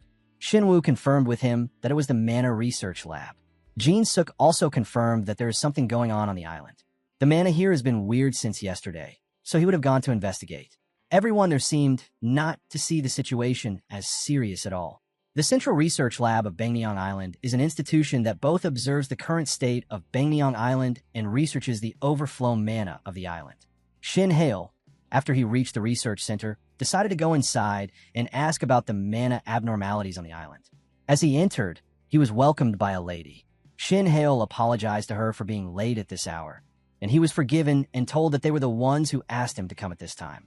She told him that as the situation was serious and they had no option or time to waste, they firsthand had to contact him urgently. He then questioned whether this was about the abnormalities of the mana on the island, and also asked that has the cause had been identified. But she refused to accept that they hadn't identified the problem and had made no progress in that situation. She just told that the leading hypothesis is that a mana vein explosion. Soon, she guided Shin-Hail into another room, suggesting that further details would be discussed by the director directly. She then asked him to wait until the director arrives. As Shin-Hail was waiting for the director, someone came and apologizing for the delay and said that he was the director of the research center. Shin Hale was shocked by looking at his face, so the director asked if there was something on his face, but Shin Hale told him there was nothing, just that he wasn't expecting someone younger. The director laughed and asked him for some tea, but Shin Hale was laughing in his mind, as he had already checked the details about the director. He was still not believing that he was the real director, as he was claiming to be at least at the 7th circle or higher, and a person on that level is a grand mage, and fewer than 10 such high-level mages are in the entire country, and one of them is being in front of him serving, just as a research director. The director then served him some coffee, and Shin Haniel thanked him. Shin Haniel was not sure that he was hiding his powers, or if he was a fake. Shin Haniel, in curiosity, decided to verify it quickly and looked into the director by his ability of Divine Eye. As he looked, he was shocked that there was a lot of mana flowing around the director. The director then asked a question about his training on the Bangnyeong Island and asked if it would have been a hard time for him with everything piling up. While smiling, Shin Haniel, that the island has the perfect environment for magical training, but even the adaptation training alone is overwhelming. The director then told him that the density over the past few days has been an extremely rare abnormality. The director also said that it wouldn't be strange if something happened, so he should avoid overtraining. Suddenly, Shin Haniel saw the ability with his divine eyes, which the director was using, 6th non-elemental illusion magic, a fake illusion. Shin Haniel was then certain that he was using a spell that concealed the user's identity with a special mist and made them look like someone else. And he concluded that he was a fake. And suddenly, he realized that this was an ominous black mana, and it is the same as the instructor Smith had around him. And he pointed out that the director is a mage of the Black Magic Tower and called the place the Den of Vipers. After talking to the director, the main character realized that the director of the lab was a fake. With his divine eyes, the main character was able to see through the director, and he had threatening black mana around him. The main character pointed out to him that he was a mage for the Black Magic Tower and thought of the lab as a Den of Vipers, but he had no choice but to stay calm at the moment, because if he tried to fight with them, not only he but his friends and seniors on the island would be in great danger too. The director then asked him why he came to visit, and he explained that he wanted to ask about the mana density issue on Bangnyeong Island. The main character smiled at him and told him that indeed he was here for that reason, as he wanted to continue his training, but there was a problem that he was facing due to mana density, which kept changing, and it had caused some trouble for him in adjusting to the atmosphere. The director laughed at him and told him that if he was having a hard time, there was a problem with the mana density. They both continued for a while, and the director explained everything about the problem to him. Later on, the main character thanked him for explaining to him, and he left. The director told him that it was nothing. He enjoyed talking to him, and as the main character left, the director and the assistant turned into their real forms. The assistant asked the director if he wanted to put a surveillance on the main character, but he told him to leave it as it was because he had already put a shadow on him. While the director covered him with the cape, the black aura that he was hiding became visible, and it was also around the assistant. He told them that they should not leave a single trace about themselves plotting the scene, and also assured them that the main character had not left enough time to live now. The assistant agreed to his orders, and she also called him Lord Turkish. They both then opened a secret path which led them down into the underground, where the real thing was settled. The assistant asked Lord Turkish that she was confused because the target, the main character, came to the lab in search of a question and thought that the main character might know about their plan. But Lord Turkish told her that it was nothing to worry about because now it was too late for him to do anything. He told her that the spirit core was already at its limit while he watched the mana crystal, and told that tomorrow afternoon, the whole place and island will explode. Also, he assured that whatever power somebody uses now to stop it, but there was no way that it should go against nature's power. Also, he said that after this accident, the whole world will be in darkness, and this whole plan was going according to the Black Tower's idea. The main character, after leaving the lab, started to run towards the hotel. He was sure that something was not right in the lab, as he questioned why Black Magic Tower mages were at the research lab, and also thought that he was being chased by someone. He was curious that the director was a 7th circle and an executive level figure and was in the Black Magic Tower. So why would somebody this strong have to come to an island, which was nothing in comparison? They thought that it was Jihan who had hired him to kill him. He also questioned whether it was Jihan. Then he would have the idea that he had a shadow attached already, and he would be that dumb to take on high-level risk to kill him at the moment. The main character's thoughts were filled with imagination. His brain was telling him different scenarios. He thought again about another situation, that it could be possible that the target of the black magic tower was not him, but something else on the island, and he started to think step by step. Now he first thought that there was the mana amplification on the island, and the director of the research lab was an executive from the black magic tower, and it was quite a good reason to tell that he was already doing something insane on the island. And then Jihan suddenly requested them to train at the island, and his group training matched the time with great precision. He then realized that if they were causing all this chaos and the mana overflow or a mana vein stormed, it would be a perfect time for them to kill him, and nobody would get any evidence on this island. It was all that he had expected. The answers to everything were in the research facility. He then called Mr. Sukhayan and asked him to investigate the director as quickly as possible, and he decided to leave the island with everyone as soon as possible. The next morning, the main character and his friends came to the boats to leave, but they were informed that it couldn't happen because the weather was not in a condition to sail the boats at the moment. The main character was curious. He asked them what if they used the mana lines, and also asked if it was only normal boats that were affected by the weather, but he was told that the mana lines were out, and it was because the density of the mana was quite thick and abnormal. And the ship's captain told them that whenever he tried to start the ship, the engine automatically started to heat up, and so it was not possible, and as there was no mechanic around, there was nothing they could do right now. The main character was angry to hear them, as he thought that the Black Magic Tower had already prepared something like this if they tried to leave. The main character's friends asked him about the situation, and he told them that he would request the mana lines from the Incheon port as fast as possible. Kong Shin Woo and Ma Jinseok also talked about helicopters, but as the weather was not good, it was impossible, and they decided to return for their training. The main character smiled at them, as it was no big deal, and told them to return to the hotel. All he was thinking was not to let them panic at the moment. As they all left, the main character felt something was off. Mr. Sukhayan had replied to him, and he told the main character that they couldn't find the director in the lab or on the island, and the Black Magic Tower's executive had already disappeared. The main character was in anger. He was now 100% sure that the Black Tower was behind all this, and thought about what the Archmage was planning. The guards came to the main character and made a shield for him to avoid the rain. The main character asked what the situation was, so he replied that after receiving the messages, they quickly went to the lab to investigate, but the place was empty and the data was also erased from the computers. The guards told him that they had been searching the entire island since last night in search of the director, but they couldn't find any answers related to him. The main character was confused. He was not able to understand, as he thought that they had just got what they wanted or something else had come up to them, and they had to leave as their actions were very fast. Mr. Sukhayan told the protagonist that he felt that the research lab was different. The main character asked him if he too felt that. Sukhayan told him that the rain was also strange, and he had an idea that the mana overflow was causing the rain like this. But still, it was too early for them to get to any result, and also, the Black Tower mages disappeared because their objective was completed. The main character told him that they should check the lab, but as Sukhayan tried to think that they just did, he stopped as he thought about the main character's father. Then he told the main character that he was just like his father at work and told him that he would accompany him.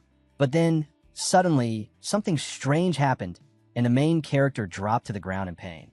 The rain wasn't nearly going to stop, but suddenly the main character started to scream in pain and dropped to the ground. He was hearing a strange sound that he couldn't stand. The guards got worried about him. They tried to ask him what had happened. The main character realized that it was the sound of mana resonance, but it was not similar to the clear resonance which came from the infinity circle. It was a sound made by mana fighting with each other. The sound was coming strongly from the research lab direction. The guards held him and tried to calm him down. The main character asked them if they weren't able to hear anything, but they were confused. They had no idea. They told him that they only heard the sound of rain and wind. The main character was even more curious because he was the only one to hear the scream of mana. He thought that the mana would be saying something to him through the screams. The main character then saw the path to the lab with his divine eyes, and there was a huge barrier in the lab. As the barrier around the lab was filled with unstable mana, the main character realized that it was something that was going to explode if there was the slightest movement around it. The main character realized that he had seen the thick mana before when he was on the balcony of his room. Now, there was a huge amount that was enough to break the research lab's protective barrier. And now the scream of mana. He was assured that there was a mana disaster on the island, and it was a sign of a mana explosion. He was angry with himself for not realizing it before and tried to handle the situation. He told his uncle Sukhayan that he was heading to the lab at this very moment as something was going on inside. Sukhayan also came along with him and wanted to accompany him. As they reached the lab, there was a protective barrier, and Sukhayan was confused about what had happened. When he last came, there was nothing. It was a solid security barrier that had been set all over the lab, and there was no way inside. They were all curious who would have done this. They calculated the situation, and the barrier was a high-tier security barrier, composed of almost 720 parallel magic formulas. Even if they tried to dispel 1 or 2 barriers at a time, they would regenerate themselves in no time. Sukhayan told the main character that it would at least take more than 10 hours to break the barrier, and also told that it was curious that somebody would put a barrier over the lab, and asked the main character if he believed that there was something far more important inside. The main character replied to him that he also doubts that there would be something. The main character thought that there would be a bomb inside that would cause an explosion, and he was sure that it was something as big as to destroy the whole Baekneong Island. The main character then told them that he would now destroy the whole barrier, and then he'd charge his attack and try to blow the barrier, but only one wall was destroyed. The guards told him that there were still 720 barriers remaining. The main character had no time to waste. He knew that the mana inside the barrier was expanding rapidly, and it was about to overflow. The main character told the guards to step back and give him some space. They knew that every magic circle always had a weakness. He also knew that even if only one formula was broken, the concentrated internal energy would overthrow the barrier ability that likely repairs itself, and it would react in a chain reaction, which would detect that gap and break the magic circle to destroy it. The main character then used his dispelling ability on the barrier, and in no time, a chain reaction started as the other guards and Sukhayan saw it happening with their own eyes. They were in shock. They thought that he couldn't break the barrier so easily, and in no time, the barrier vanished. Sukhayan asked the protagonist if he had heard that he had passed the 5th circle, but he was also in the 6th circle, and he was not near him at all. The main character's magic was on a completely different level. The main character then told everyone to enter the lab and look for any clues. But there was nothing as expected. The whole place was empty, and there were no signs of any destruction. But the main character was looking at the place with his divine eyes, and he was tracking the mana flow, and he saw that the mana was flowing behind a closed wall. As soon as he broke the wall with his interference attack, there was a secret stair behind it that was leading underground. Everyone was stunned. They had never imagined it, and the guards told him to stay behind them, and they would lead the way. As soon as they reached underground, the thing they saw was shocking for them, and they were assured that it was causing the mana disaster in Baekneong Island. It was a mass of runaway mana, a spirit core. It was a source of high-density mana energy that was only found in the region where there was a thick mana concentration. Spirit core was usually situated deep beneath the ground, and it releases mana into the atmosphere through the lines. And because of the mana vents, the mana veins are formed, and areas where there are multiple mana veins formed always have mana concentrations that are incomparably higher than other regions. The main character then thought about what the director was going to do with all this. Sukhayan was also completely lost as to what they were trying to get out of the research on the spirit core and cursed the lab director. It was totally illegal to have a spirit core in possession. The main character was assured that this work was totally of the mages of the Dark Magic Tower, but still, he didn't know what the real identity of the director of the research lab was. The main character then told the guards that they first have to deal with the current situation. Sukhayan told the main character that this scene was also done before in a country, and while they were researching the spirit core, there was a huge explosion that destroyed half of the territory. And he also said that if they started to evacuate the island as fast as possible, they had no idea how much time they had left before the explosion. The main character said that he would look into it, and with his divine eyes, he looked inside, and suddenly, he was flowing with information that he couldn't comprehend at the time being. The amount of information was overwhelming, but he concluded that there was no time left, and only 1 hour was left before the explosion, and then the whole island would be destroyed. After looking into the spirit core, the main character realized that there was only 1 hour left in the explosion, and it would cause the whole island to be destroyed, and everyone here would die. The information was too vast, which caused the main character pain in his eyes, and he fell back a little bit. But as the guard came in, he told them that he was alright, and told them that there was a bigger problem than him, and that only 1 hour was left in the explosion. Sukhayan and the other guards were shocked. They estimated that it wouldn't be enough time to evacuate everyone from the island. The main character was also thinking of a plan to do, but still, the time was the biggest obstacle. He then decided that the only option to live was to stabilize the spirit core, and there was no other way. The guard were confused as they had no idea how to stabilize the spirit core, as there was no record anywhere in the world on how to stop a raging spirit core. The main character then remembered that when he read the book in the Mimir's Well, it was written inside that it was nearly impossible to find a spirit core because it was stated that the spirit core was under the ground closer to the outer core. And if in a scenario, if there was one closer to the surface, it would release mana so immense that pinpointing its exact location would be nearly impossible. And on top of every debate, it was said that if the spirit core is taken out, it loses its power because the surroundings of the inner surface are different from the outside of the surface. And due to all this, the functioning of the spirit core is changed from its original function. But now the spirit core function on the outside of the island hadn't changed its function. The main character cursed the mages of the Black Tower and thought about what they could have done to get to this point. The main character was also worried because there was only this information he had, and nothing else. But then his uncle Suk Hyen told he should not to worry and also to seek help from them, as they are always standing with them. The main character was a little bit relaxed after hearing him. He told Suk Hyen that they were lacking information and ordered them to collect all the data about the spirit core. His uncle Suk Hyen said that he would ask the head of the family and tell him the situation. The main character agreed with him. But still, he thought that there was no time to rely on his father or the head of the Blue Tower because they had no time and only 1 hour left. He was thinking of finding a solution to stop the mana catastrophe. While in the main estate of the great mage family, Suk Hyen told the head of the family about the situation. Without wasting any time, the head of the family prepared himself and thought that the 1 hour time limit was way too short to stop the explosion, but he had to do whatever he could in his power to save his own son from death. He told his servant to stop every mana line that was currently in operation and to summon every mage that was above the 7th circle immediately. While on the island, the guards found a file that had the research data log and told the main character to look into it, but as he started to read it, a timer started to count down. The main character saw that there was a huge amount of data stored, but there was a counter that started. It was a device that was set to delete all the data once it was opened, so someone later on could not find the data and would be left with nothing. The main character asked the guards if it was possible that they could just make a backup for him, but the guards told him that it was all encrypted and they needed more time for it. They asked the protagonist if there was anything he could do, but then Shin Hale started to use his divine eyes to analyze all the data. As he searched inside, he didn't get any trace of the mages of Black Tower. The main character thought that the connection between Shin Jihan and Black Tower was still anonymous.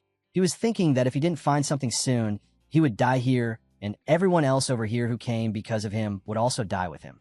He cursed Shin Jihan and challenged him that he wouldn't die so easily. He angrily screamed at the sky, thinking of him and telling him that if he survived, he would kill himself. While the main character looked further inside, he saw a solution, and he was sure that it would work, and if it didn't work, he would die for sure. The main character then decided to go through the mana veins, which would eventually weaken the spirit core.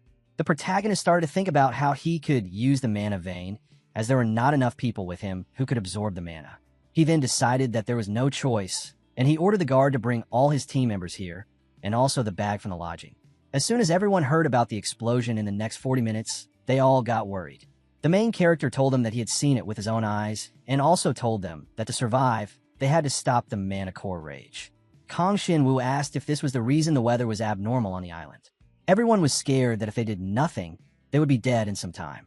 Ma Jinseok asked the main character if there was any way to stop the explosion in time. Shin Hale replied to him that there was, and he opened his bag and said that yes, there was. The main character told them that he had called them all here to stop the raging spirit core, and showed them the elixir he had made, and told them that it was a blessing of mana, and also told them that it worked only on the mages below the 4th circle. The main character then told the function of the elixir, which was to increase the absorption rate of the surrounding mana into the body. His friends asked him why he even had something like that with him, but the main character told him that he had made this elixir by himself, and he had already tested it on himself, and assured them that it wasn't poisonous. Kong Shin-woo was surprised that he was able to make such stuff on his own. The main character told them that he had only 4 bottles left, and they had to use them wisely, and with them, they could release the mana out of the spirit core through the mana veins. He then told them the plan that spirit core of the island was currently in rage, and the mana veins that releases the core mana were also in rage, but if they take the elixir and absorb the mana directly while standing on the current location of mana veins, The massive mana that comes out of the spirit core will flow through the unstable mana vein and then into their bodies. It will cause the veins in the body to rampage as well, but then those rampaging veins inside would allow the mana to overflow in the end and will cause the mana to get into the atmosphere, and this will stabilize the spirit core. But then the main character said that there was only one problem, as he said that there must be someone to take the elixir and then stand on the veins to make that happen. He warned them that when a huge amount of mana surges inside the body, it can also lead to the worst case, not only the loss of their career as a mage, but their life could be lost. While Adela drank the elixir, she believed that it was the only way to save themselves, and there was no time left to waste. The main character told them that he would stay underground to see the stabilizing of the spirit core. He then chose the one to whom he was going to give the elixir. He told Adela, Senior Kong Shin Wu, Senior Ma Jinseok, and in the last Senior Jin Hee-yoon to drink the elixir and carry out the mission. After assigning the roles, everyone left outside. The fourth squad was told that they had reached the ley line number 4. The main character told Senior Jin Hee-yoon that she should get ready and drink the elixir, but she asked him a question that didn't matter more to be good in mana circulation control, but in the circle level. The main character replied to her that she was right, and so she advised him that Sun-chan was a better option to do that than her. Sun-chan thought that he could not be better than her, and the main character also agreed with her decision, as he had better control of mana than he did. The main character thought that it was a very serious situation, and someone with more control should take it. Then Jin Hee-yoon gave the elixir to Sun-chan, as she knew he had worked a lot harder than her, and asked him to help everyone in completing the mission. Sun-chan then took the elixir and assured that he would help everyone and that he would handle it carefully. Sun-chan also asked the main character if he was okay with the decision, and he agreed with him and said that he had his faith in him. While all this was going on, Lord Turkish was on a boat far away from the island and was looking at the situation at the current moment. He was only thinking about today, as it would be special for him. He was all prepared to see the island while it exploded in his luxurious ship. As he was thinking, somebody called him, and as he picked up the phone, he knew who it was and told him that he welcomed him for his thanks. But from the other side of the phone, the person was screaming. He said that his father had already noticed his mana core and asked what they should do. But Lord Turkish was laughing at him, saying he wouldn't have to do anything, but the person was angry with him and asked what he was barking about, as he had spent a lot of money on him for the job he gave him. Then Lord Turkish said that he didn't mean that he had to do anything. The situation was already taken care of, and there is nothing for him to do more. He also assured that the Bangneong Island would be completely vanished from the world in no time, and even the 8th Circle clan had traveled all the way here. There was no time left to stop the destruction, and it was final that if they do anything else, or even stay calm, the main character would die today, and told the caller to just enjoy and see the show. But the caller told him that he should be more inquisitive because the whole chaos was happening under the storm, and no hell could get there. But hearing his theory, Lord Turkish said that he thought it was just a coincidence, and the storm hit the island at the exact time. Hearing him, the caller was confused. Then Lord Turkish told him that before the core explosion, the mana lines were broken and the engineer who could fix them vanished. And also the storms came into action, and the storm absorbed the mana from the core, and also the flight magic became unstable, which was not a coincidence, but all of this was his plan from the start. The caller was stunned that this was all his plan all along, and the explosion was planned to occur on the island in less than an hour. This ensured that the main character assassination plan would be a success. But he also asked that if something went wrong and he didn't die, what would he do then? So Lord Turkish told him that if some miracle happened, then he would go and kill the protagonist with his own hands. And Lord Turkish told that he should now just hang up the call and prepare his bonus. And wait for a while now. Suddenly, there was a huge light on the island, and Lord Turkish was shocked by seeing that he had not planned something like this to happen and praised the main character to surprise him. While on the ley line number 1, mana circulation had begun by Adela. Also on the ley line number 2, the circulation was started by Kong Shin Wu, and on the third one, the circulation was going on by Ma Jinseok.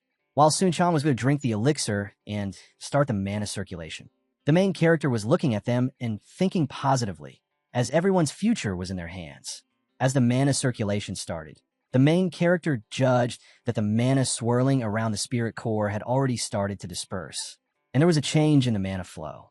The guards also told him that the distortion in the communication with the ley line was also getting stabilized. The guards then started the hologram communication, as the mana communication was now getting more stable. As soon as the main character saw everyone, he was worried. He saw blood coming out of Adela's mouth, and asked her comrades to remove her from there quickly. He told them that the core of this operation was to only cause a mana surge, and there was no need to do the mana circulation for more time at that place. The guards told the protagonist that Adela was safe and had been given first aid. The guards then ordered him that the mana surge at number 2 was also a success, and now Kong Shinwoo was also getting aid. Hearing that the main character saw the spirit core, he was able to see that the mana core's energy was decreasing. At the surge number 3, Ma Jinseok was also successful, and he was also getting the first ad for the damage his body took to start the man surge. Now the protagonist was only waiting for Sunchan to be successful, and he asked the guards to tell him about his status. But they said that Sunchan's mana surge was not working properly, but he was already getting a lot of damage inside. And at the rate he was going, it was possible that he would die before the mana surge could occur.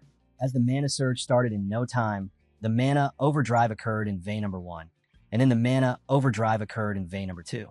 After Adela and Kong Shinwoo got the aid, Ma Jinseok in vein number 3 was also successful and started to get the first aid.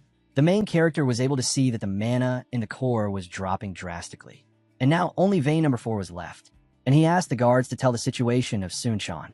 They told him that Sunchan was facing trouble with mana circulation, and it looked like he would die before the full mana overdrive could occur. Jin Hyun saw Sunchan in pain and asked him to swap places and thought that it should have been her in the first place, but now it was too late, and the guard stopped her because there was no liquor left for her to drink. She was helpless and cursed herself for not doing anything for him. Sunchan was in pain, and he was thinking that if he continued, his body was going to explode from the inside. The main character asked Sunchan if he was able to hear him, and Sunchan replied to him that he was.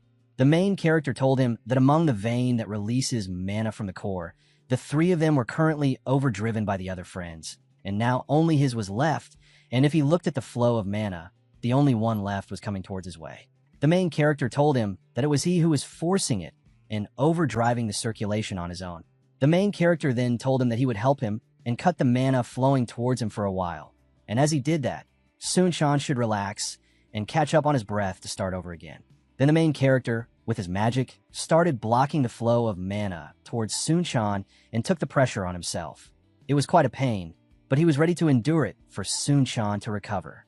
The guard saw that the vein surge was getting calm around Sunchan and told him to catch up to his breath quickly. Jin Hyun told Sunchan that they were all going to die if he did not complete the mission and warned him that if he collapsed and died before doing the work, she would make his death even more painful, and so she told him to do something. Sunchan was thinking that he was the only person who could control the vein, but his whole body was in pain, and he questioned whether anyone else had the same pain as him. But then he realized that Hale was already carrying his burden in the lab right now, and he couldn't let him down like this. The main character then called Sunchan and asked if he was ready to continue, and told him that he would now restore the mana vein for him to overdrive it. Sunchan told him that he would do anything to be successful.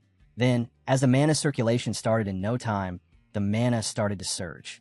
The guards told the main character that the 4th mana overflow was confirmed, and they started to provide first aid to Sunchan, while Sukhayan was carrying the main character from his injuries. But he told that he was alright, and as he believed in Sunchan, everything went as planned. Sukhayan praised the main character for having such strong mages in his friends list. The main character said that it couldn't have happened alone. All his friends believed in him and followed his orders, and they staked their own lives, but it was not over yet. The island was still in chaos, and there was a state of tension because of the core. Even if the core that was accumulated at sea had dispersed, there was still a little time left for it to explode. The main character then told everyone that now it was his turn to do the miracle. The main character then activated his divine eyes, and he was able to see the structure of the mana core and the flow of the ley lines. He then used his ability, Batener type second circle resonance. He was thinking that all of his friends risked their lives to reduce the core, and with this small amount of mana in the sea core, it was enough for him to control it at his current level. He used the interference and then dispelled it, and with that, there was a huge explosion around the spirit core, and a huge light came out of it, which went straight into the sky, and in no time, everything was once again normal on the island. While Sunchan was on the ground, and he was losing consciousness as he saw the yellow light going in the sky, he thought that it was the end. And Jin Hyun dared Sunchan to die at the current place, and she told him to look at the sky as everything was getting normal. The guards were also happy to see the sky all fixed as well as the friends of Shinhale. They were all praising the main character for doing such a great job in the end, as everyone's life was saved because of him. While Sunshan was so tired that he thought he was going to die, he told others that it wasn't a bad ending for him, and then he went unconscious. While everything was normal, everyone was taken to the hospital, and when Sunshan came back to his senses, he thought that everyone else had died with him. But they laughed at him and told him that he was safe and sound in the hospital. Ma Jin-suk told him that the island was safe and everyone was rescued. And while he was out, the news of the island spread like fire on the internet. He showed Sunshan that the main character was featured in the news, and he had already returned to the academy. And now he won't have any rest, as he would be handling the cleanup and the reporters nonstop. Adela said that he was amazing, as expected. While the head of the family was getting the report from Sukhayan, he told the head that the main character was the one who detected the raging mana core with his divine eyes, and he used a magic that nobody else had even seen before to dispel the sea core, as well as save everyone. Sukhayan said that he saw everything with his own eyes and can confirm it. While the head was shocked to hear it, he said that he was involved in such an event and had a solution in his hands so quickly, and ordered Sukhayan to investigate and conduct a joint investigation with the Blue Tower because it was necessary to look into the problem as it was stopped this time, but they should be ready for such events to occur in future. While everything was back to normal, the main character went to see the Mimir, and she asked him what was wrong. After the chaos on the island was handled, the main character went back to the library and asked Mimir some questions. She looked curious and asked him what he wanted to know. As they both looked at each other and smiled, the main character asked her if she was thinking of something and was curious about that thing as well. Mimir was flying all around the place, and she replied to him, "What are you saying?" The main character said that he looked around, but there was nothing written about the black mana in the place, and asked her if she had any idea about it. Mimir thought for a few seconds, and then told him that if he was asking about the dark attribute mana, then she had something to tell him.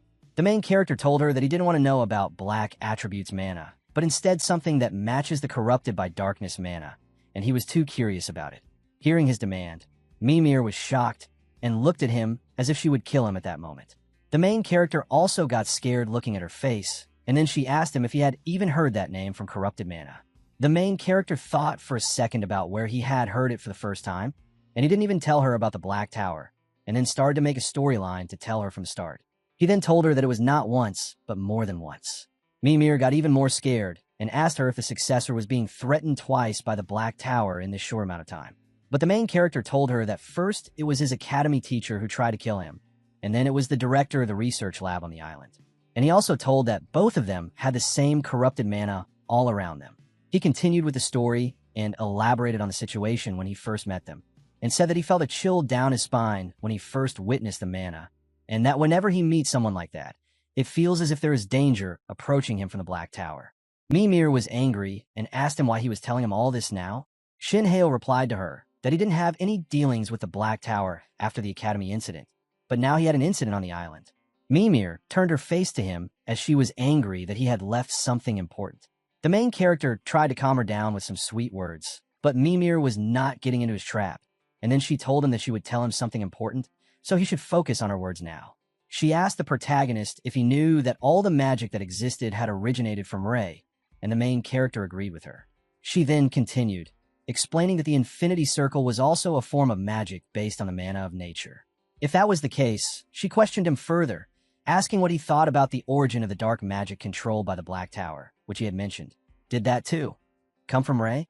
But the main character replied to her that he thinks it came from something else because it was a different aura from the dark attribute magic. Mimir told him that he was thinking right and explained to him that the dark magic was simply created by the dark magic, and the dark magic is totally different from the Rei magic. The dark magic had a completely different magical system.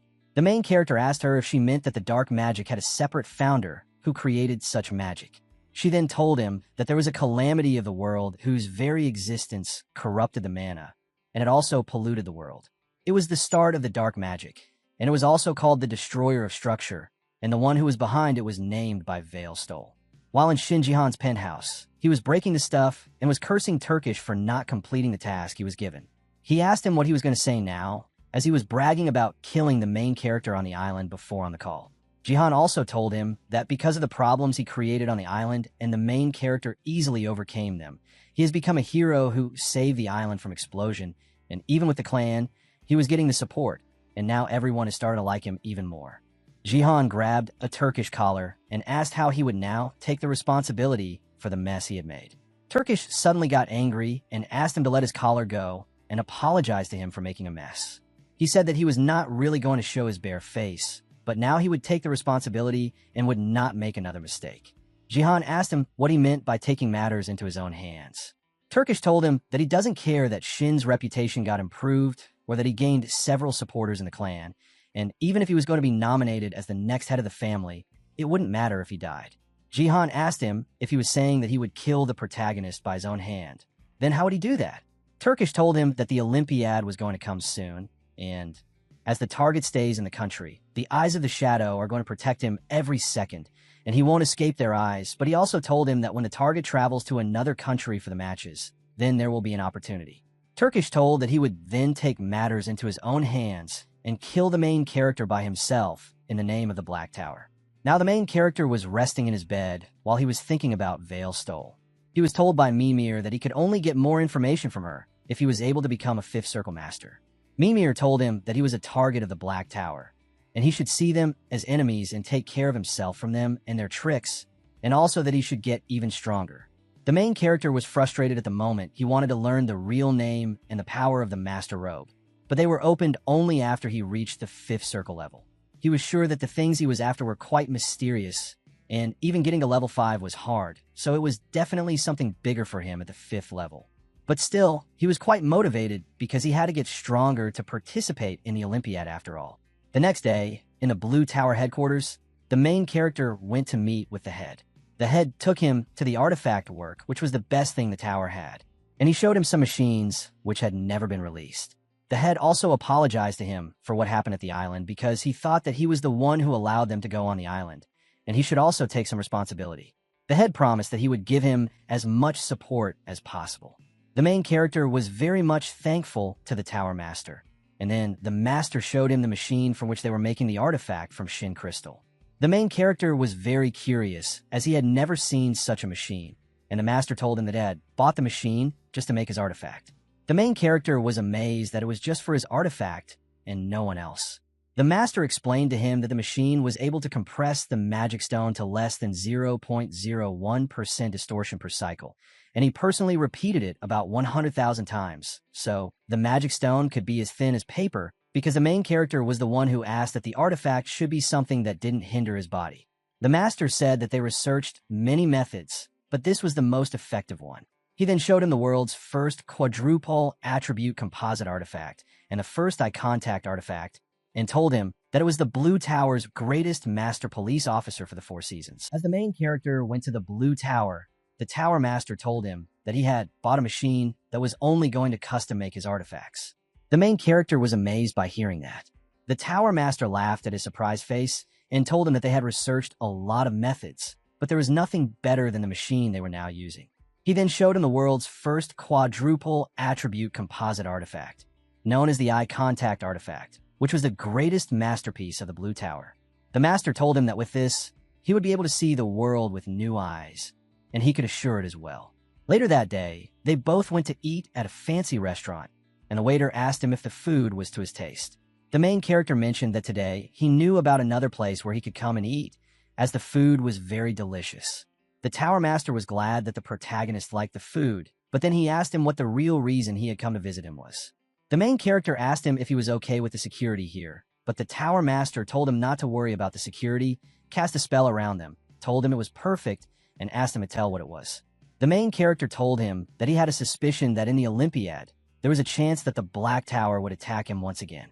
The Tower Master got curious and asked him to tell him everything in detail. The main character then told him that he had recently given an interview after returning from the island, and in that he had to reveal his magic eyes. And it also revealed his weakness to the rival in the Olympiad team, and he was also in the Black Tower, which also caused him to expose his vulnerabilities, but he said that he didn't have any other option left to make an explanation and tell about the island incident. And it was also a chance for him to show off his abilities to many people. The protagonist also said that after revealing his eyes, he had gained a great following in the Magic God family, who had already entrusted him. The Tower Master also told him that he had seen the interview, and he thought that the main character had chosen a bold strategy to make himself a target in the Olympiad. The Tower Master also said that it was a great idea of his, which required skills to back up such words. But he also asked the protagonist if his magic eye was similar to his ruby eye, a detection type eye, and also asked what his eye had to do with the Black Tower. The main character, upon hearing that his eye allowed him to identify the mana by different colors, said that his eye allowed him to identify the mana by different colors. The Tower Master was surprised, and he understood the difference and said that the main character confirmed the unique mana of the Black Tower with his divine eyes. The main character then said that during the Langsmith incident, he identified the mana by the color he could see and soon realized that it was the doing of Black Tower. And then on the island, there was the same black mana of the Black Tower, which was coming out of the director of the research lab. The Tower Master then added the nuclear rampage incident with the Black Tower and told that it would be also their doing, and in the end, he told the main character that there would be someone within a magic god family who was behind him and wanted to kill him because the family was currently in a conflict over the next head. And so, the one who was behind every incident was someone connected to the Black Tower. The Tower Master asked him if this was the meaning of all this. The main character told him that his theory was correct. The Tower Master said that if they went to the island just to kill him, then they could strike again at the Olympiad. Why would they leave such an option? The main character then asked the Tower Master for his promised victory in exchange for the tower's support. But with the enemies that were from the Black Tower, his life was constantly at risk. So during the time he would be out for the Olympiad, he needed the Blue Tower to protect him. As the main character was going back to his home, he was thinking in the car that the Tower Master told him that he cannot answer him right now. He said that he would think about it and give him a reply as soon as possible. The protagonist thought that, looking at the situation, it was like a refusal for him. But indeed for the Blue Tower Master, it was a 90% chance that he would agree, but only 1% that he could refuse his request, and it would be done when he would investigate and find something odd. The driver told him that they had arrived at the house. As the main character stood in front of the gate and thought that he could get a solution to his problem in his magic god family house. As he entered, his brother Jihan welcomed him and told him that it had been a while since they had met.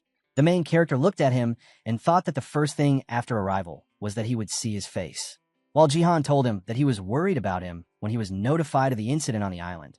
As he saw him, he was relieved that the main character was all right. However, the protagonist was cursing him in his mind as he was trying to kill him in the first place. The main character told him that he was truly happy to hear that his brother was worried about him. The main character then told him that it was just a minor injury, so he would fully recover soon and feel great. Jihan was glad to know about his current health and was told that he was strong enough to overcome such a great crisis. And he also told him that it was as expected from his brother. He even assured him that from the next time something like this happened with him, he should rely on his brother for help, because that was the reason to have a brother in the first place. The protagonist assured him that whenever he faced a problem, he would come and ask for help. But he also said that he was a busy man, and in any case, he shouldn't worry about him at all.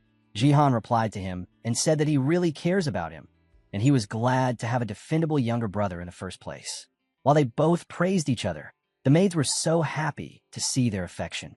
They even said to each other that after Jihan becomes the head of the magic god family, it will become even greater, and the sight of them both was really good to see. Jihan asked the main character if he had heard that he wanted to win the gold medal in the Olympics. The main character said that he was correct, as he was participating. Bringing the gold would only help the family name grow higher. Jihan appreciated his idea. He was told that he was sure that he could win easily, and he was truly happy to have such a helpful brother. The protagonist told him that he was confident that with his brother's help, he could win anything. He said that he needed to become even faster so he could support the family. Jihan then told him that he was getting late and that he would be going now. While Jihan left, he told him to meet somewhere nicer for the next time, while the main character, in his mind, thought that his brother was planning something fishy in the next Olympiad event, and he was sure that something bad would happen to him on the trip. After talking to his brother, the main character, Jihan told him that he was getting late, and so they should meet somewhere nice next time. As he left, the main character cursed him, and he believed that he was planning some trick to harm him in the Olympiad. As the main character went to the Mage Clan's main house in Shin In-hyuk's study, he greeted his father and said that it had been a long time since he had seen him. His father told him to sit down, and they both had a long talk. After being in the Obelisk Academy student dormitory, the main character was resting in his bed while he thought about the conversation he had with his father in the main house. He had a lot of talk with his father, starting from Rung Smith and then about Beck Sayol, and lastly about the incident on the island, which included the Black Magic Tower. The main character was quite sure that his father would have already received the report from his uncle Sukhayan about the island incident, and his father told him that until the Olympiad was over, he would be protected by the Eye of the Shadow elite members, which also included his uncle Sukhayan. And now the main character was done for the day. But he only kept one thing from his father, which was that his brother Jihan had connections with the Black Magic Tower, and also that his magic was a Beitner style. Now, only 9 days were left for the competition, and the main character was practicing with his teammates. As another day passed, the protagonist told them that as the 8 days remain, they should start to manage their condition as well. Jin Hyun said that she was feeling refreshed and bittersweet, and Ma Jinseok said that if they kept training at the same rate, they would surely win the gold medal in the competition, while Sunchan was agreeing with him. The main character was thinking that after the island incident, the team members recovered from their injuries and quickly came back to their training, while Adela asked the main character if he wanted something to drink as well, but he refused the offer for a later time. The main character thought after looking at Adela that after she drank the blessing of mana on the island and the circulated mana passed through her veins, her mana circle had become much stronger. He also saw through Ma Jinseok and Kong Shinwoo, but they weren't as affected as Adela was. However, he was amazed to look at Sunchan because after he risked his life for the mana circulation, he broke through the wall of enlightenment and had finally reached the 4th circle. And it was because of a crisis they faced. He looked into the stats of his, and the variety of tactics they could have had increased in everyone. The main character then made another announcement that he had previously told everyone about the flight adjustment to the Olympiad. So Kong Shin-woo asked if he remembered, but wondered aloud why he was asking about that now, asking the protagonist if something had happened. So the main character responded that there was a problem, and they were provided with a better option and a better plane. The main character explained to them that tomorrow they will board the Blue Tower, the Magic Tower's private jet, and depart for America at 10 a.m. Upon hearing him, everyone was shocked, and the most shocking was that they had to leave tomorrow, and also the Blue Tower jets. The main character told them that they should prepare well for their journey. The next day, they all received their artifacts that they were going to use in the Olympics. The main character told them that the Blue Tower craftsman specially improved them for everyone. He explained to them that the outward appearance was the same as the other countries, only the color was different. Sunchan then asked Adela if he wanted to see her ring as well, and tried it on. He wanted to see if wearing 2 of the artifacts at the same time would affect them more. But the main character told everyone the rings were customized according to the person's unique mana, and so if anyone wore someone else's, he would feel off. And it happened to Sunchan that he started to feel like he would vomit. The main character laughed at him and said that this would happen if someone mistakenly wore someone else's ring. As they were talking, the Tower Master entered with his assistant, and he said that he had forgotten to mention this detail earlier. He added that the artifacts had an adaptation time, so it would be good for everyone to wear them for the whole day. The main character looked at him and greeted him. He even asked the Master if he was looking tired, but the Tower Master told him that it was nothing, as his mana wavelength was so unusual that he was the only one who kept falling with artifact mana engravings. But the main character, in his mind, thought that he heard they had finally succeeded because of the Blue Tower Master. The protagonist was sure that he must have been doing the work all night. The assistant then told him that the plane was ready to depart, and the Master told them to follow the plane immediately. As they all came inside the private jet, they were very much surprised. The Tower Master told them that there were still 40 minutes left until the plane departed and told them that Miss Sua would show them around. The main character told the Master that he was grateful for him even making the artifact for them, and now he was letting them use the private jet, but the Tower Amsterdam told him that it was still not enough to repay his debt to him. And more importantly, the Tower Master handed over a secret envelope to the main character. As soon as the main character opened the classified document, he was told about the movement of the Black Magic Tower and its unusual ways. The private jet took off, and during the flight, Jihan handed Shin Hale a classified report, carefully sealed under a strong magical spell. He explained that he had been closely monitoring the movements of the Black Magic Tower and had noticed a sudden change in their pattern this year, indicating that something significant was about to occur. Using his immense power, Jihan had even investigated within their territory through various magical vantage points. Shin Hale was astonished to see the extensive information gathered in the report.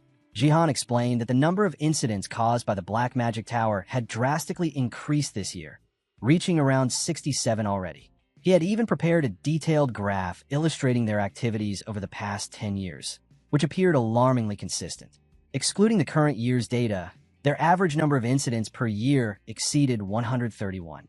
Hale was surprised to note that their activity this year was only half of the usual amount, which led him to suspect that the organization might be facing some internal issue or preparing for something much larger.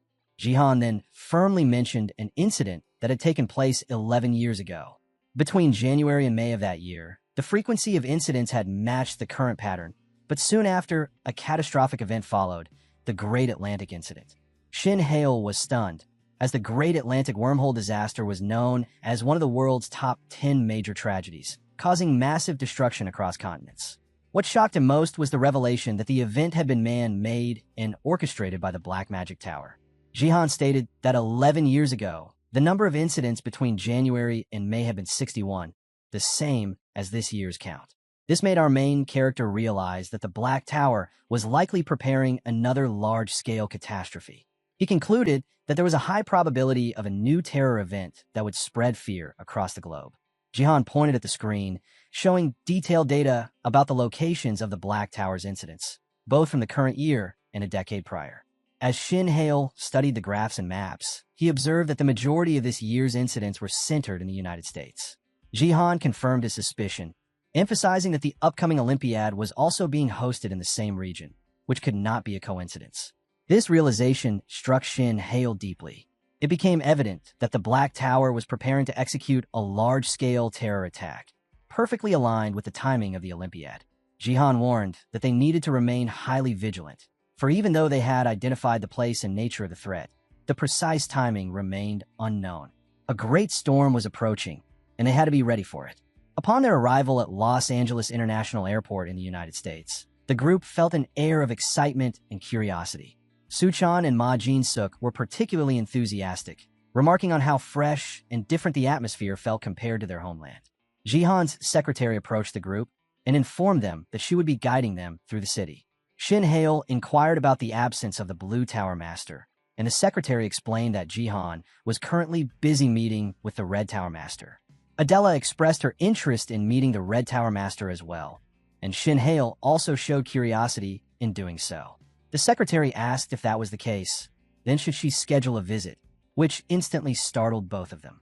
She then reassured them that the Red Tower Master himself had shown interest in meeting both of them personally, and that proper arrangements would be made whenever time allowed. Hale happily noted that if it was not too much trouble, he would gladly take her up on that offer. Adela also expressed that she wished to meet him as well. Soon after, as night descended, a specialized vehicle had already been prepared, waiting to begin the arranged transport.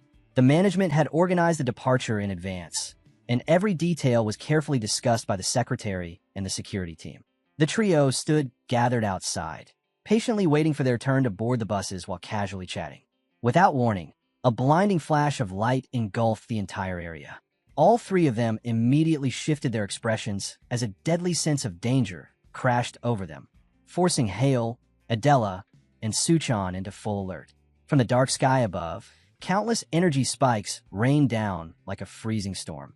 The trio stopped in place within the plaza, recognizing instantly that the sudden assault was aimed directly at them, creating a devastating impact across the surroundings. Chaos erupted. Those nearby could only react in shock, unable to comprehend what was happening. The gust of wind that followed was so intense that Ma Jin-suk and Kong Shinwoo shouted for them to take cover. A massive, destructive burst of energy plummeted straight from the sky toward the exact spot where the trio stood. Yet, at the final moment before impact, Suchan moved swiftly, instantly creating a sturdy magical barrier that expanded around all three of them, shielding them from the fatal strike. As the smoke cleared, a lone figure then descended gracefully from above, observing the scene and acknowledging the trio's unexpectedly perfect coordination. A young boy stood before them with a proud expression. He was Kyle Vinsha, the representative from the United Kingdom. His sudden arrival and arrogant demeanor left everyone startled. Adela glared at him, unimpressed by his unconventional greeting, while Kyle Vinsha burst into hearty laughter as he dramatically dismissed the idea, admitting that his approach had been deliberate. His cheerful expression then faded abruptly, shifting into a sharp and provocative gaze. He recognized that this was not a welcoming gesture, but a deliberate challenge.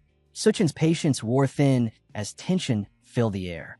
He felt his irritation rising, unable to hold back the surge of anger building within him. However, Kyle completely ignored him as he slowly lifted his sword, maintaining a calm demeanor while noting that honesty was a knight's virtue, and he would therefore speak with complete sincerity. Kyle Vensha then swiftly drew his sword, pointing it towards Shin Hale as he boldly issued a challenge.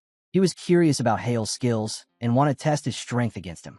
Shin Hale, however, remained calm, studying Kyle with his divine eyes. As he asked why he had a fight with him, through his vision, he saw that Kyle carried the epithet Knight of the Gale and was a battle mage who utilized wind magic to enhance his speed and combatability. Kyle seemed eager for a fight, declaring his willingness to provide a battleground if needed. Shin Hale, aware of the rumors that Kyle was a reckless fighter who sought out powerful opponents for the thrill of combat, decided not to engage him. His refusal only provoked Kyle further, as he couldn't comprehend why Shin Hale would decline. Meanwhile, Adela and Suchan sighed, fully aware that Shin Hale's pride often influenced his decisions. Hale then confidently stated that there was no benefit for him in fighting and that if Kyle were to get hurt, it would only cause unnecessary problems. His words sounded arrogant, leaving Kyle visibly irritated, while Ma Jin-suk and Kong Shinwoo silently thought that Shin Hale's habit of self-praise had surfaced once again. Kyle tried to tempt him by claiming that fighting him would grant valuable insight into the abilities of the Fifth Circle Mage, but Shin Hale dismissed the idea, saying he needed no such information. Upon hearing Hale's words, Kyle left utterly stunned. At that moment, a young woman descended gracefully from the sky and immediately intervened and urged Kyle to stop. She was Maya Naransha, another representative. She reminded him that they would soon face each other in the competition and that there was no reason to fight now, so he shouldn't be disappointed. Maya then turned to Shin Hale and apologized for Kyle's behavior, explaining that he was simply a battle enthusiast who meant no harm. Shin Hale remained composed and acknowledged her explanation, noting that the magic used earlier had only been sound-based and had caused no actual damage to the surroundings. Kyle Vensha and Maya soon departed, declaring that they would fight with full strength the next time they met. Suchan looked at them and commented that their arrival felt like a storm. Shin Hale silently agreed, sensing that many more storms were indeed on their way. From the chaos caused by the UK team, Shin Hale and his team members quietly sat in the bus and departed for their hotel. Jin Hee-yoon was extremely angry and furiously cursed the UK representative. She felt annoyed that they had attacked them first and then casually apologized, as if it were nothing, walking away with an arrogant attitude. She screamed furiously as she noted that she simply wanted to punch them in the face and do something far worse. While Shin Hale listened to her constant cursing, he calmly asked what plan she intended to use to make them pay. She immediately answered that she would report them to the competition management so they could receive some punishment or penalty. However, Shin Hale calmly told her that nothing would happen to them, which made her angrily question why, since they had used magic in a public space. The protagonist's expression turned serious as he patiently explained that Kyle's wind cutter had been only an empty attack that contained no mana. Even if it had touched them, it would not have left a single scratch. Sunchan also realized that earlier, when he used a shield to block the wind cutter, there had been no real impact. Hale then pointed out that since they were in America, there was a limit on the strength of magic usage, which Kyle had used up to the allowed limit. Shin Hale ended his explanation by stating that it had simply been an observation of each other's magic, or so he guessed. Ma Jin-suk then added that cameras were installed everywhere to observe the intensity of the magic, so Jin Hee-yoon should relax and not waste her energy on anger, but her frustration was still overwhelming. At the moment, Adela sat quietly, observing their conversation, and calmly commented that the UK representative had probably challenged the other teams as well, based on their intentions. Shin Hale agreed, and Adela assumed that their main goal was to collect as much information as possible before the competition. Shin Hale agreed and noted that he was certain that the cameras were also placed to record their movements. Kong Shinwoo added that since Sunchan had shown his shield, the UK team now understood that ability as well. Sunchan then asked if other teams would actually accept such challenges since they had refused. Shin Hale replied that many would accept, making Sunchan immediately shout, "Why would they?" Shin Hale recalled Kyle's words, explaining that fighting allowed them to gather information about a Fifth Circle mage like him. Soon-chan grew irritated, stating that the other teams would only gain knowledge about Kyle. But Shin Hail clarified that he refused the challenge because his own information was more important than theirs, so hiding it was the best choice. Soon-chan muttered in annoyance that those people were crazy, and, as the argument continued, they reached their destination. After entering the hotel, Jean Eon was still displeased, her anger burning deeply. She silently promised herself that she would not forgive them and would take her revenge. She told Ma Jin-suk to accompany her, and the two of them immediately went to training after arriving at the hotel. Shin Hail went to his room and arranged his belongings. After setting up the room, only two of his tomes remained, Idard's and Mimir's. He noticed a safe beneath the table and decided to place the books inside. It was a magical vault, and he felt relieved to have one. Magical energy flowed from Hale's fingers as he began activating the room's defense system. He then noted that it was a perk given by the Olympiad management for all participants. The vault was not extremely secure, but for him, it was good enough, and he could not ask for more. Since he finally had some free time, he decided to get to his work. When he opened the book, various magical sparkles, ribbons, and flashes burst out as he teleported and stepped out into an ethereal library where Mimir was waiting, as he informed Mimir that he had returned. Mimir came running toward him, noting he had arrived safely. She eagerly asked about his trip, and he told her that he had landed safely and arranged his room. She asked if anything strange had happened, but Shin Hail replied that nothing significant had occurred, except that he was worried about the Black Magic Tower, as he had been told they were preparing something big and cruel, and also the British team. Mimir asked if he caused any trouble, to which the protagonist firmly responded that he had not, as he had no reason to. Mimir confidently told him that she understood what he was looking for, and helping him was her duty. She told him to trust her and leave the thinking to her. Shin Hail smiled and said that he trusted her, but asked what she meant. As soon as she finished speaking, a powerful surge of magical energy erupted from Mimir, and she started floating in the air and instantly engulfed the entire space. Thousands of books floated and whirled chaotically through the air. Hale stood stunned, his eyes widening at the magnificent and overwhelmingly breathtaking sight. Amid the violent whirlwind of books, a single volume slowly and gently landed in Shin Hale's hand. He looked utterly bewildered, quietly wondering aloud what it was. Mimir noted that it was a book about the Fourth Circle Master. Hale was surprised by how she knew about that, and she explained that if he mastered it, he could handle the UK team alone. She also warned that he might have to face the Black Magic Tower, so he needed to increase his skills in case of an emergency. She teasingly added that she already knew he planned to ask how to reach the Fourth Circle, but maintaining her calm demeanor, she asked if it was right, leaving Hale speechless. He then told Mimir not to overreact, casually adding that she was right because he was actually going to ask how to reach a level beyond the Fourth Circle quickly.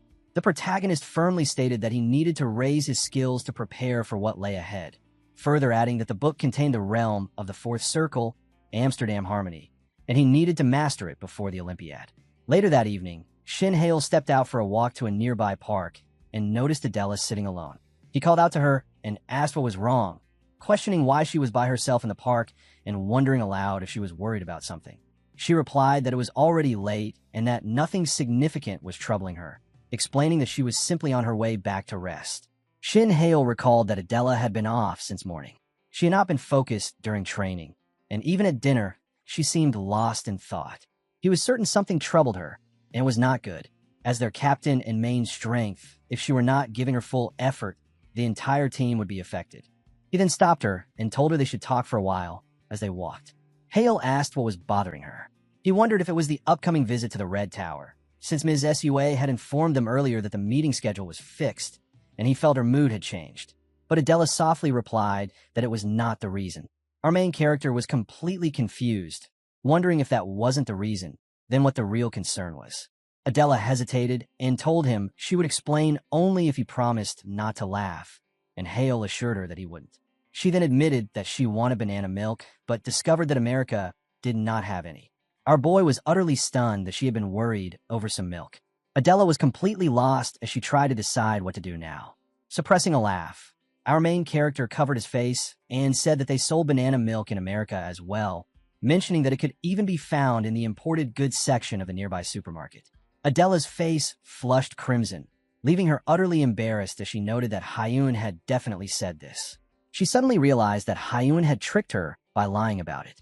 Overwhelmed with embarrassment, she immediately ran off, while Shin Hail watched her leave. He waved with a faint smile, quietly noting that he would see her tomorrow, and he should go now as he needed to prepare himself for the next day's visit to the Red Tower. Shin Hail and his friends were invited to the Red Tower to meet the master, and as they entered the place, Suchan was immediately struck by its beauty. The structure was entirely built and decorated with glowing red flame stones. Its unusual design made them compare it to a spaceship. While they observed the surroundings, Ms. Sua instructed them to wait as she prepared their visitation papers. Jin Hyun continued apologizing to Adela for her earlier joke, insisting she would never repeat it. Sunchan asked Shin Hail about the situation between the two, so the protagonist explained the prank Jin Hyun had played, telling Adela that there was no banana milk in America. Sunchan found it amusing, believing it was a significant matter for Adela. Meanwhile, Ma Jin-suk admired the advanced technologies in the tower, and Shin Hail added that as modern technology continued to evolve, mages were also working to automate their magical research. Sunchan, visibly worried, leaned toward Shin Hail and whispered that it might be strange to ask, but is it really okay for them to be here at this time? When Shin asked him why, Sunchan's fear surged as he mentioned that it was the Red Tower, then quickly dismissed, noting that it was actually Dauria's Sunch's home base. Sunchan completed his thought, assuming that their information might leak. Shin reassured him that there was nothing to worry about since they were not using any magic here, as it was only a tour. Ma Jin-suk interrupted as he remained focused on the Olympiad. He grew quite excited. The event had turned into a far more interesting match than expected. Kyle Vensha of the Green Tower, Dauria of the Red Tower, and Shin Hail of the Blue Tower, supported respectively by their own towers, had essentially turned the upcoming contest into a proxy war. He then remarked, almost teasingly, that the Tower Masters were probably betting on the outcome as well. Hail could only force a strained laugh in response. But before the moment could continue, a cold voice echoed from behind them, noting that they had already placed their bets. Shin glanced at the girl as her entire body was engulfed by blazing flames, as she continued that they were returning after being thoroughly beaten, and they had declared that if the Tower Master lost, everything would be over. Ma Jin-suk had been left stunned by Dauria's sharp accusation. Her whole presence radiated a fierce and fiery aura as she directed her frustration toward Hail, expressing that such expectations seemed like excessive pressure for a disciple and wondering aloud if all Tower Masters behave in that manner toward their students. The protagonist responded awkwardly. He admitted with visible hesitation that he was unsure because he was not truly a disciple of the Blue Tower Master and therefore did not know the answer himself. Dauria appeared displeased and remarked that if the Blue Tower Master treated his disciple well, she might have switched to his tower.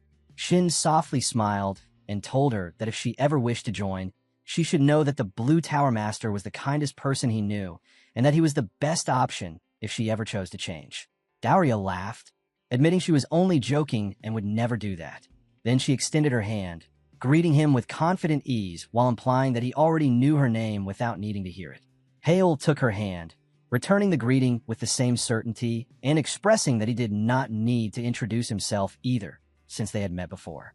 Dauria, however, did not gasp, wondering inwardly whether he was merely joking as their hands met in a brief handshake.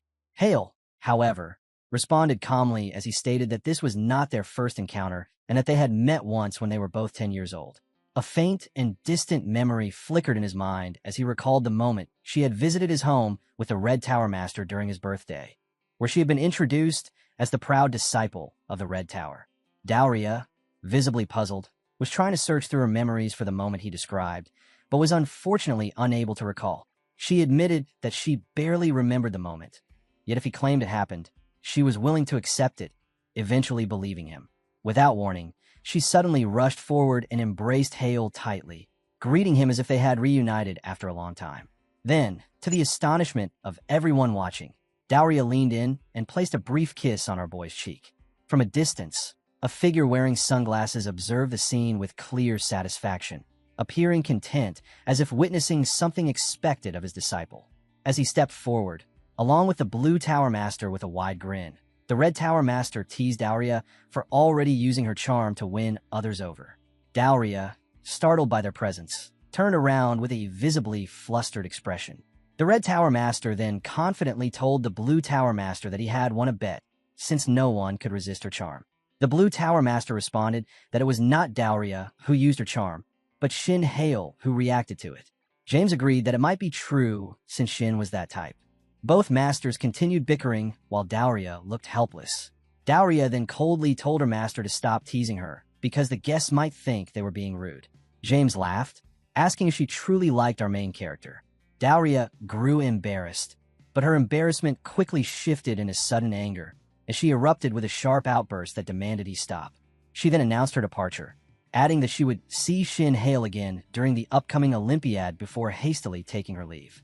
The Blue Tower Master warned James to stop testing his disciple, but James insisted that her reactions were entertaining to him. Shin Hale added that Dowria had even considered switching masters. The Red Tower Master wondered if he was too strict for her. Jihan commented that if he continued, she might eventually transfer.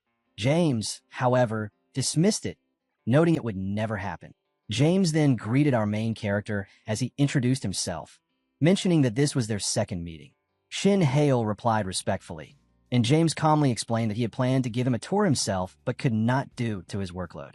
Before leaving, he told Hale to enjoy his tour. Once the masters departed, the students were taken on a guided tour. They first visited the Red Tower's magical analysis room, which was highly advanced, followed by an equally impressive training room. Adela admired the technology that provided instant analytical results and wished their academy had something similar. After 2 hours of touring, they gathered in the cafeteria for lunch, thoroughly enjoying their day. Just then, a man approached Shin Hale and informed him that the Tower Masters were calling for him privately. He followed the guide into an elevator that took them to the top floor of the Red Tower. As he entered a room, he quietly observed that the top floor of the Red Tower was crafted from flamestone. Just then, he was called inside and found both masters seated inside, along with his father. Shin asked his father when he had arrived, thinking he was only coming for the finals, but his father said he had changed his plans and had arrived 4 hours earlier due to a more urgent matter. Upon hearing his father's words, Shin Hale immediately assumed it was related to the Black Magic Tower. The Red Tower Master apologized for involving a student in such a business who was only here for a trip, but work required it. Shin grew anxious as Jihan continued informing him that something unusual had occurred in the morning and that they had captured a Black Tower Dark Mage who had been disguising himself as part of the Olympiad staff. This revelation left our main character completely stunned, and Jihan continued, explaining that the information had reached him immediately after they reviewed the report on the plane, which was why Hale had been called, so they could discuss the matter further and use his insight. The protagonist, still in shock, urgently asked where the Dark Mage had been captured and where he was imprisoned, but the Blue Tower Master urged him to remain calm, assuring him that everything was under control. Shin Hale instantly shifted his gaze to his father, who glared at him for acting anxiously, and Hale apologized at once. James sided with him, stating that he himself had reacted the same way and advising Hale to sit. The meeting began using a holographic screen with information about a spy, as they explained that the spy had been caught during the final checks in the battle arena where the siege battle would take place. Jihan then pointed out that the suspect was discovered during the final inspection. Hale asked for the details of how he was discovered. A blue magic pentagon was placed on the table, and Jihan told him that the suspect had been seen installing it, prompting immediate contact with the management. The protagonist was stunned as he picked up the cube. His expression grew serious, sensing an unusual surge of energy. He then closed his eyes, concentrating his entire mind to analyze the complex magical structure within. When he opened his eyes, Shin's pupils had changed into a luminous yellow. His divine eyes revealed that it was a trigger. The Red Tower Master reacted with extreme surprise at Hale's discovery, while the Blue Tower Master remained silent, and Hale's father observed him with sharp, probing looks. The protagonist then firmly explained that it was a detonation spell with a ritual engraved inside it, increasing the explosive power when combined with other magic. James was impressed by his abilities and praised him for being useful with such perceptive eyes. Hale then noted that the object carried traces of the Black Tower's black magic as well. James, delighted, praised him for his abilities and also envied his father for raising such a powerful son and potential successor. However, Hale's father's expression grew serious as he sternly reminded him to keep it secret. James flinched, immediately covered his mouth, and insisted he would never mention it, especially to Dowria. Clearing his throat, The Blue Tower Master then added that the moment the man had been arrested, he had taken poison and committed suicide, preventing them from extracting any further information. The protagonist was not so shocked by this, though he had still hoped to gather more details had the man survived. Jihan reassured him that there was no need to be discouraged, as they already possessed strong evidence.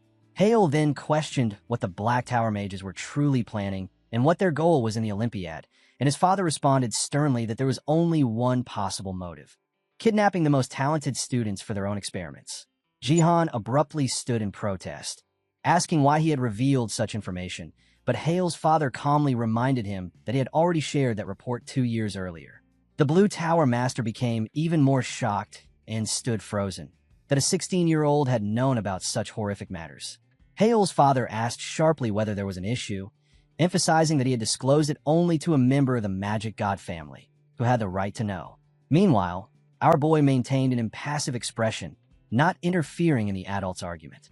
The Blue Tower Master quickly apologized for the Riesling he had overstepped, admitting he had spoken thoughtlessly. Hale's father gave a curt, pointed response, remarking that it was good he understood, and that he should be far more careful next time.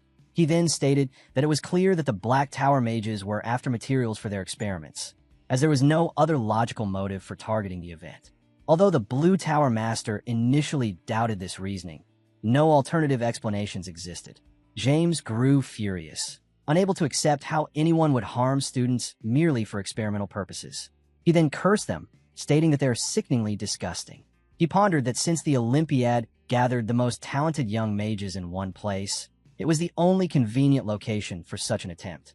The Blue Tower Master suggested canceling the entire competition, but James argued that it was impossible, as all preparations for the tournament were complete and the International Magic Organization, including the United States, would never allow the event to be halted.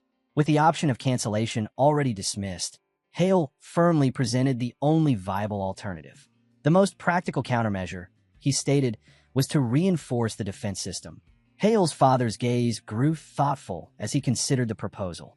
James, too, sank into silent contemplation, weighing the feasibility of reinforcing the defenses. Breaking the stillness, the Blue Tower Master redirected the discussion toward the core issues surrounding the defense system. The meeting continued, a tense atmosphere settling heavily over the room. As dusk descended over the city, the discussion finally seemed to be nearing its end.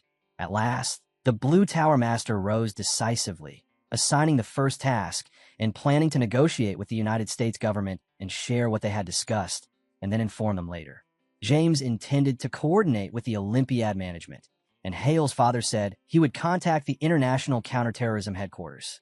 Our main character felt genuinely astonished by the precision and decisiveness of the people around him, and once they left, he understood why they were considered top-tier mages. Back at Mimir's, the protagonist explained everything, and she remarked that the Black Tower mages had not changed despite the countless problems they had caused over the years. She strongly advised him to withdraw from the competition and return home, but Hale insisted that leaving was not an option. He said he intended to adjust his strategy and become stronger, declaring that he would enter the 4th trial page.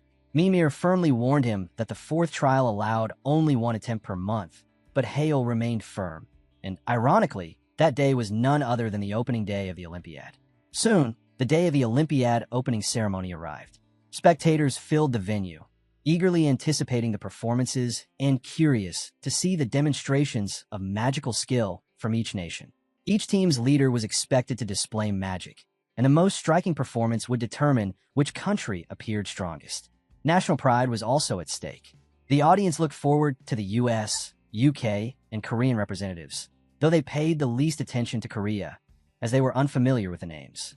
Still, there were rumors that the youngest mage to reach the 5th circle under the Blue Tower belonged to their team.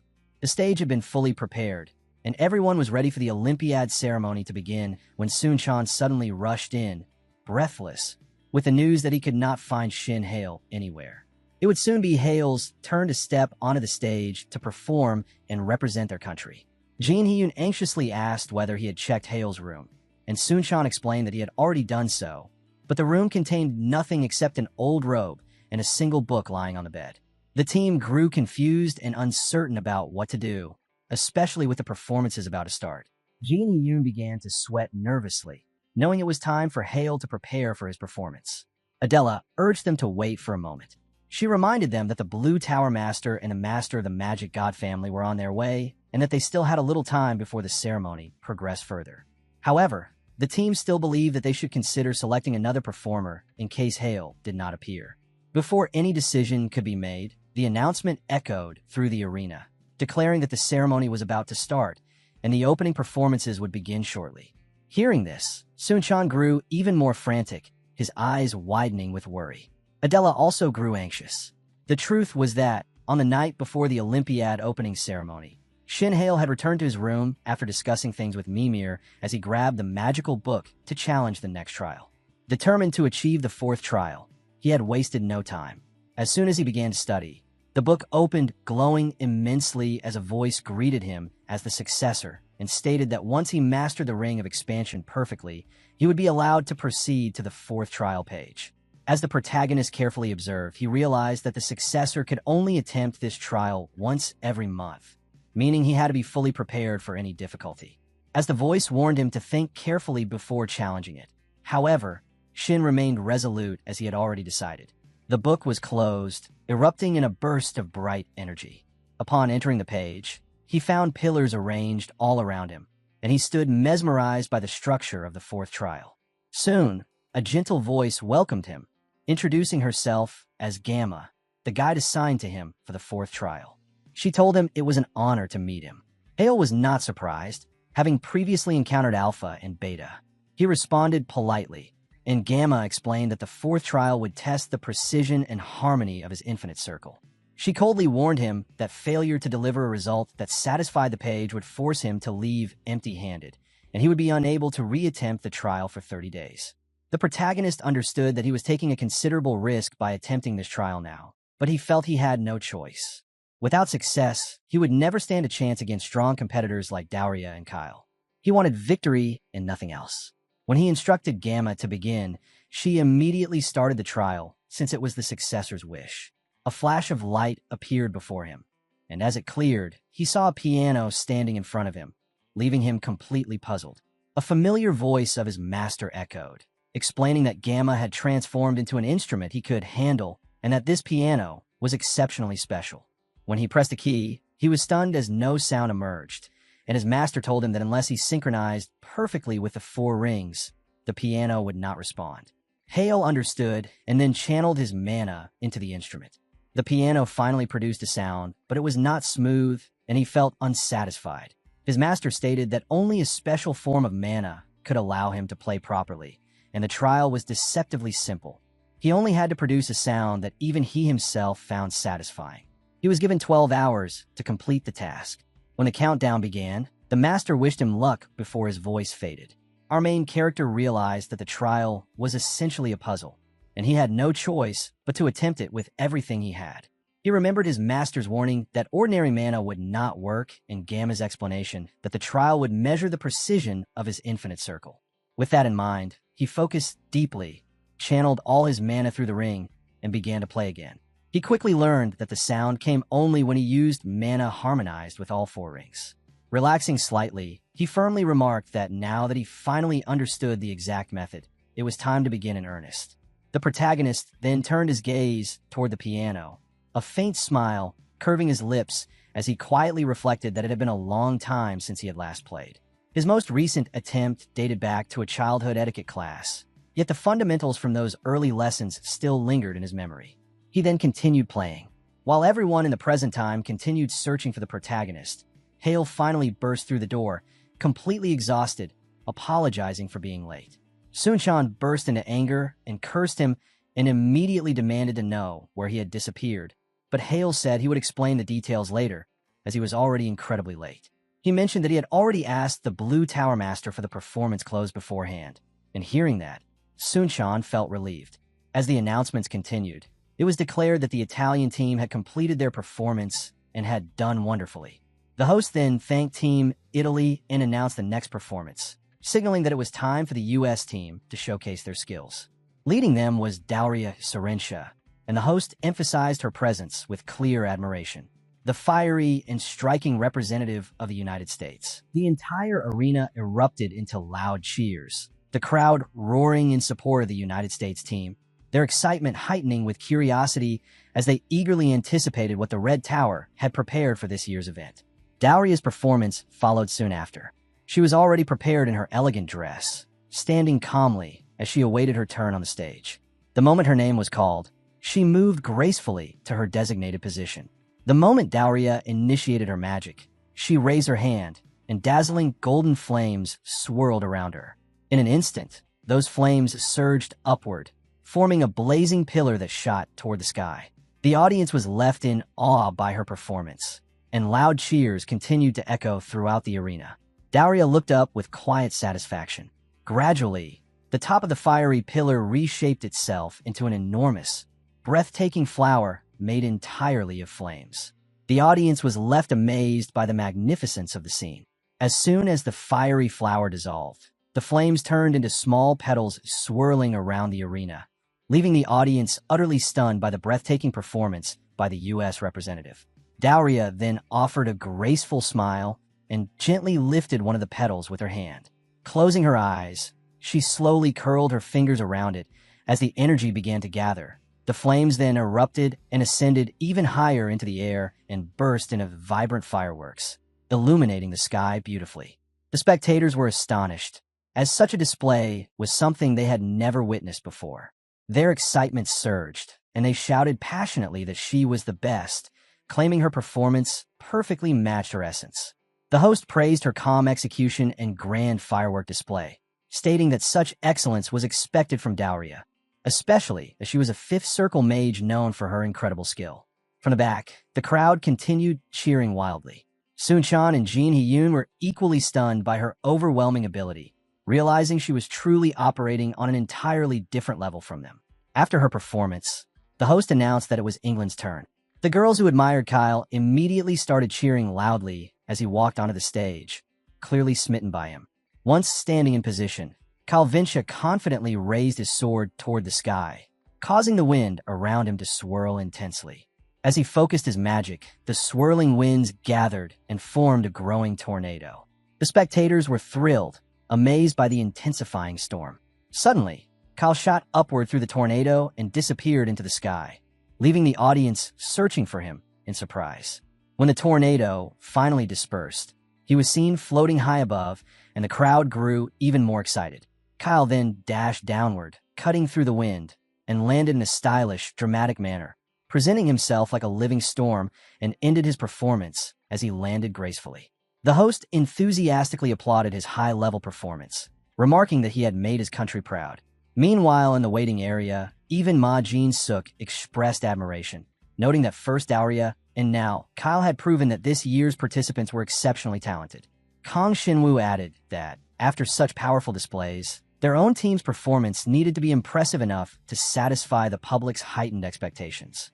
Jin Hee-yoon then asked where Shin Hale was, and Sun-chan, visibly worried, explained that Hale had already begun preparing, since it was their team's turn next. Sun-chan nervously asked Adela if she had heard anything from Hale, but she denied receiving any updates. Nonetheless, she assured them that they simply needed to trust him, even though Sun-chan remained extremely anxious and felt a throbbing headache from overthinking the upcoming performance. In the Olympiad special VIP seating area, James, the Red Tower Master, sat beside Min Gayan, the Green Tower Master. He sarcastically commented that her student Kyle was not bad, but Min Gayan responded sharply, saying she felt ashamed that the pride of the Red Tower had not been completely crushed by Kyle. James sighed and believed the line should have belonged to him. Yet he conceded that based on the performances so far, the competition was a draw between them. Min Gayan then questioned why Kim Kanjin was absent, mocking him by saying that despite being praised everywhere as the youngest Fifth Circle mage in history, he might have run away to hide. At that moment, the Blue Tower Master arrived and clarified that he had not run away. Min Gayan softly questioned why he was late, and he explained that he had been involved in a situation that required his attention, and once it was resolved, he came directly to the event. James mentioned that the performances of the US and UK teams were already over, and he wanted to see what kind of display the Blue Tower Mage had prepared. Jihan admitted that he also did not know anything about Hale's performance, but Min Gayan suspected that he was deliberately hiding information. Jihan, however, firmly insisted that he truly had no idea, saying that he only prepared the student's outfit and that Hale never used AI-based magic tricks anyway. He added that he was personally curious to see what Shin Hale would show. Finally, our main character confidently began walking toward the stage, his robe flowing behind him as he approached the spotlight. After Kyle's performance from the Green Tower, the host announces that it was the Korean team's turn to take the stage, and the one representing them was Shin Hale, whom everyone eagerly awaited.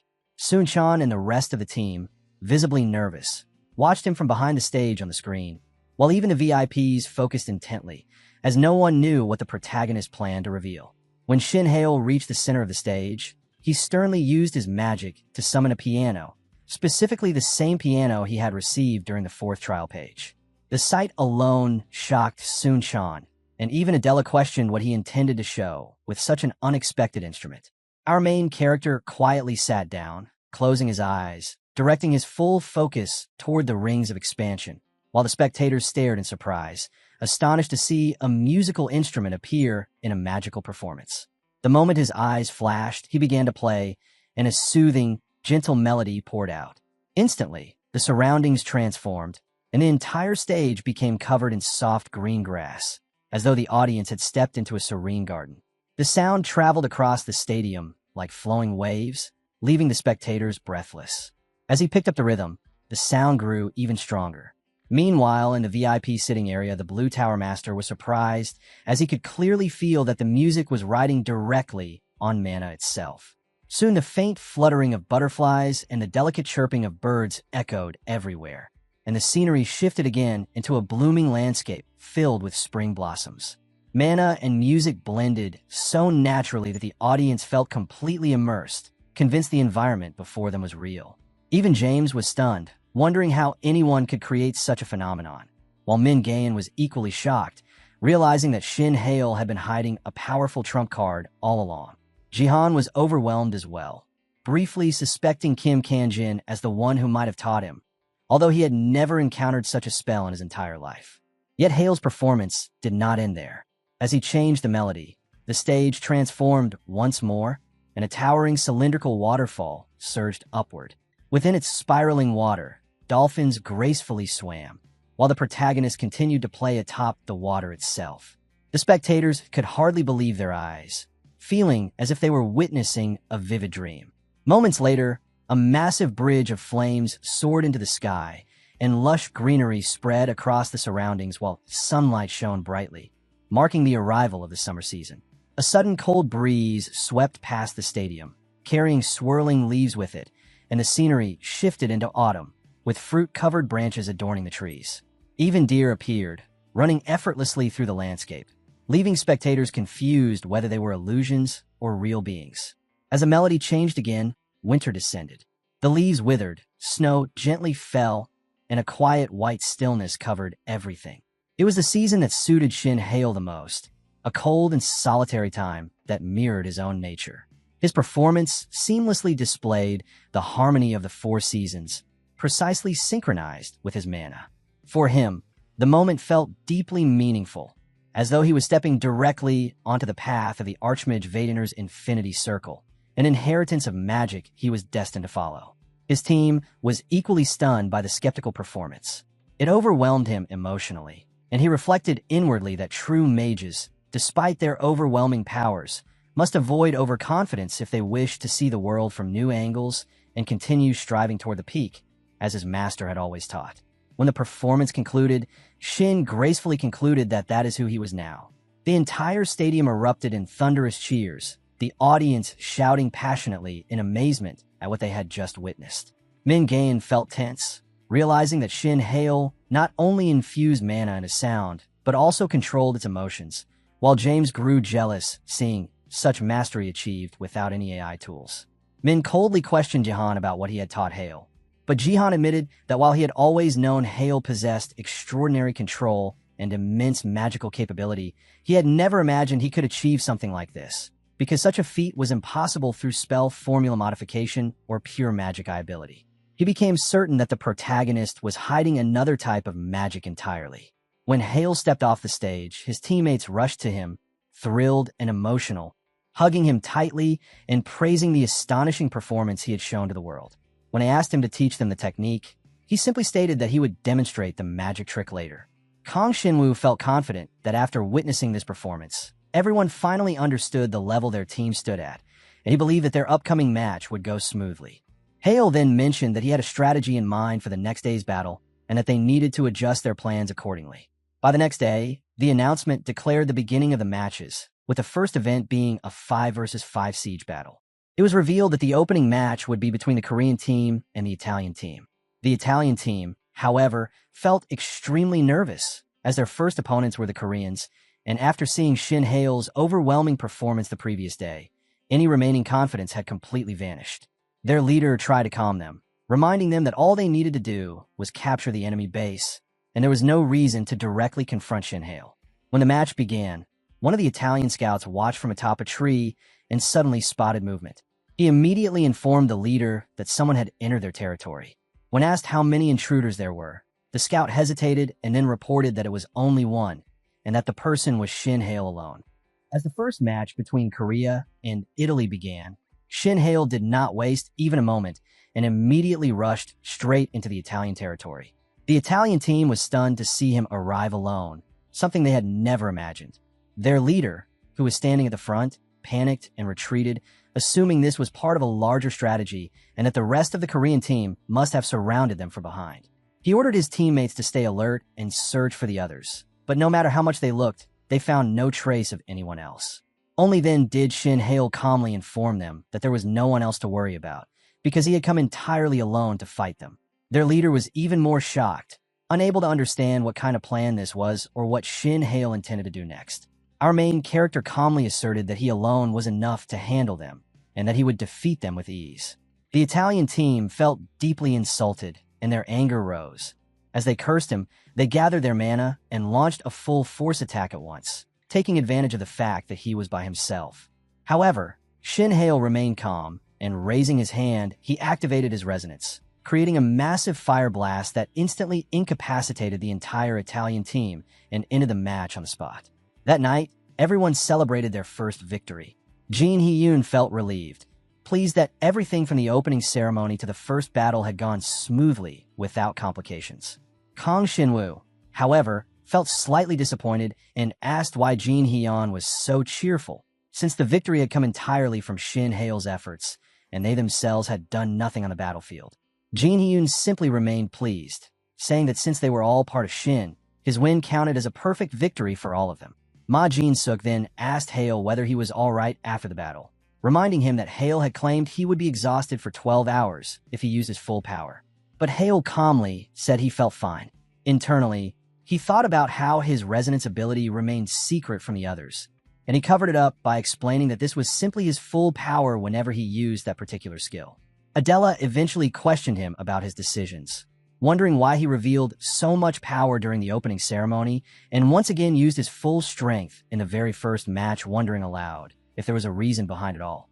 Hale replied sternly, stating that there was a reason, of course, and explained that he had worn the Four Seasons artifact during the ceremony, referring to the contact lenses he had obtained, and that this artifact allowed him to draw out his maximum power. He mentioned that now no other team should be able to recognize that, so he did not consider it a risk. Meanwhile, at the British team hotel, everyone gathered in the conference room as Maya explained that Shin Hale had not used any artifact during the opening ceremony, as she had observed closely from the footage they took with the mana analysis camera. Kyle wondered why the mana around him felt so dense, and Maya responded that it was the nature of his magic eye mana. She then showed them a detailed analysis report prepared by British experts. The report shocked everyone present there, as it stated that Shin Hale had been analyzed as a six-circle mage. Kyle immediately understood why Hale had refused to fight him earlier. He had been concealing far more power than he showed.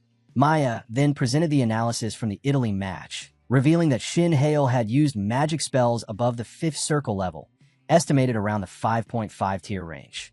She coldly pointed out that he had cast 6 high-level spells consecutively, yet the monitoring meters showed no signs of fatigue. She concluded that he was undoubtedly a 6-circle mage, which meant that every plan they had constructed was now useless, and they no longer had time to waste, so they would now need a new plan to stop Shin Hale, while Kyle quietly pondered the situation. The following day, the siege battles for the top 16 concluded, and Korea emerged victorious. In their next match, Shin Hail's team overwhelmed Germany completely, leaving the German team stunned by the loss. Sun felt proud that they followed his strategy, though they managed to win even without Hail's direct involvement. Hail himself was glad that he had been able to stay out of this match and that his team secured the victory on their own. Sun happily claimed that his team had pulled off the super deluxe bait strategy, though Jin Hyun was annoyed at the name he gave it. The day before, the protagonist had told his team that no other group would have any clue about his artifact, but Jin firmly believed that the Four Seasons performance was obviously tied to an artifact and that analysts would detect it easily. Our main character, however, remained confident that they would not. He explained that the contact lenses were directly attached to his eyes and did not physically exist as visible objects. And since his eyes released dense mana, observers would naturally assume he was only using his magic eyes. Because of that, any analyst would conclude that he was just a six-circle mage using magic eye abilities. The whole team was stunned upon hearing this explanation, and Hale told them that they needed to take advantage of this opportunity. In truth, according to Vadener's classification, Shin Hale was only a fourth circle mage, but he kept this hidden and publicly claimed that his power came from spell formula modification, leading others to believe he was a fifth circle mage. He wondered anxiously what would happen now that rumors were spreading about him being a sixth circle mage. Adela, interrupting his thoughts, asked whether such a rumor would force other teams to adjust their strategies and potentially slow him down in combat. Shin Hale admitted that he was not certain whether the trick would work on the next opponent, especially since their next opponent was the British team representative, which included Calvinsha, already a fifth circle mage, and someone he would eventually have to face. The Siege tournament had reached its quarterfinals, and the moment match 3 was announced as Korea versus England. The arena exploded with noise. Voices overlined each other as the audience rushed to predict the outcome.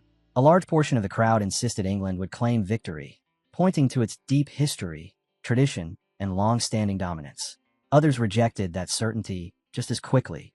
After witnessing Shin Hale's crushing performance against Italy in the opening round, many believed he would repeat the feat and carry Korea to another win, even against an opponent as formidable as England.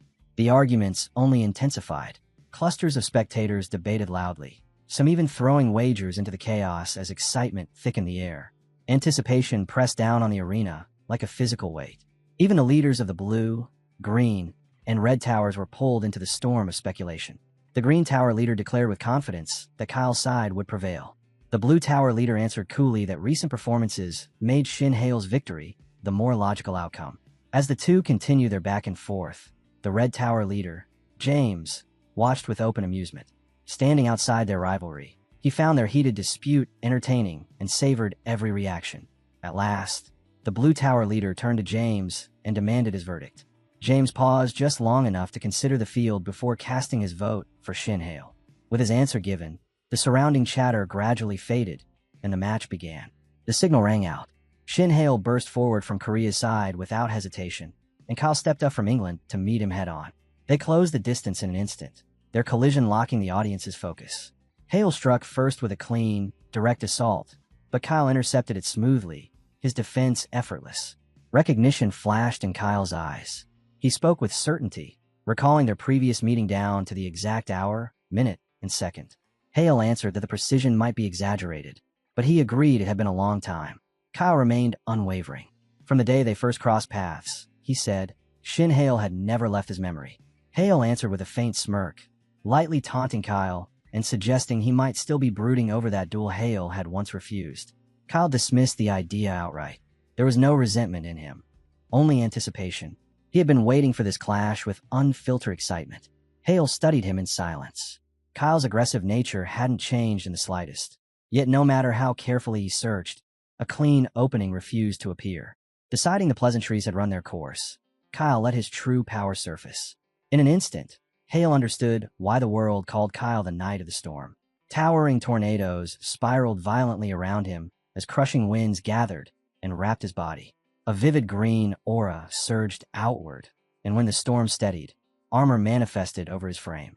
Forged entirely from roaring wind, it carried the presence of a living tempest, the wind god. Kyle leveled his blade and demanded to see the might of the sixth circle, then launched himself forward. Hale shifted back a step to brace himself, just as Kyle blurred into motion. The explosive speed jolted him. He twisted aside at the last possible moment, narrowly evading the blade, yet a thin line of blood opened across his cheek. Defensive magic flared to life as he reinforced his guard, but Kyle pressed the assault without pause.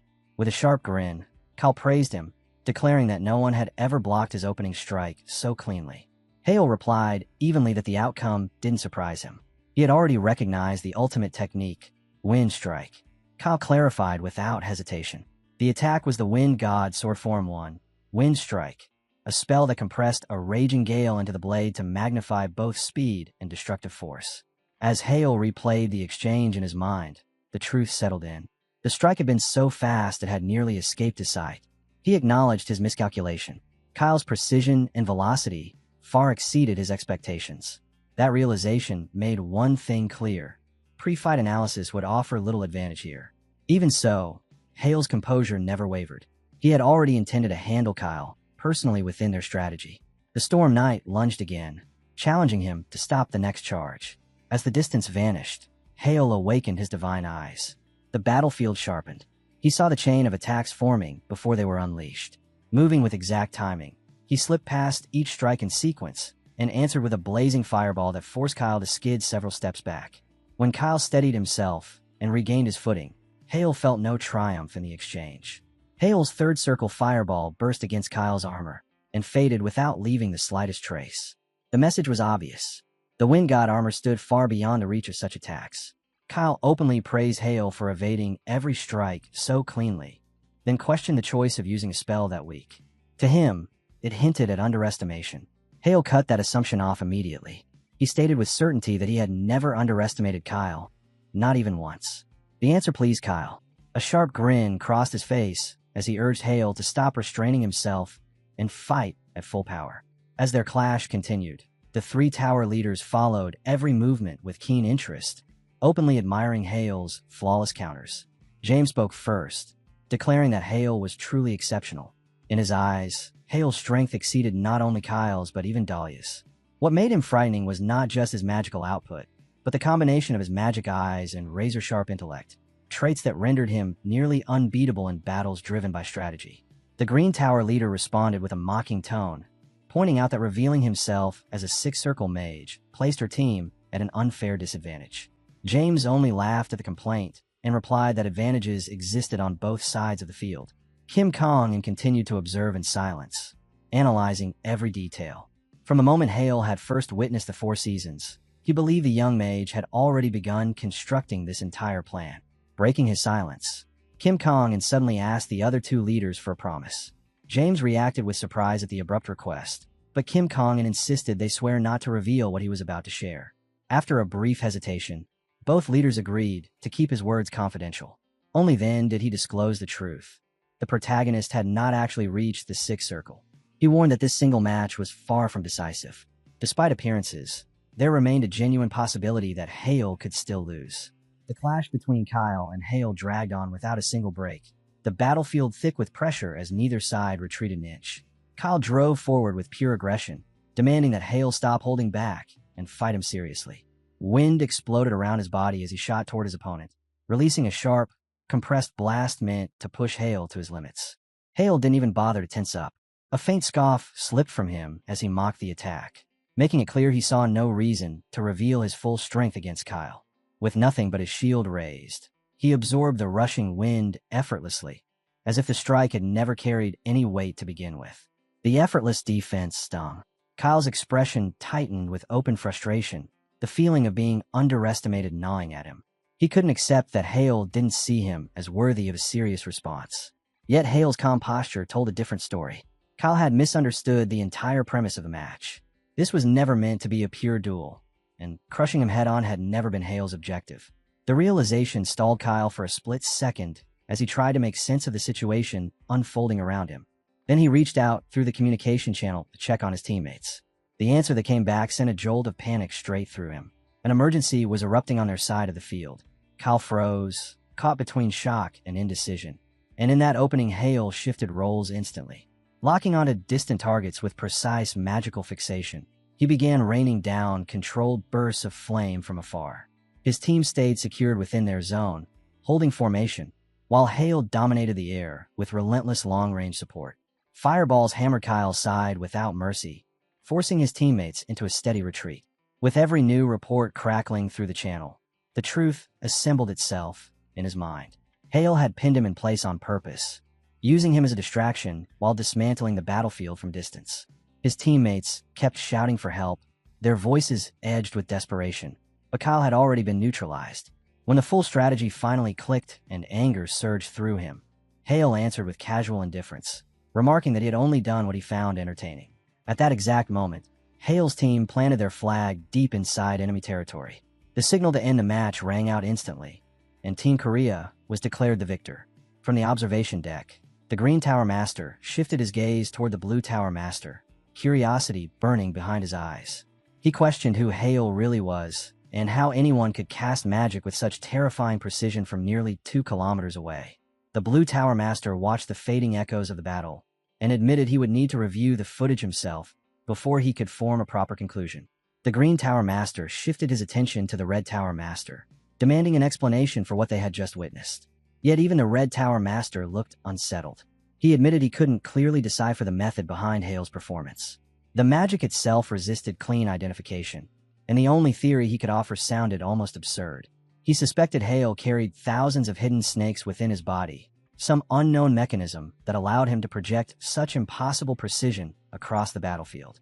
He went on to note that Hale's earlier displays, including his confrontation with Italy, had been a carefully staged performance.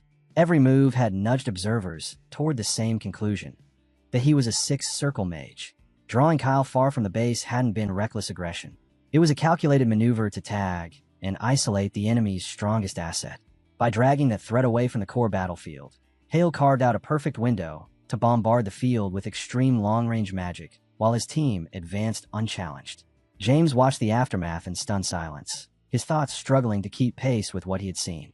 An 18-year-old had orchestrated the entire sequence with surgical precision. What unsettled him most was the realization that Hale had never truly engaged Kyle in a direct contest. Even so, he had preserved the illusion of overwhelming superiority, selling the image of a higher circle mage without exposing his limits. James knew how dangerous that blend of bluff, misdirection, and confidence could become.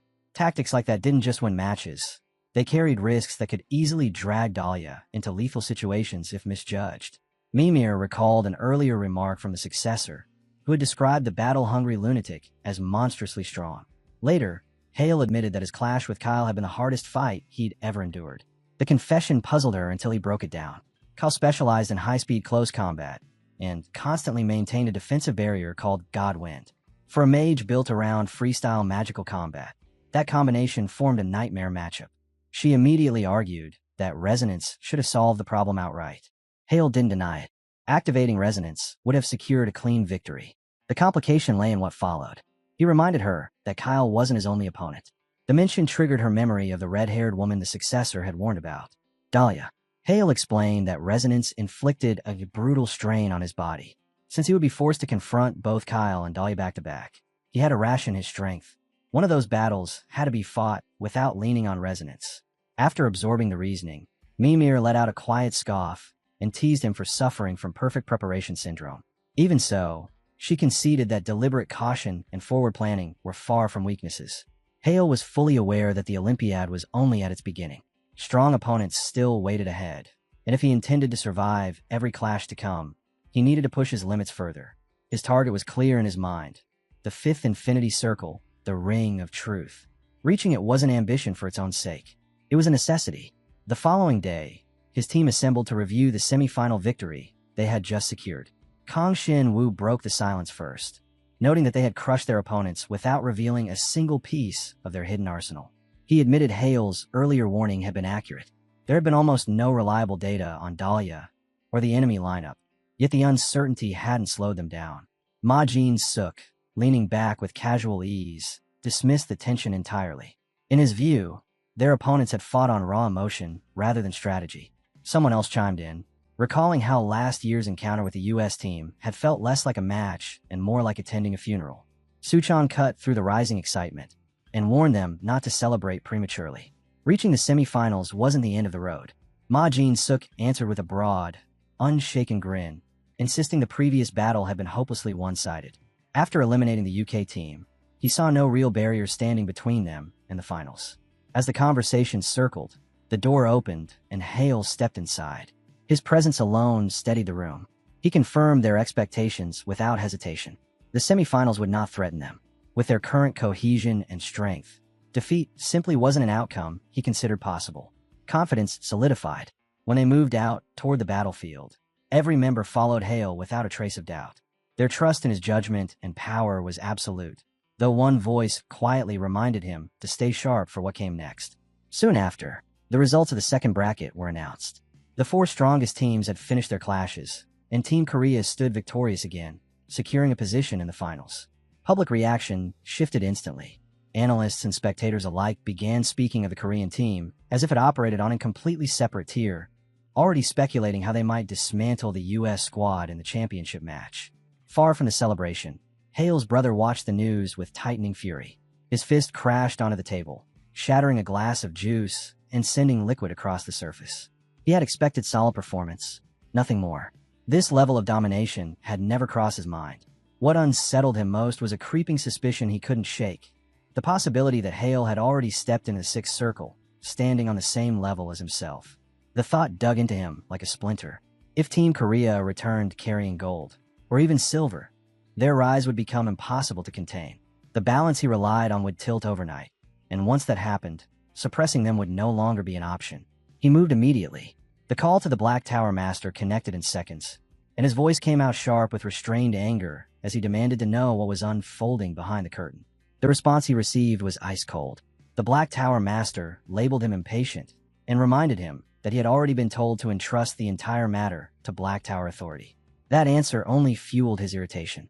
He snapped back that the Black Tower still answered to him and insisted on a complete briefing, warning him not to conceal a single detail. The refusal came without hesitation. The Black Tower Master stated flatly that no part of the operation could be disclosed, not even to him. One careless fragment of information, he explained, could unravel everything they had set in motion.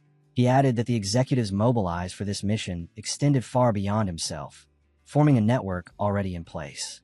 His final assurance was delivered with chilling certainty. Shin Hale would be erased. The day of the final siege battle arrived under a heavy, electric atmosphere. As the Blue Tower Master approached his seat and prepared to sit, his steps slowed. Lord Shin and Hyok was already there, waiting in silence. Recognition flashed across his face. So he had come personally to witness the match. With a quiet remark, the Blue Tower Master observed that Hale would be startled if he knew his father was in the audience. He then asked whether matters on Lord Shin's side had proceeded without complications.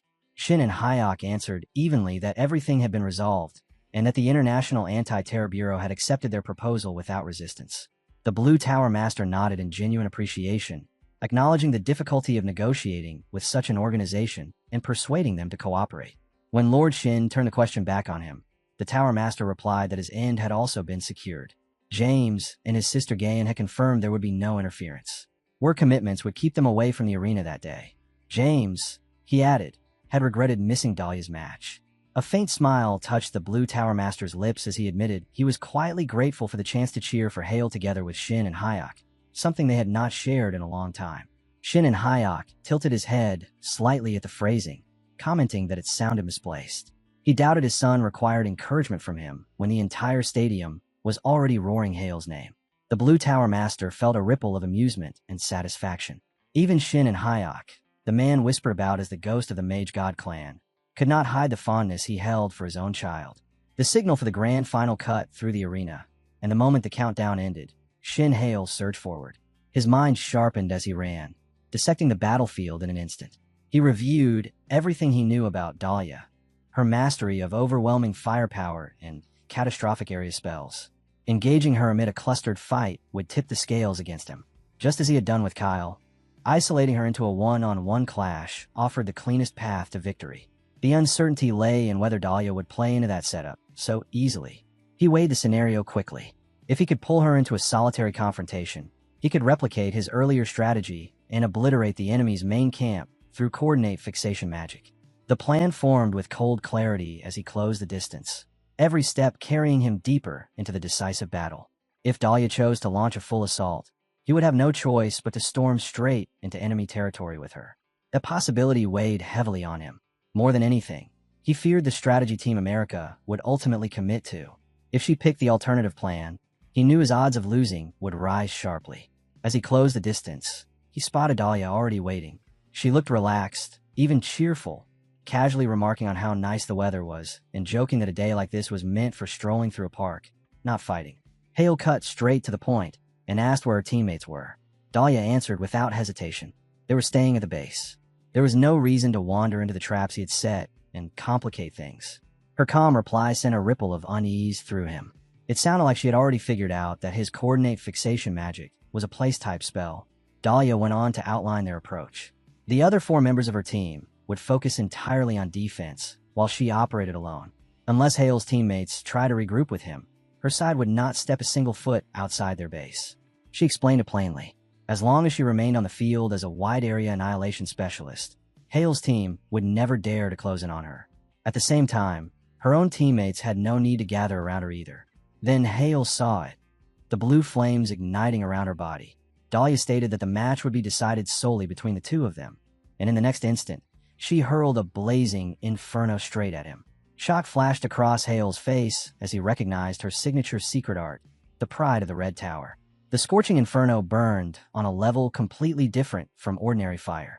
Those who mastered it could command blue flames that soared to temperatures of 1500 degrees Celsius. Dahlia sneered, asking how much longer he intended to keep probing the situation, and remarking that the fight was getting dull. Hale shot back that he had thought she might go easy on him, only for her to laugh it off and dismiss his words as childish whining. He was cornered. From where he stood, he couldn't read the structure of Dahlia's magic circle at all.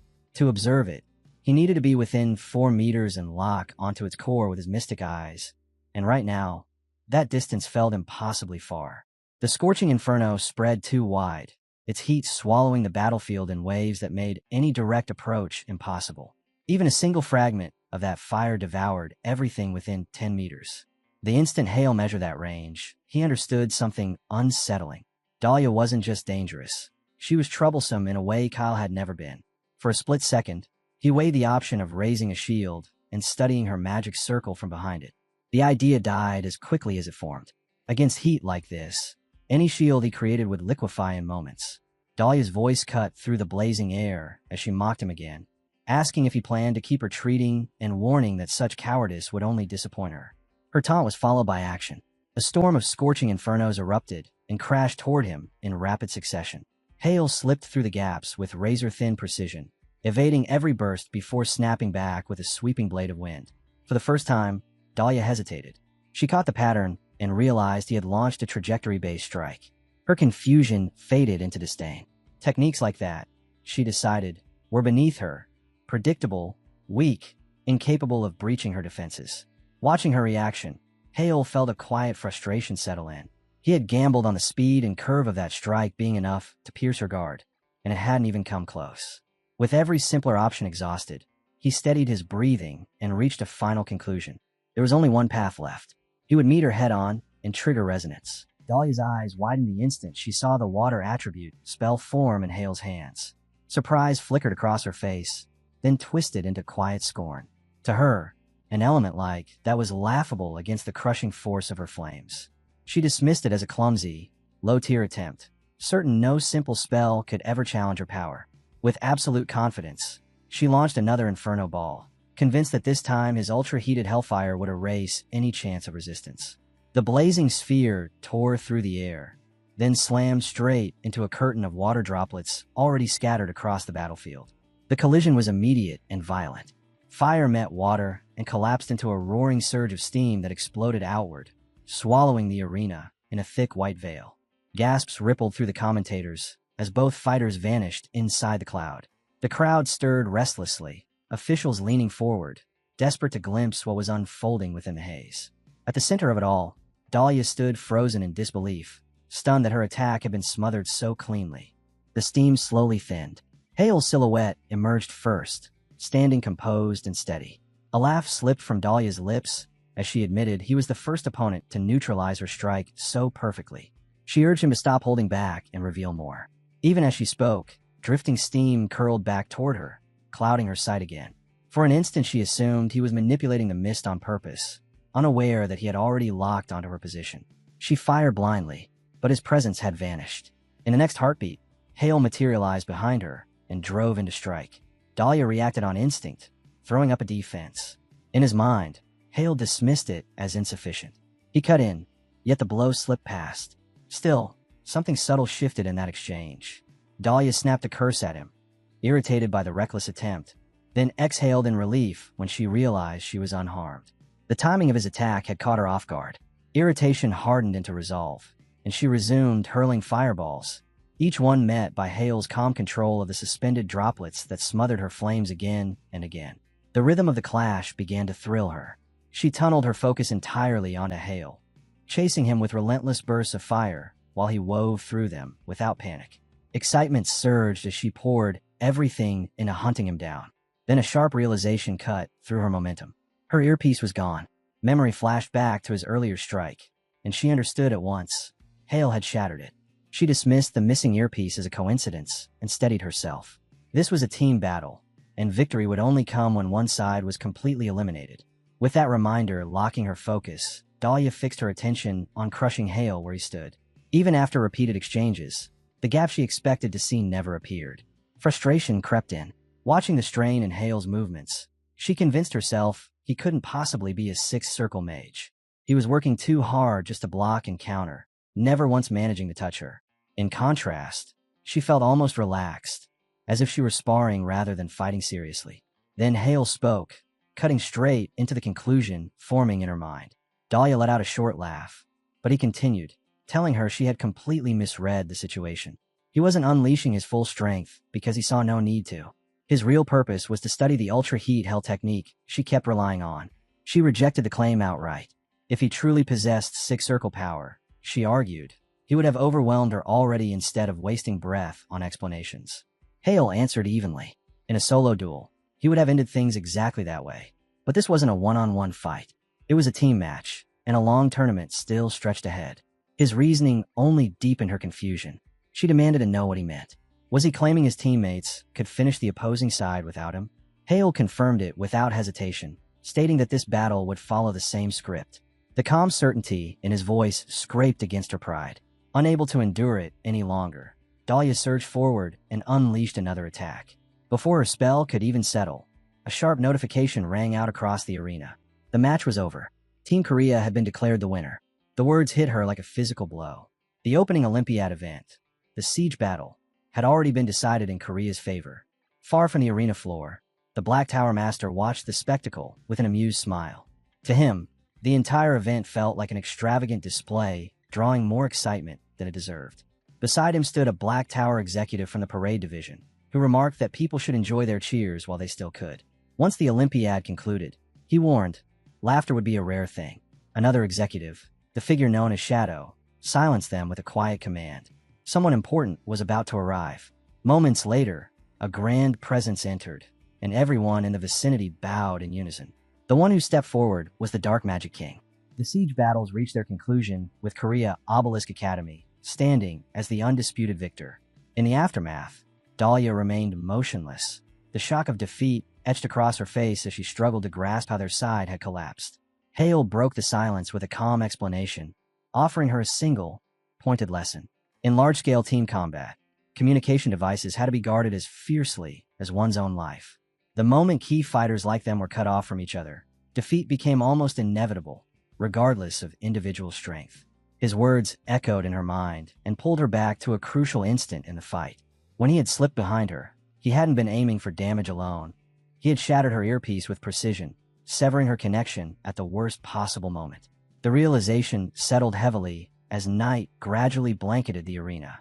Hours later, Hale sat alone on a quiet bench, the pale glow of his phone lighting his face as he scrolled in silence. Footsteps approached, and Adela stepped into view, offering him a bottle of banana milk as a simple thank you for his efforts. He brushed aside the praise and redirected it toward her, stating plainly that she had been the one to carry the battle. While he had been occupied with Dahlia, he had heard enough to know Adela had crushed the U.S. team. He thanked her sincerely, adding that her performance had allowed him to conserve a significant number of valuable cards. He also mentioned hearing that she had dominated the reverse field match earlier that day. Adela answered with quiet modesty. The bracket had been kind to her so far, she said, but beginning with a round of 16 the next day, the tournament would become far harsher. Hale advised her to stay composed and resist the urge to overextend herself.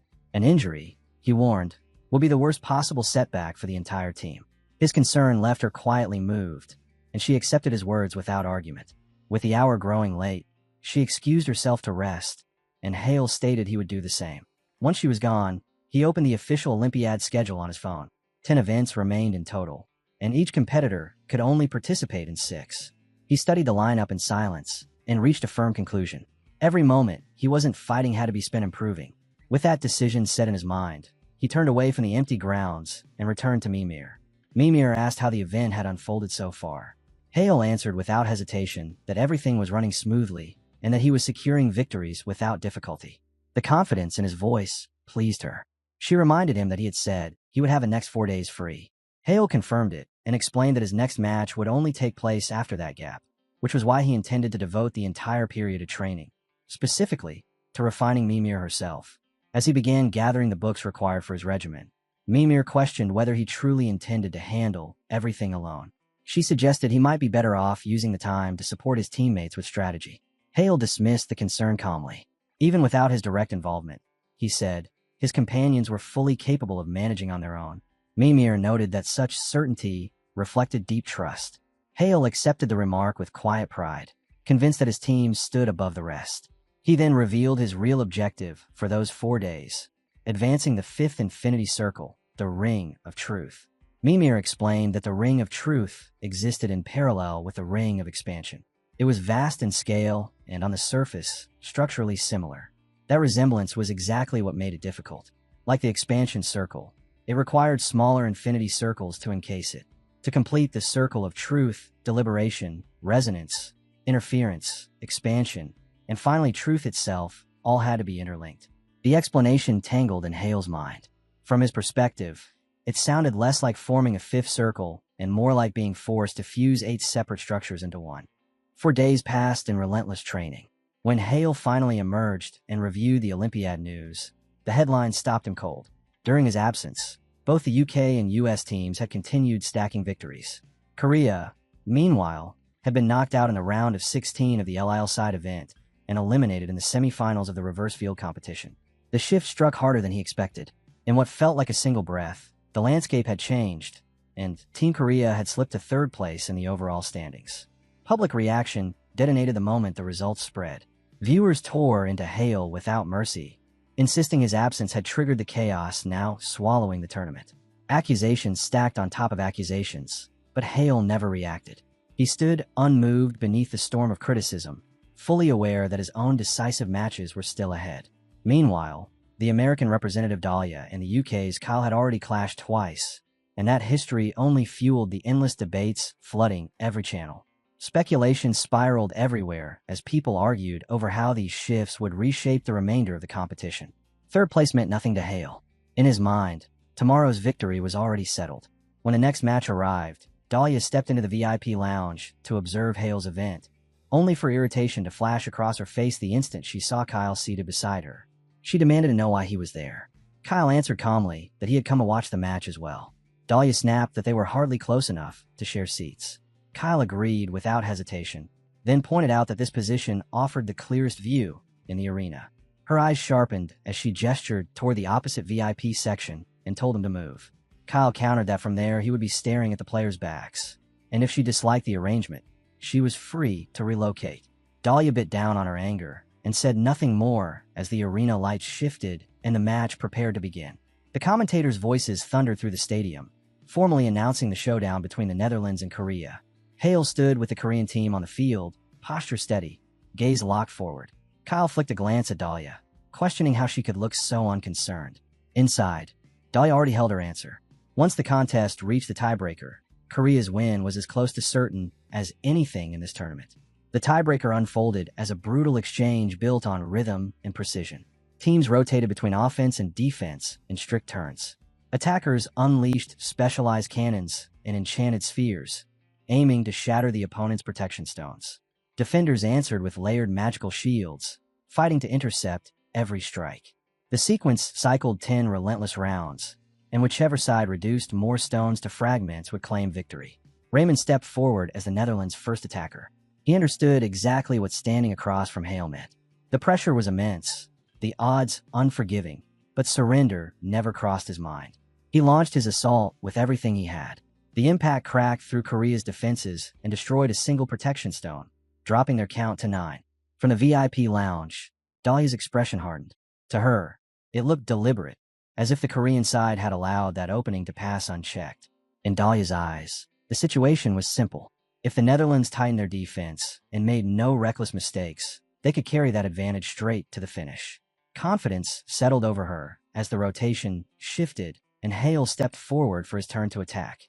Across the field, the Netherlands assembled a magical shield operating at barely 10% output. They understood the unforgiving rules of tiebreakers all too well. Every shield had a hard limit, and wasting durability early could cost them the entire match. From Kyle's perspective, the plan was obvious. The Netherlands intended to play it safe, lock the field down, and grind out a controlled victory.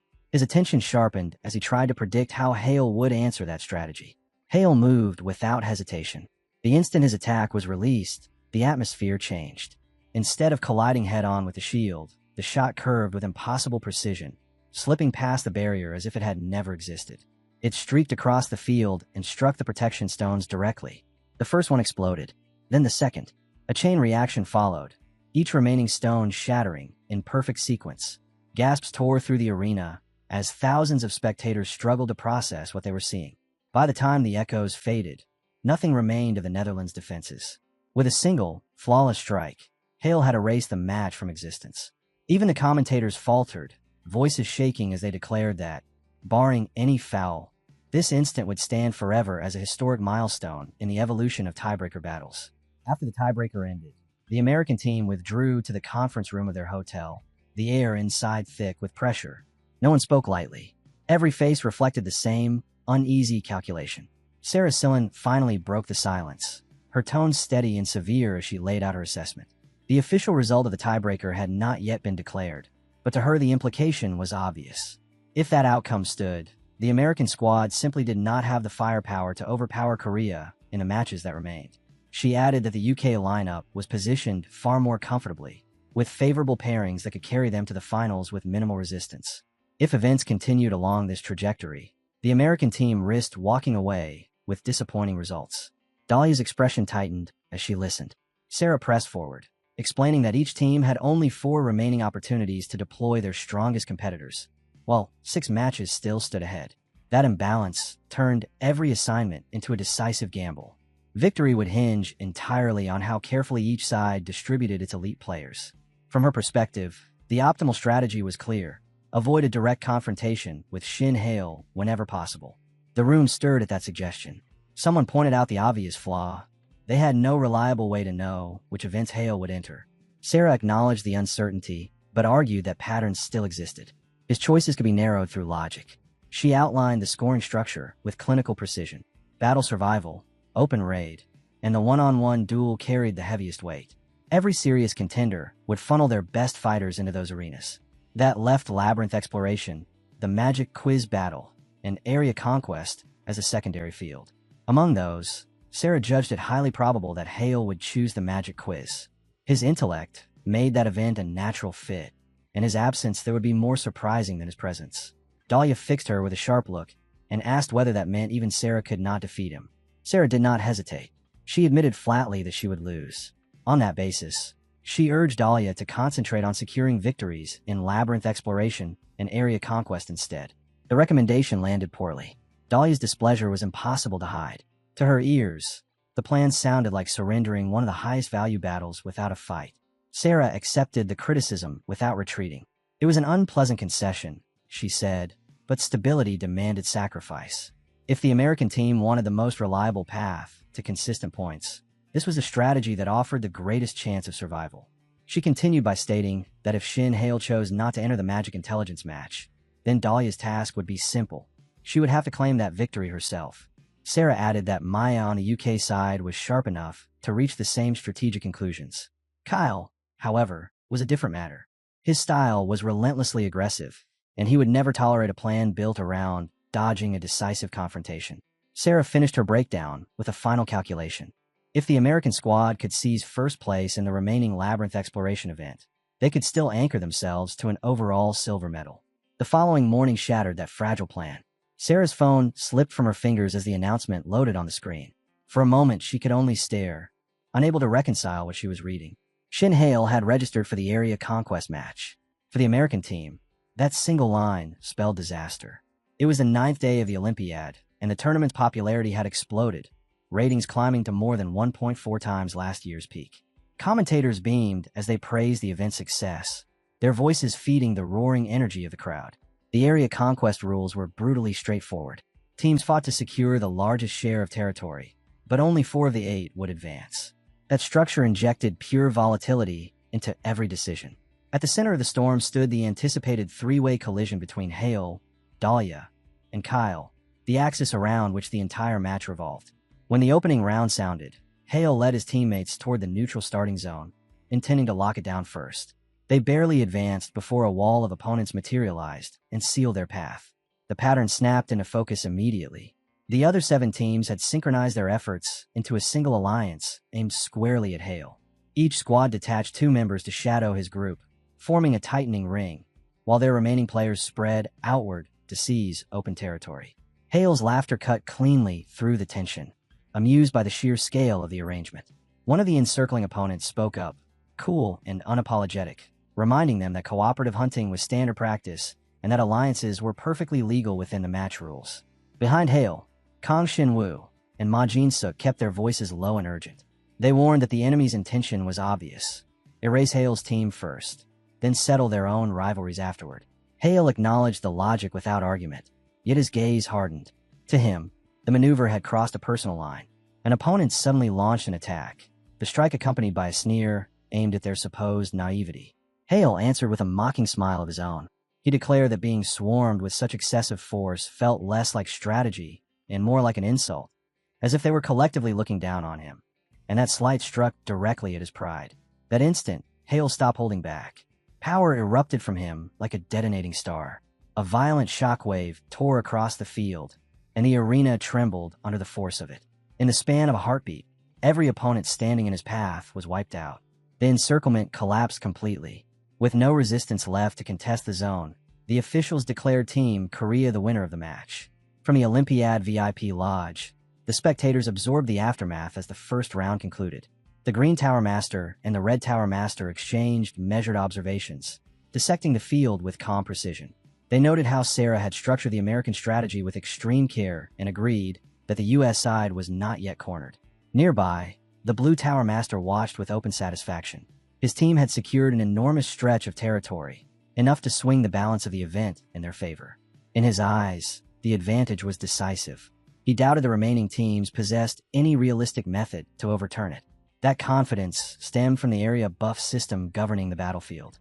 10 connected zones could be fused into a single merged territory. If an enemy seized that unified region, all 10 zones vanished at once, creating catastrophic losses. Within those borders, combat itself was distorted. Damage output and resistance shifted, and layered buffs amplified anyone fighting inside.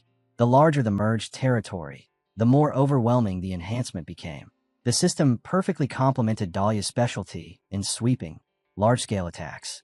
To the Blue Tower Master, it was the ideal stage to finally force Hale into a genuine struggle. Night settled, and the teams retreated to their quarters. For a short time the room filled with quiet relief as tension bled away. That calm shattered when the next matchup announcement arrived. Their opponent in round 2 would be the UK team. The mood tightened instantly. Fatigue mixed with irritation, much of it directed at the relentless pressure the UK lineup always brought. Kang Shin-woo turned to Hale and demanded to know the plan moving forward. Hale began laying out his reasoning, voice steady as he organized the situation. The door opened before he could finish. Kyle stepped inside as if the space belonged to him and greeted the room without hesitation. Shock rippled through the group. Questions fired at once, suspicion sharp in every stare. Some openly wondered whether he had come to spy. Kyle dismissed the accusation with a calm shake of his head. He stated that information was not his purpose. He had come to speak directly to Shin Hale with a proposal, an alliance. The room froze as Hale extended his hand immediately and clasped Kyle's in agreement, accepting the offer without the slightest pause. After agreeing to the alliance, Sarah and Dahlia sat in silence, the weight of what had just happened settling over them. An alliance between Team Korea and Team UK should have been unthinkable, yet here it was, unfolding right in front of them. Sarah's mind was already racing ahead. To her, this was a rare opening, a perfect chance to study both sides up close and gather intelligence that could shape everything that followed. Dahlia leaned back in her seat and muttered that, ideally, one of the two teams would get wiped out on the spot. A quick elimination would solve a lot of problems. Even as she said it, she admitted it was nothing more than a selfish wish. Sarah shut the idea down immediately. There was no point clinging to fantasies. Both teams had already secured their advancement to the next round, and the odds of either collapsing now were slim to none. Still, Dahlia couldn't help wondering if the 6 remaining teams in the arena might somehow unite and pull off a miracle upset. Sarah shook her head. Shin Hail's display in the first round had already answered that question. He had shown more than enough power to dominate a battlefield of that scale. And teamwork, she reminded her, wasn't a crutch reserved for the weak. Strong teams understood its value just as well. Even with that certainty, a single doubt kept gnawing at Sarah. She turned to Dahlia and asked what she made of Hale's decision to enter this event in the first place. From his standpoint, the match was a massive gamble. Every move he made exposed his magic to analysis, and a single misstep during the quiz segments could cost him critical points. It didn't fit his nature. Hale wasn't the type to stake everything unless victory was practically assured. That left only one conclusion in Sarah's mind. He was still concealing a decisive trump card. Before long, the second round of the territory capture match in Area 1 loomed. Hale and his teammates had finished locking in their strategy, and the entire formation revolved around him. Even so, Ma Jin-suk couldn't shake his unease about Kyle's squad and the fragile alliance binding them. The fear of a sudden betrayal lingered in his voice. The protagonist answered without hesitation. Such a backstab made no sense. The current score didn't favor the UK team, and turning on Korea would trigger immediate backlash. They would find themselves isolated, forced to face every opposing alliance alone. It would be a suicidal move. On top of that, the American team was observing from the sidelines, and the UK squad couldn't risk looking weak or dishonorable under that scrutiny. The instant the countdown hit 0 and the match began, chaos exploded across the arena.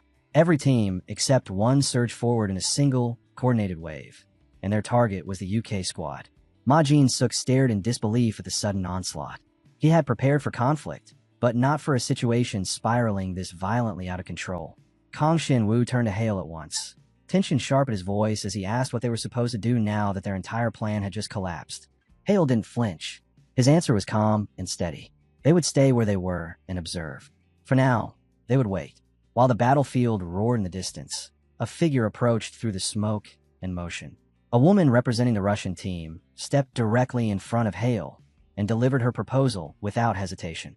She wanted an alliance.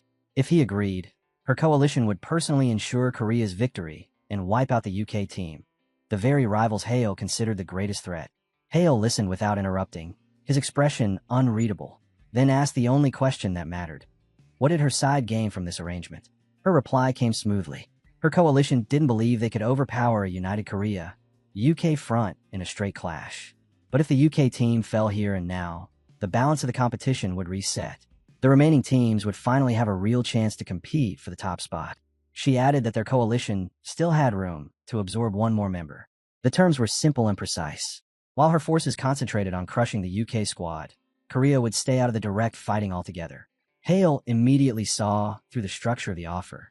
They wanted his team free to secure and link territories while others absorbed the danger and exhaustion of open combat.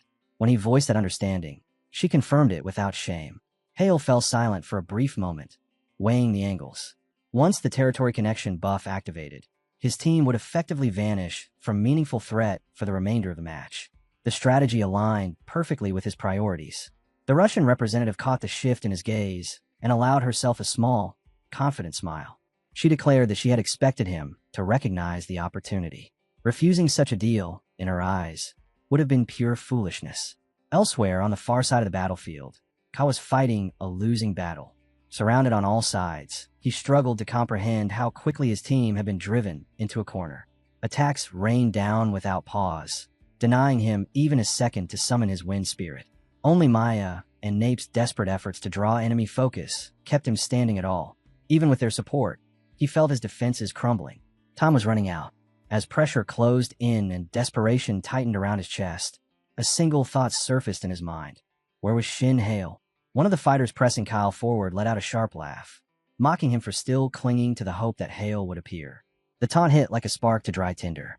Kyle's anger flared, but the opponent kept talking, voice dripping with certainty as he declared that no one was coming to rescue him.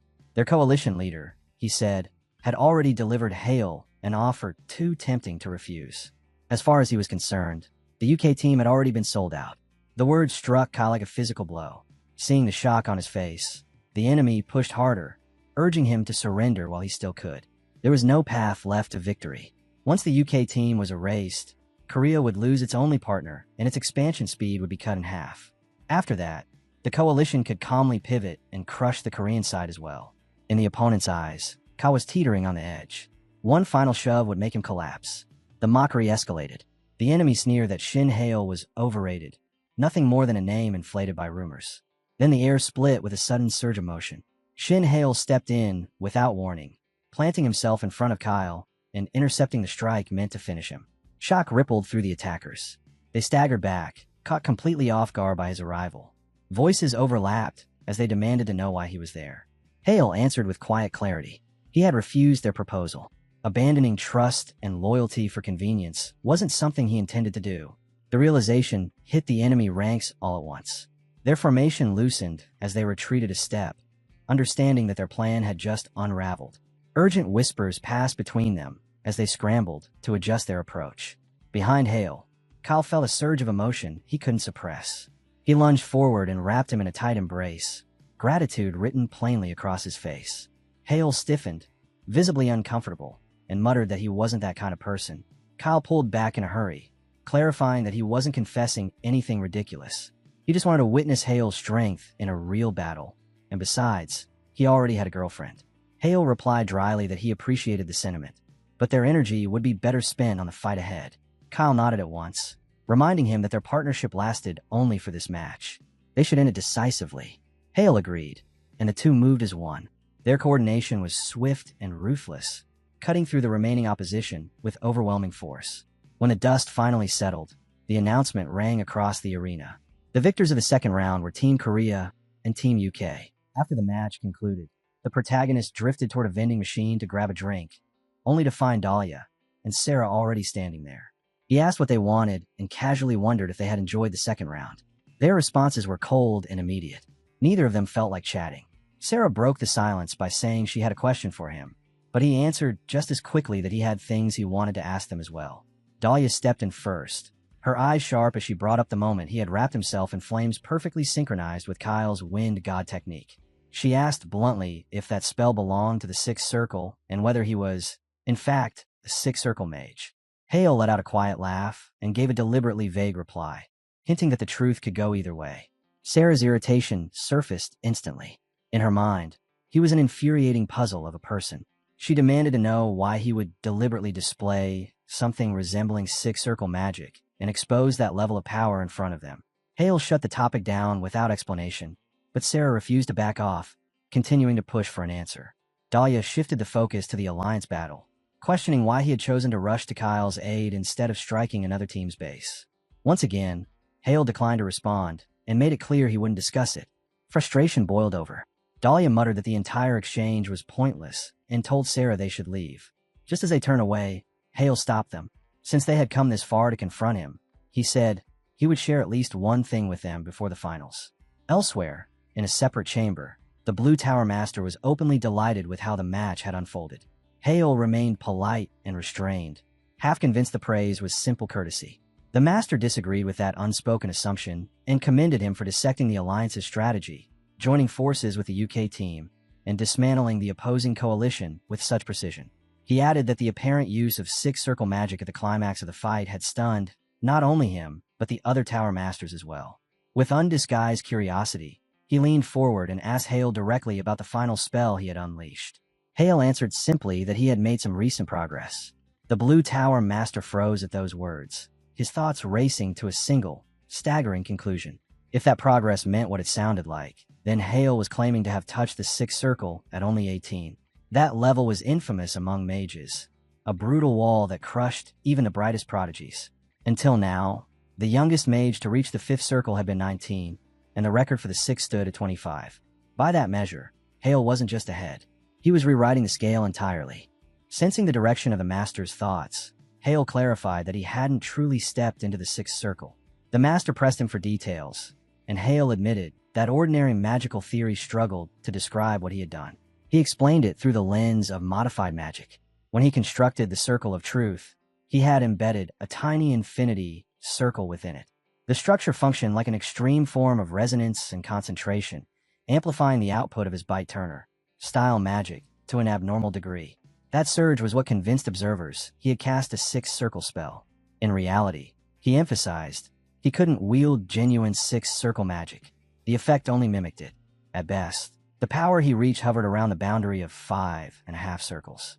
The explanation left the tower master momentarily speechless.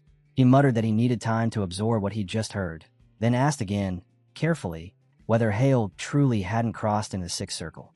Hale, now intrigued, asked what the master himself had perceived. The answer came in a low voice. When more than 6 mana circles synchronized, a distinct mana severance phenomenon appeared near a mage's heart. Hale felt a jolt of surprise. He hadn't known such a tell existed.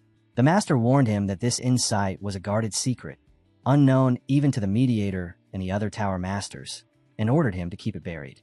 Pushing the discussion forward, the tower master demanded a direct answer. What exact 6th circle level spell had Hale unleashed in that final exchange?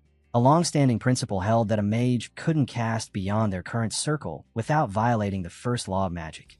As the thought surfaced, the master's gaze sharpened. He wondered aloud if Hale had shattered that law and forced a spell past his natural limits. Hale considered the implication and replied that it was one way to interpret what had happened. Then he admitted, without embellishment, that what the master had witnessed was the absolute edge of his capability. Hale lay back in his room, the noise of the arena finally gone, and replayed the confrontation in his head. He had survived on pure bluff. Somehow it worked, but the realization sat heavy in his chest. Tricks like that had limits. Sooner or later, words and deception would stop being enough, and when that moment came, he would need something real to stand on. Across the tower, the blue tower master rested in his own quarters, yet his thoughts refused to settle.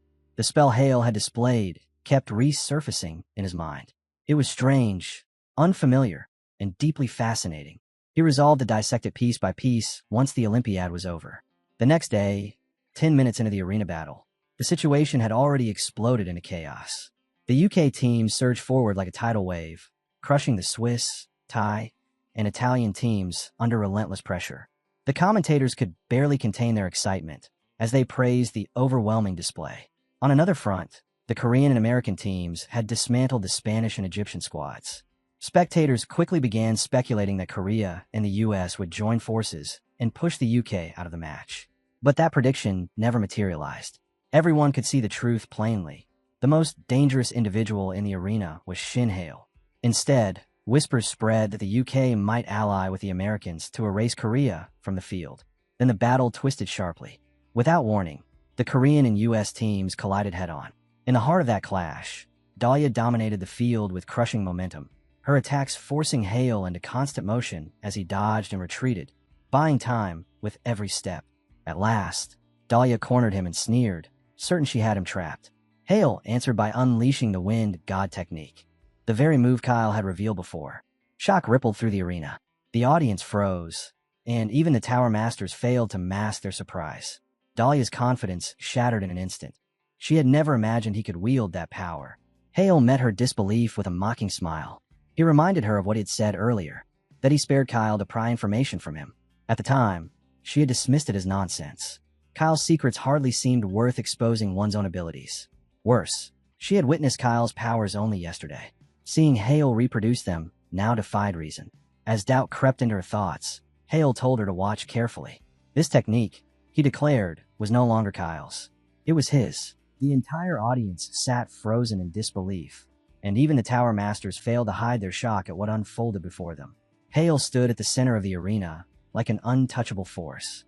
When he unleashed another strike, the moonlight blast, a heavy silence swallowed the stadium. No one could find words to match the scale of the power they had just witnessed. Dahlia recognized the spell instantly. It was a guarded secret of the arcane family, Moonlight energy hardened around Hale's body, forming a seamless armor as he leaned forward and prepared to charge. The moment he moved, her eyes widened. His speed had skyrocketed. He cut across the battlefield as if gravity no longer applied to him. The moonlight blast surging ahead like a spear of condensed light, radiating force she knew she could not meet head-on. As she tracked his approach, a colder realization settled in. Hale still wasn't fighting at full capacity. For a split second, she wondered if he had only just stepped into the realm of six-circle magic. Pure defense would never carry her through this exchange. Abandoning hesitation, she triggered another trump card. Superheated Hell Third Form, Phoenix Rondo. A colossal phoenix of blue fire erupted into existence, spreading its wings before her as both shield and weapon. Hale answered without pause. His resonance circle ignited and tightened, layering additional reinforcement over his spell. Then he shifted into the Byturner-style Halo, compressing the spreading light into a razor-focused beam and driving every fragment of its energy straight ahead. Dahlia's breath caught. That wasn't how Halo was supposed to function. Yet he reshaped the technique effortlessly, bending its rules in real time. Seconds later, the blue phoenix shattered, its flames scattering into nothing. He pressed the advantage immediately, launching another strike before she could steady herself. This time her focus faltered. The attack closed in, and a figure cut between them. Kyle intercepted the blow, bracing against its force with a grin stretched across his face. Excitement flashed in his eyes. He had never imagined Hale would command the Wind God technique with such natural ease. The thrill of it only sharpened Kyle's smile as he proposed they take Hale on together. High above the arena, tension spiked inside the VIP lounge. The Green Tower Master slammed his demand across the room, ordering the Blue Tower Master to explain Hale's true identity at once. How could one person wield the Wind God arts and the Arcane family's magic simultaneously? The Blue Tower Master exhaled slowly and admitted the truth. He didn't fully grasp it himself. The only explanation he could offer was that Hale's mystic eyes were reading and replicating magic formulas with flawless precision. The Green Tower Master narrowed his eyes and voiced the conclusion forming in his mind. If that were true, then Hale's sight resembled the legendary eyes of Lady Sophia. Sophia Anicepri stood as the sole living Ninth Circle Archmage and the absolute sovereign of the Magic Towers. Before her jewel eyes, no hidden spell could survive scrutiny. The Blue Tower Master shook his head and dismissed the idea. Mystic eyes were not powers that could simply be inherited unless their original bearer relinquished them. Hale could not possess the same eyes.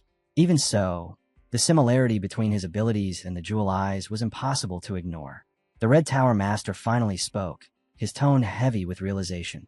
Hale's earlier actions now made perfect sense, especially the way he had instantly dissected and revealed the detonation device planted by the Black Tower spy. A quiet question lingered in his thoughts about what kind of existence Hale truly was, and the answer filled him with deep awe. On the battlefield, the pressure escalated again as Hale invoked the superheated Hell skill. To Dahlia, the fight no longer felt even remotely balanced. Kyle saw it clearly as well. Hale had merged the Wind God technique with superheated Hell, forging a seamless hybrid form. A sharp breath left Kyle as he acknowledged the gap between them. Even at his peak, he hadn't managed to land a single meaningful hit. Facing someone like Hale felt less like a struggle and more like a rare privilege. He answered by activating Wind God Third Form. The instant Dahlia saw his stance, she recognized the signature posture of the Third Tower Master. Hale met the charge head-on and praised the strike's sheer force as it connected. The impact shattered the armor protecting both of them. Kyle laughed it off for a fleeting second before his strength gave out and his body hit the ground. He tried to raise a defense, but the damage was already too deep. Among the three aces, he was the first to fall. Hale shifted his gaze to Dahlia and noted the exhaustion written across her posture. He told her to concede. She rejected the idea outright and fired back that he should be the one to surrender, since he could barely maintain proper spellcasting anymore. Hale admitted without hesitation that his mental reserves were nearly drained. The blunt confession threw her off balance. She searched his face, unsure why he would expose such a crippling weakness so openly, and wondered if he was about to yield. Instead, even in that battered state, Hale began shaping another spell, proving through action alone that surrender had never entered his mind. Dahlia studied his posture, and a memory flashed through her mind. That stance belonged to the Shinkum martial clan. The realization struck hard. He had mastered Shinmu's hidden martial arts as well.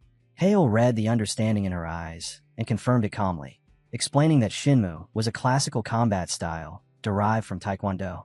Inside, He measured what little strength remained. His mental reserves were almost empty.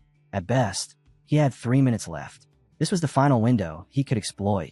He shifted instantly into the Shinmu martial style, Muguk footwork. The moment he advanced, searing heat surged through his body, burning along his nerves. He endured it through sheer will and closed the distance in a blur. His leg snapped forward in a blast kick that connected cleanly with Dahlia. As the impact landed, he saw her blue flames flicker and weaken. He didn't hesitate. Driving forward again, he unleashed another blast kick, the force hurling her backward across the arena. A heartbeat later, the system's voice thundered through the stadium. The result was final. Dahlia was down. Victory belonged to the Korean representative, Shin Hail. In the aftermath of Shin Hail's victory, the reaction exploded across every major channel. Clips of the Korean team defeating Kyle and Dahlia and seizing the area circulated at lightning speed. Comment sections flooded with praise, hailing Hail as a phenomenon whose power defied conventional limits. The moment that drew the most attention was his seamless fusion of two distinct spells into a single, flawless technique. Speculation spiraled around one question: how he could replicate another person's magic with such exact precision. Veteran analysts of magical theory began drawing comparisons to the Jewel Eyes, the legendary ability associated with Jafua and Achepri.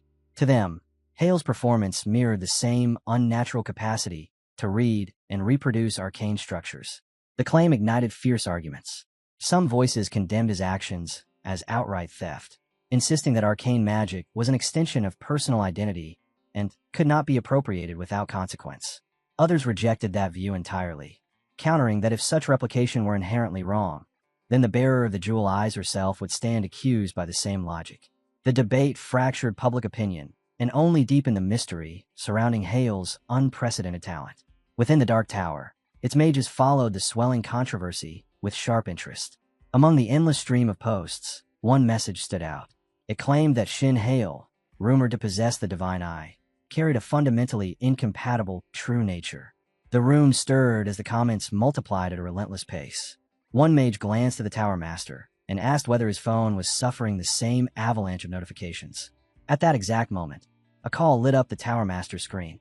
He ignored it without hesitation. A colleague leaned over and pointed out that the caller was a VIP client, urging him to respond. The Master dismissed the suggestion and let the ringing continue. His co-worker smirked and noted that whoever was calling must be seething with anger.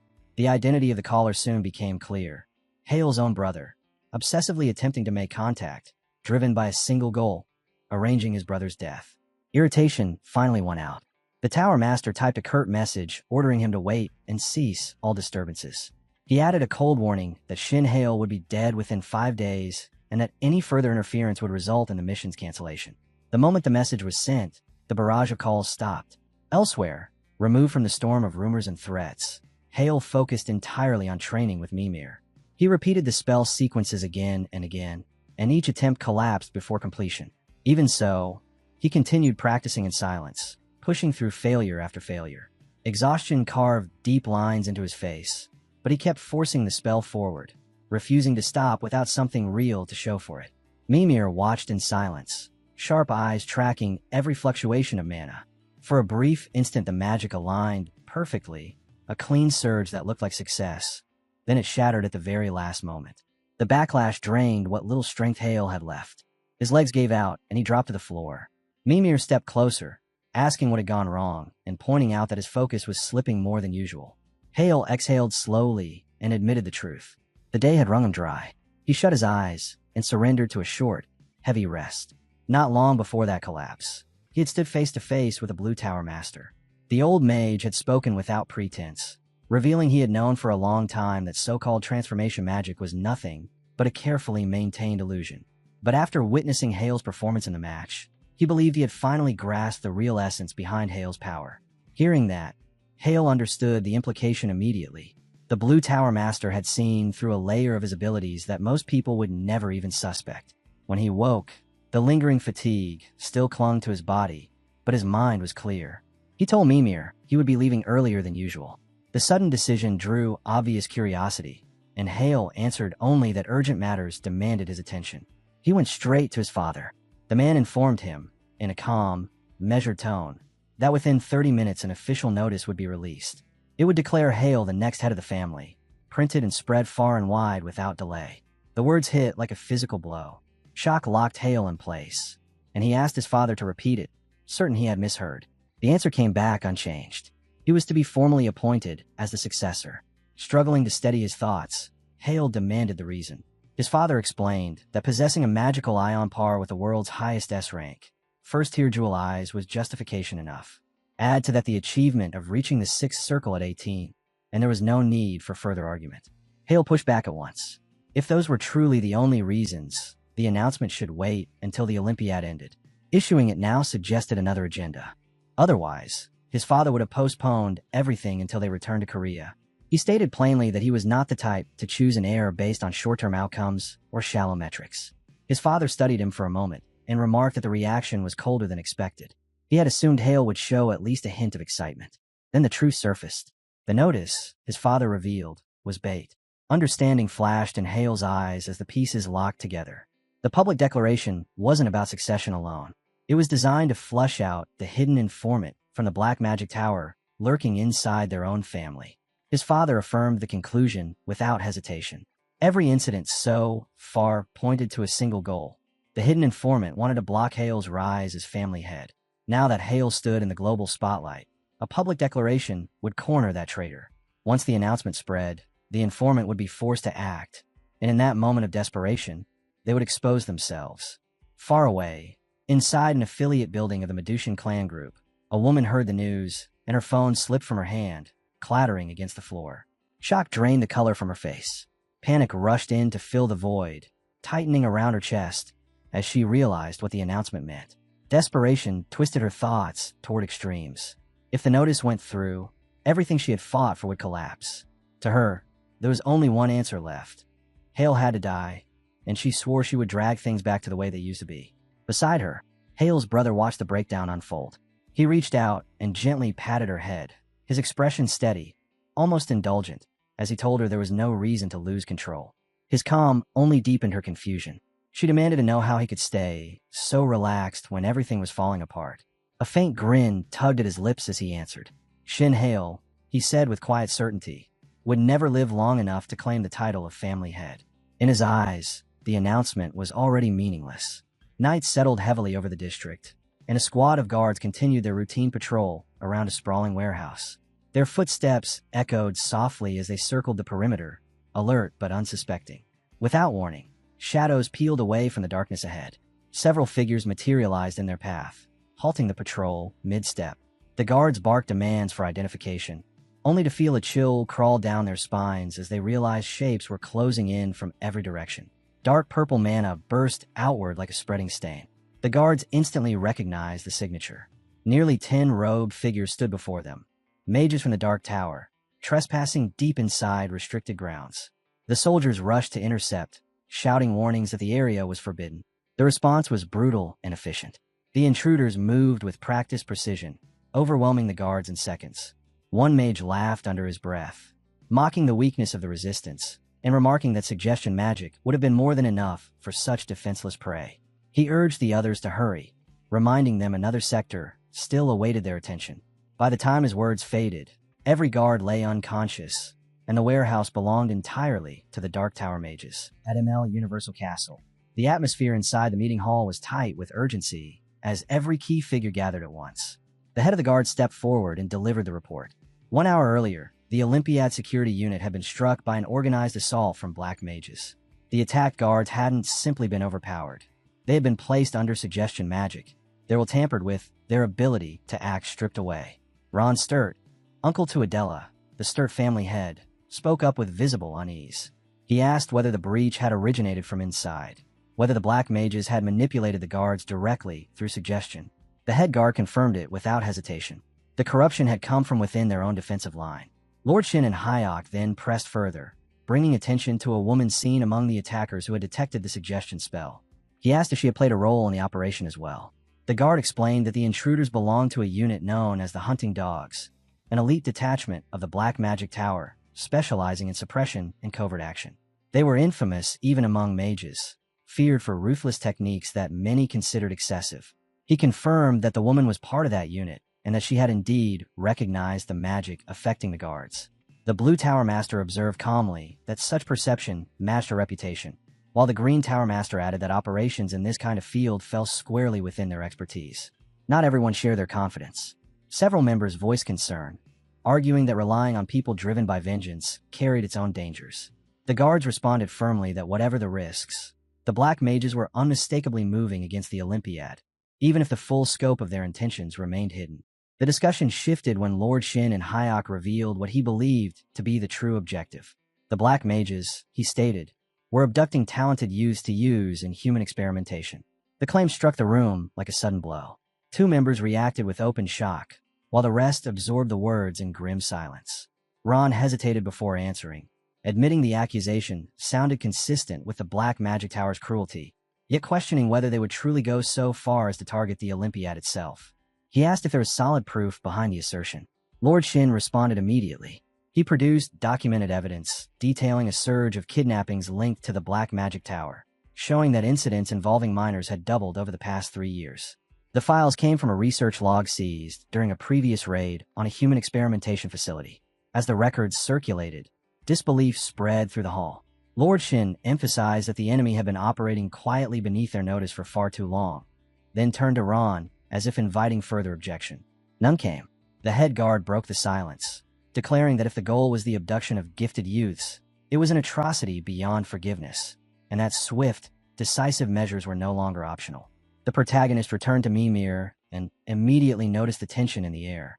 She informed him that, after the recent upheavals, Uncle Kim Suk-hyun had enforced strict security across every Olympiad venue and hotel. Mimir frowned, unable to reconcile the chaos with the fact that the matches were still moving forward. Hale explained that canceling the event was never an option. The Olympiad was surging in scale and influence, and the damage already extended beyond the injured guards. He added that, while the black mages were undeniably dangerous, penetrating the reinforced defenses to reach him was effectively impossible. Mimir listened but couldn't shake the unease sitting in her chest. She wondered aloud whether the black mages would risk a kidnapping attempt under such suffocating security, or if patience would serve them better. Waiting until the games concluded and everyone dispersed, Hale accepted the logic in her concern, then shifted the angle, asking if there was another target they might be overlooking. After a brief hesitation, Mimir revealed what she had found in a record left by a previous successor: the Olympiad MVP reward, an artifact known as the Summit Radiant Stone. Hale questioned whether it was simply a rare mineral or ceremonial ornament. Mimir said she wished it were that simple. Her expression tightened abruptly as realization struck. If the Summit Radiant Stone was the mana stone she suspected, then under no circumstances could it be allowed to fall into anyone's hands. The following day at the arena, Hale stood absorbed in thought until Adela approached with an easy, warm greeting. She mentioned that the Magic Knowledge Finals were closing in and asked if the pressure was getting to him. Hale answered that the match itself didn't unsettle him, even with competitors like Britain's Maya and America's Sarah entering the field. He stated plainly that he intended to win. Adela smiled with open pride, her trust in his ability unquestioned, but she quickly noticed the distraction behind his eyes and asked what was weighing on him. His thoughts circled back to the crystal and to Adela's background. Remembering that the Shimbui clan specialized in mana stones, he asked if she recognized the Summit Radiant Stone and showed her an image of it. Adela studied the picture, confusion flickering across her face. To her, it looked like nothing more than the natural stone awarded to the Olympiad's MVP. Hale explained that Mimir required deeper insight: its origin, its structure, any hidden history attached to it. Adela nodded slowly and said her family's archives might hold records on unusual stones, though they were often cataloged under obscure or alternate names. Finding the right entry could take time. Hale told her that time wasn't an issue. At that instant, a sharp announcement rang through the arena, summoning every participant to prepare for the next match. Hale turned to Adela and told her he would be back soon, reminding her to contact him the moment she uncovered anything about the stone. She answered with quiet assurance. As he stepped onto the stage, the arena erupted with energy, the crowd's excitement swelling into a restless roar. Hidden among the spectators, one man sat perfectly still, his attention split between the spectacle and a covert line of communication with the head of the Black Tower Mages. In a low voice, he reported that the interior atmosphere was stable and that the parade was continuing as scheduled. The reply came cold and immediate. He was warned not to improvise under any circumstances. If he disobeyed, a gunfake illusion would be cast on him without hesitation. Fear tightened his throat. He rushed to confirm that he would never dare act against orders. The head demanded a full situation update. The informant scanned the surroundings and reported dense security, including roughly 5 7-circle mages positioned around the venue. Hearing that, the head calculated quickly and concluded that any viable operation would require security pressure to be increased by at least half again, as much to create a safe opening. The man then asked about the third mana stone warehouse. The answer was blunt. Without redirecting additional guards away from that location, success was impossible. Desperation crept into the informant's voice as he proposed unleashing all the monsters at once to force chaos. The head cut him off instantly. Such a move would halt the Olympiad outright, ruining their broader objective. He added that the Summit Radiant Stone, recently transferred to the third warehouse, was scheduled to be moved even deeper into the central vault. The man's frustration sharpened. He suggested injuring guards or staff to force the mission through. The head remained unmoved. A thin grin surfaced as he revealed that his real plan targeted something far more consequential, and it would unfold that very night. Long after the crowds had dispersed, the Blue Tower Master stood alone on his balcony, the city lights stretching beneath him. A ripple disturbed the quiet air. From the darkness, a flying creature glided forward, a monster with red, glinting eyes and a rider cloaked in black. Recognition flashed instantly. Black Bell Wyvern. The rider guided the beast to a hovering stop and met the master's gaze. In a tone that carried no warmth, he greeted him and announced that this meeting had a single purpose. He had been sent to end the Blue Tower Master's life. The scene rolled back a few hours before the strike on the Blue Tower Master. At that time, he was riding with Hale, still basking in the afterglow of the magic quiz battle.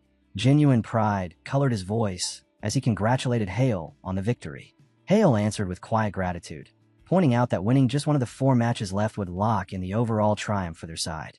The master admitted with a low chuckle that if he hadn't poured resources into this year's Olympiad, he would have been slamming his fists in regret, fully aware of how critical that decision had been. Inside the car, Hale laughed softly, savoring the rare lightness of the moment. Adela, seated beside him, suddenly broke in with news that cut through the air. She had located the stone they'd been hunting. Its true name, she revealed, was the Obsidian of Lamentation. The words caught Hale off guard. Adela calmly confirmed it, explaining that every distinctive feature and visual marker lined up perfectly with the historical records she had cross-checked. The Blue Tower Master listened in silence before adding his own piece. If he secured the MVP title in the competition, the stone would become his reward. His gaze shifted to Hale as he asked whether Hale had been digging into research on the Summit Radiant Stone. Hale shook his head, stating that his studies served an entirely different aim. The master brushed the denial aside, insisting it hardly mattered when everyone already saw this year's MVP as Hale an all-but name. Driven by curiosity, the protagonist turned the conversation back to the Obsidian of Lamentation and asked what the master truly knew about it. The master's expression hardened as he answered. While the Summit Radiant Stone remained a mystery to him, he did possess fragments of knowledge about the Obsidian. It had first surfaced in the 1300s, he explained, and its defining trait was terrifying in scope, the ability to endlessly draw out dense mana without exhaustion. Hale pressed on, asking why such a stone would later be labeled Summit Oregon. The master reasoned that the change likely stemmed from its extreme rarity. Excavations were so scarce that early finders assumed they were facing a completely new mana mineral and branded it accordingly. In all likelihood, no one had unearthed it again since those distant centuries. A sharper edge entered Hale's voice as he demanded to know whether the master had carried this knowledge all along. The master corrected him at once. Even the title Obsidian of Lamentation, he said, had only been coined during that era. The revelation hit Hale like a physical blow. If that name was already a later invention, then the stone's true origins had to stretch far deeper into history than the 1300s. Adela quietly supported the conclusion, revealing that her family archives listed an even older designation for the same relic. In their records, its earliest name was preserved as God's Grace. Later that night, the calm of the Blue Tower Master's balcony shattered as a Black Tower mage struck without warning. His dragon roared and unleashed a spiraling vortex of dark purple mana straight at the master. At the same time, the attacker warned coldly that any attempt to dodge would bring the entire hotel crashing down. The threat hung heavy in the air, but the Tower Master did not waver. With flawless precision, he invoked Water Flow, Clear Mirror, and Still Water in rapid succession.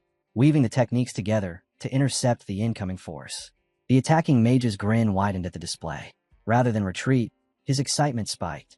In a mocking tone, he praised the master's skill, joking that he might actually fall for him. His hand lifted again, mana coiling violently around his palm as he prepared a second strike, openly daring the master to prove he could survive what came next. Before the Blue Tower Master, the battlefield thickened. Mana circles flared to life while grotesque monsters crowded the space, their presence distorting the air itself. He scanned the gathering threat with sharp, calculating eyes. A faint gleam flashed in his gaze as he grasped the truth. This was no simple ambush. Facing this swarm would demand far more than ordinary effort. Elsewhere, Hale relayed news of the stone to Mimir. The moment she recognized the name God's Grace, her expression darkened with clear disapproval. With a swift spell, she summoned an ancient book into her hands and began to explain. God's Grace, she said, was a mana stone of unimaginable rarity, a treasure that could form only once every 1,000 years. The revelation stunned Hale. Mimir continued, her voice steady as she described its origin. At the very center of the world, where land and sea converged, a supreme mana stone was born after absorbing endless currents of energy across vast ages. Though it looked like an ordinary rock, consuming it would transform it into the ultimate elixir. Hale faltered at the idea, asking how anyone could possibly consume a stone. Mimir clarified that placing it in the mouth was enough. The stone would dissolve and absorb on its own, without pain or resistance. A surge of anticipation ran through Hale as he pressed her about its effects.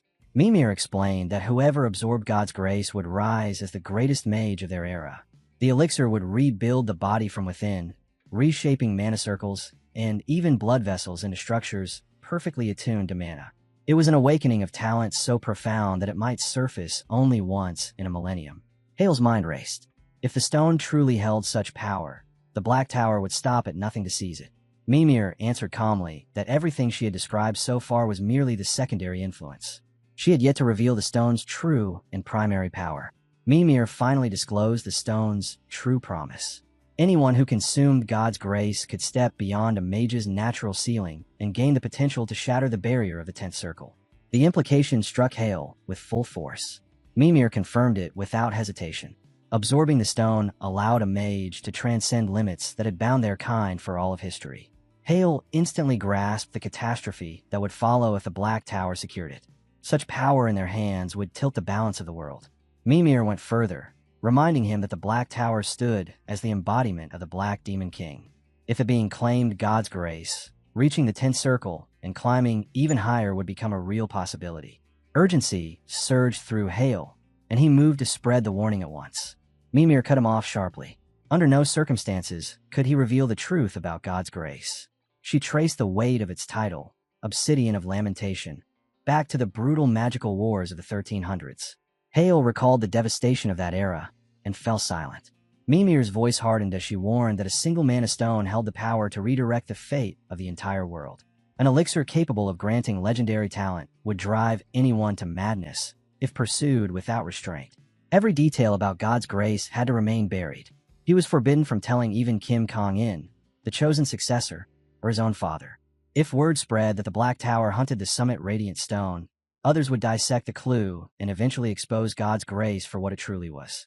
Hale accepted the burden of secrecy. A plan formed quickly.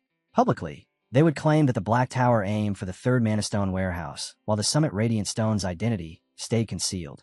Only the Blue Tower Master would be informed, trusted to navigate the crisis with clear judgment. At that same moment, beneath a sky choked with rain and darkness, the Blue Tower Master lay broken on the ground. Blood soaked his clothes and pooled around his motionless body. The battle had ended with several Black Tower mages standing victorious, their enemy left for dead. Scattered across the ruined field, the corpses of black dragons lay twisted and still, silent witnesses to his crushing defeat. That's where we'll leave it for now. If you want to catch the next part, make sure to like the video and subscribe so you don't miss it.